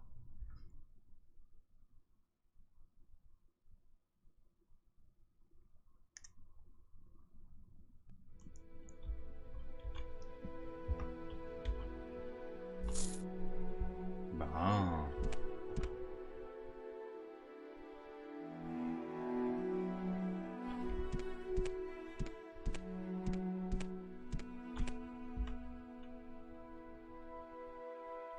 Kill the thief. Gotcha. Sérieusement, c'était écrit que j'étais... c'est comme... Non.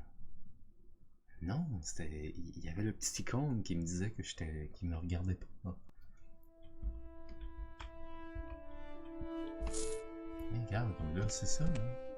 Les petits icônes. Qui dit qu'il me regarde pas. Bon, tu vois? C'est tout.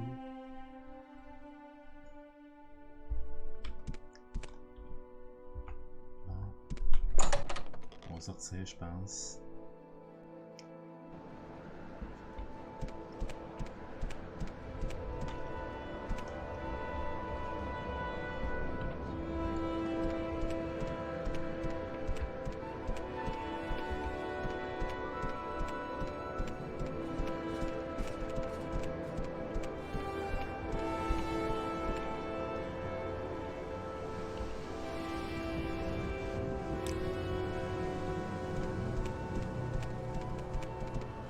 Citizen.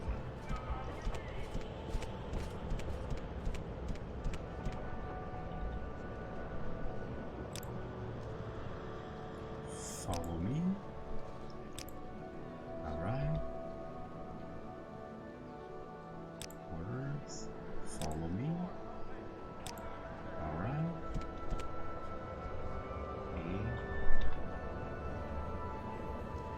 Orders. Follow me. Companion share. J'ai des choses à te donner.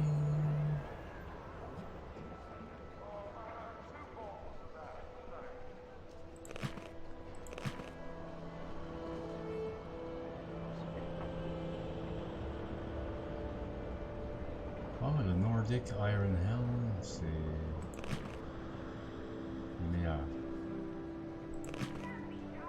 Oh, je préfère le Nordic Iron Helm, mais... et de loin. Ah oui, oui.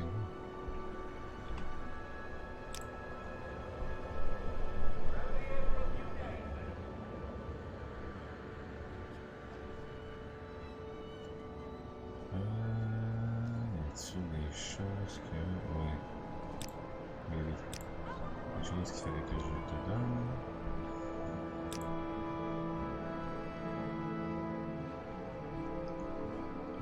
Voilà, steel powder.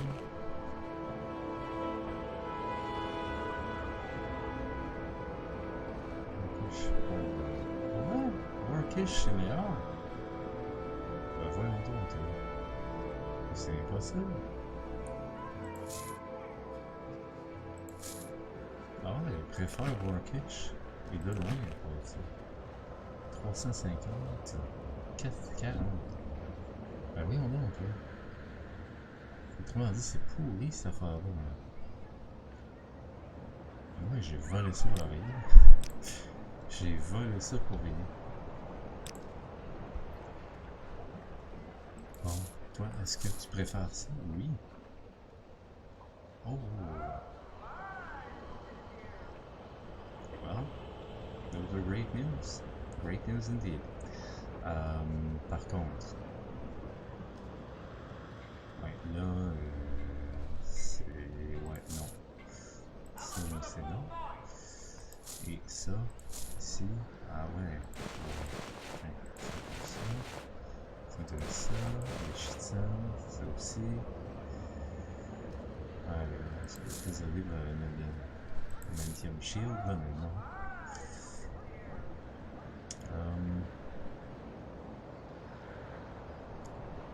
Ouais, par contre, j'ai plus de place. Hein. Tata. Tété. Tété.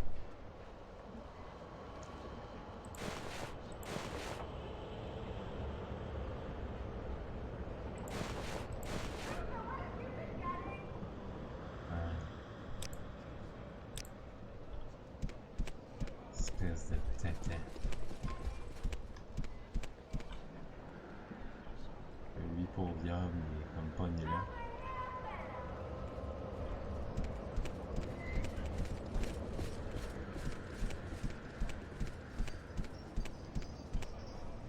Ah, bon. Que je peux aller au moins vendre à lui.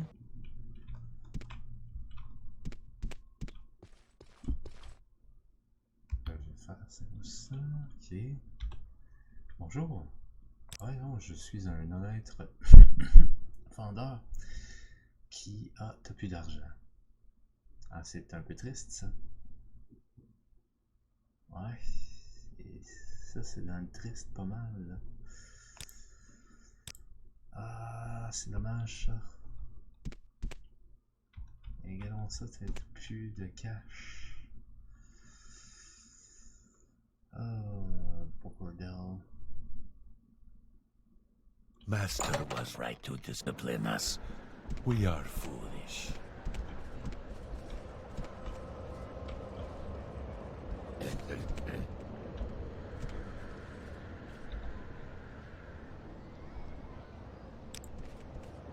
Yes. Comment tu m'as appelé Car?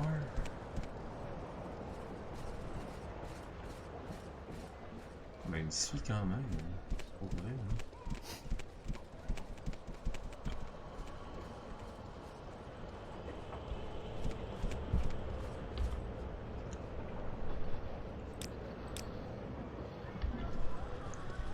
Cuck. Flotter. On va vendre quelques affaires là, je pense, au moins.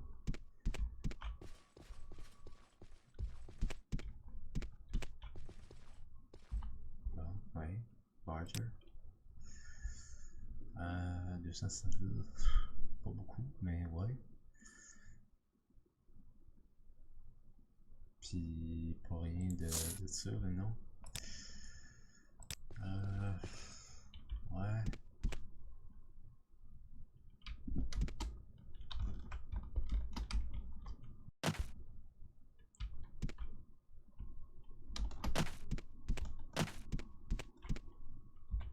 Ah, scheme, voilà.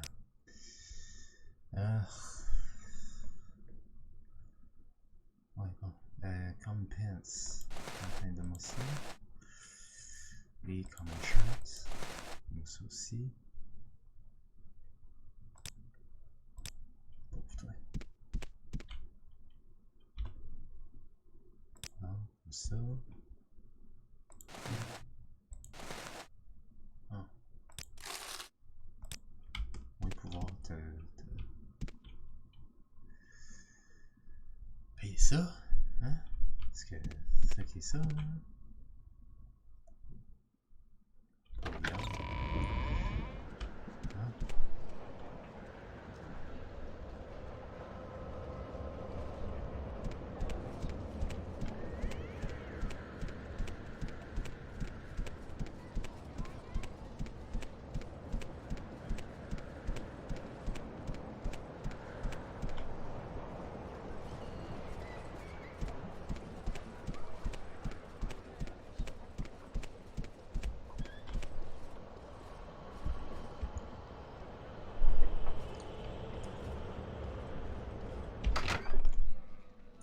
On va se réessayer. Hein? Ouais.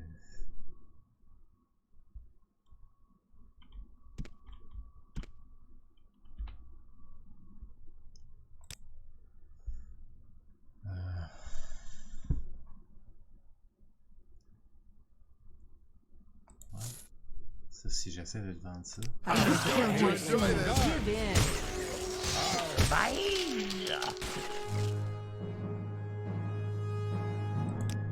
non, ça marche vraiment, mais vraiment pas. Vraiment pas. Je peux pas y vendre ça. Je peux juste pas. Calvaire. Ça marchait avec les autres, je pouvais leur vendre le propre stock, mais pas avec lui, malheureusement.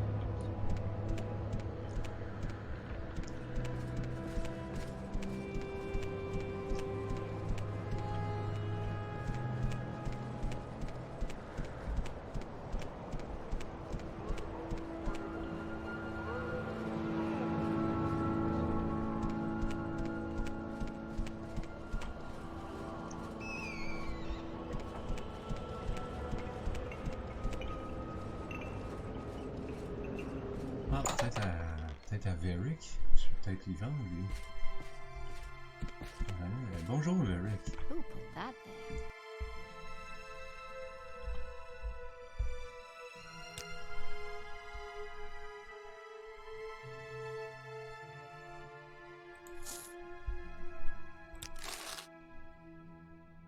Ça marche. Because of course. Of course it works. Ouais, avec des flèches en plus. Oh, oui. Ah mon dieu, mais certain. Ah mon dieu, oui. Des flèches.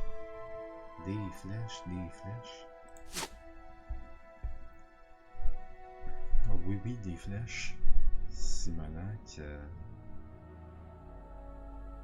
Crossbow. Class arrow, ouais.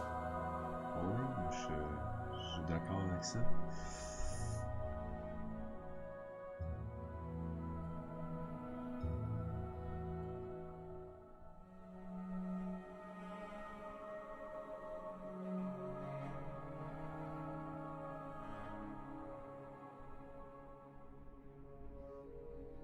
Recall on self.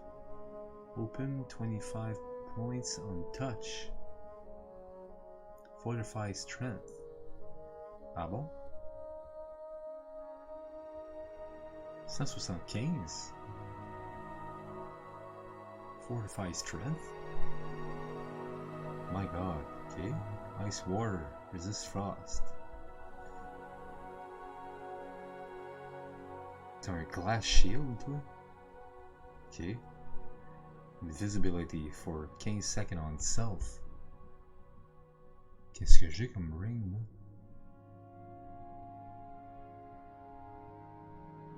Amulet of water walking, fortify intelligence, willpower, detect key.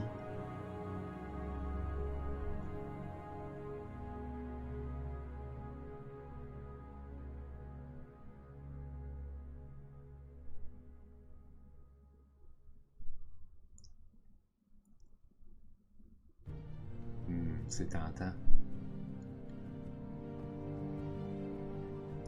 c'est vraiment tentant. Puis ça, c'est shock damage. D'accord. Ah oui. Ah oui.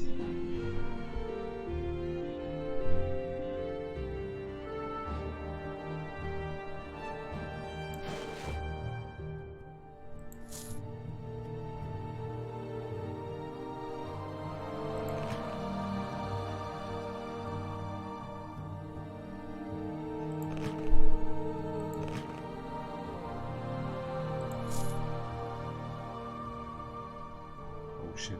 Et ouais, ça c'est peut-être un peu trop. Peut-être.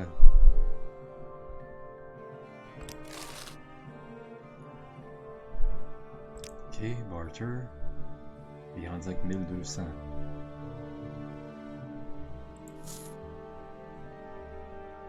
2600. 2900. Flying fuck.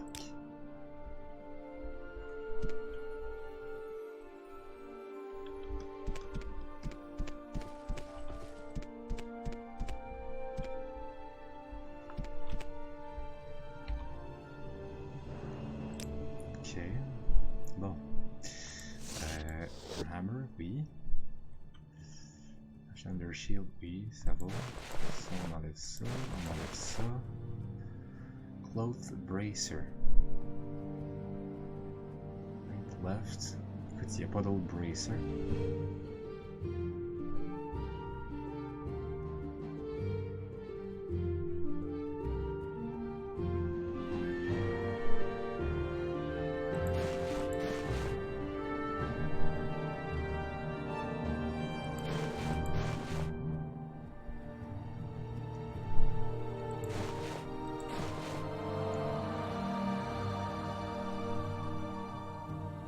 Nordic Fur Bracer.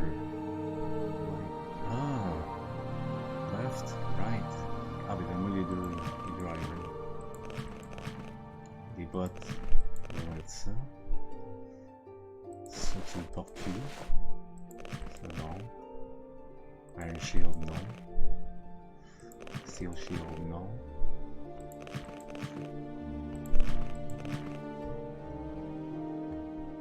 T'as mon skooma, mon Vampire Dust, c'est parfait. Perfect. Fuck. Ouais. Simonac.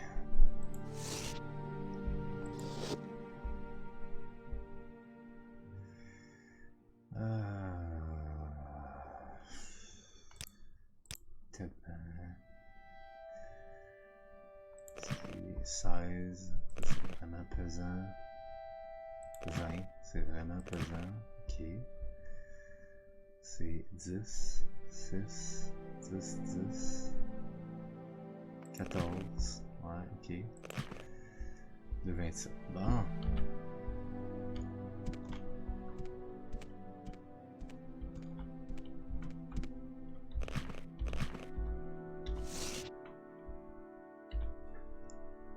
Ok, bon, bonjour.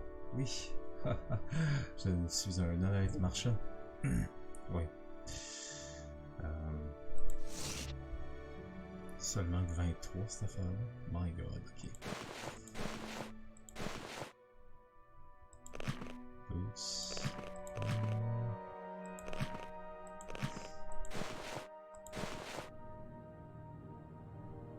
Visibility. Ouais, detect key. Fuck le detect key.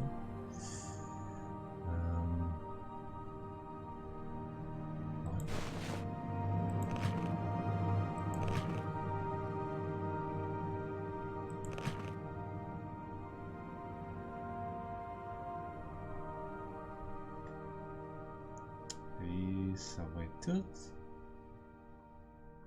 Ouais, parce que ailleurs. Je peux pas y vendre ça à eux autres. C'est. Qu'est-ce qui arrive là? Qu'est-ce qui se passe? J'ai aucune idée pourquoi qu'on m'envoie ça. Ok, ouais, c'est comme ça, puis ça va être top. Ça, non.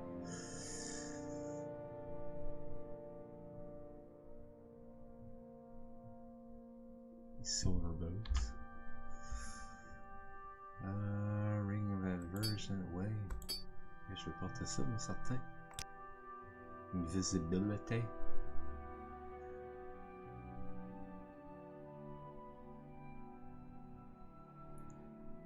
Ok, ensuite ça, ouais, bien sûr. Pas plus de flèches. Of course. Toujours bon. Là, au moins tout, tu peux bouger là, maintenant. Là. Hein? Ouais. Bon, ben ouais, je pense que... Ouais. That guy asks way too many questions.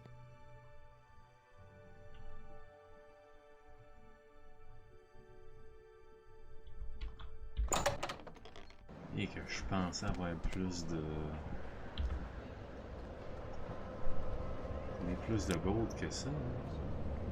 Pour elle. Il me reste rien que 900 gold. Si, madame.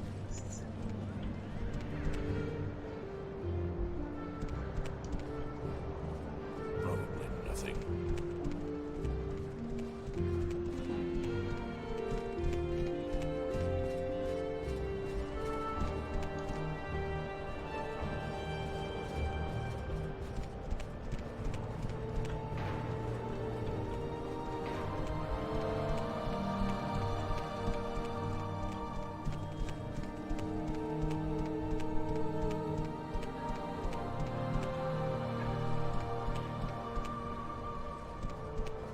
Est-ce que ça indique dans la ville comment s'en aller? Governor's Hall, Imperial Legion Barracks, Living Room, ouais. C'est pas ce que je cherche.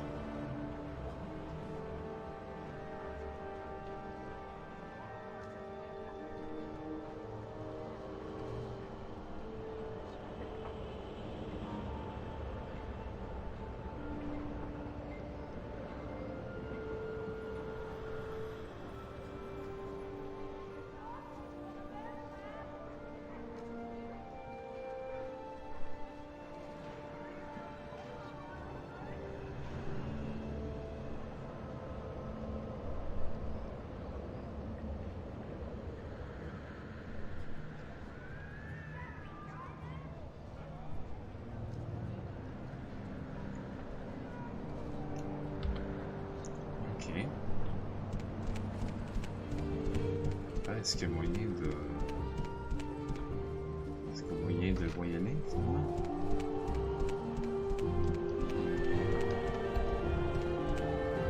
De se transporter jusqu'à ces données, par exemple.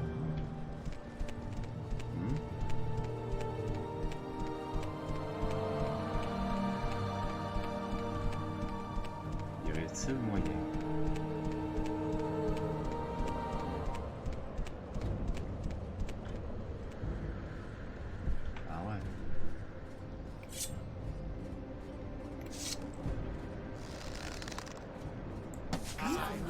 This round.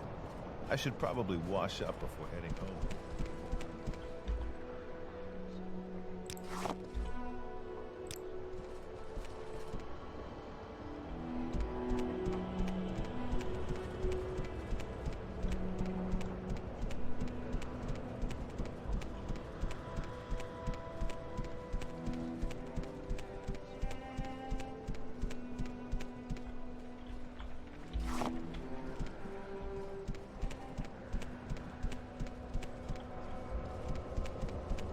Ah, bonjour.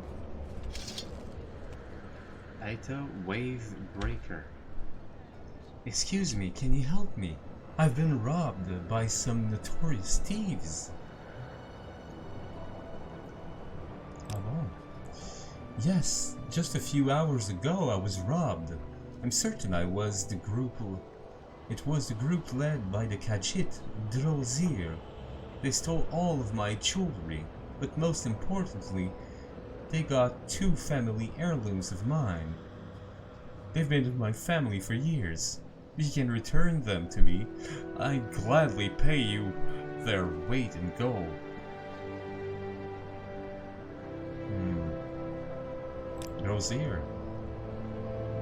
Yeah, what about 𝓐𝓢𝓷𝓭? I'll get your jewel bags. You will? Excellent. I believe their hideout is somewhere east of Caldera, although some of the local authorities have been able to find them. No great surprise there. Yes, that scoundrel. He's got my family heirlooms, and I want them back. If you can retrieve them for me, I'd be eternally grateful. Okay, so, east of Caldera.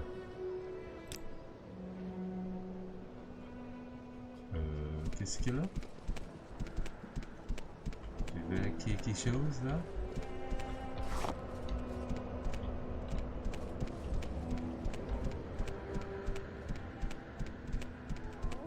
Bonjour.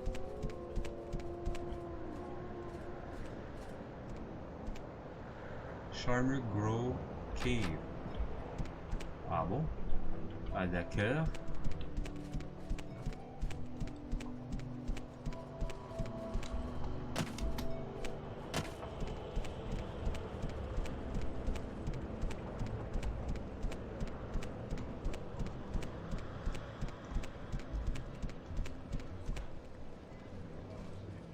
Caldera Marcellus Windmill.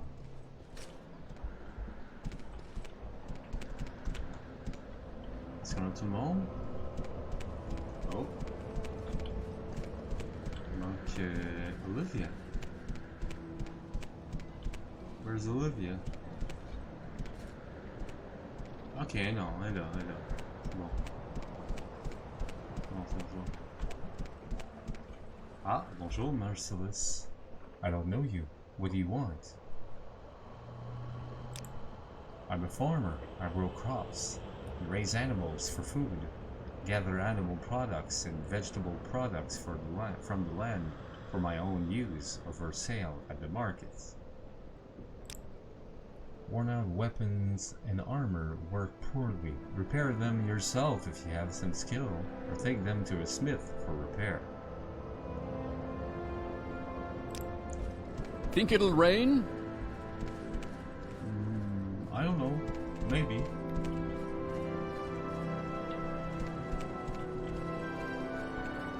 Sultrus. Yeah, Sultrus farm. Oh well, okay. So that's well,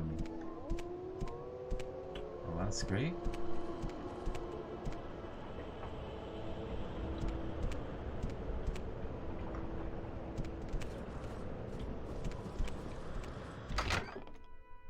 Voilà sa maison. On va voir ce qu'il y a dans sa maison.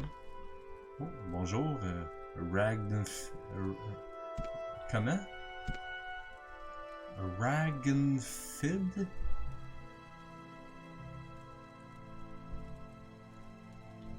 No 𝓐𝓢𝓷𝓭? I've heard of him. Rumor has it he's holed up somewhere around town with his band of thugs. They say he's in some caves in the east of town, on the other side of the hills.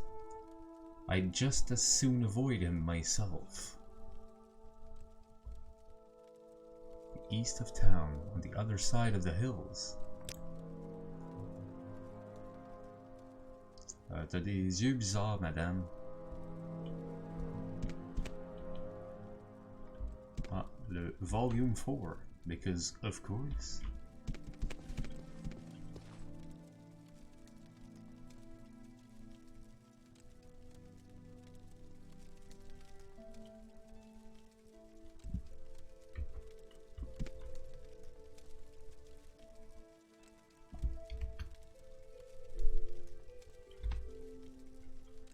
Bon, il n'y a rien. Ok.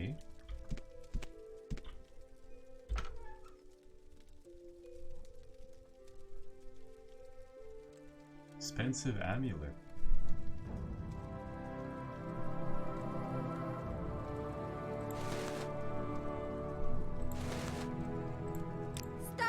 thief. Oops. Sorry. I won't do it.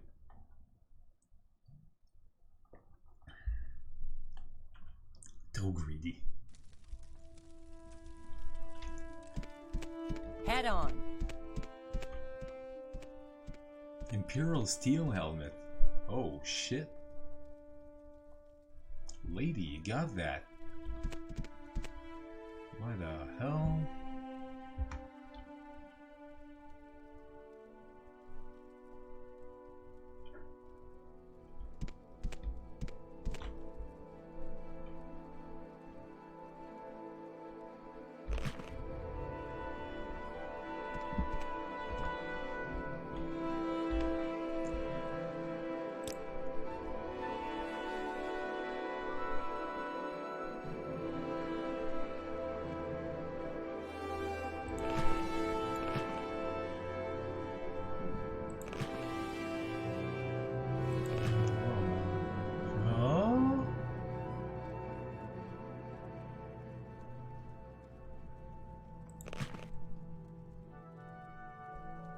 Ah, mais ça c'est une Nord là.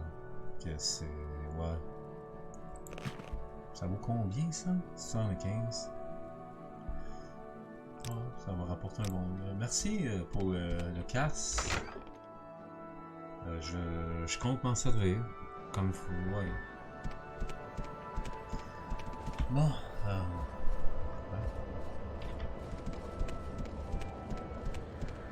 Think it'll rain?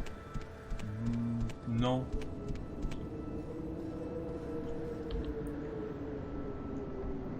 So.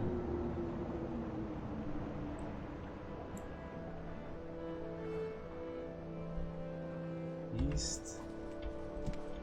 Over the hills, huh?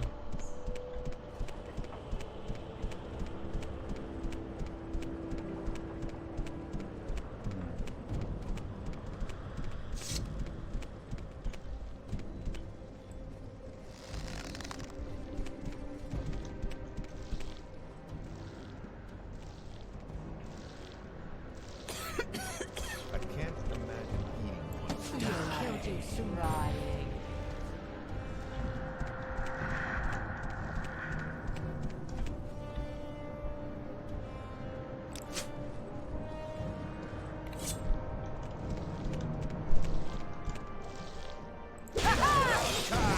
I had some fun! Well, I guess you had some fun.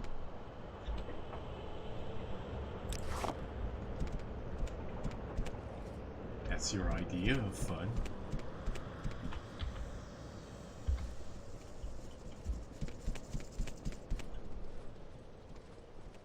Ouais, bon.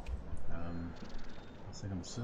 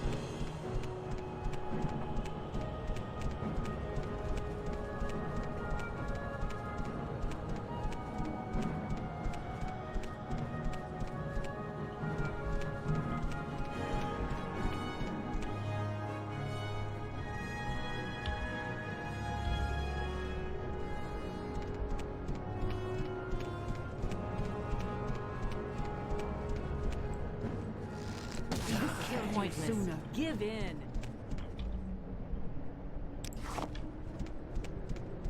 C'est pas beau.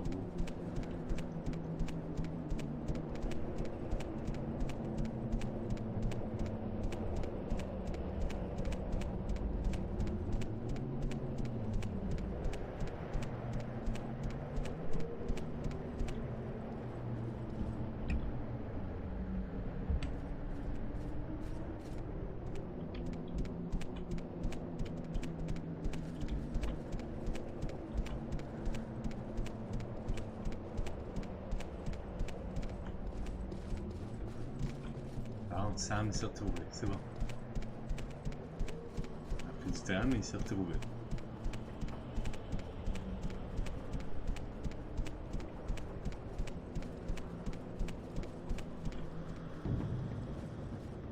Ah ouais.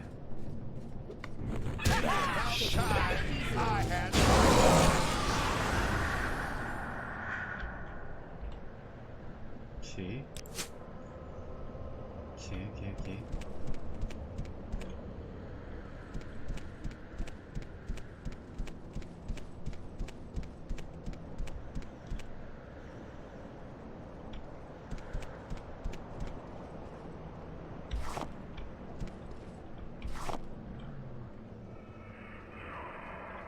Chouchichi.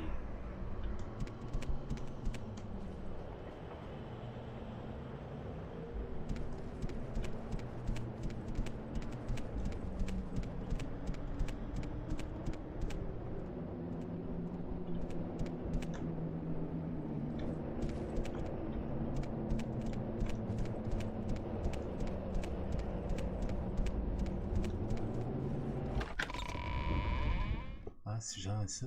I will kill you quickly. Fight this round.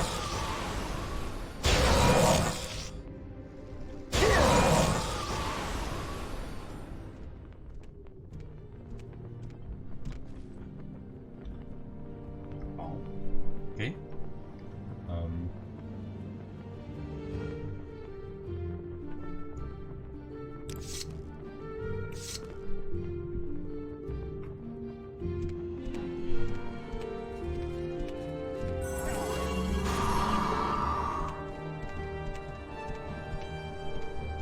This is too easy.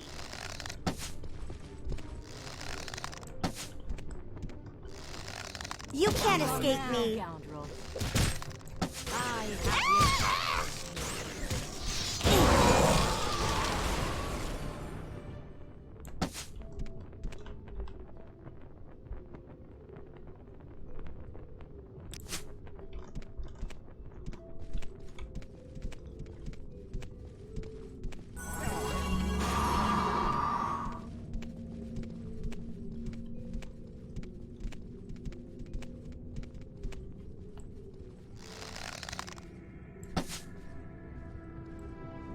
Voyons.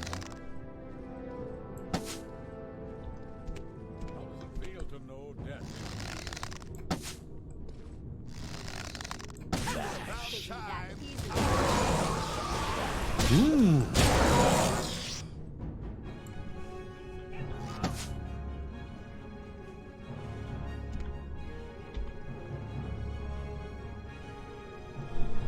Bien.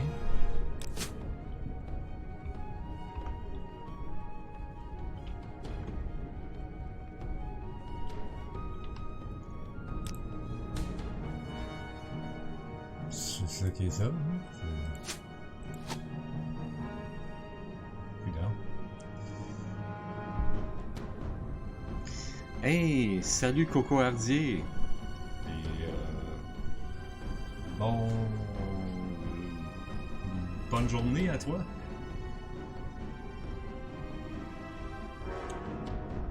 Il va falloir que je donne des trucs.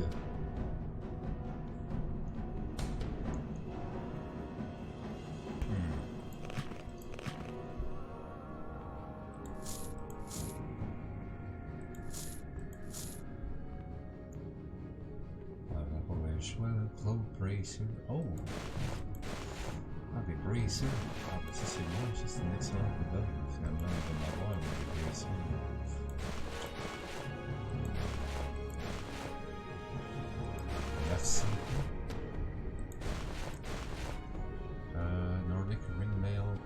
Roots. D'accord.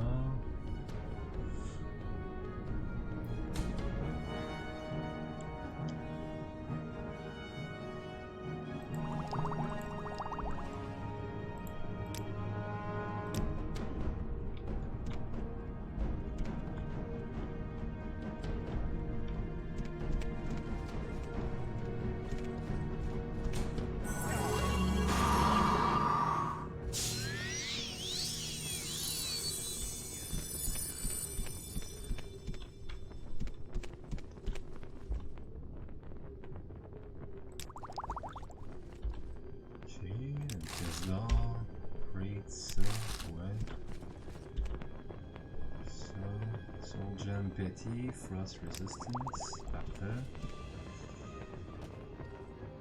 Miner's pick, ok. Walk level, ah ouais, on y va. On ouvre ça.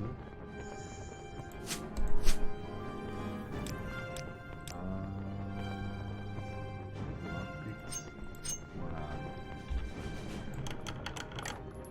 Déjà, on le tient. Un petit peu de gold, glass bottle en plus. Ah, c'est parfait ça. Bon, ça a marché, c'est bien.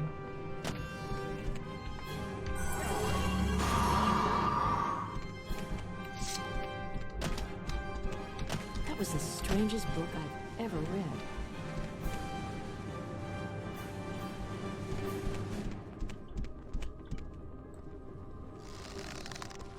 Am I good or what?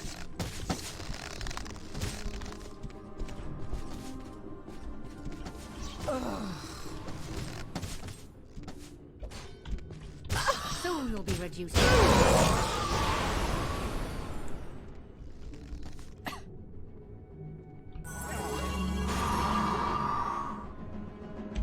Monsi. Hello, Monsi. A Dwemer Great Axe. Dwemer Great Axe. Wow, okay.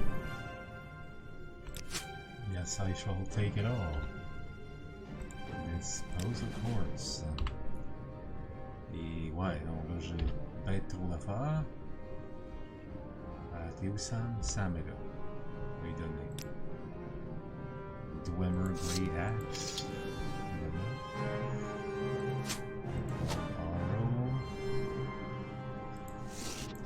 Ça, Miner's Pick, Spike Club, ça c'est à moi, Leather Head Wrap, ok, cheveux de cuirasse. Je sais que tu es en plein médiévalisme, mais Swatar Offensive est là, et c'est très bien. J'espère que tu iras très bientôt, c'est vrai hein? C'est apparu il y a pas longtemps, il faudrait que j'aille voir ça bientôt. Mais je voulais y retourner bientôt, là, mais ça faisait longtemps que j'avais pas streamé plus loin, donc je voulais simplement me remettre.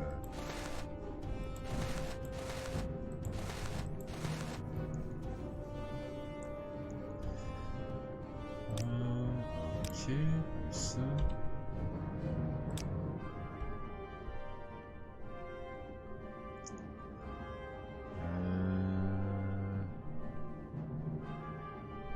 Je vais me donner ça, va être donné pour les voici, voilà. Là j'ai des esclaves à libérer là.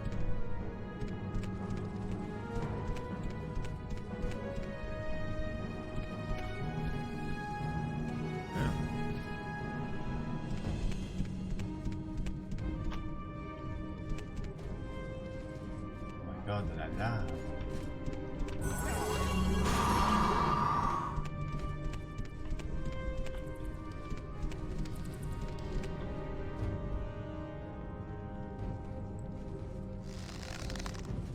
Run while you have the chance.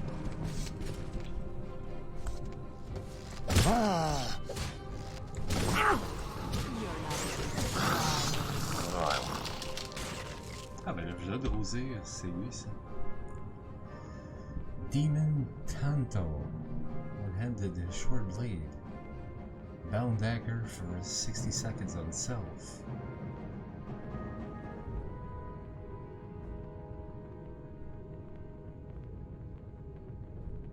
D'accord. Hater's Ring. Ça c'est parfait. Voilà.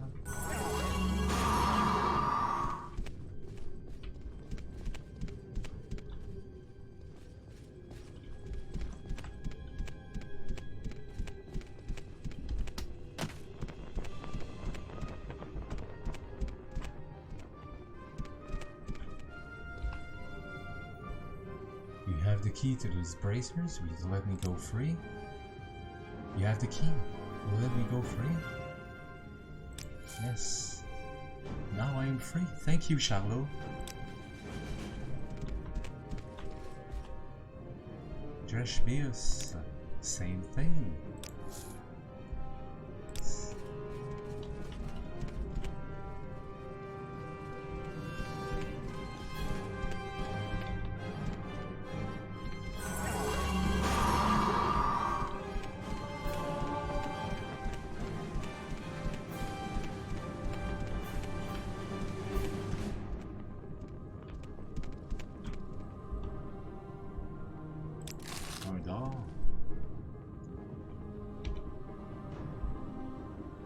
Belt of the Iron Will. Oh, what? Belt? A magic belt?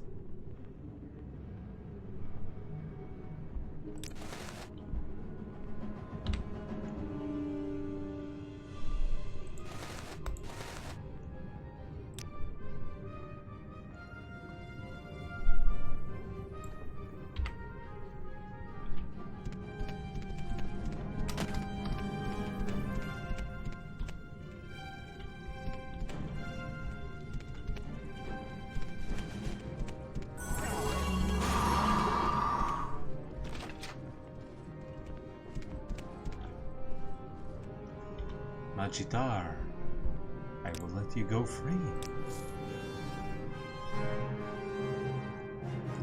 You are a good friend of Magitar. Hello, 𝓐𝓢𝓷𝓭.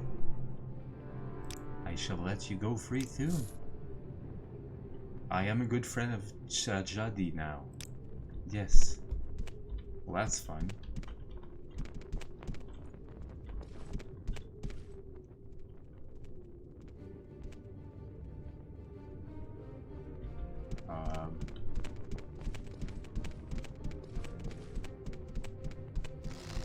You'll be dead soon. Die. It's about time I had some fun.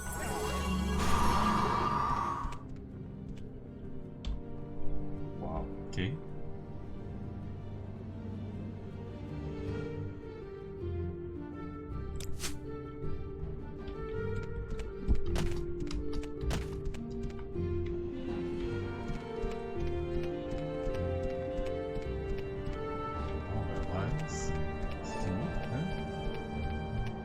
So, yes.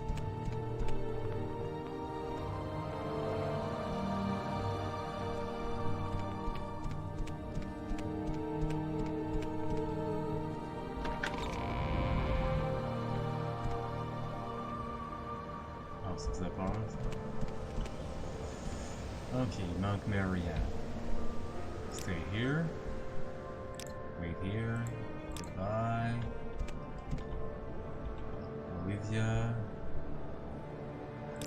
Orders. Wait here. Goodbye. On est retourné. On est chez...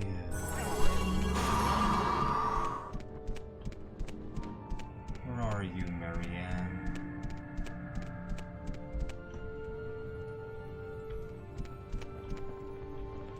Est-ce que t'es Marianne? Hein?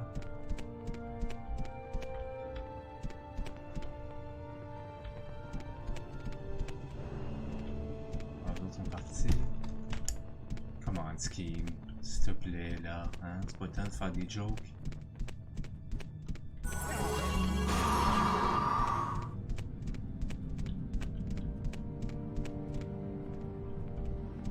Flavia. Où es-tu?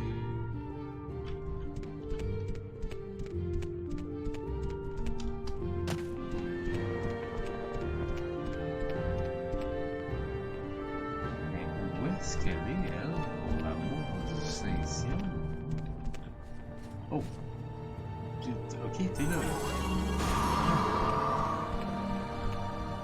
Allez, on y va, là. Allez. T'es perdu, moi?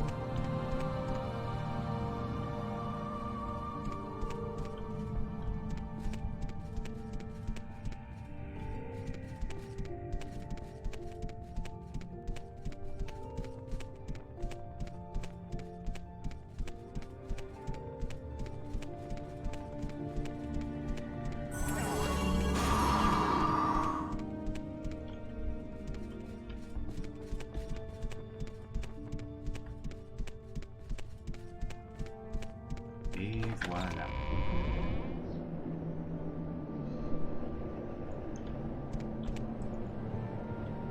Bon. Olivia. Follow me. Very well.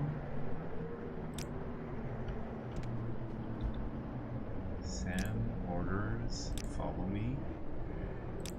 Very well.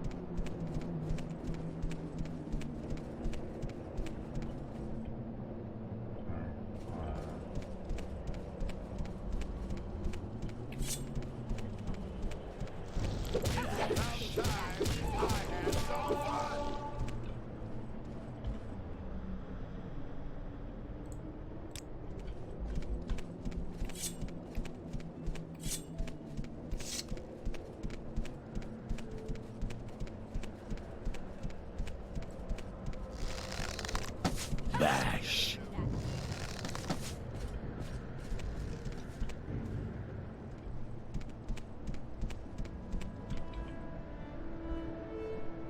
𝓐𝓢𝓜𝓚. D'accord.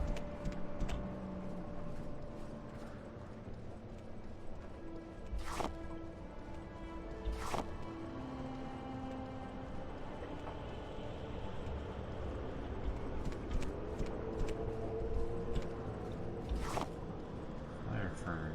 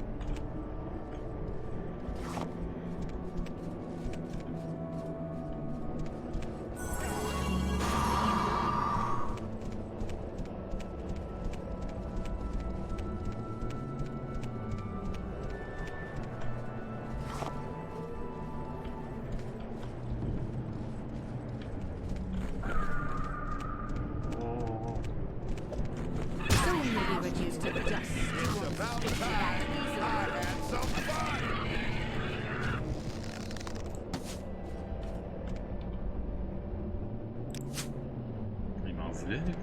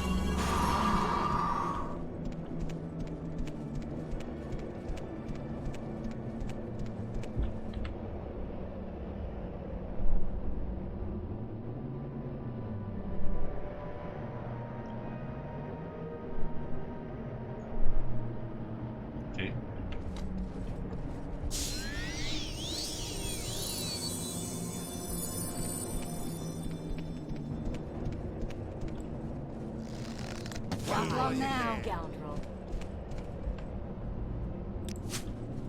Ouf, tata. Well now, scoundrel.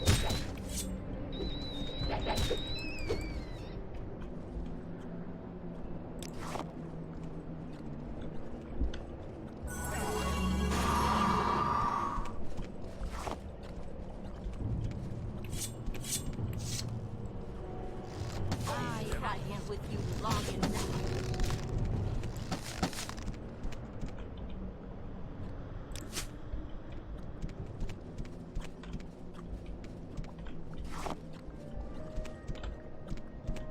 That's one ugly outfit.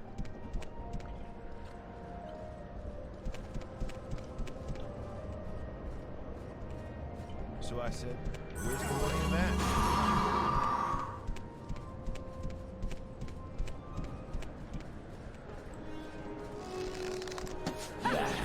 That easily.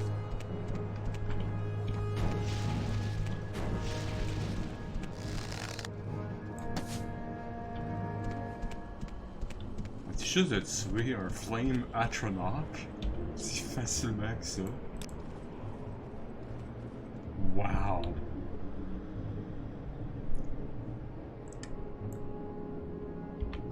Bon, moi j'ai pas l'impression de m'en aller dans la bonne direction, par exemple. Pas du tout.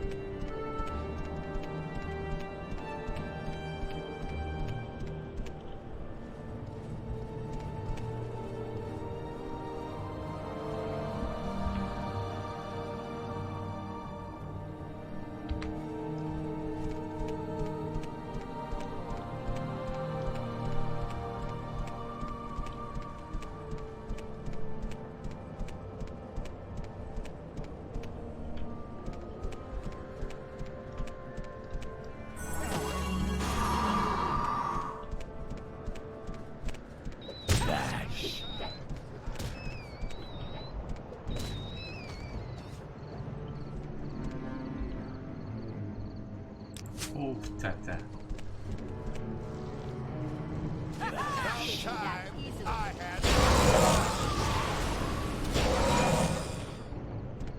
My god, ok. Je sais pas c'est quoi ce spell-là, mais il est violent, là, c'est... I have you that easily.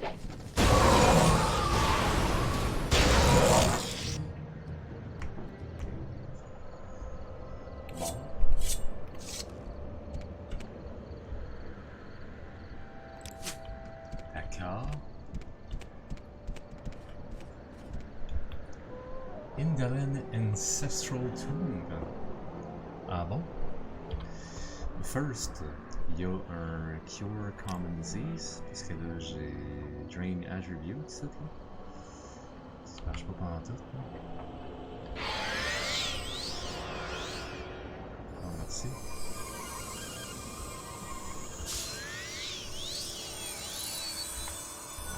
I should probably wash it before heading home.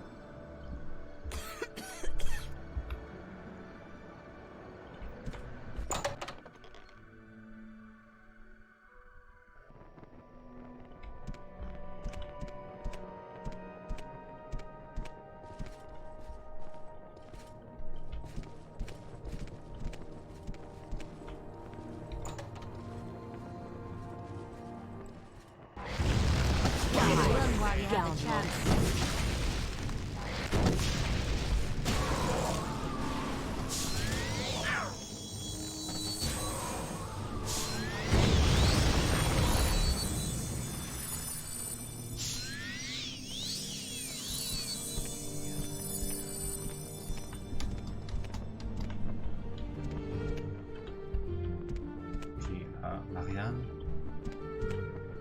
se tasser là.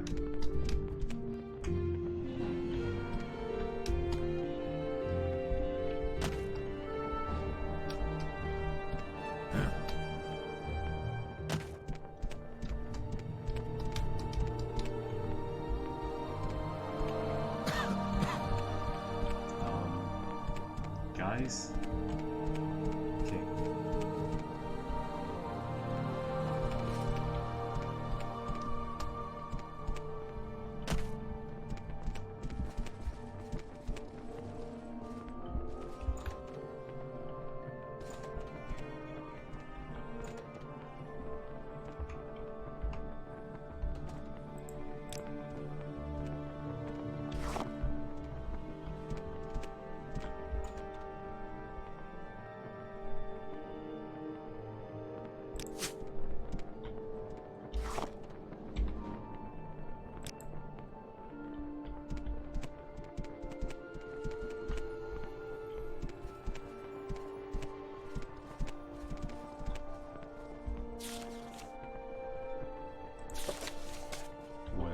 I shall take it.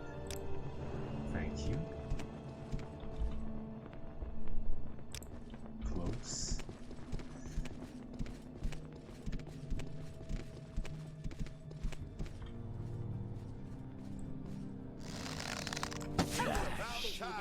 I had some fun!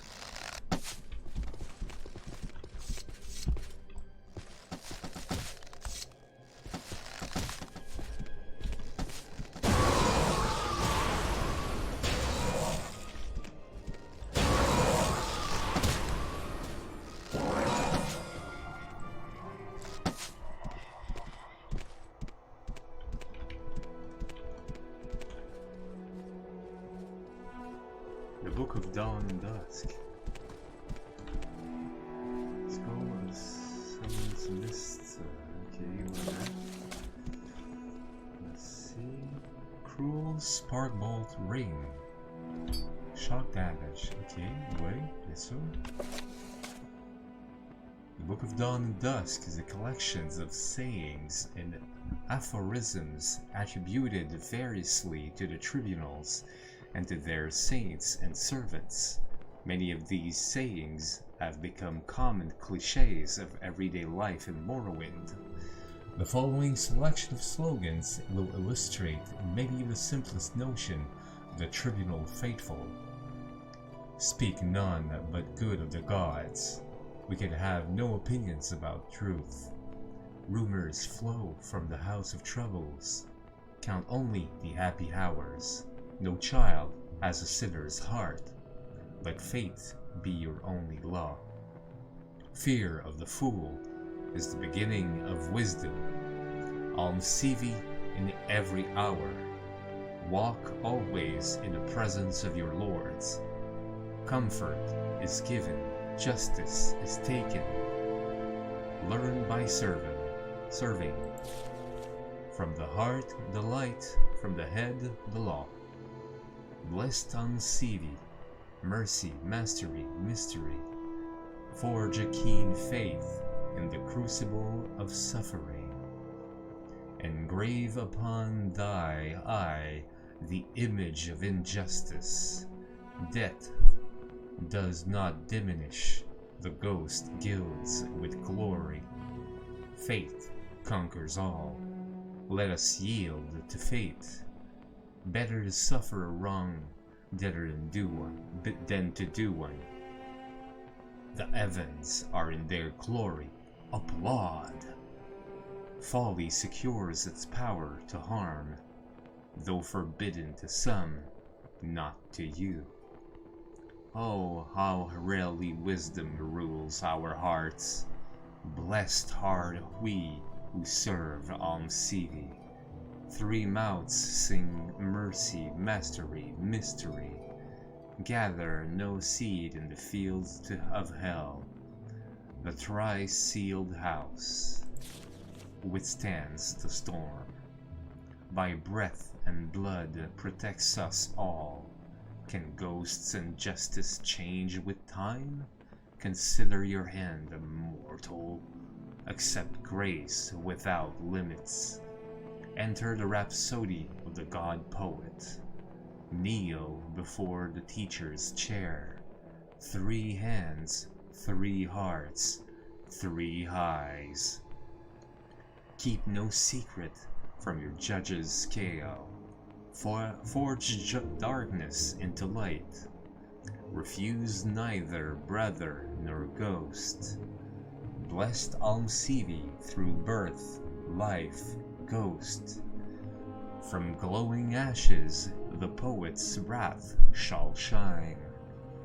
If Vivek is for us, who can stand against us? Fate, monstrous and empty, the whirling wheel of evil. How black my heart, roasting fiercely. I shall take it. Thank you.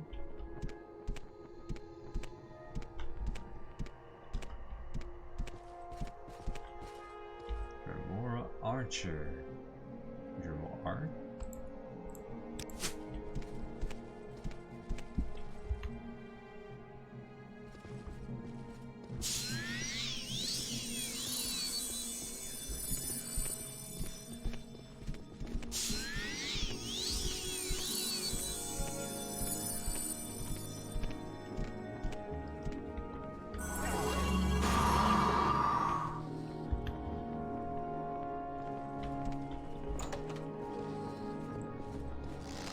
And Frost Atlas.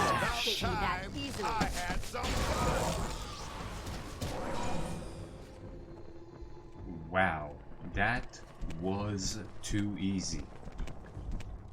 And okay, there's something behind that door. We're going to get there soon.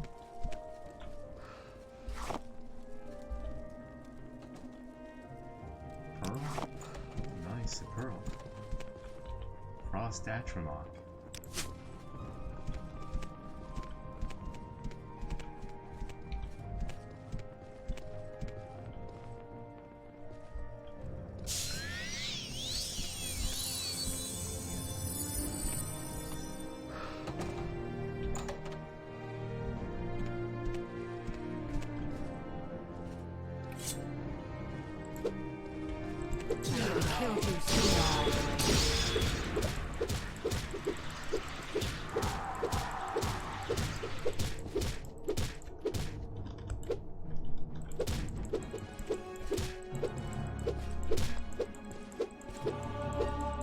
Qu'est-ce que c'est ça, pour lui? Qu'est-ce que c'est ça?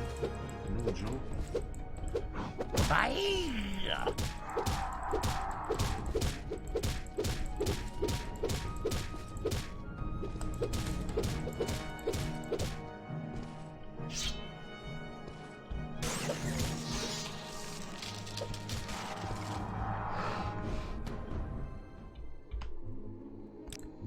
J'ai trop d'affaires. Ah, mais c'est parce que j'ai une affaire, là. Ah, mais... Cure common disease. That was the strangest book I've ever read. No, indeed.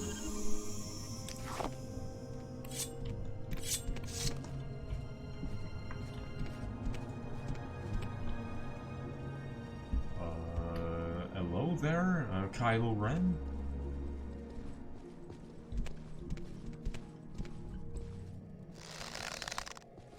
Die now, scoundrel.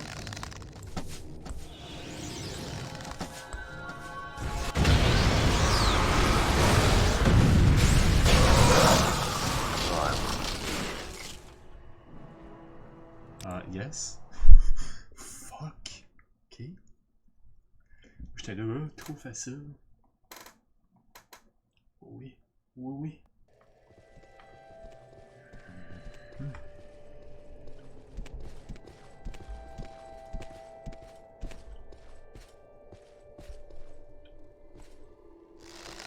You lost this round. Moi, je les calisse. Allez-y, allez-y, allez-y. Vous êtes.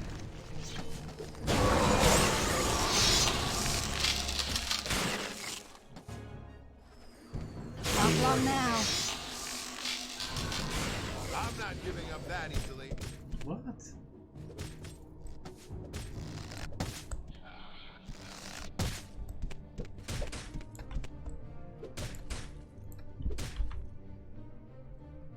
Oh ouais. De même. Ça s'est fait comme ça, ah ouais. Quick save. Simolac. Ok.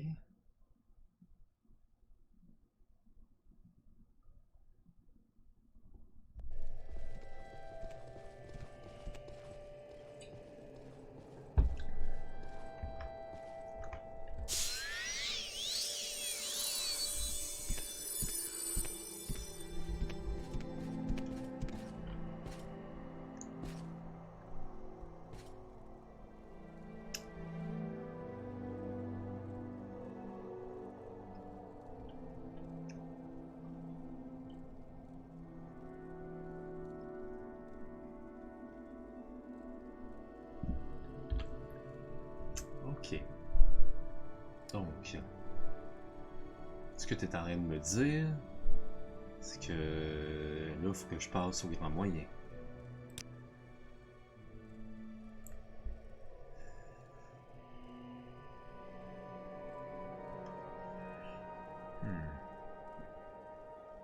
Fire damage, frost damage, frost, poison.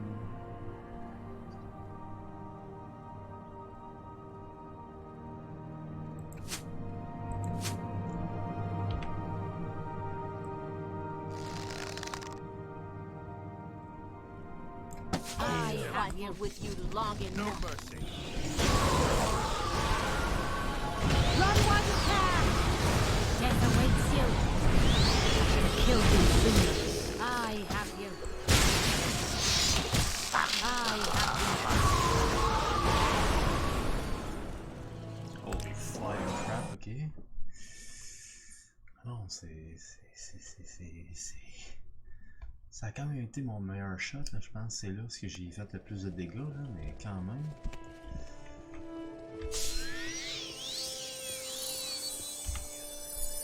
J'ai fait un spell de ça, puis ça en calisse, mais pour vrai, là.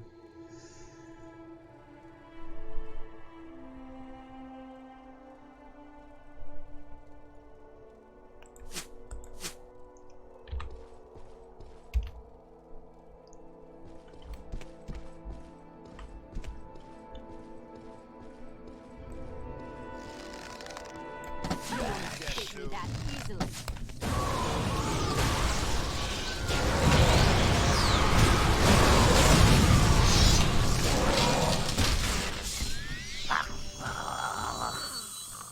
Non, mais il faut pas vous bloquer non plus, les amis, là.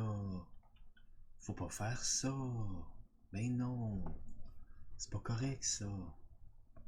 Là, vous êtes en train de vous bloquer. On est en combat, puis j'en vois qui... Vous êtes en train de vous... Tu sais, de juste courir comme des tatas, là.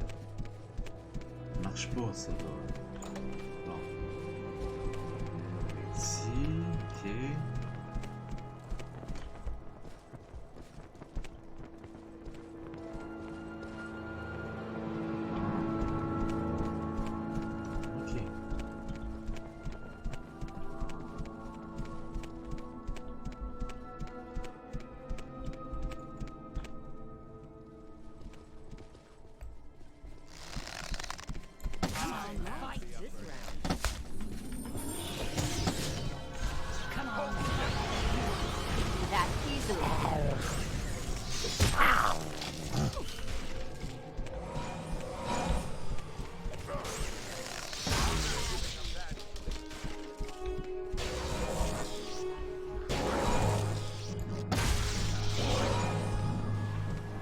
Il était après moi.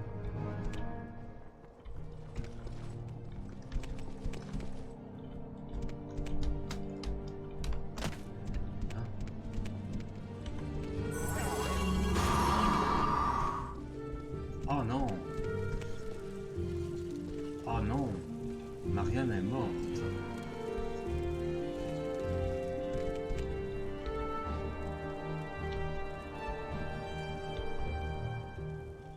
parcours de Damned. Ah non, non, Marianne, non. Ah non, non, non, non, non, non, non, non. Ça, moi, je le prends pas, là. Mais ça, c'était, je pense que c'était la bonne stratégie à avoir. C'est qu'il summon son affaire. Là, son Dramora, il va partir après moi. Moi, je fais juste me sauver. C'est bon.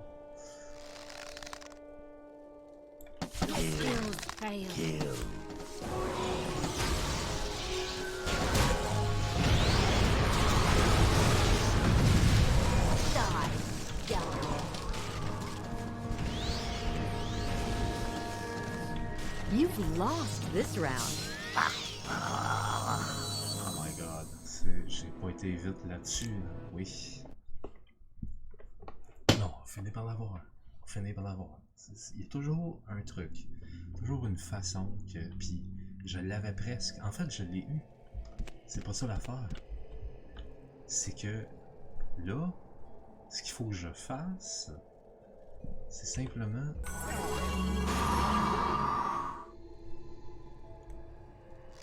What day is today? Death awaits you. Take that.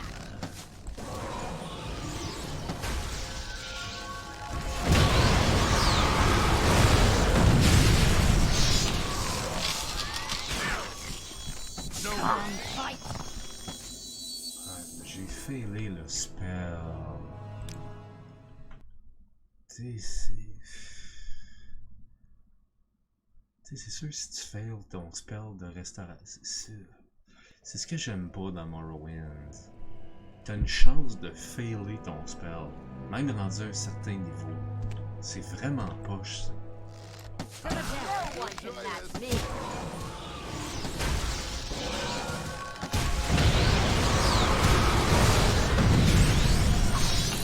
With you long enough. You won't escape me that easily. Come on. Come on. Seigneur. Ok. Là, So I said, where's the money in that? Ouais, mais espèce... Pouvez-vous...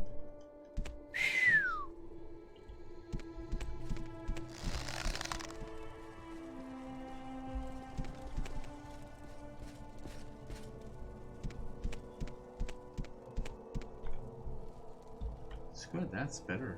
Your skills fail you. Hold still. You're starting to fail.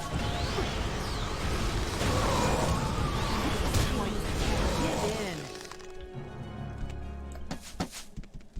Voilà. Fallait juste rentrer en chambre. Ok. 𝓐𝓷𝓻 staff. Ebony dart. Black leather boots. Oh my god! The armor rating après ça. Black hooded robe.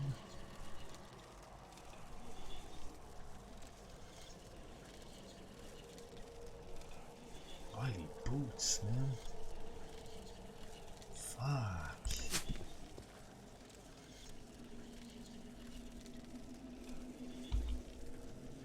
Ah, je peux pas dispose of corpse.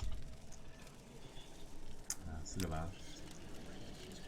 Nether salts. Gather heart. Ouais, Sam. Ah, c'est ce qui est. Ici. 28, hein, c'est ça. 32, c'est ça. C'est juste ça. C'est vraiment juste ça. Bon. Ben voilà. Il fallait juste que je rentre dans la pièce. Tout si niaiseux que ça. Pour vrai, là. C'est niaiseux, là. C'est vraiment niaiseux. Bon, Sam. Ouais, hey, tiens. Là, prends ça. Puis, j'ai des bottes pour toi, quelque part. Oui. Hein? Ça va être bien meilleur que qu'est-ce que t'as. Ouais, c'est direct. Il les met direct. Il attend même pas. Ça, je suis pas étonné. Je suis vraiment pas étonné. Bon. Ah oui, on y va. C'est bon. On sauvegarde ça. Je pense qu'on a... Ah, non. Ah non, il reste ça ici.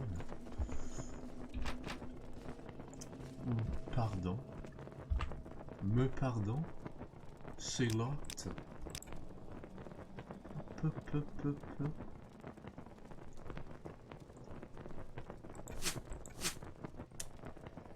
Hey. Peu.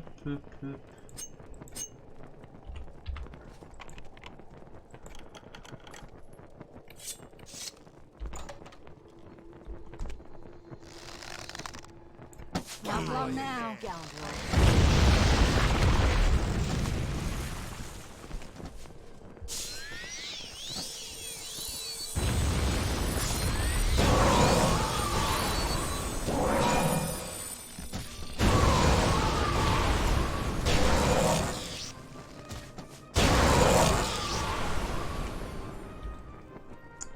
Désolé, mais ouais, ça...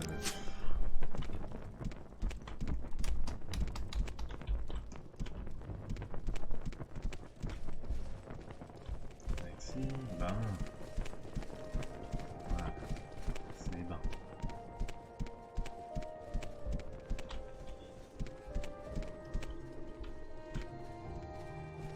Oh, mais egg, small, ok.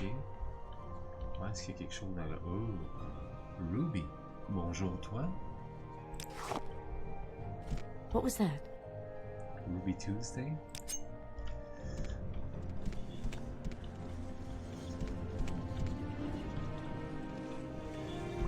Endurance, coastline, boat, IFA, fascia. D'accord.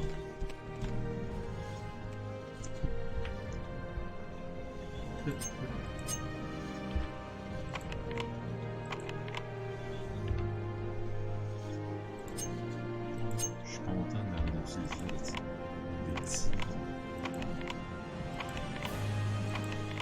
Je vais peut-être réussir. Ah bon.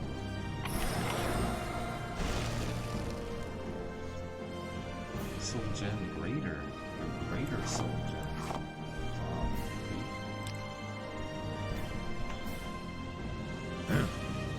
Chest, longbow.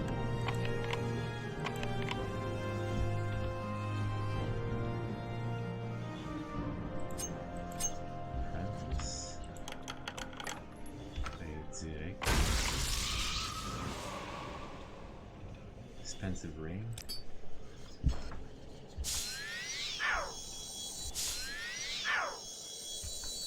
I should probably wash up before heading home. Sérieusement, buddy.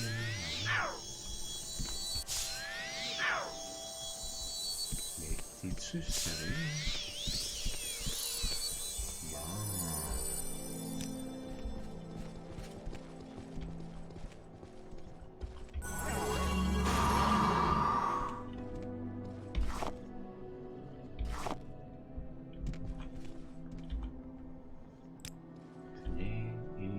Rien. Bon. Alright. Ben là, je pense avoir complètement terminé. Ouais, en effet.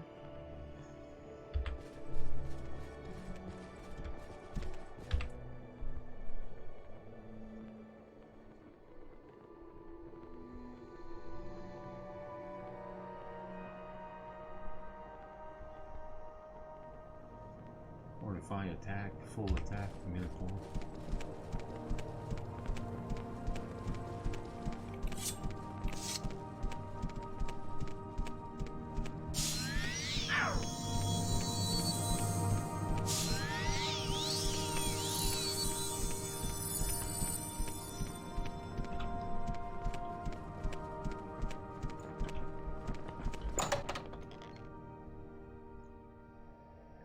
Et voilà.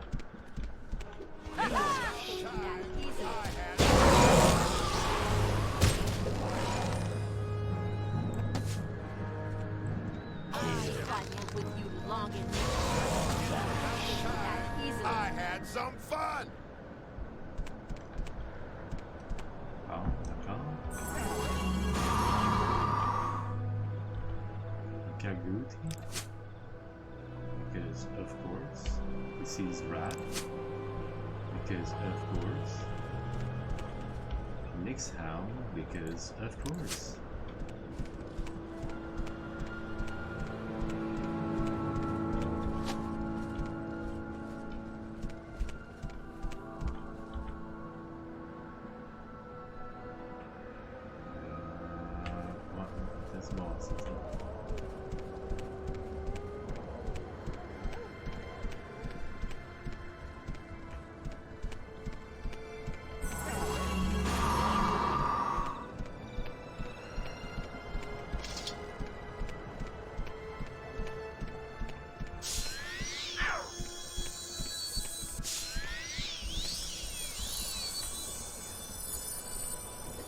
Bonjour, Aita Wavebreaker. Je pense que j'ai un arme. Have you recovered my family heirlooms? Yes. You found them. I'm so relieved. Here, please, take this gold as payment. I was able to keep it hidden when the outlaws robbed me, and I'd be glad for you to have it. Thank you again. Voilà, je viens de me faire 300 gold piece. Goodbye. Et voilà. Bon, moi je cherche un transport par contre. Ouais. Donc on est par ici.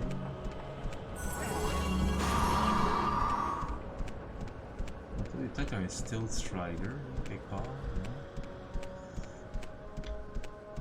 Peut-être.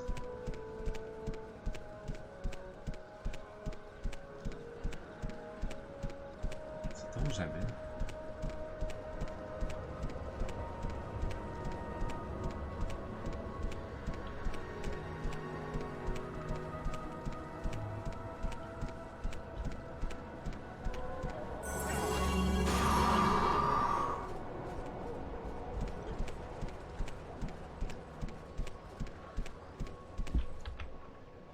Bah, j'ai vraiment fait le tour, moi, puis...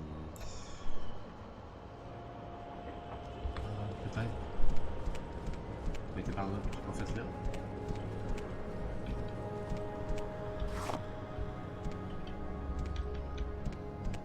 Ok.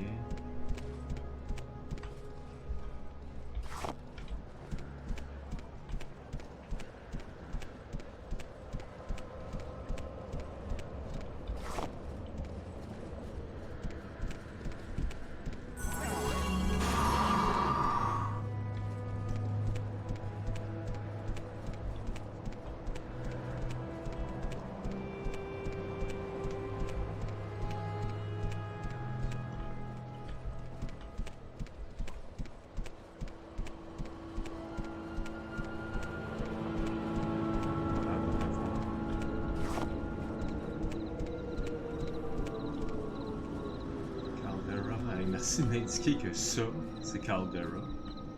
Et Balmora, ça c'est par là-bas. Ok, ouais.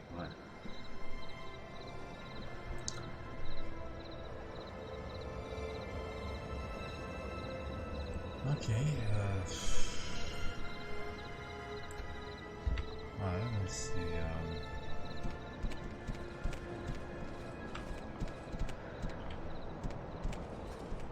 What day is today?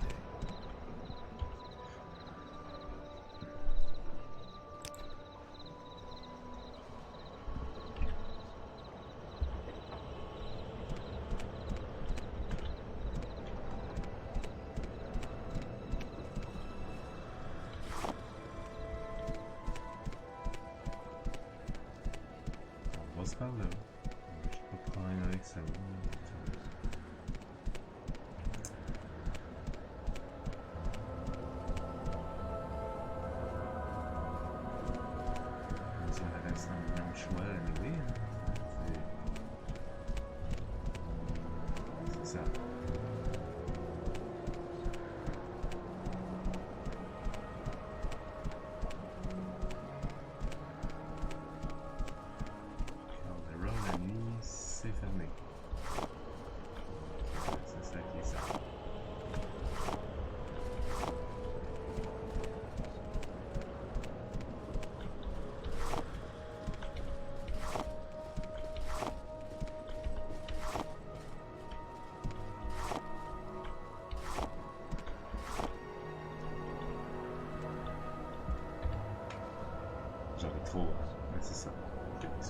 c'est.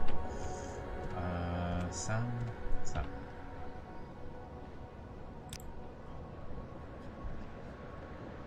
Je vais te donner des choses. J'ai un petit Sam.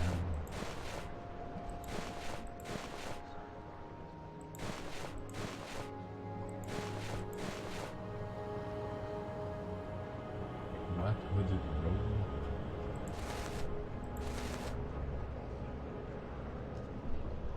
Regarde, ok.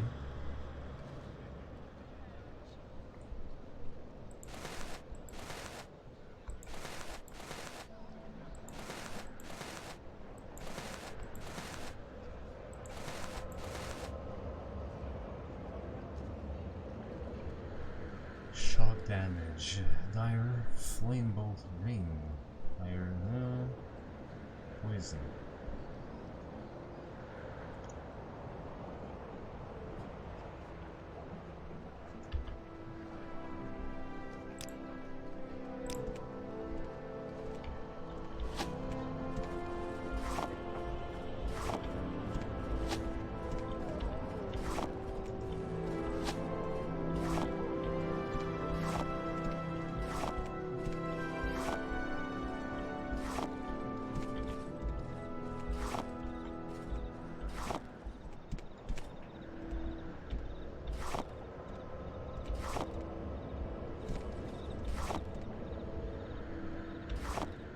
I should probably wash up before heading home.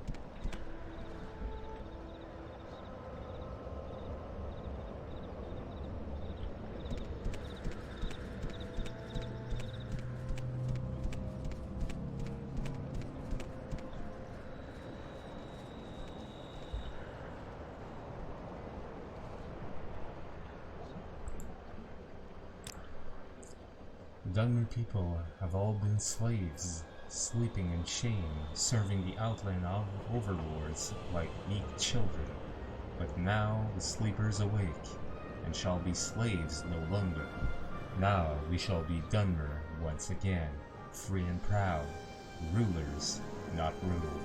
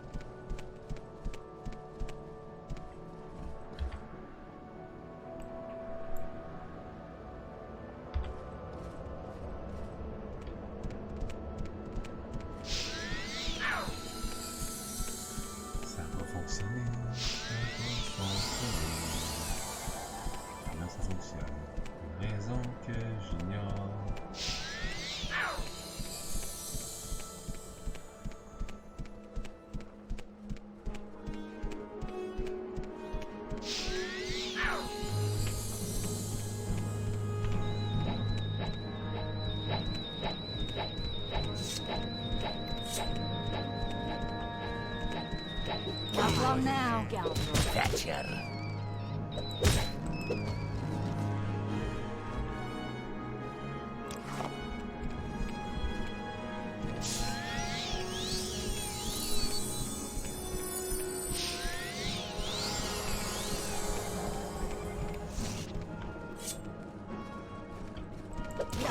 While you have the chance.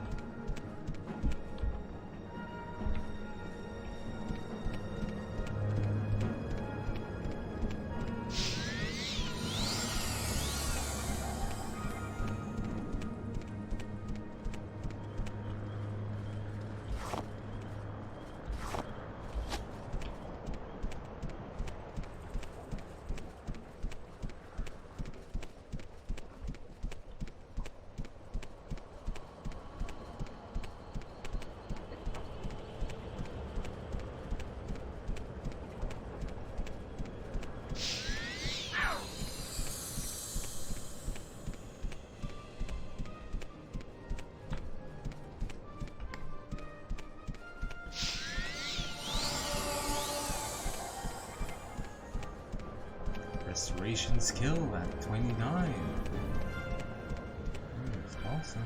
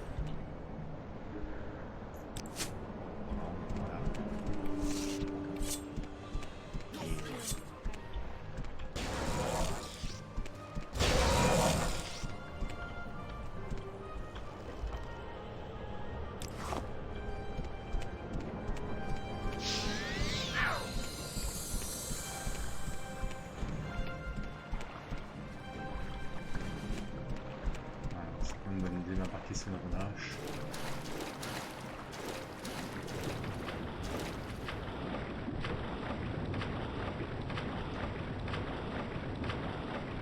Toujours beau de voir la vie comme ça.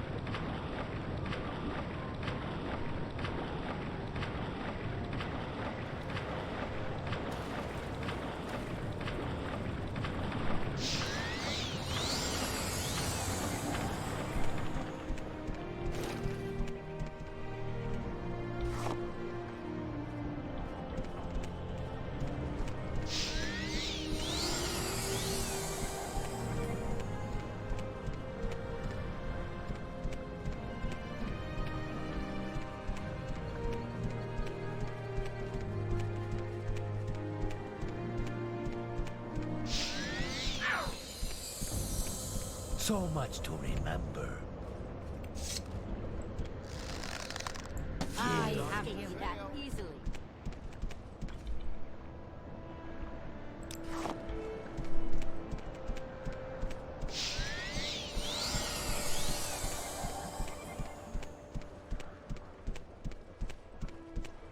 Oh my god, un pont en 4, ça va être drôle à voir ça.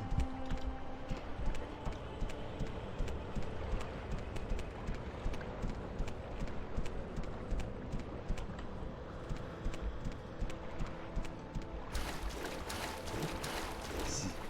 Ici, tous les amis. Ici. Là, juste là.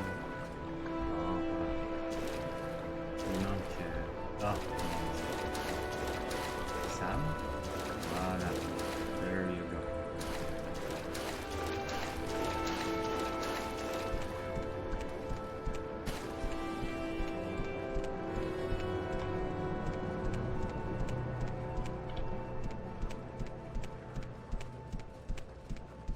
Presque arrivé. Presque. Ah mon dieu.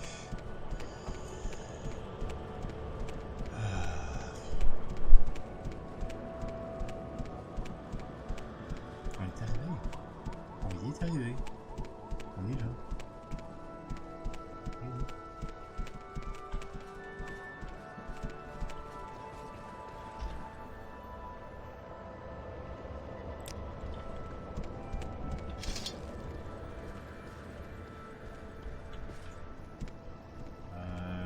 Ouais, Marianne. Est-ce que tu as des trucs? Non. Tu peux rester ici pour l'instant. Et Olivia aussi. Comme ça.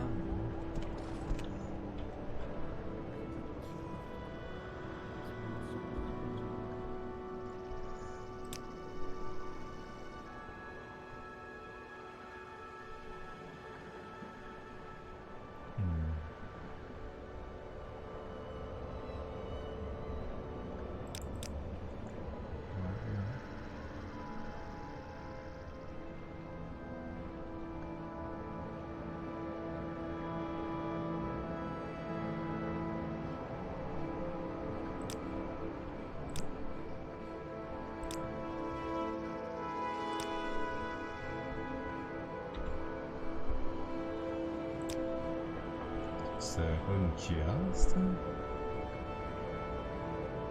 toutes nos affaires, t'en as pas, non? Shit, c'est une cuirasse, 9. Mais c'est ce que tu portes. Ah oui. Ah mais Boiled Leather cuirasse, c'est... Ouais.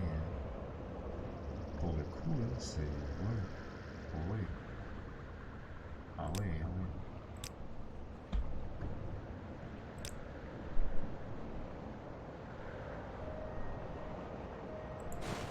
Iffy. Yes, I thought so.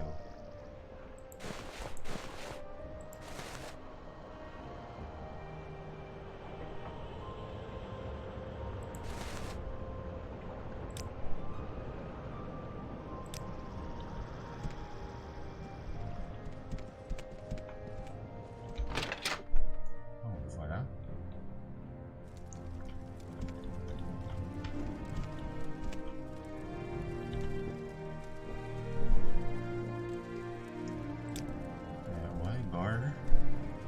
Eh mon dieu, t'as rien, toi.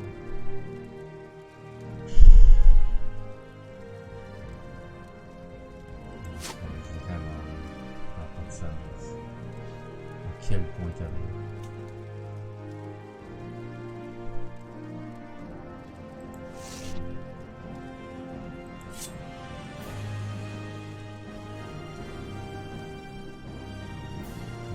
C'est déjà trop.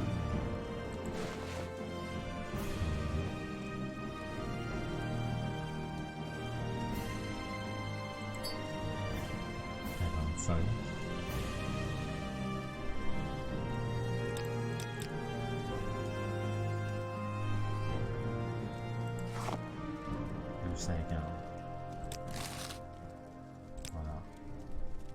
C'est tout ce que je veux faire.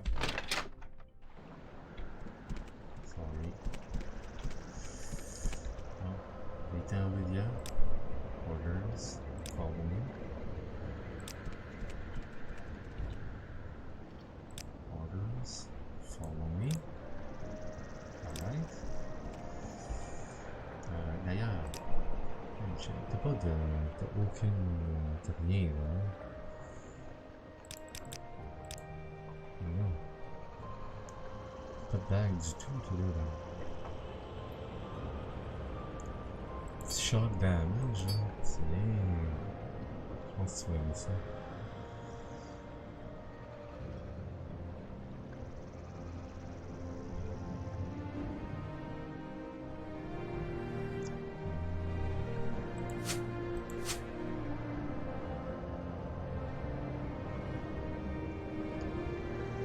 Ah, c'est ça.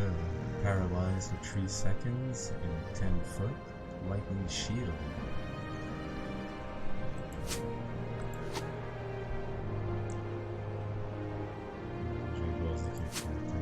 Magic arrow. Glass arrow. De toute façon, c'est la tueuse en chef.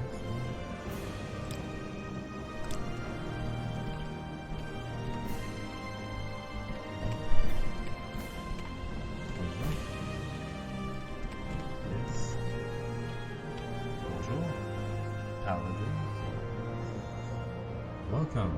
Can I tell you about the Imperial Cult? We invite you to become a lay member. Requirements. Our favorite attributes are personality and willpower. Our favorite skills are speechcraft, unarmored, restoration, mysticism, conjuration, ancient, and blunt weapons. To advance the rank, you must have at least one skill, your highest of our favorite skills, at the required primary skill level for the new rank, and at least 2 skills at the required favored skill level for the new rank. D'accord.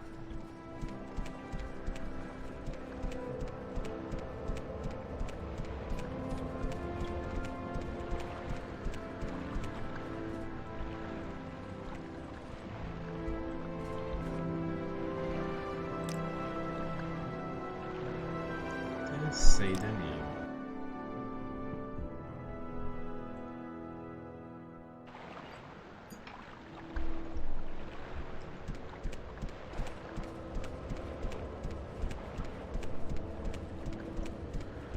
Bon, on commence par aller dormir. Parce que... dans ce qu'on pourrait appeler ma maison.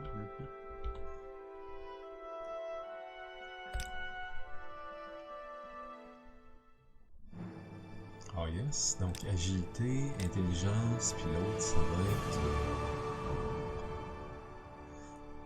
bah... ouais, je mettrais strength. Chose que je peux carrier. Bon, hein? Bon, voilà. Voilà qui est fait.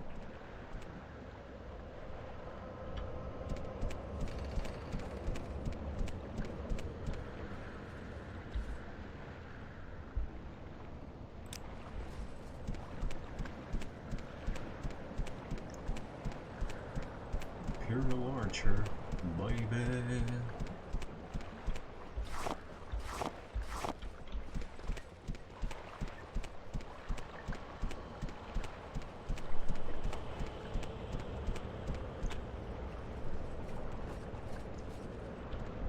Ok, avant de rentrer, non, pas Sam, non, non, pas Sam, non. C'est pas Sam, ça.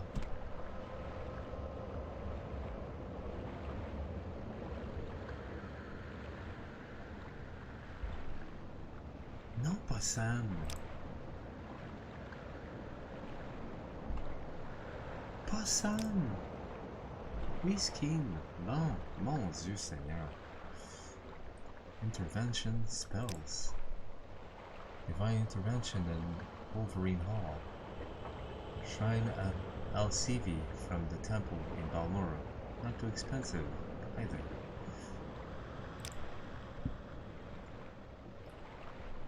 Il fait light armor 43, medium armor 5, heavy armor 5, unarmored 9. Fait que light armor beaucoup. Là, il va augmenter en medium armor. Long blade, axe. Fait que axe beaucoup. Ok.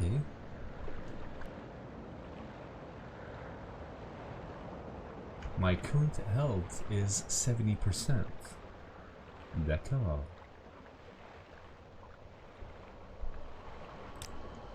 Eh bien, ça a l'air. Vampire Dust.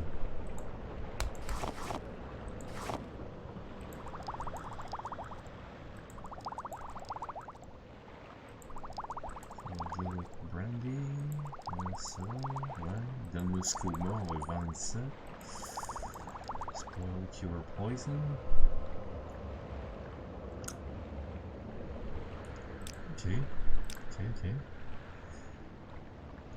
c'est ça. Olivia. Olivia, j'ai une ceinture pour toi.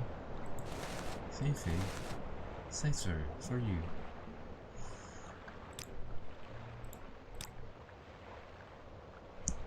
Maintenant.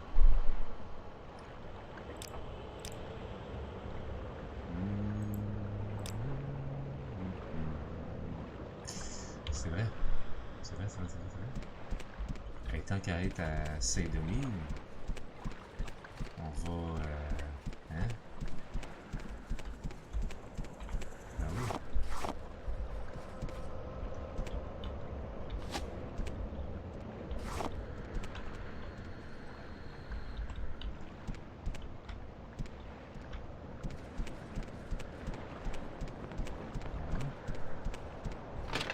Aller dans ma maison. On va aller, parce que j'ai tout le stock d'alchimie, là, ici, là. Hein?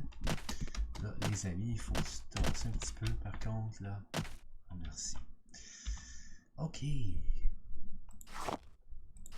Attends, take on. Voilà. Même qu'on fait ça. Bon. Ça, c'est magnifique. Parce que là, après ça, moi, je peux faire un paquet de fer. Et là, Saltrus, Restore Fatigue, avec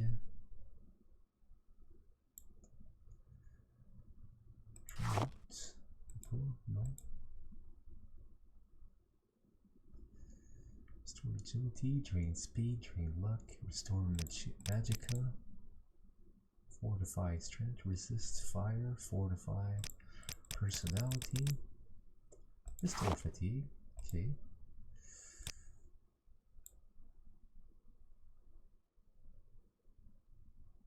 Drain Fatigue, okay. Resist Poison, Restore Fatigue, et Restore Fatigue, Water Breathing, Restore Magic, Drain Rat Meat, Drain Willpower, Drain Health, Drain Strength, Restore Strength, Restore Willpower, Vampire Dust, faut que je le passe, sincèrement.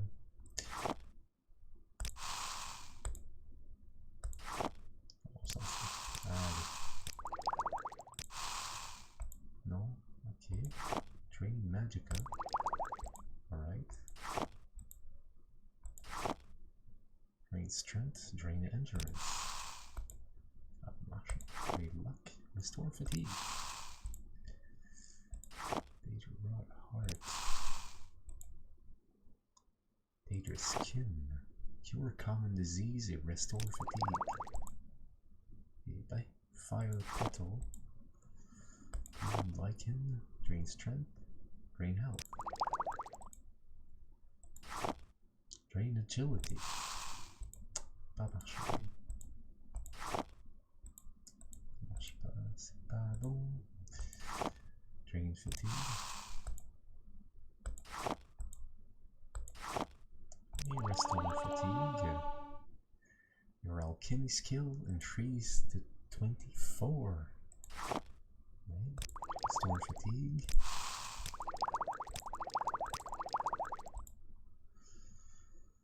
Well, I don't water breathing. 8 nether salt. No. Okay, pearl. Water breathing. Dommage. Cure poison. Drain health. C'est l'affaire de fou. Paralyze. Drain magic.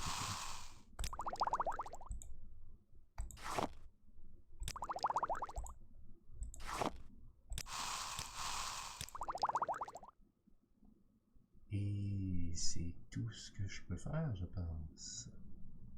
Parce que là, ouais.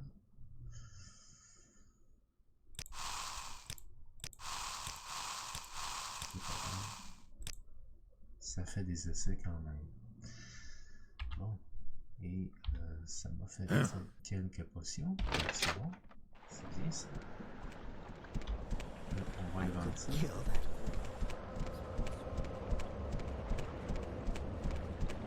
Donnez-vous-en les amis.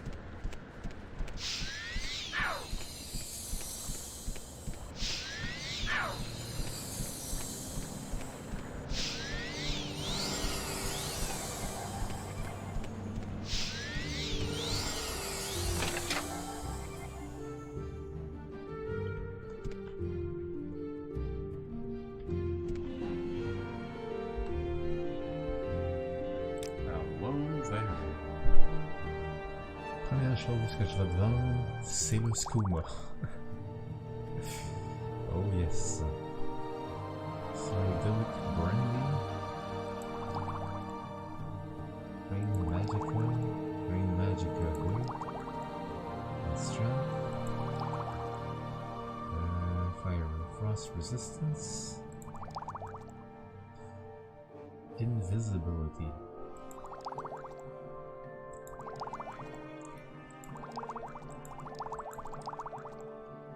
Oh shit. Do something.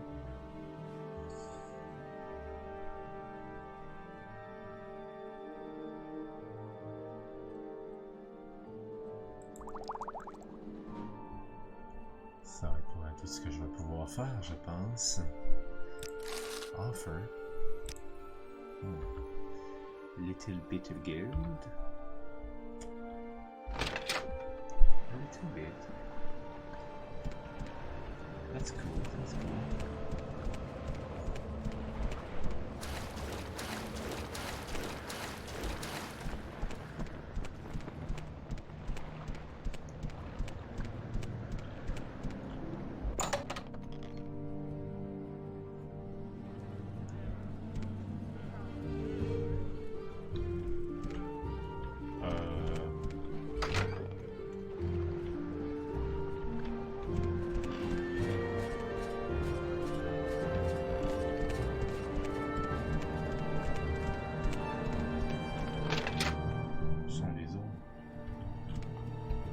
What was that?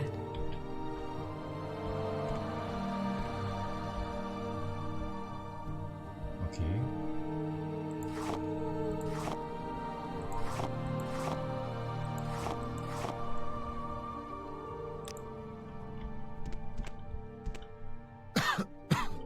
Suivez-moi.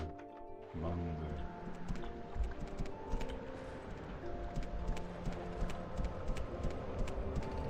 de joyeux lurons.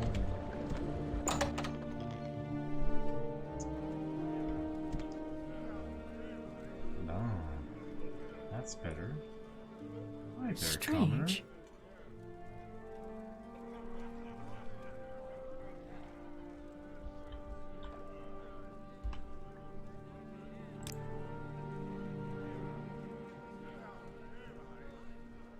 Ok. Ouf. Je sais pas si ça va se vendre, mais ça va valoir cher en tout cas. Dwemer Great Asks. Man.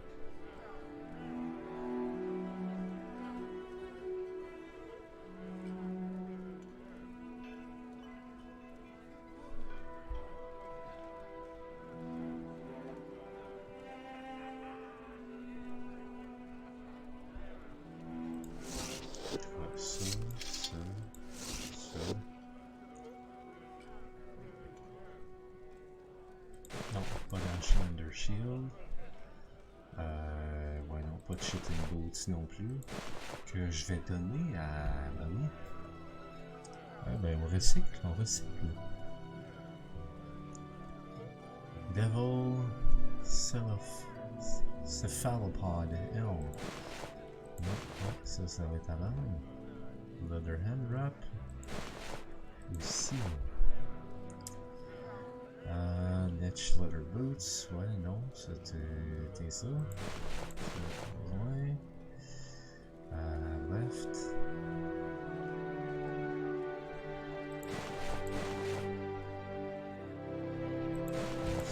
Il y a des Caldera Fur Gals.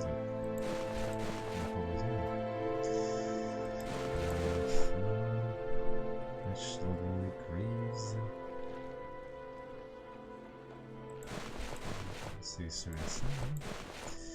Les bottes, je vais laisser ça à 50. Qu'il y a des Imperial Leather Boots. Oh! Attention! Imperial Leather Boots? Oh my god! Ben ouais! Qu'est-ce que c'est ça, t'es bonne?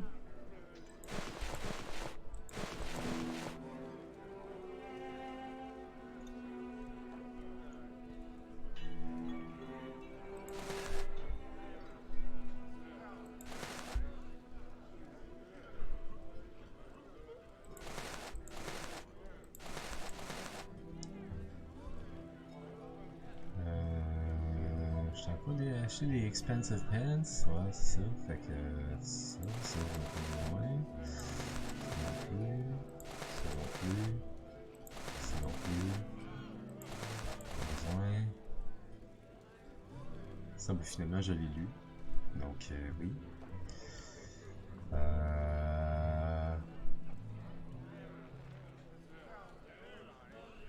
Ouais, Imperial Leather Boots, man, tu vas me donner ça toi? Hey, ben oui, certain que je vais donner ça à Olivia. Olivia, you got boots now, girl. Ben oui, you got boots. Imperial Leather Boots.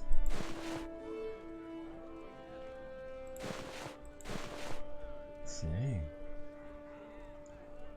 Hey, c'est pas merveilleux ça? Hein?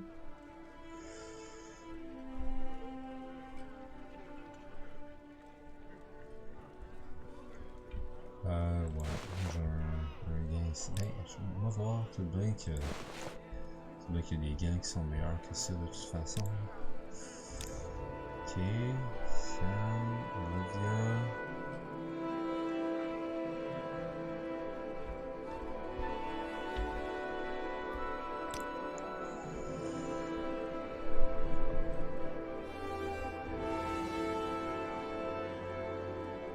Imperial Steel Gauntlet.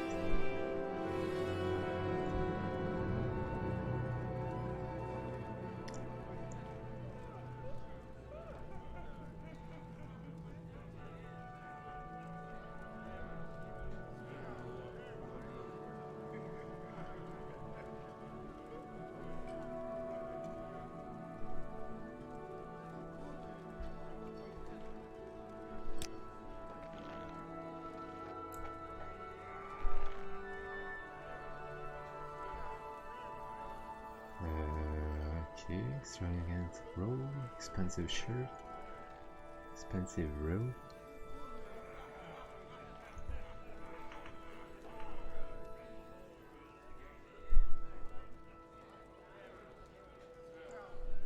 Ouais, attends, vends-moi ça, oui.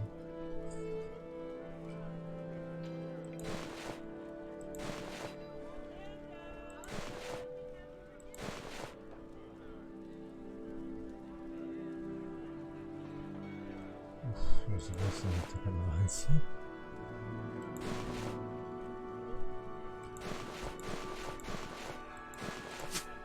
Non. Pourquoi tu t'es en allé sur ce rang-là? J'étais pas là pendant tout, moi.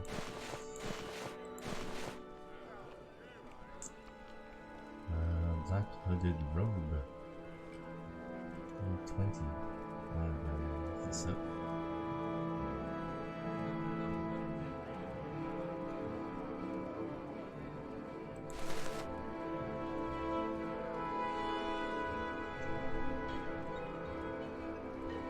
Demon Candle.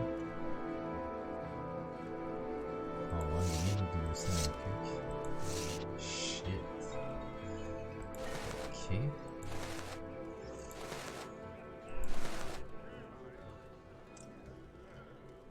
Common shirt. Common shirt. Common shoes. Ouais, c'est vrai, l'autre, il n'y a plus d'argent, ça fait que, tu sais, c'est ça qui est ça, hein. Store fatigue, ça.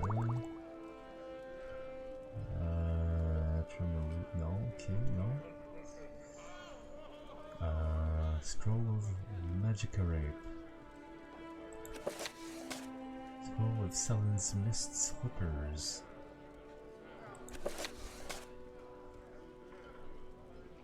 Spotted. Probe Apprentice. J'en ai rien à chier. Soul Gem Greater. Gem Petty.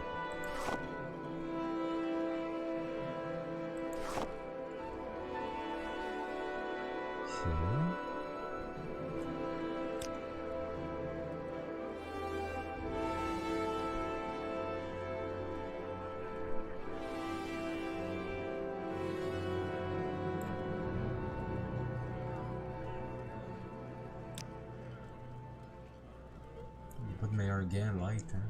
Je suis vraiment triste. Non, pour vrai, là, ouais.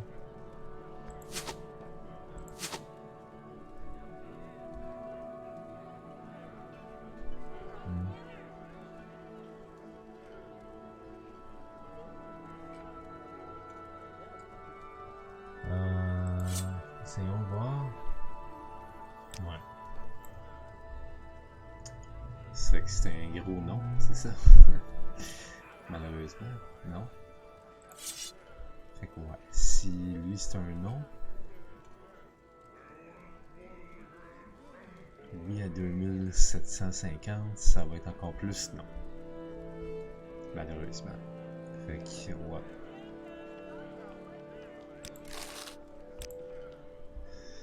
Au moins là, je peux bouger et skier.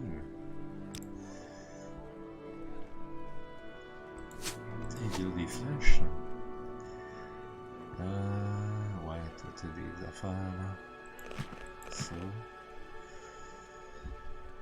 Float Bracer left. Ouais. Besoin de 2. Ok, voilà.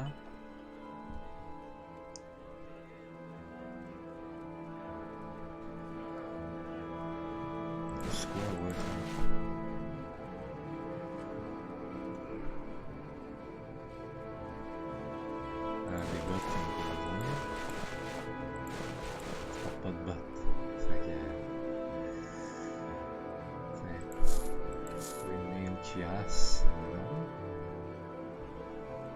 T'as des Drew, même pas, t'as des Adamantium Greaves. Je pense pas qu'ils vendent des Adamantium Greaves, je n'arriverai pas à vendre ça. Jamais. Nordic Fur Bracer. Ils sont meilleurs par exemple.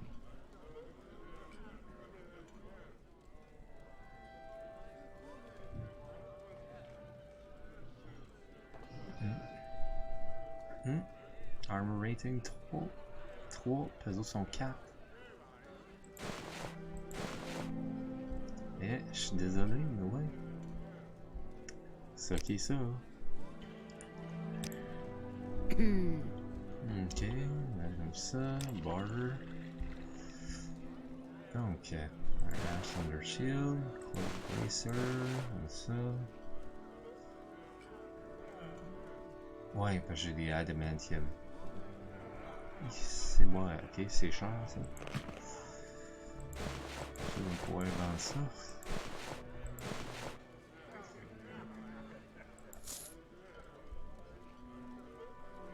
Pas sûr, non. Comme des doutes. Comme qui dirait.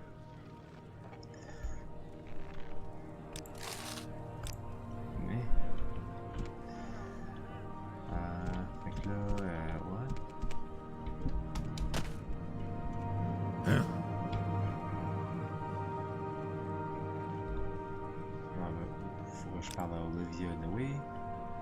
Est-ce que tiens, prends ça, fille. Et ça c'est 0,10, 0,10. Wow, on donne des cork bombs à lui. Short arrow.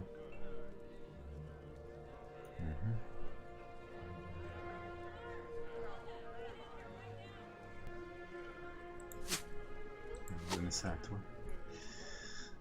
Ah, ok.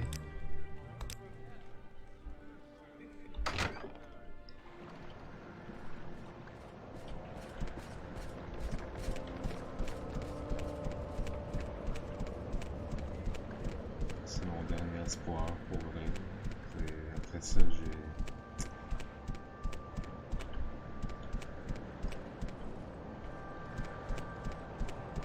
je sais plus où est-ce que je pourrais vendre mes trucs. No joke, là, je sais pas.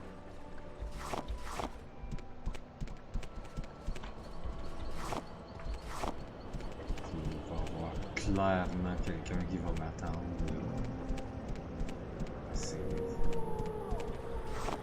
C'est presque assuré là. À ce point-là.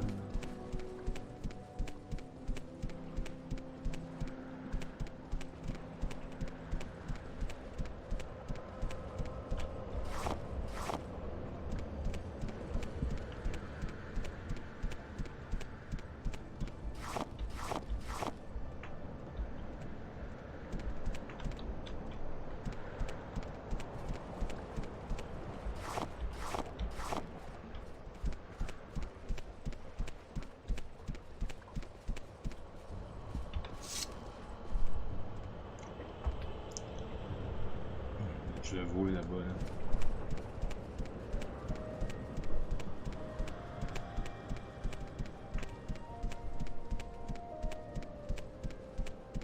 Viens t'empête.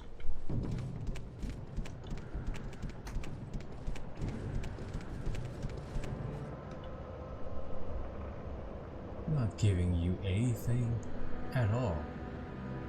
Right, you know how it works. Either you give me 100 gold, or I give you a large hole in your stomach. Surrender now and I might let you live.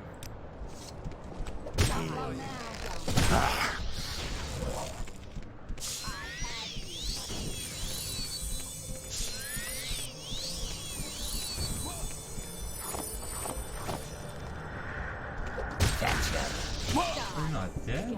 What do you mean you're not dead? Kill him, for Christ's sake.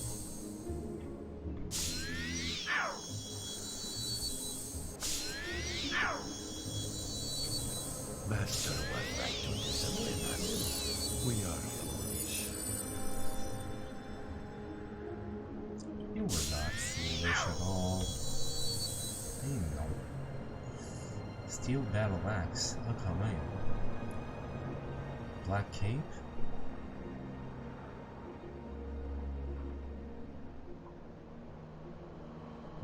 Shane?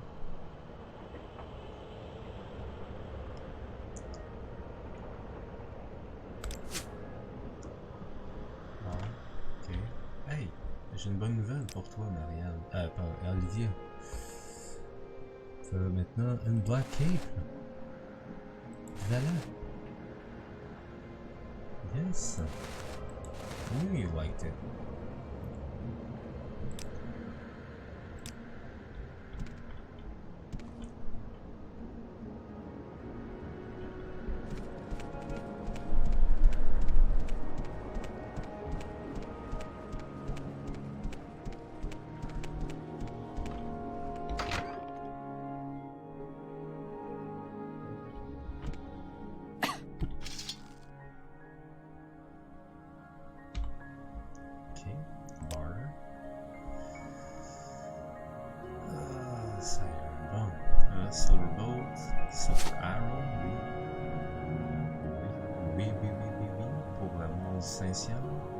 S'il vous plaît.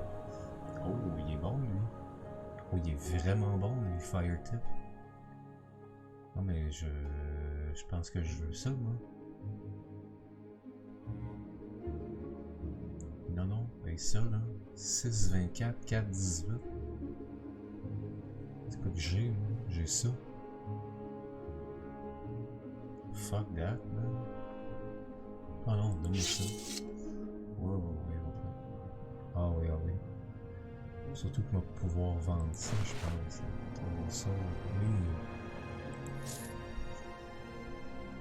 Bon, c'est bien ça. Hood.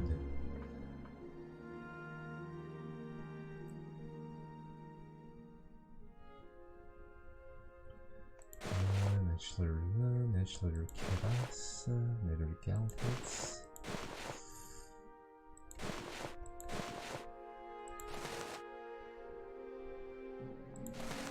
pants, common shirt, niche leather scarf.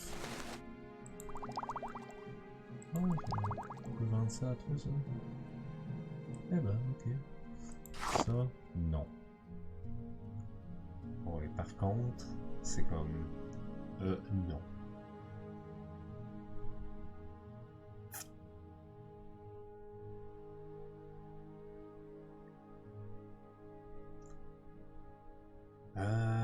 Ouais, toi, t'avais pas des gants qui seraient meilleurs, là? Dread boots.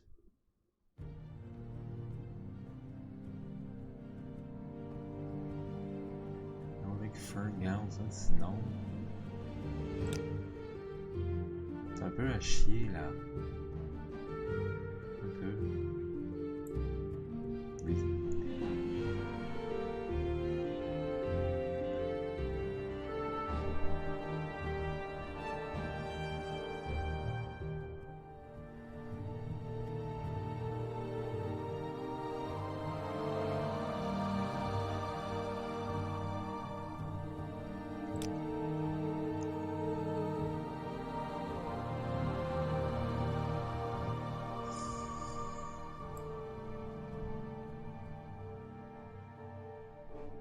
Ah oui, ça. Steel Battle Axe, parce que...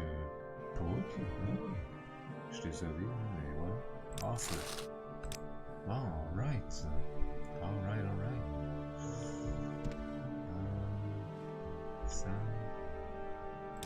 Parce qu'il restait juste toi, là. Ouais, t'avais ça. Puis je devais choisir entre le Dweller Great Axe, Daedric Staff, puis ça.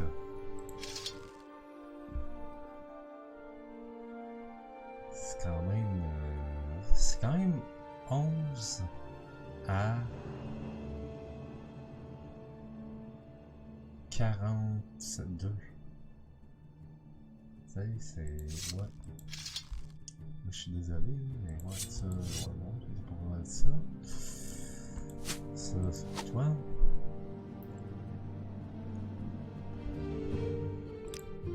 Ok, close. Olivia, celle-ci, oui.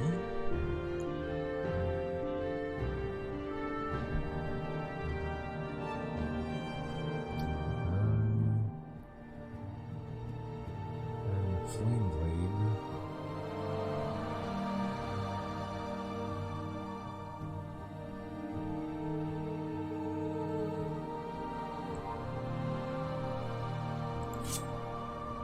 On va donner ça ici. Ça va être bon, ça? Hein?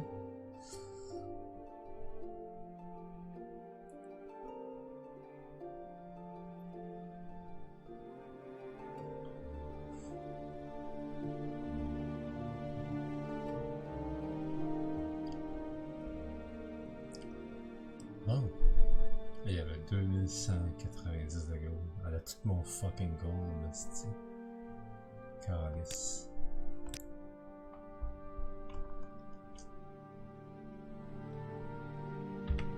J'ai trop d'affaires. Mais pour vrai, hein, j'ai trop de choses. Comment ça? Qu'est-ce que j'ai? Ah, c'est ça ici, là. Wait, ouais. Le maudit staff de c'ti.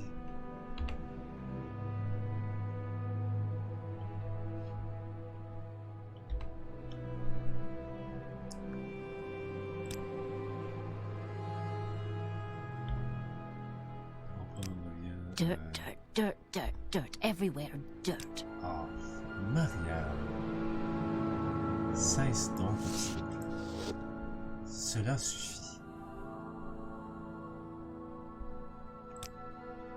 Not a lot of Small pretty fork ladies on around here. outside, or is it inside? 45. Simonac.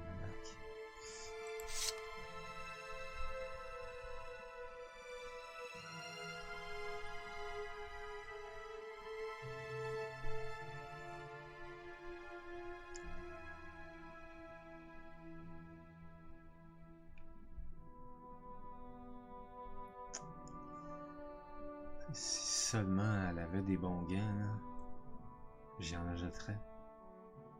C'est des shits and gloves, par exemple. Hein?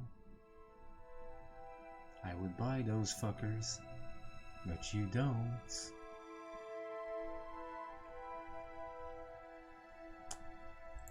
Ah, c'est correct. Correct. Tu veux pas? C'est bon. Correct.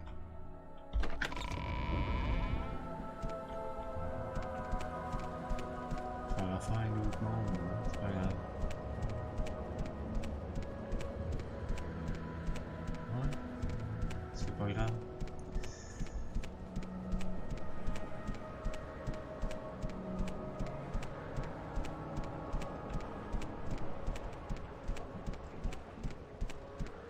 Là, de toute façon, on s'en va à... Je m'en retourne là-bas. C'est ça que je vais faire.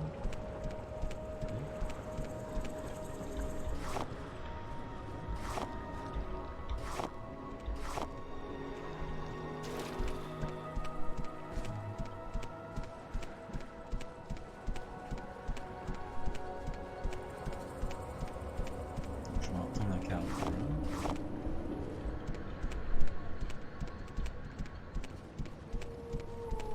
Des affaires là. Il y a des trucs à récolter. I should probably wash up before heading home.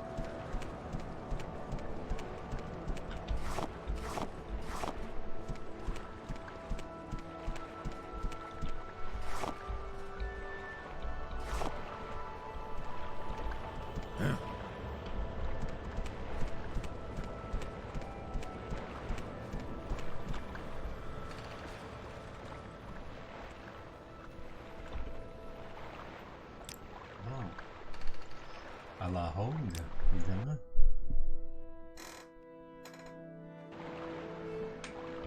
On y retourne.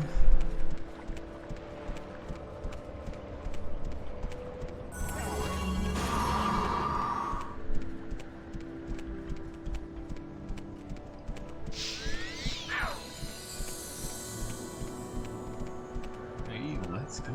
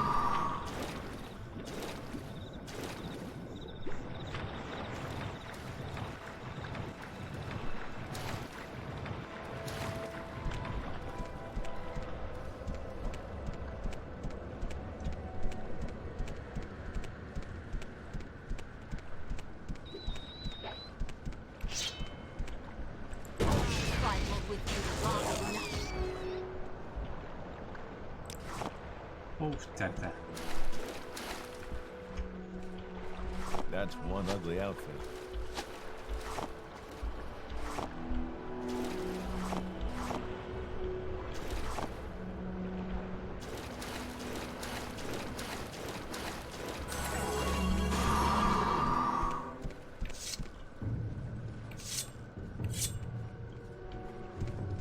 Soon you'll be reduced to dust.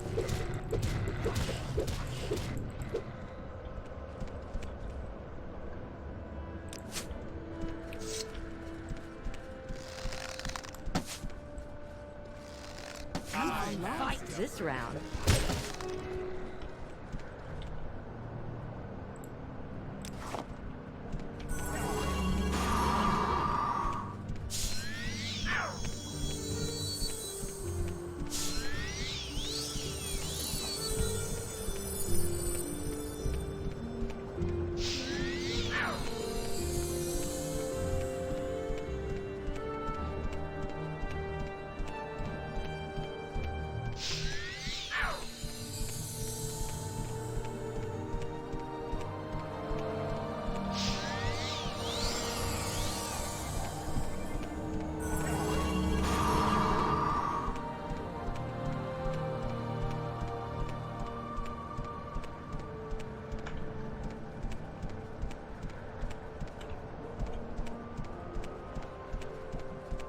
Okay.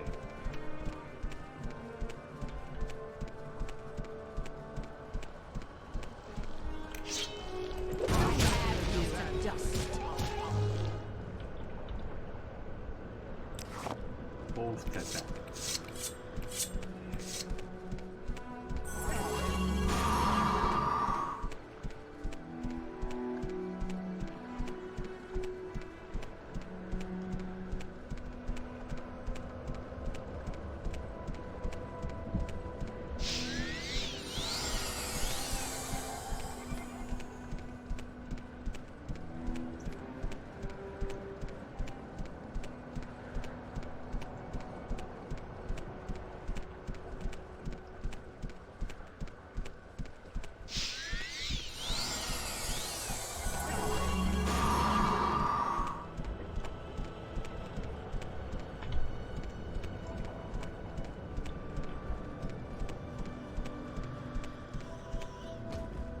Coucou.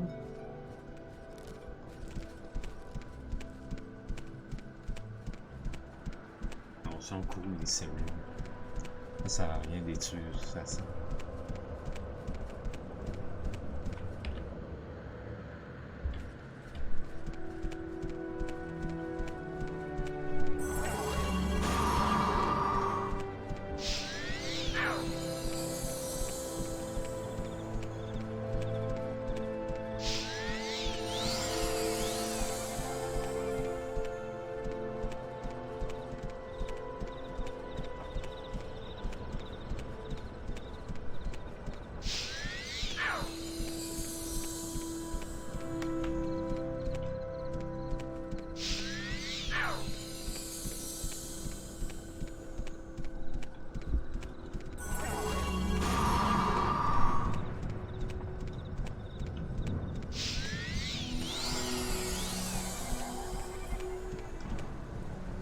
Oh, il pleut. Well, il a demandé la question. You think it's going to rain? J'ai dit non. Finalement, non. It's raining. Well, I guess he's happy now. Well, I guess so.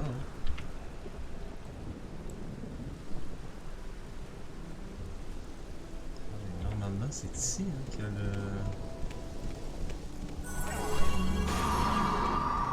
le mining company.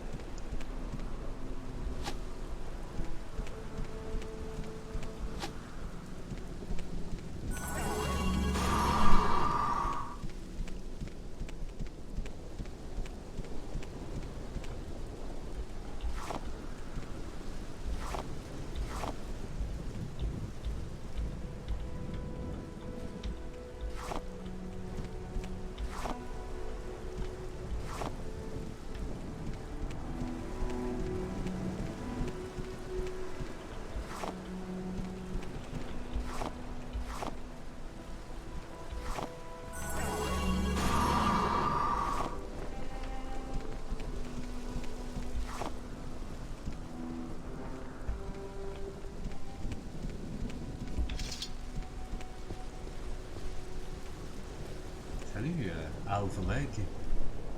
I don't know you. What do you want? What's your background? I'm 𝓐𝓢𝓜𝓡. I do a little of this, a little of that. What's your training? I'm a scout. I know places, people, plants, paths, wind, and weather. I serve as guide for travelers and traders, or work as advanced guard and pathfinder for expeditions. I know the geography of Vvardenfell and the various geographic regions. My best defense is stealth, sneaking past trouble, but I can fight with bow or blade in various armor styles when the job requires it.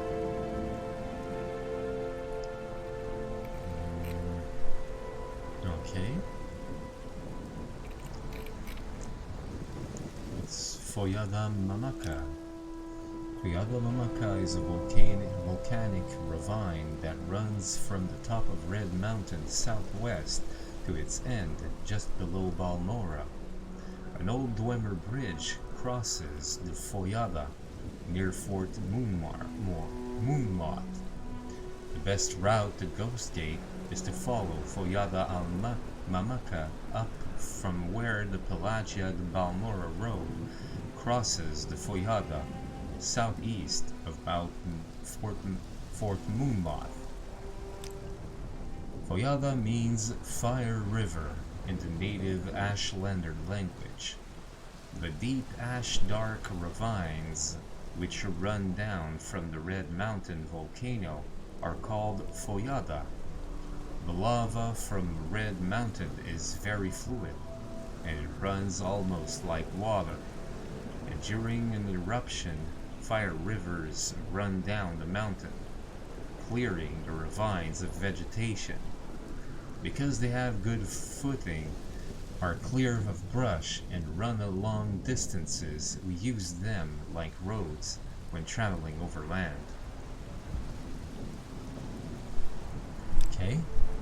Vvardenfell has 9 regions, each with their own plants and terrain. They're called the Ascadian Isles, the Ashlands, Azeroth's Coast, the Bitter Coast, the Grazelands, Molag Amur, Red Mountain, West Gosh, and the 𝓐𝓢𝓜𝓡.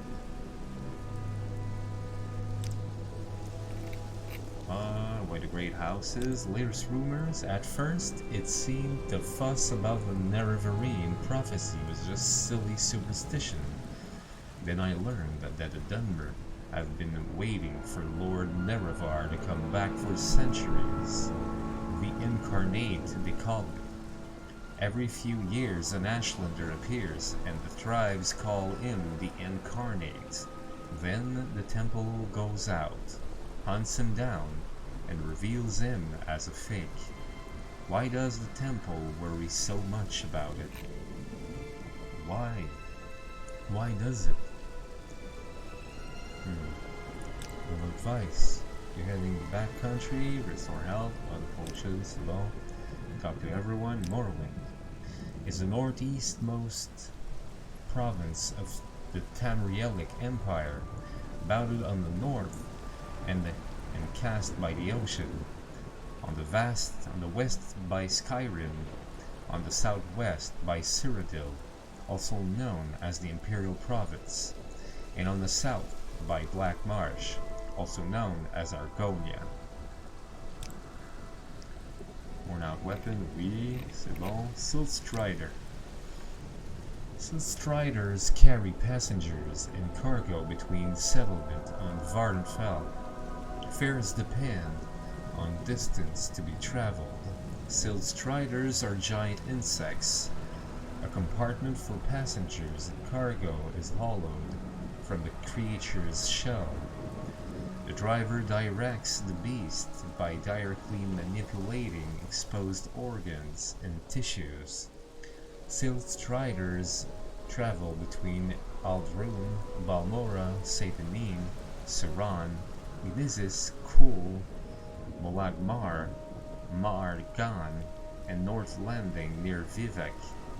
Fait qu'il n'y en a pas à Caldera, ce qui est vraiment triste. 6 administrative districts. The province of Morrowind consists of 6 administrative districts.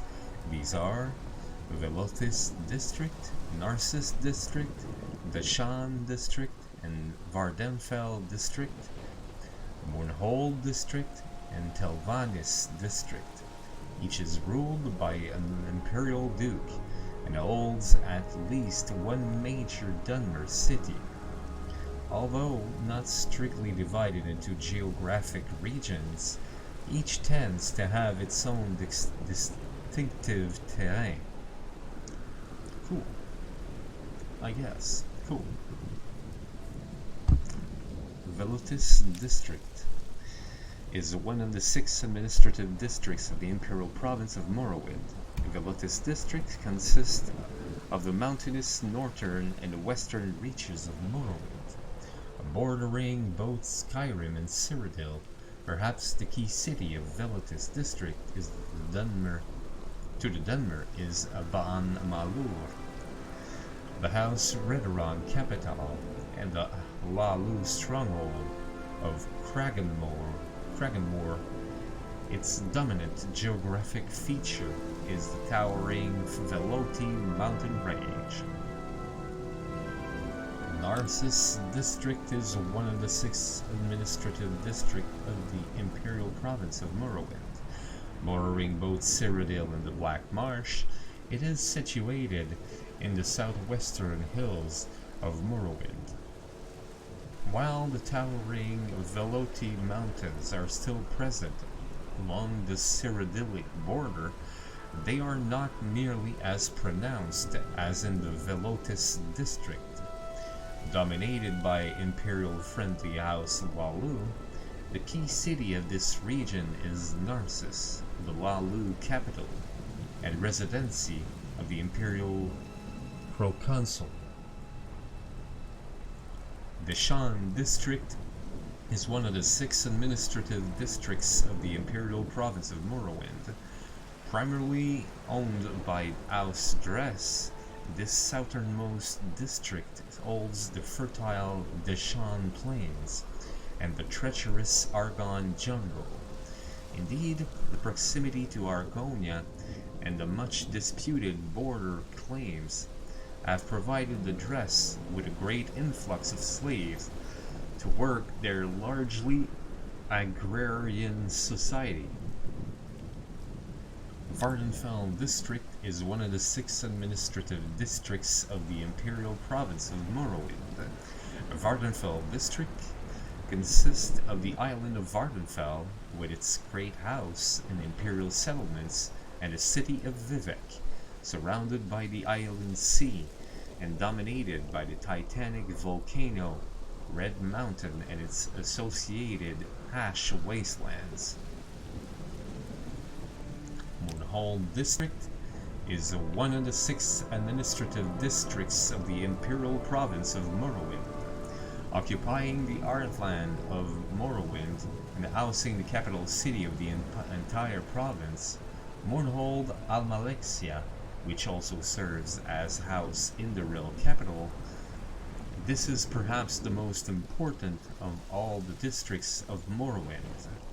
Largely under the control of the Indoril, it contains a striking juxtaposition of verdant river valleys, especially around the Aantirian and the scattered Mephalon vales. In addition to all this splendor, it is also home to the most holy city of the Dunmer Temple, Necrom, and its surrounding sacred lands. Also to be found is the magnificent imperial bastion of Old Ebonheart, perhaps the greatest imperial city of Morrowind, where the governor of Morrowind and Lord Marshal of the Legion reside, although the district as a whole is governed officially by the King of Morrowind, as present 𝓐𝓢𝓜 el-Set. The famed Dwemer ruins of 𝓐𝓢𝓜 also are situated in this district.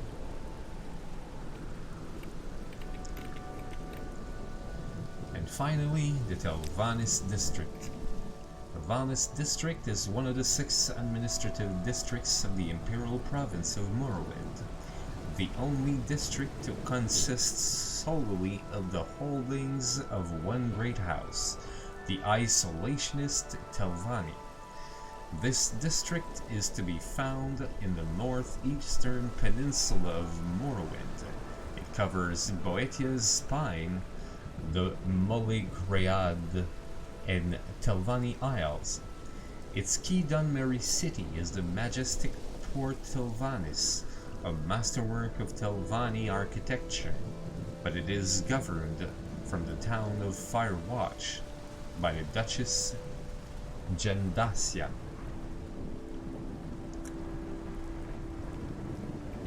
Well, that has been said.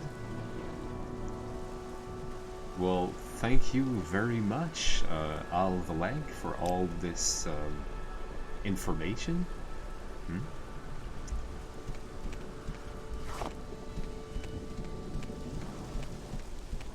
I guess.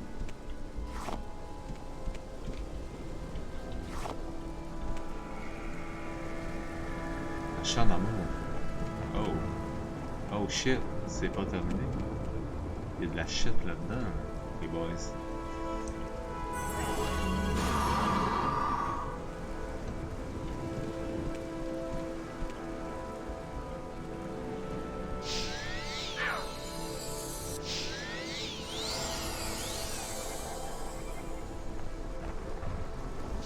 Restore fatigue.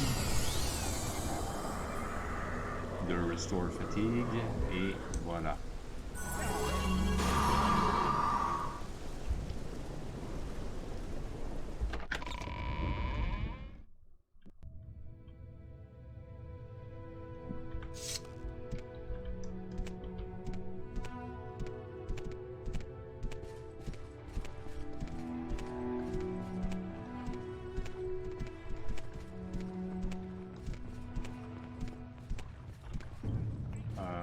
Ouais, ils n'ont pas l'air contents de nous voir là. Soon you'll be reduced to dust. You won't escape that. Kill.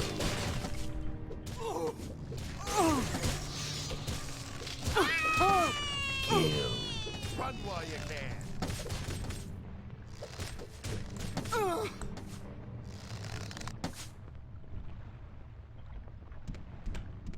Bon, tout le monde est correct. All New Ireland. Iron Shortsword. Oh, what is that? Iron Tower Shield. Shit. Okay.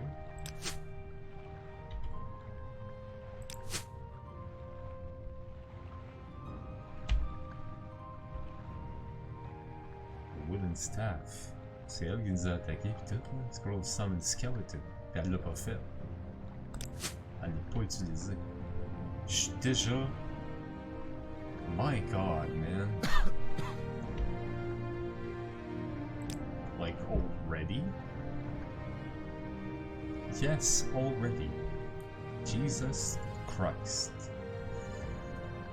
My god.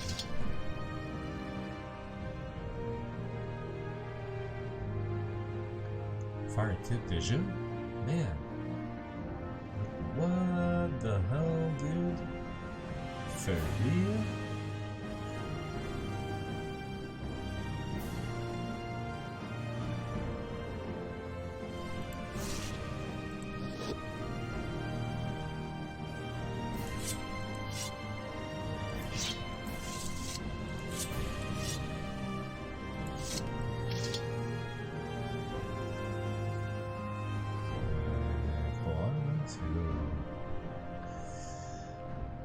My god. Hood 39, ok.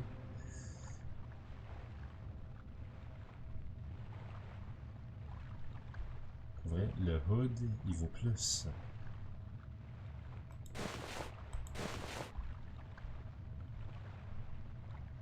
That's why. C'est pour ça qu'il vaut plus. Parce qu'il est noir. Plus cool. Ok.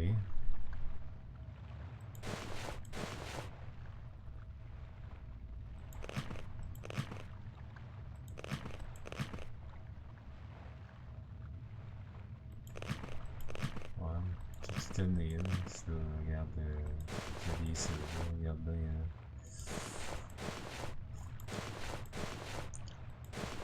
Tu peux en prendre, là, le vieux. Pas moi. C'est ça qui est ça.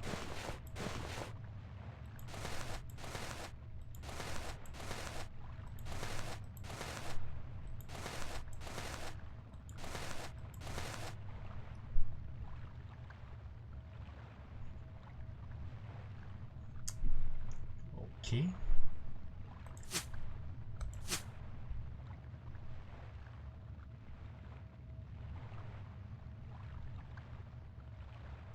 D'accord. Ah, ces affaires-là, hein, c'est ça, là. Ça pèse, ça, là.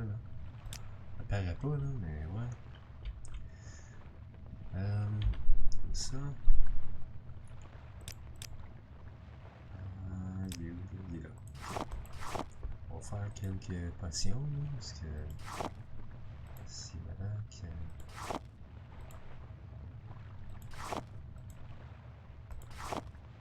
Non.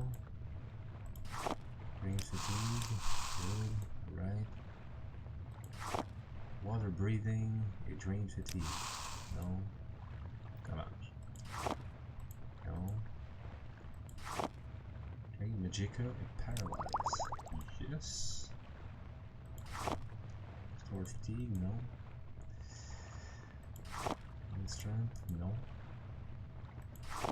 Drain fatigue, Paralyze, non. Malheureusement. Bon. Ça. Levitate. Malheureusement. Drain fatigue, poison.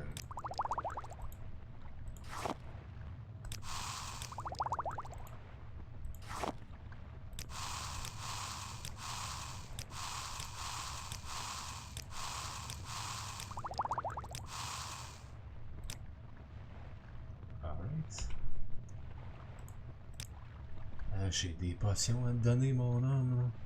Ok, jamais ça.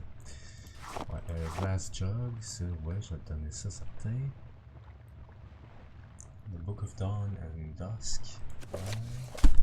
Je peux bien te donner ça. Tax Record. Summon Skeleton. Fucking right. Puis, tout ça ici. Yes. Non, lui, c'est mon gars de potion. Plus simple que ça.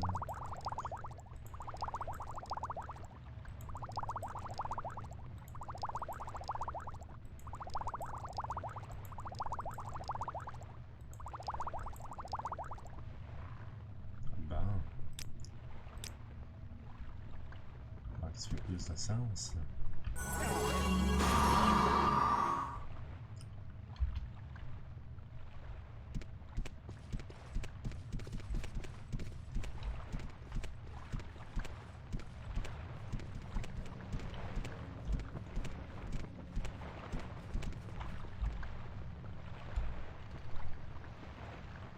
Sparkstar, ok.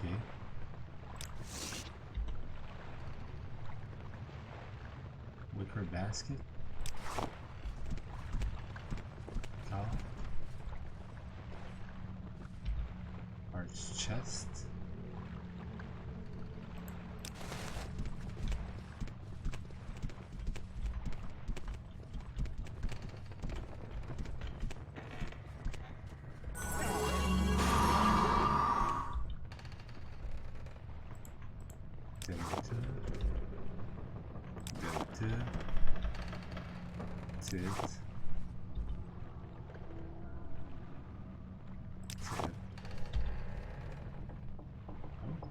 Restore endurance, ok. 𝓐𝓢𝓜𝓡. Soul gem, d'accord.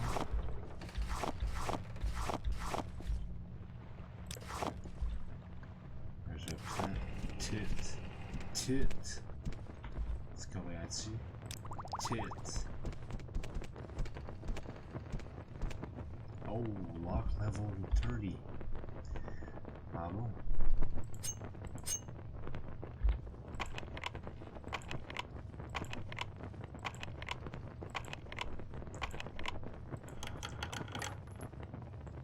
So clumsy, all my fault.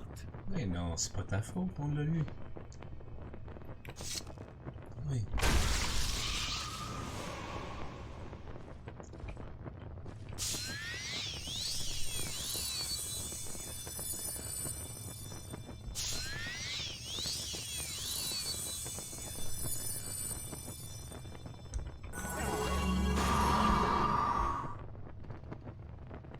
Steel throwing knife. Ok. Use 4 gold piece. Ah, merci beaucoup.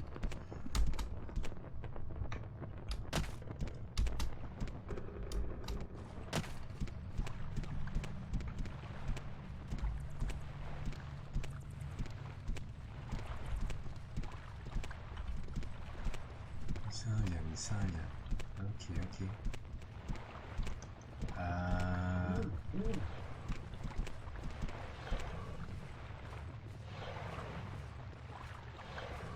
Fuck you.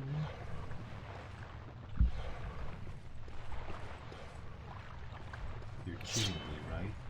No one can match me.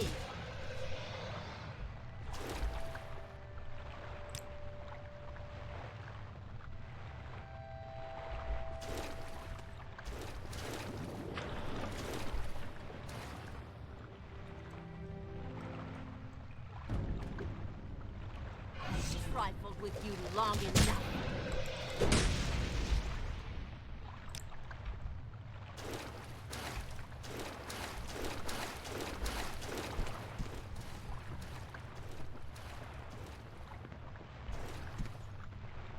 Ok, je sais que vous autres, vous allez mourir.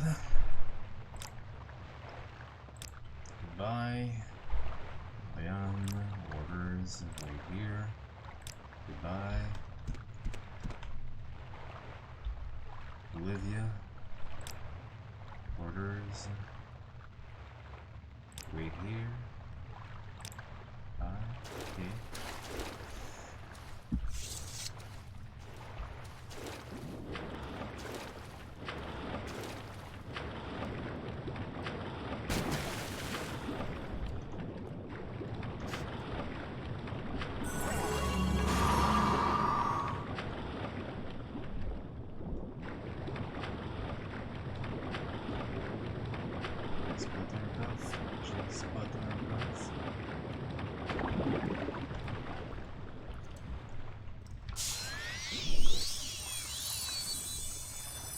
I spot the cuff.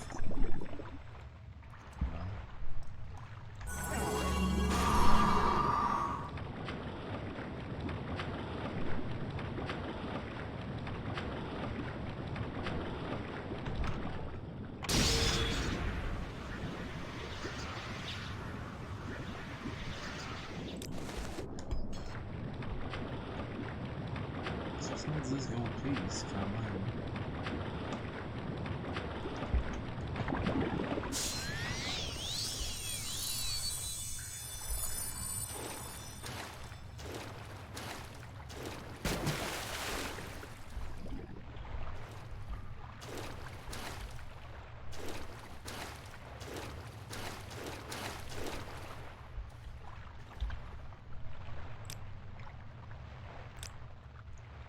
Follow me. Orders. Follow me.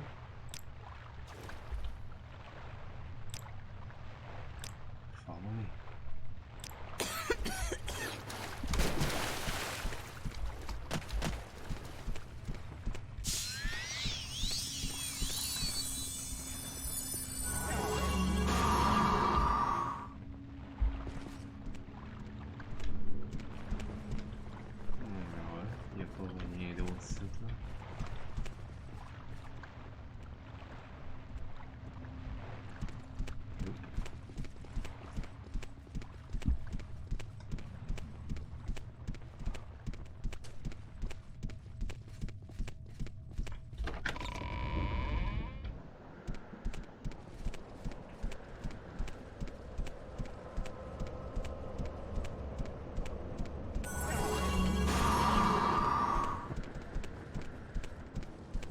Là, tombez pas ici, là, pour l'amour du Saint-Ciel.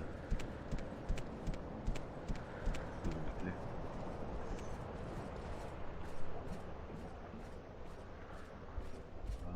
Mining office.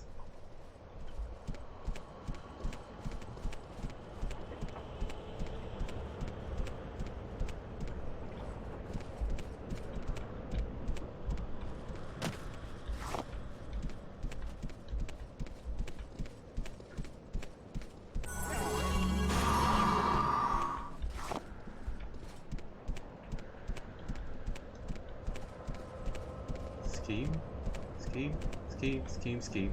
Ici, là. Ah. Ok.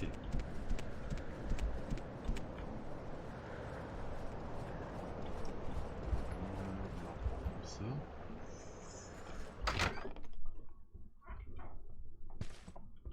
Ok. D'accord. Je vais être mieux, je pense, si ça va être beaucoup mieux ici. Marianne, orders, wait here. Goodbye. Olivia, orders, wait here. Goodbye.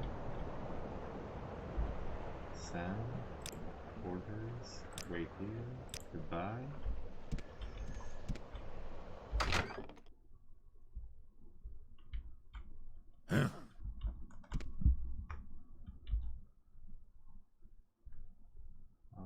Spoon. Okay. Whatever, I take all.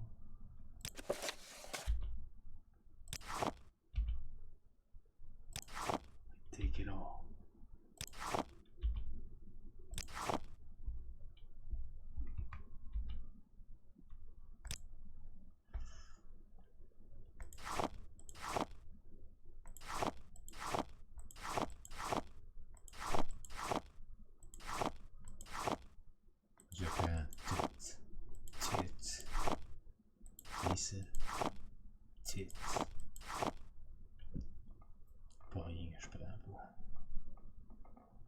Too bad.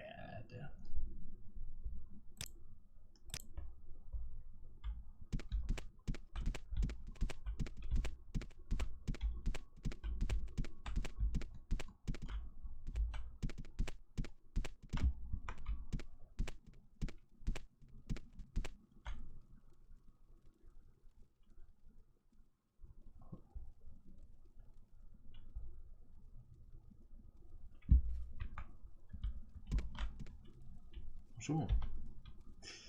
I don't think I've seen you in Caldera before, stranger. Can I help you?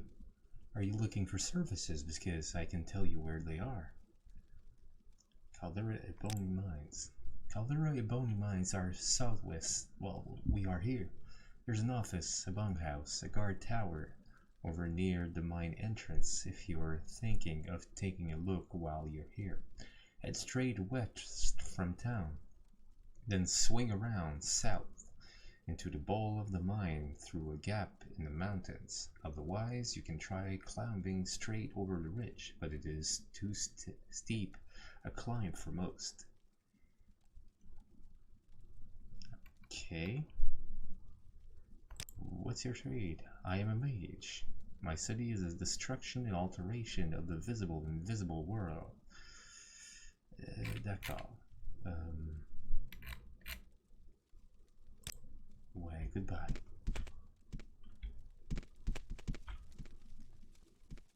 And Linnea Morvain.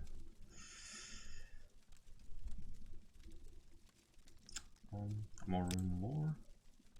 About 50% of Vardenfell's inhabitants are Dunmer.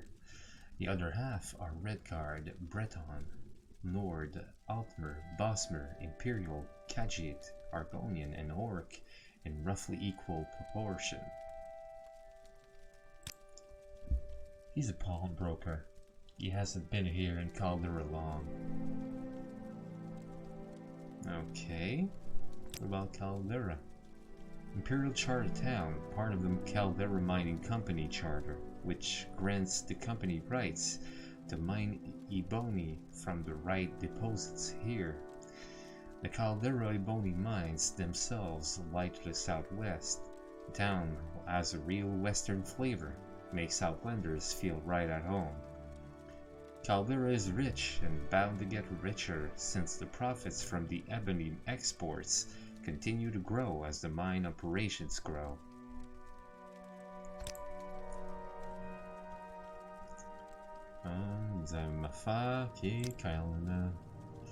Is chartered by the Emperor to extract ebony ore from the rich underground deposits here. What's your trade? I'm a warrior by trade. I know how to fight.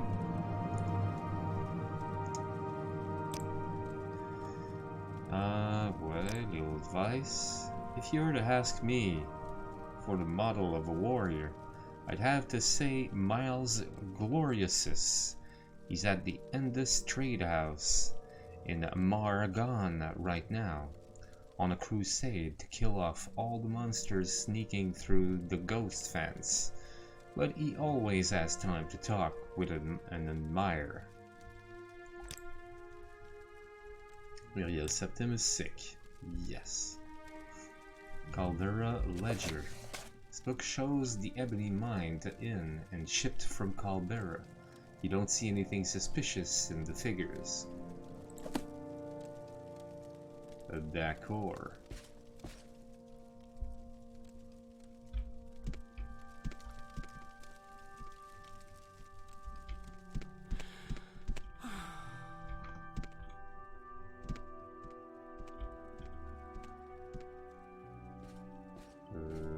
D'accord. I don't believe I've seen a Khajiit with such a grand outfit in some time. Can I help you? The Ebony Miner. Okay. My Mafa. Latest rumors. Même chose. What? Fatigue. If you want to cure Blighted Queen, but don't have the Cure Blight spell. Okay, Morrowind Lord. In case you didn't know, weapons and armor are less effective when they get worn out. Well, okay, my trade. I'm an ebony miner. The raw ebony deposits here on Vardenfell are the richest in the world. The matrix is a very hard stone, and separating ebony from the matrix is hard work. Hard, honest work that pays well. D'accord.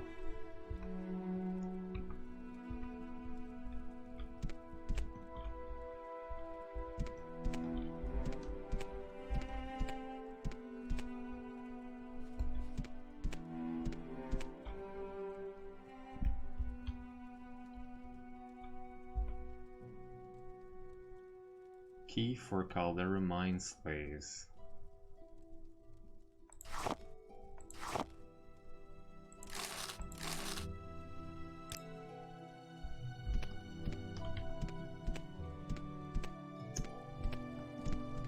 Merci.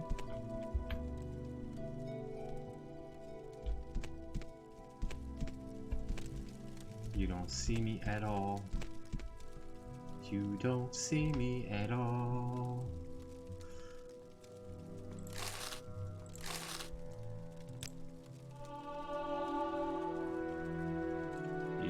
You didn't see me. Thanks for the gold. So much to remember. There's something fishy about this fucking mining company.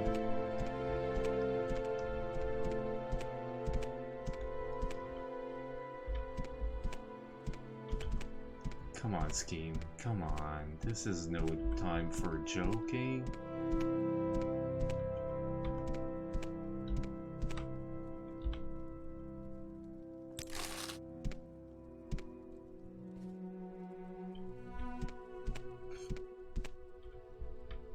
Alright.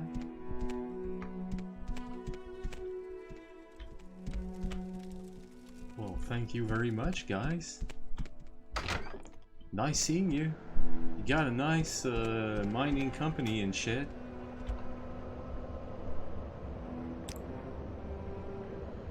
Okay, follow me. I got an idea.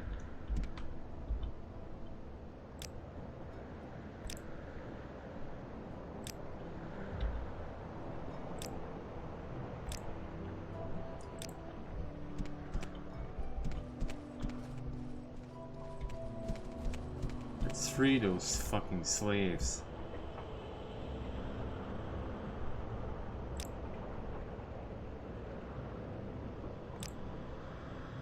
Spears include spears and halberds. Nice.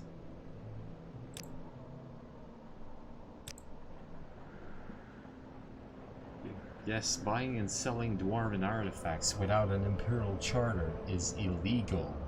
But I've never heard of anyone pinched for it.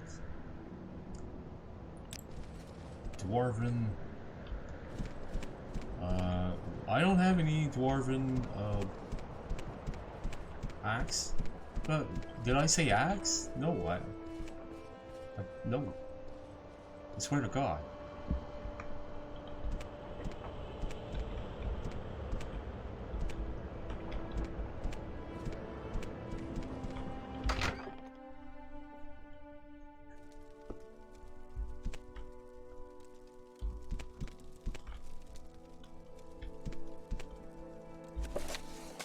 This book shows the ebony mind. You don't see anything suspicious in the figures.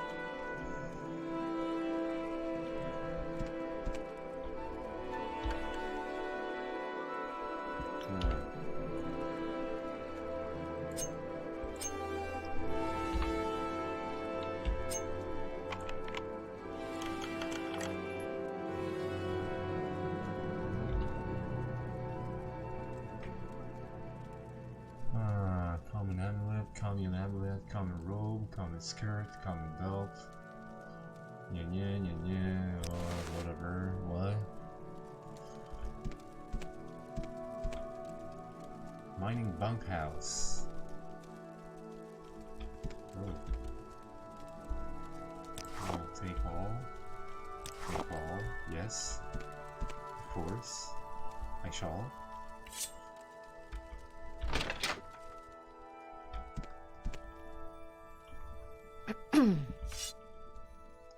Hi there. Move along. Yes, I will. Ew. Note to mages. Mages, please be judicious in your use of fire spells while guarding slaves deep in the mine. Often flammable gases are present, and as last week's incident indicates, even a small flame can spark a huge explosion. We don't know if Cassina will ever get that patch of fur back. Stellengus. D'accord.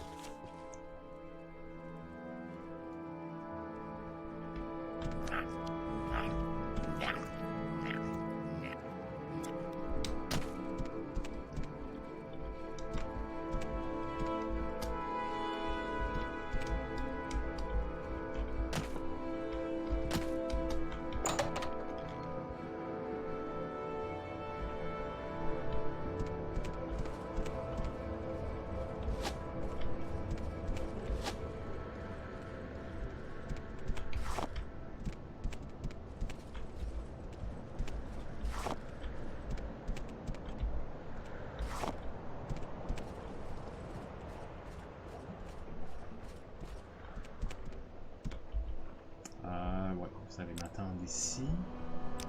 Wait here. Olivia, orders, wait here. Goodbye. Marianne de Castor, orders, wait here. Goodbye. Alright.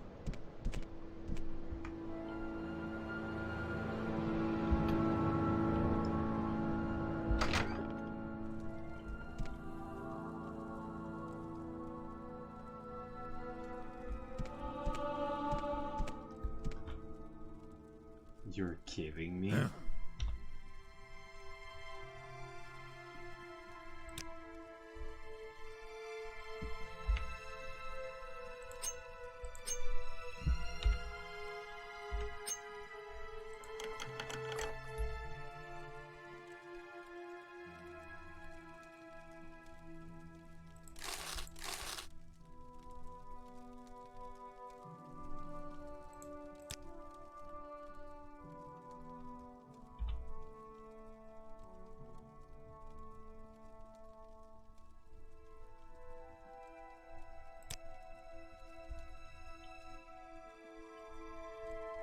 There's someone watching me.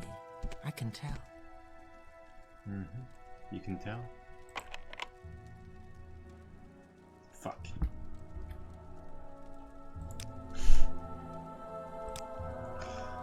Yes.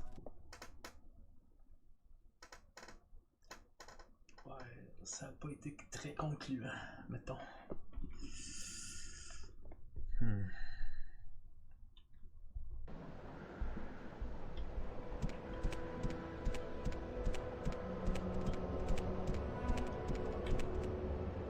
Slave Shack 1.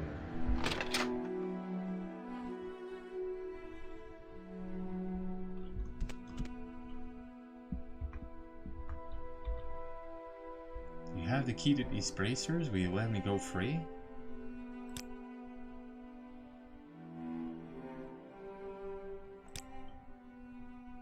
Yes. Yes. Cassina is free. You're a good friend of Cassina.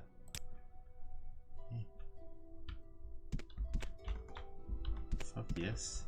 Warmly greeted, friend. Welcome.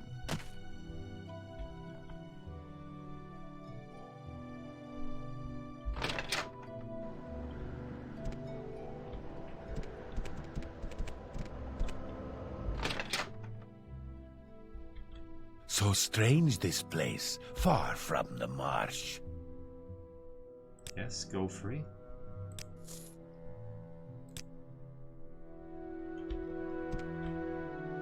Note to Enora. Enora, as punishment for last night's incident, you have been assigned to the mine's deep scouting position for all next week. I hope this will help you remember to always cover up after you are finished outside from now on. 𝓐𝓸𝓻𝓻𝓸𝓀𝓲.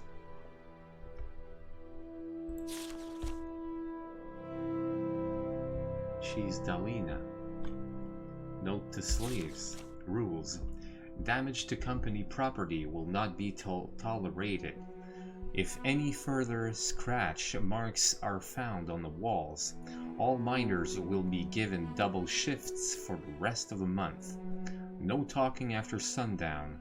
No talking during feedings. No talking before sunrise. Always obey the guards and mages promptly and without question.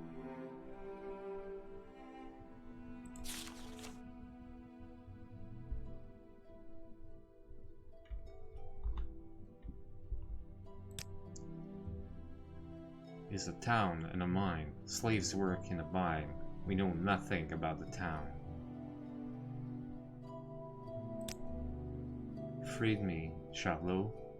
Are you in the Twin Lamps? You do not know? Dalina is sure, but you should be a member. If Dalina asks, have you seen the Twin Lamps? You say, they light the way to freedom.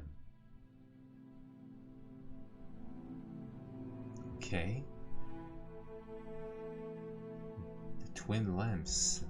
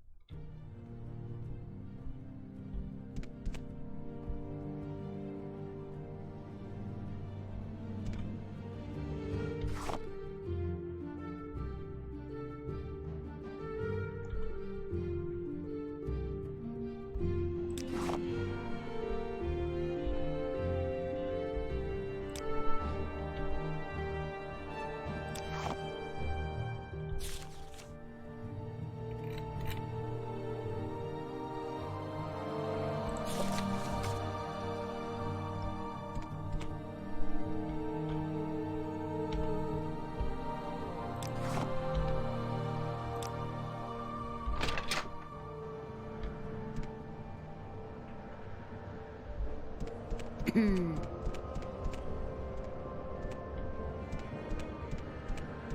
the twin lamps.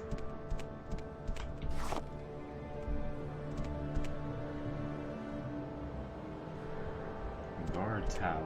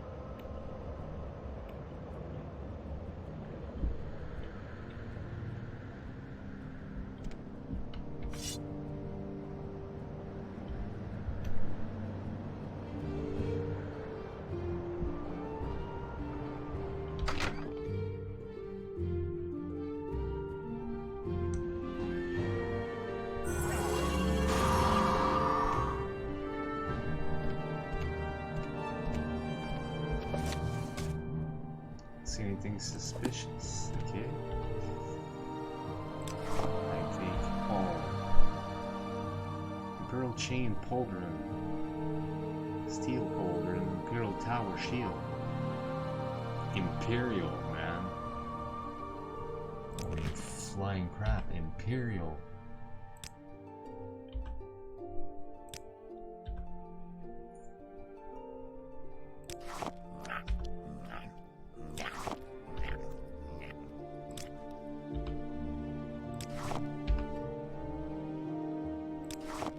Take it all.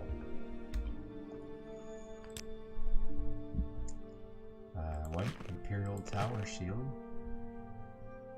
Fuck. Fuck. Steel pauldron. Chain pauldron. Calice. Classe.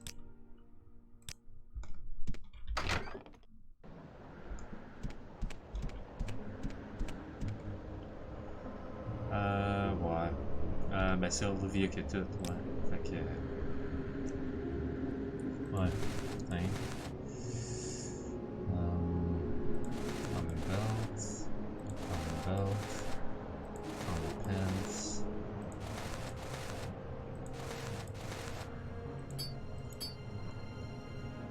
Common robe. Throwing star. Steel throwing knives.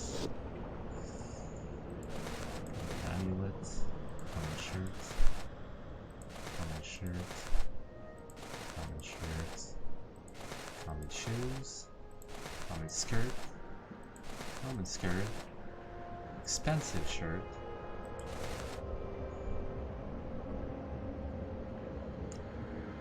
des potions, tout le kit, ok, hey, presque blanc dans l'autre jour. Bon, ouais, le War Scheme. Donne-moi ça. Ah, tout à faire là. Diver, ça non, ça non, non. Imperial Pauldron left. Seigneur, que je suis quasiment plein déjà. Attends, ils vont me donner ça, ça, ça.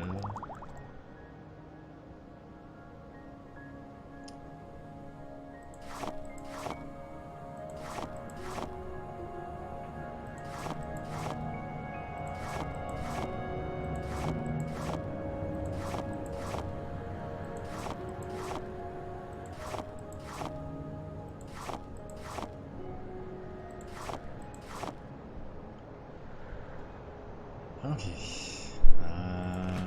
Pauldron. Infernal Tower. Encore trop de choses. My god. Trop de choses.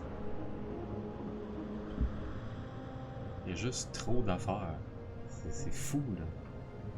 À quel point il y a juste trop d'affaires. Trop.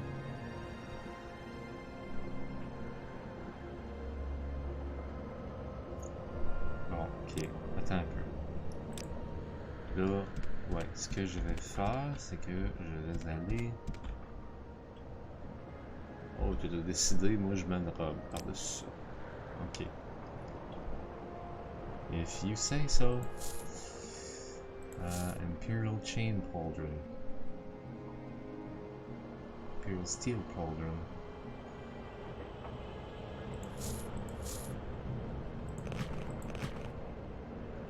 Imperial Tower Shield.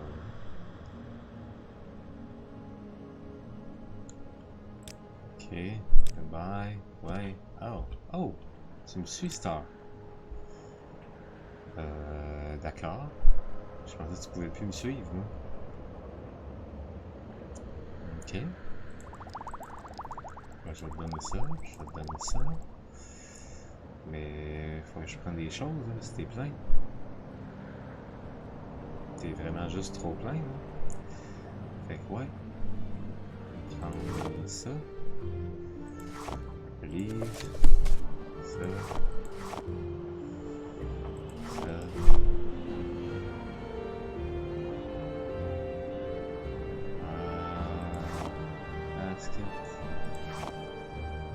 Ah ouais, ça c'est pesant ça. No joke là.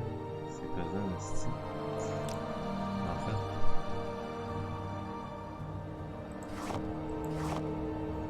Ouais, ça va être ça comme ça. Parfait. Puis Sam, Olivia, on va lui donner le reste.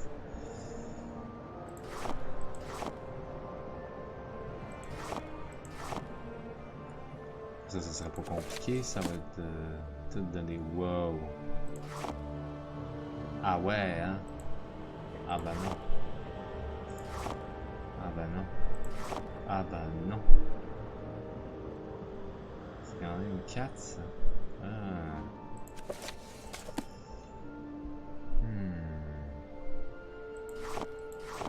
Juste ça, non. Même pas. C'est tout ce que je peux donner. Ok. Bon, mais Sam. Companion. Share. Ça. Livre. Est-ce qu'il y a autre chose? Non. Hein? Ah ouais, ça, ouais. Close, goodbye. Et on est bientôt plein tout le monde, hein? Bientôt, là. Ça. Ah non. Orders. Follow me.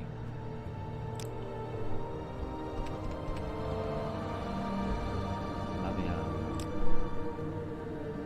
Ah non. Orders. Follow me. Olivia. No. Orders. Follow me. Alright.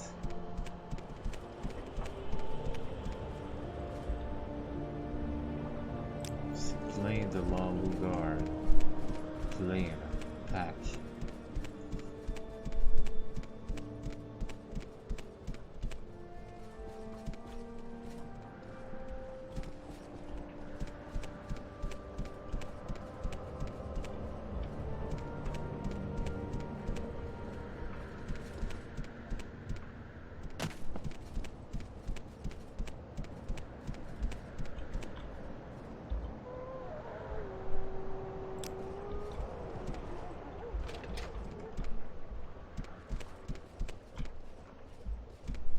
What was that?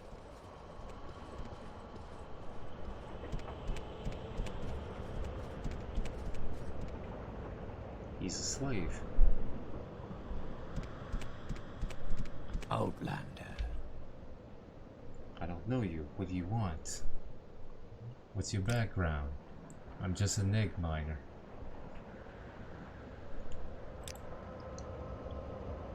I'm a miner, usually here on 𝓐𝓚. Being a miner means you're an egg miner. 𝓐𝓢𝓚 and 𝓐𝓢𝓚. Quama eggs and quama cattle. are the basis of our Vardenfell economy. Yes, there are more valuable resources we take from mines: raw ebony, raw glass, Drew wax, 𝓐𝓢𝓚 skin, 𝓐𝓢𝓚 heart, diamond, ash salt, and so forth. And that's good work too, but it's the egg miners that feed Morrowind and bring cash from all over the Empire. D'accord. So many dark tales come to mind in the month of Artfire: vampires and lost children, 𝓐𝓢𝓚 worshippers and blasphemies. At least, I heard of no unfortunate tales during this past Talos. Okay, advice. Best bargain for a risk taker is a jug of suivez-moi. Makes you strong as an ogre, not for long, but long enough.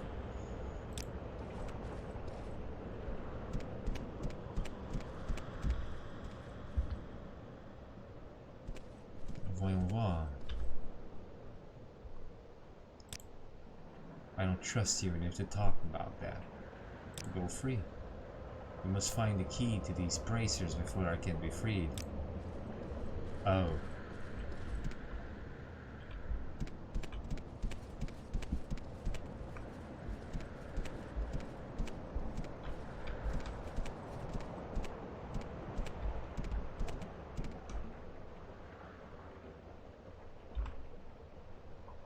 So not you?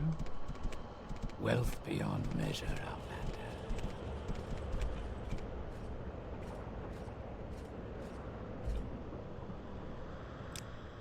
Not you either. Okay. So, where are the goddamn keys?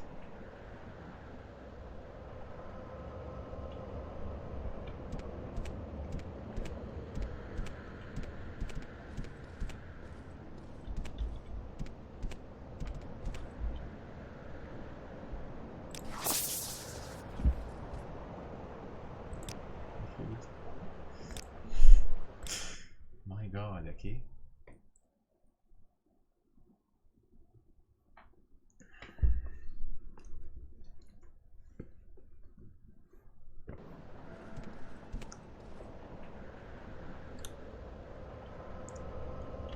So I need the keys. Caldera mine. Fine by me.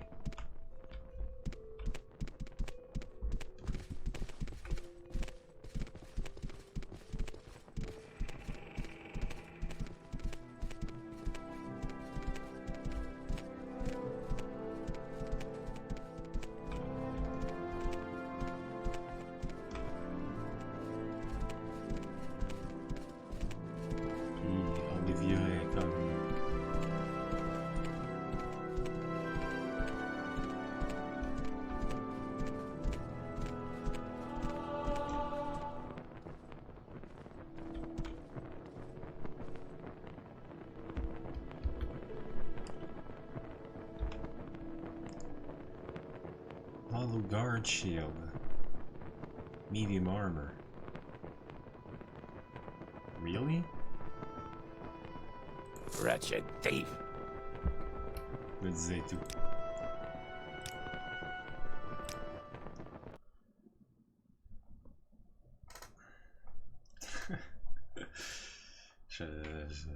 C'était presque impossible. Anytime, friend. I'm right here.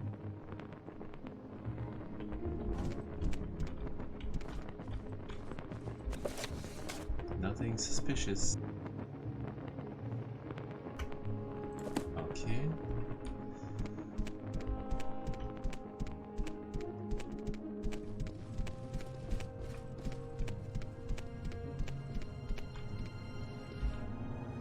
Kazura. You have the key? Will you let me go free? Yes. So, tell me about the twin lamps. You do not know? Kazura was sure, but you should be a member. If Kazura asks, have you seen the twin lamps? You say, They light the way. They light the way to freedom.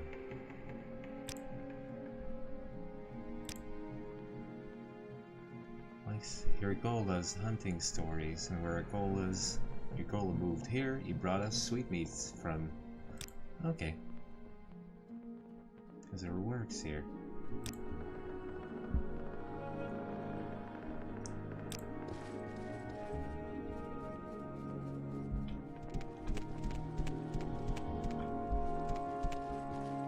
Who put that there?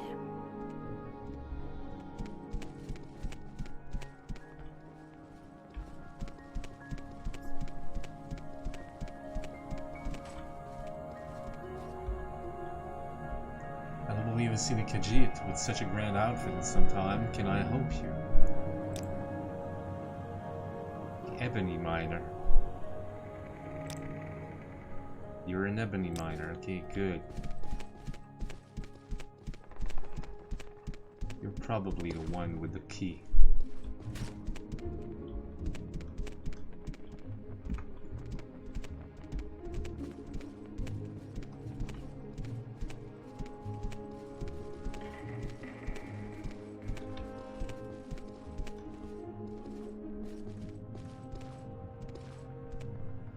Vous êtes zéro subtil, les amis. Zéro, là.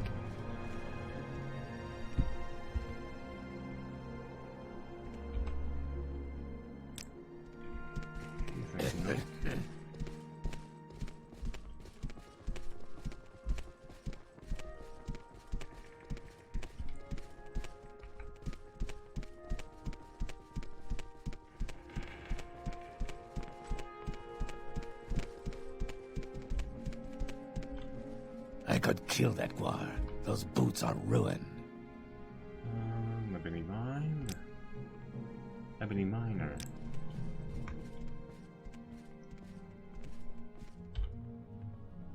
Nope. Okay. Raw ebony? Oh, nice. That's pretty nice.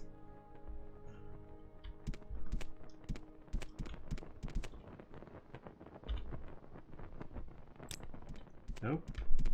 No key either. God damn.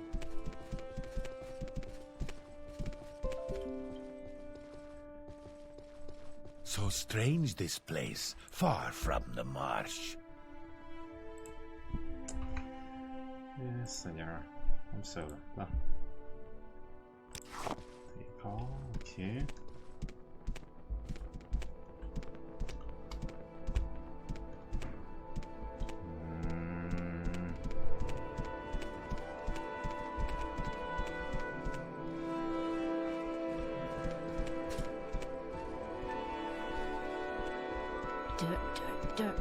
Dirt, everywhere, dirt.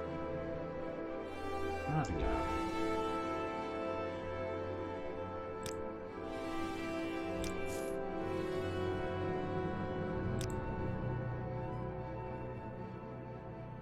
They light the way to freedom. Okay.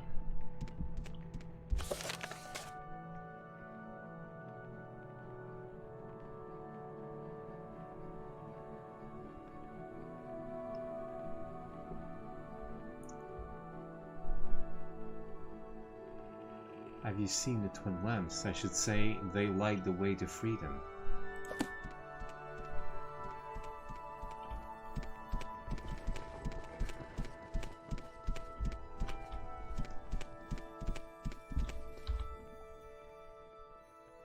Ah, j'ai comme fait toute la petite place là, pour vrai.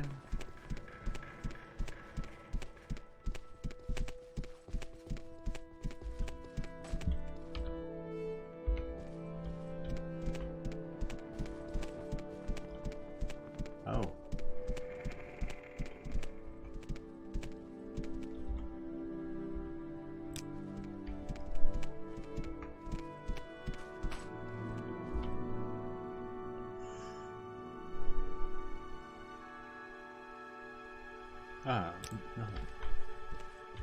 Kill me. Yes, I will let you go free. Même chose tout le temps.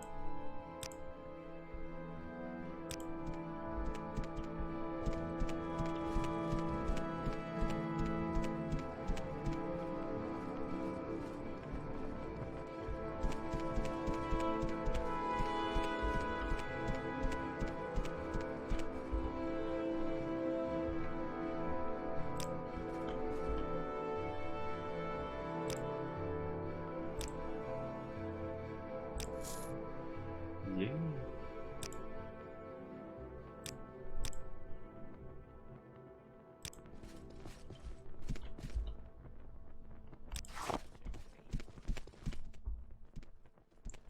Oh, shit. Non. Non. Non, non, non, non. Quick save. Oui, non. Je veux pas faire... J'ai trop d'affaires sur moi. Ah ouais, c'est un crime, ça. J'ai pas le droit de miner.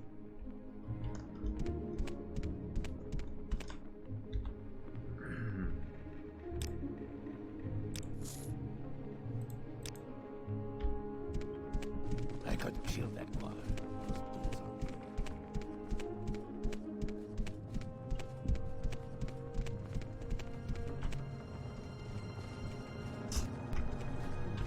Ok.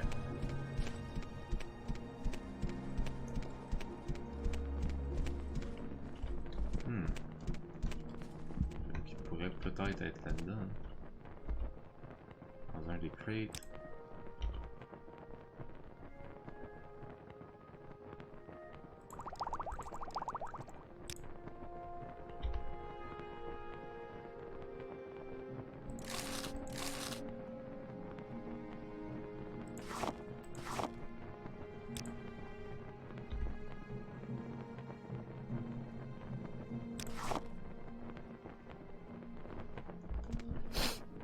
C'est pas là-dedans. Ok. Bon ben, ça va être dans quelque chose d'autre. Voyons. Hein?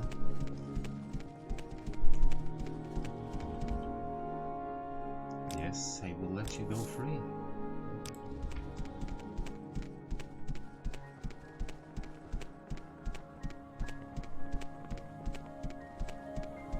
Lui, il a pas les clés.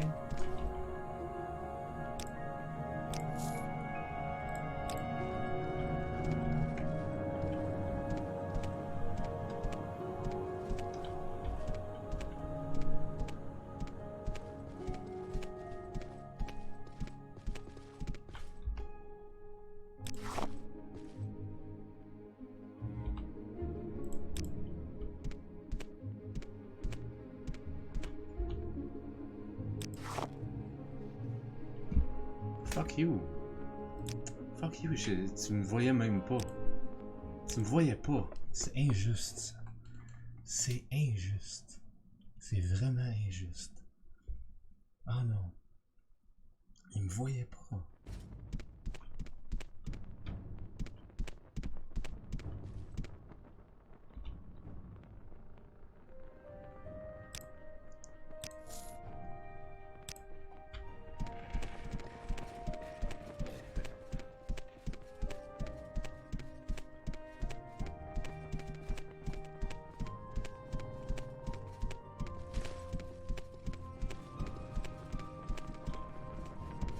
That was the strangest book I've ever read.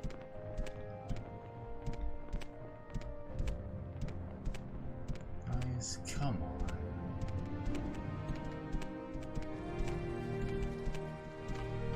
I could kill that one. Those boots are ruined.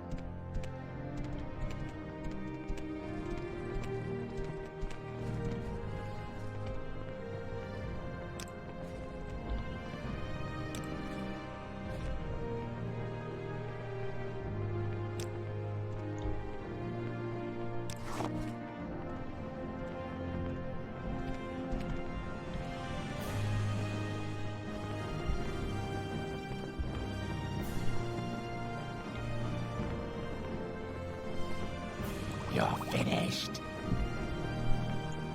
Oh non. C'est juste avant. Non. I'm not finished. I'm actually only beginning to free all the freaking slaves. Je sais pas c'est quoi les Twin Lamps, mais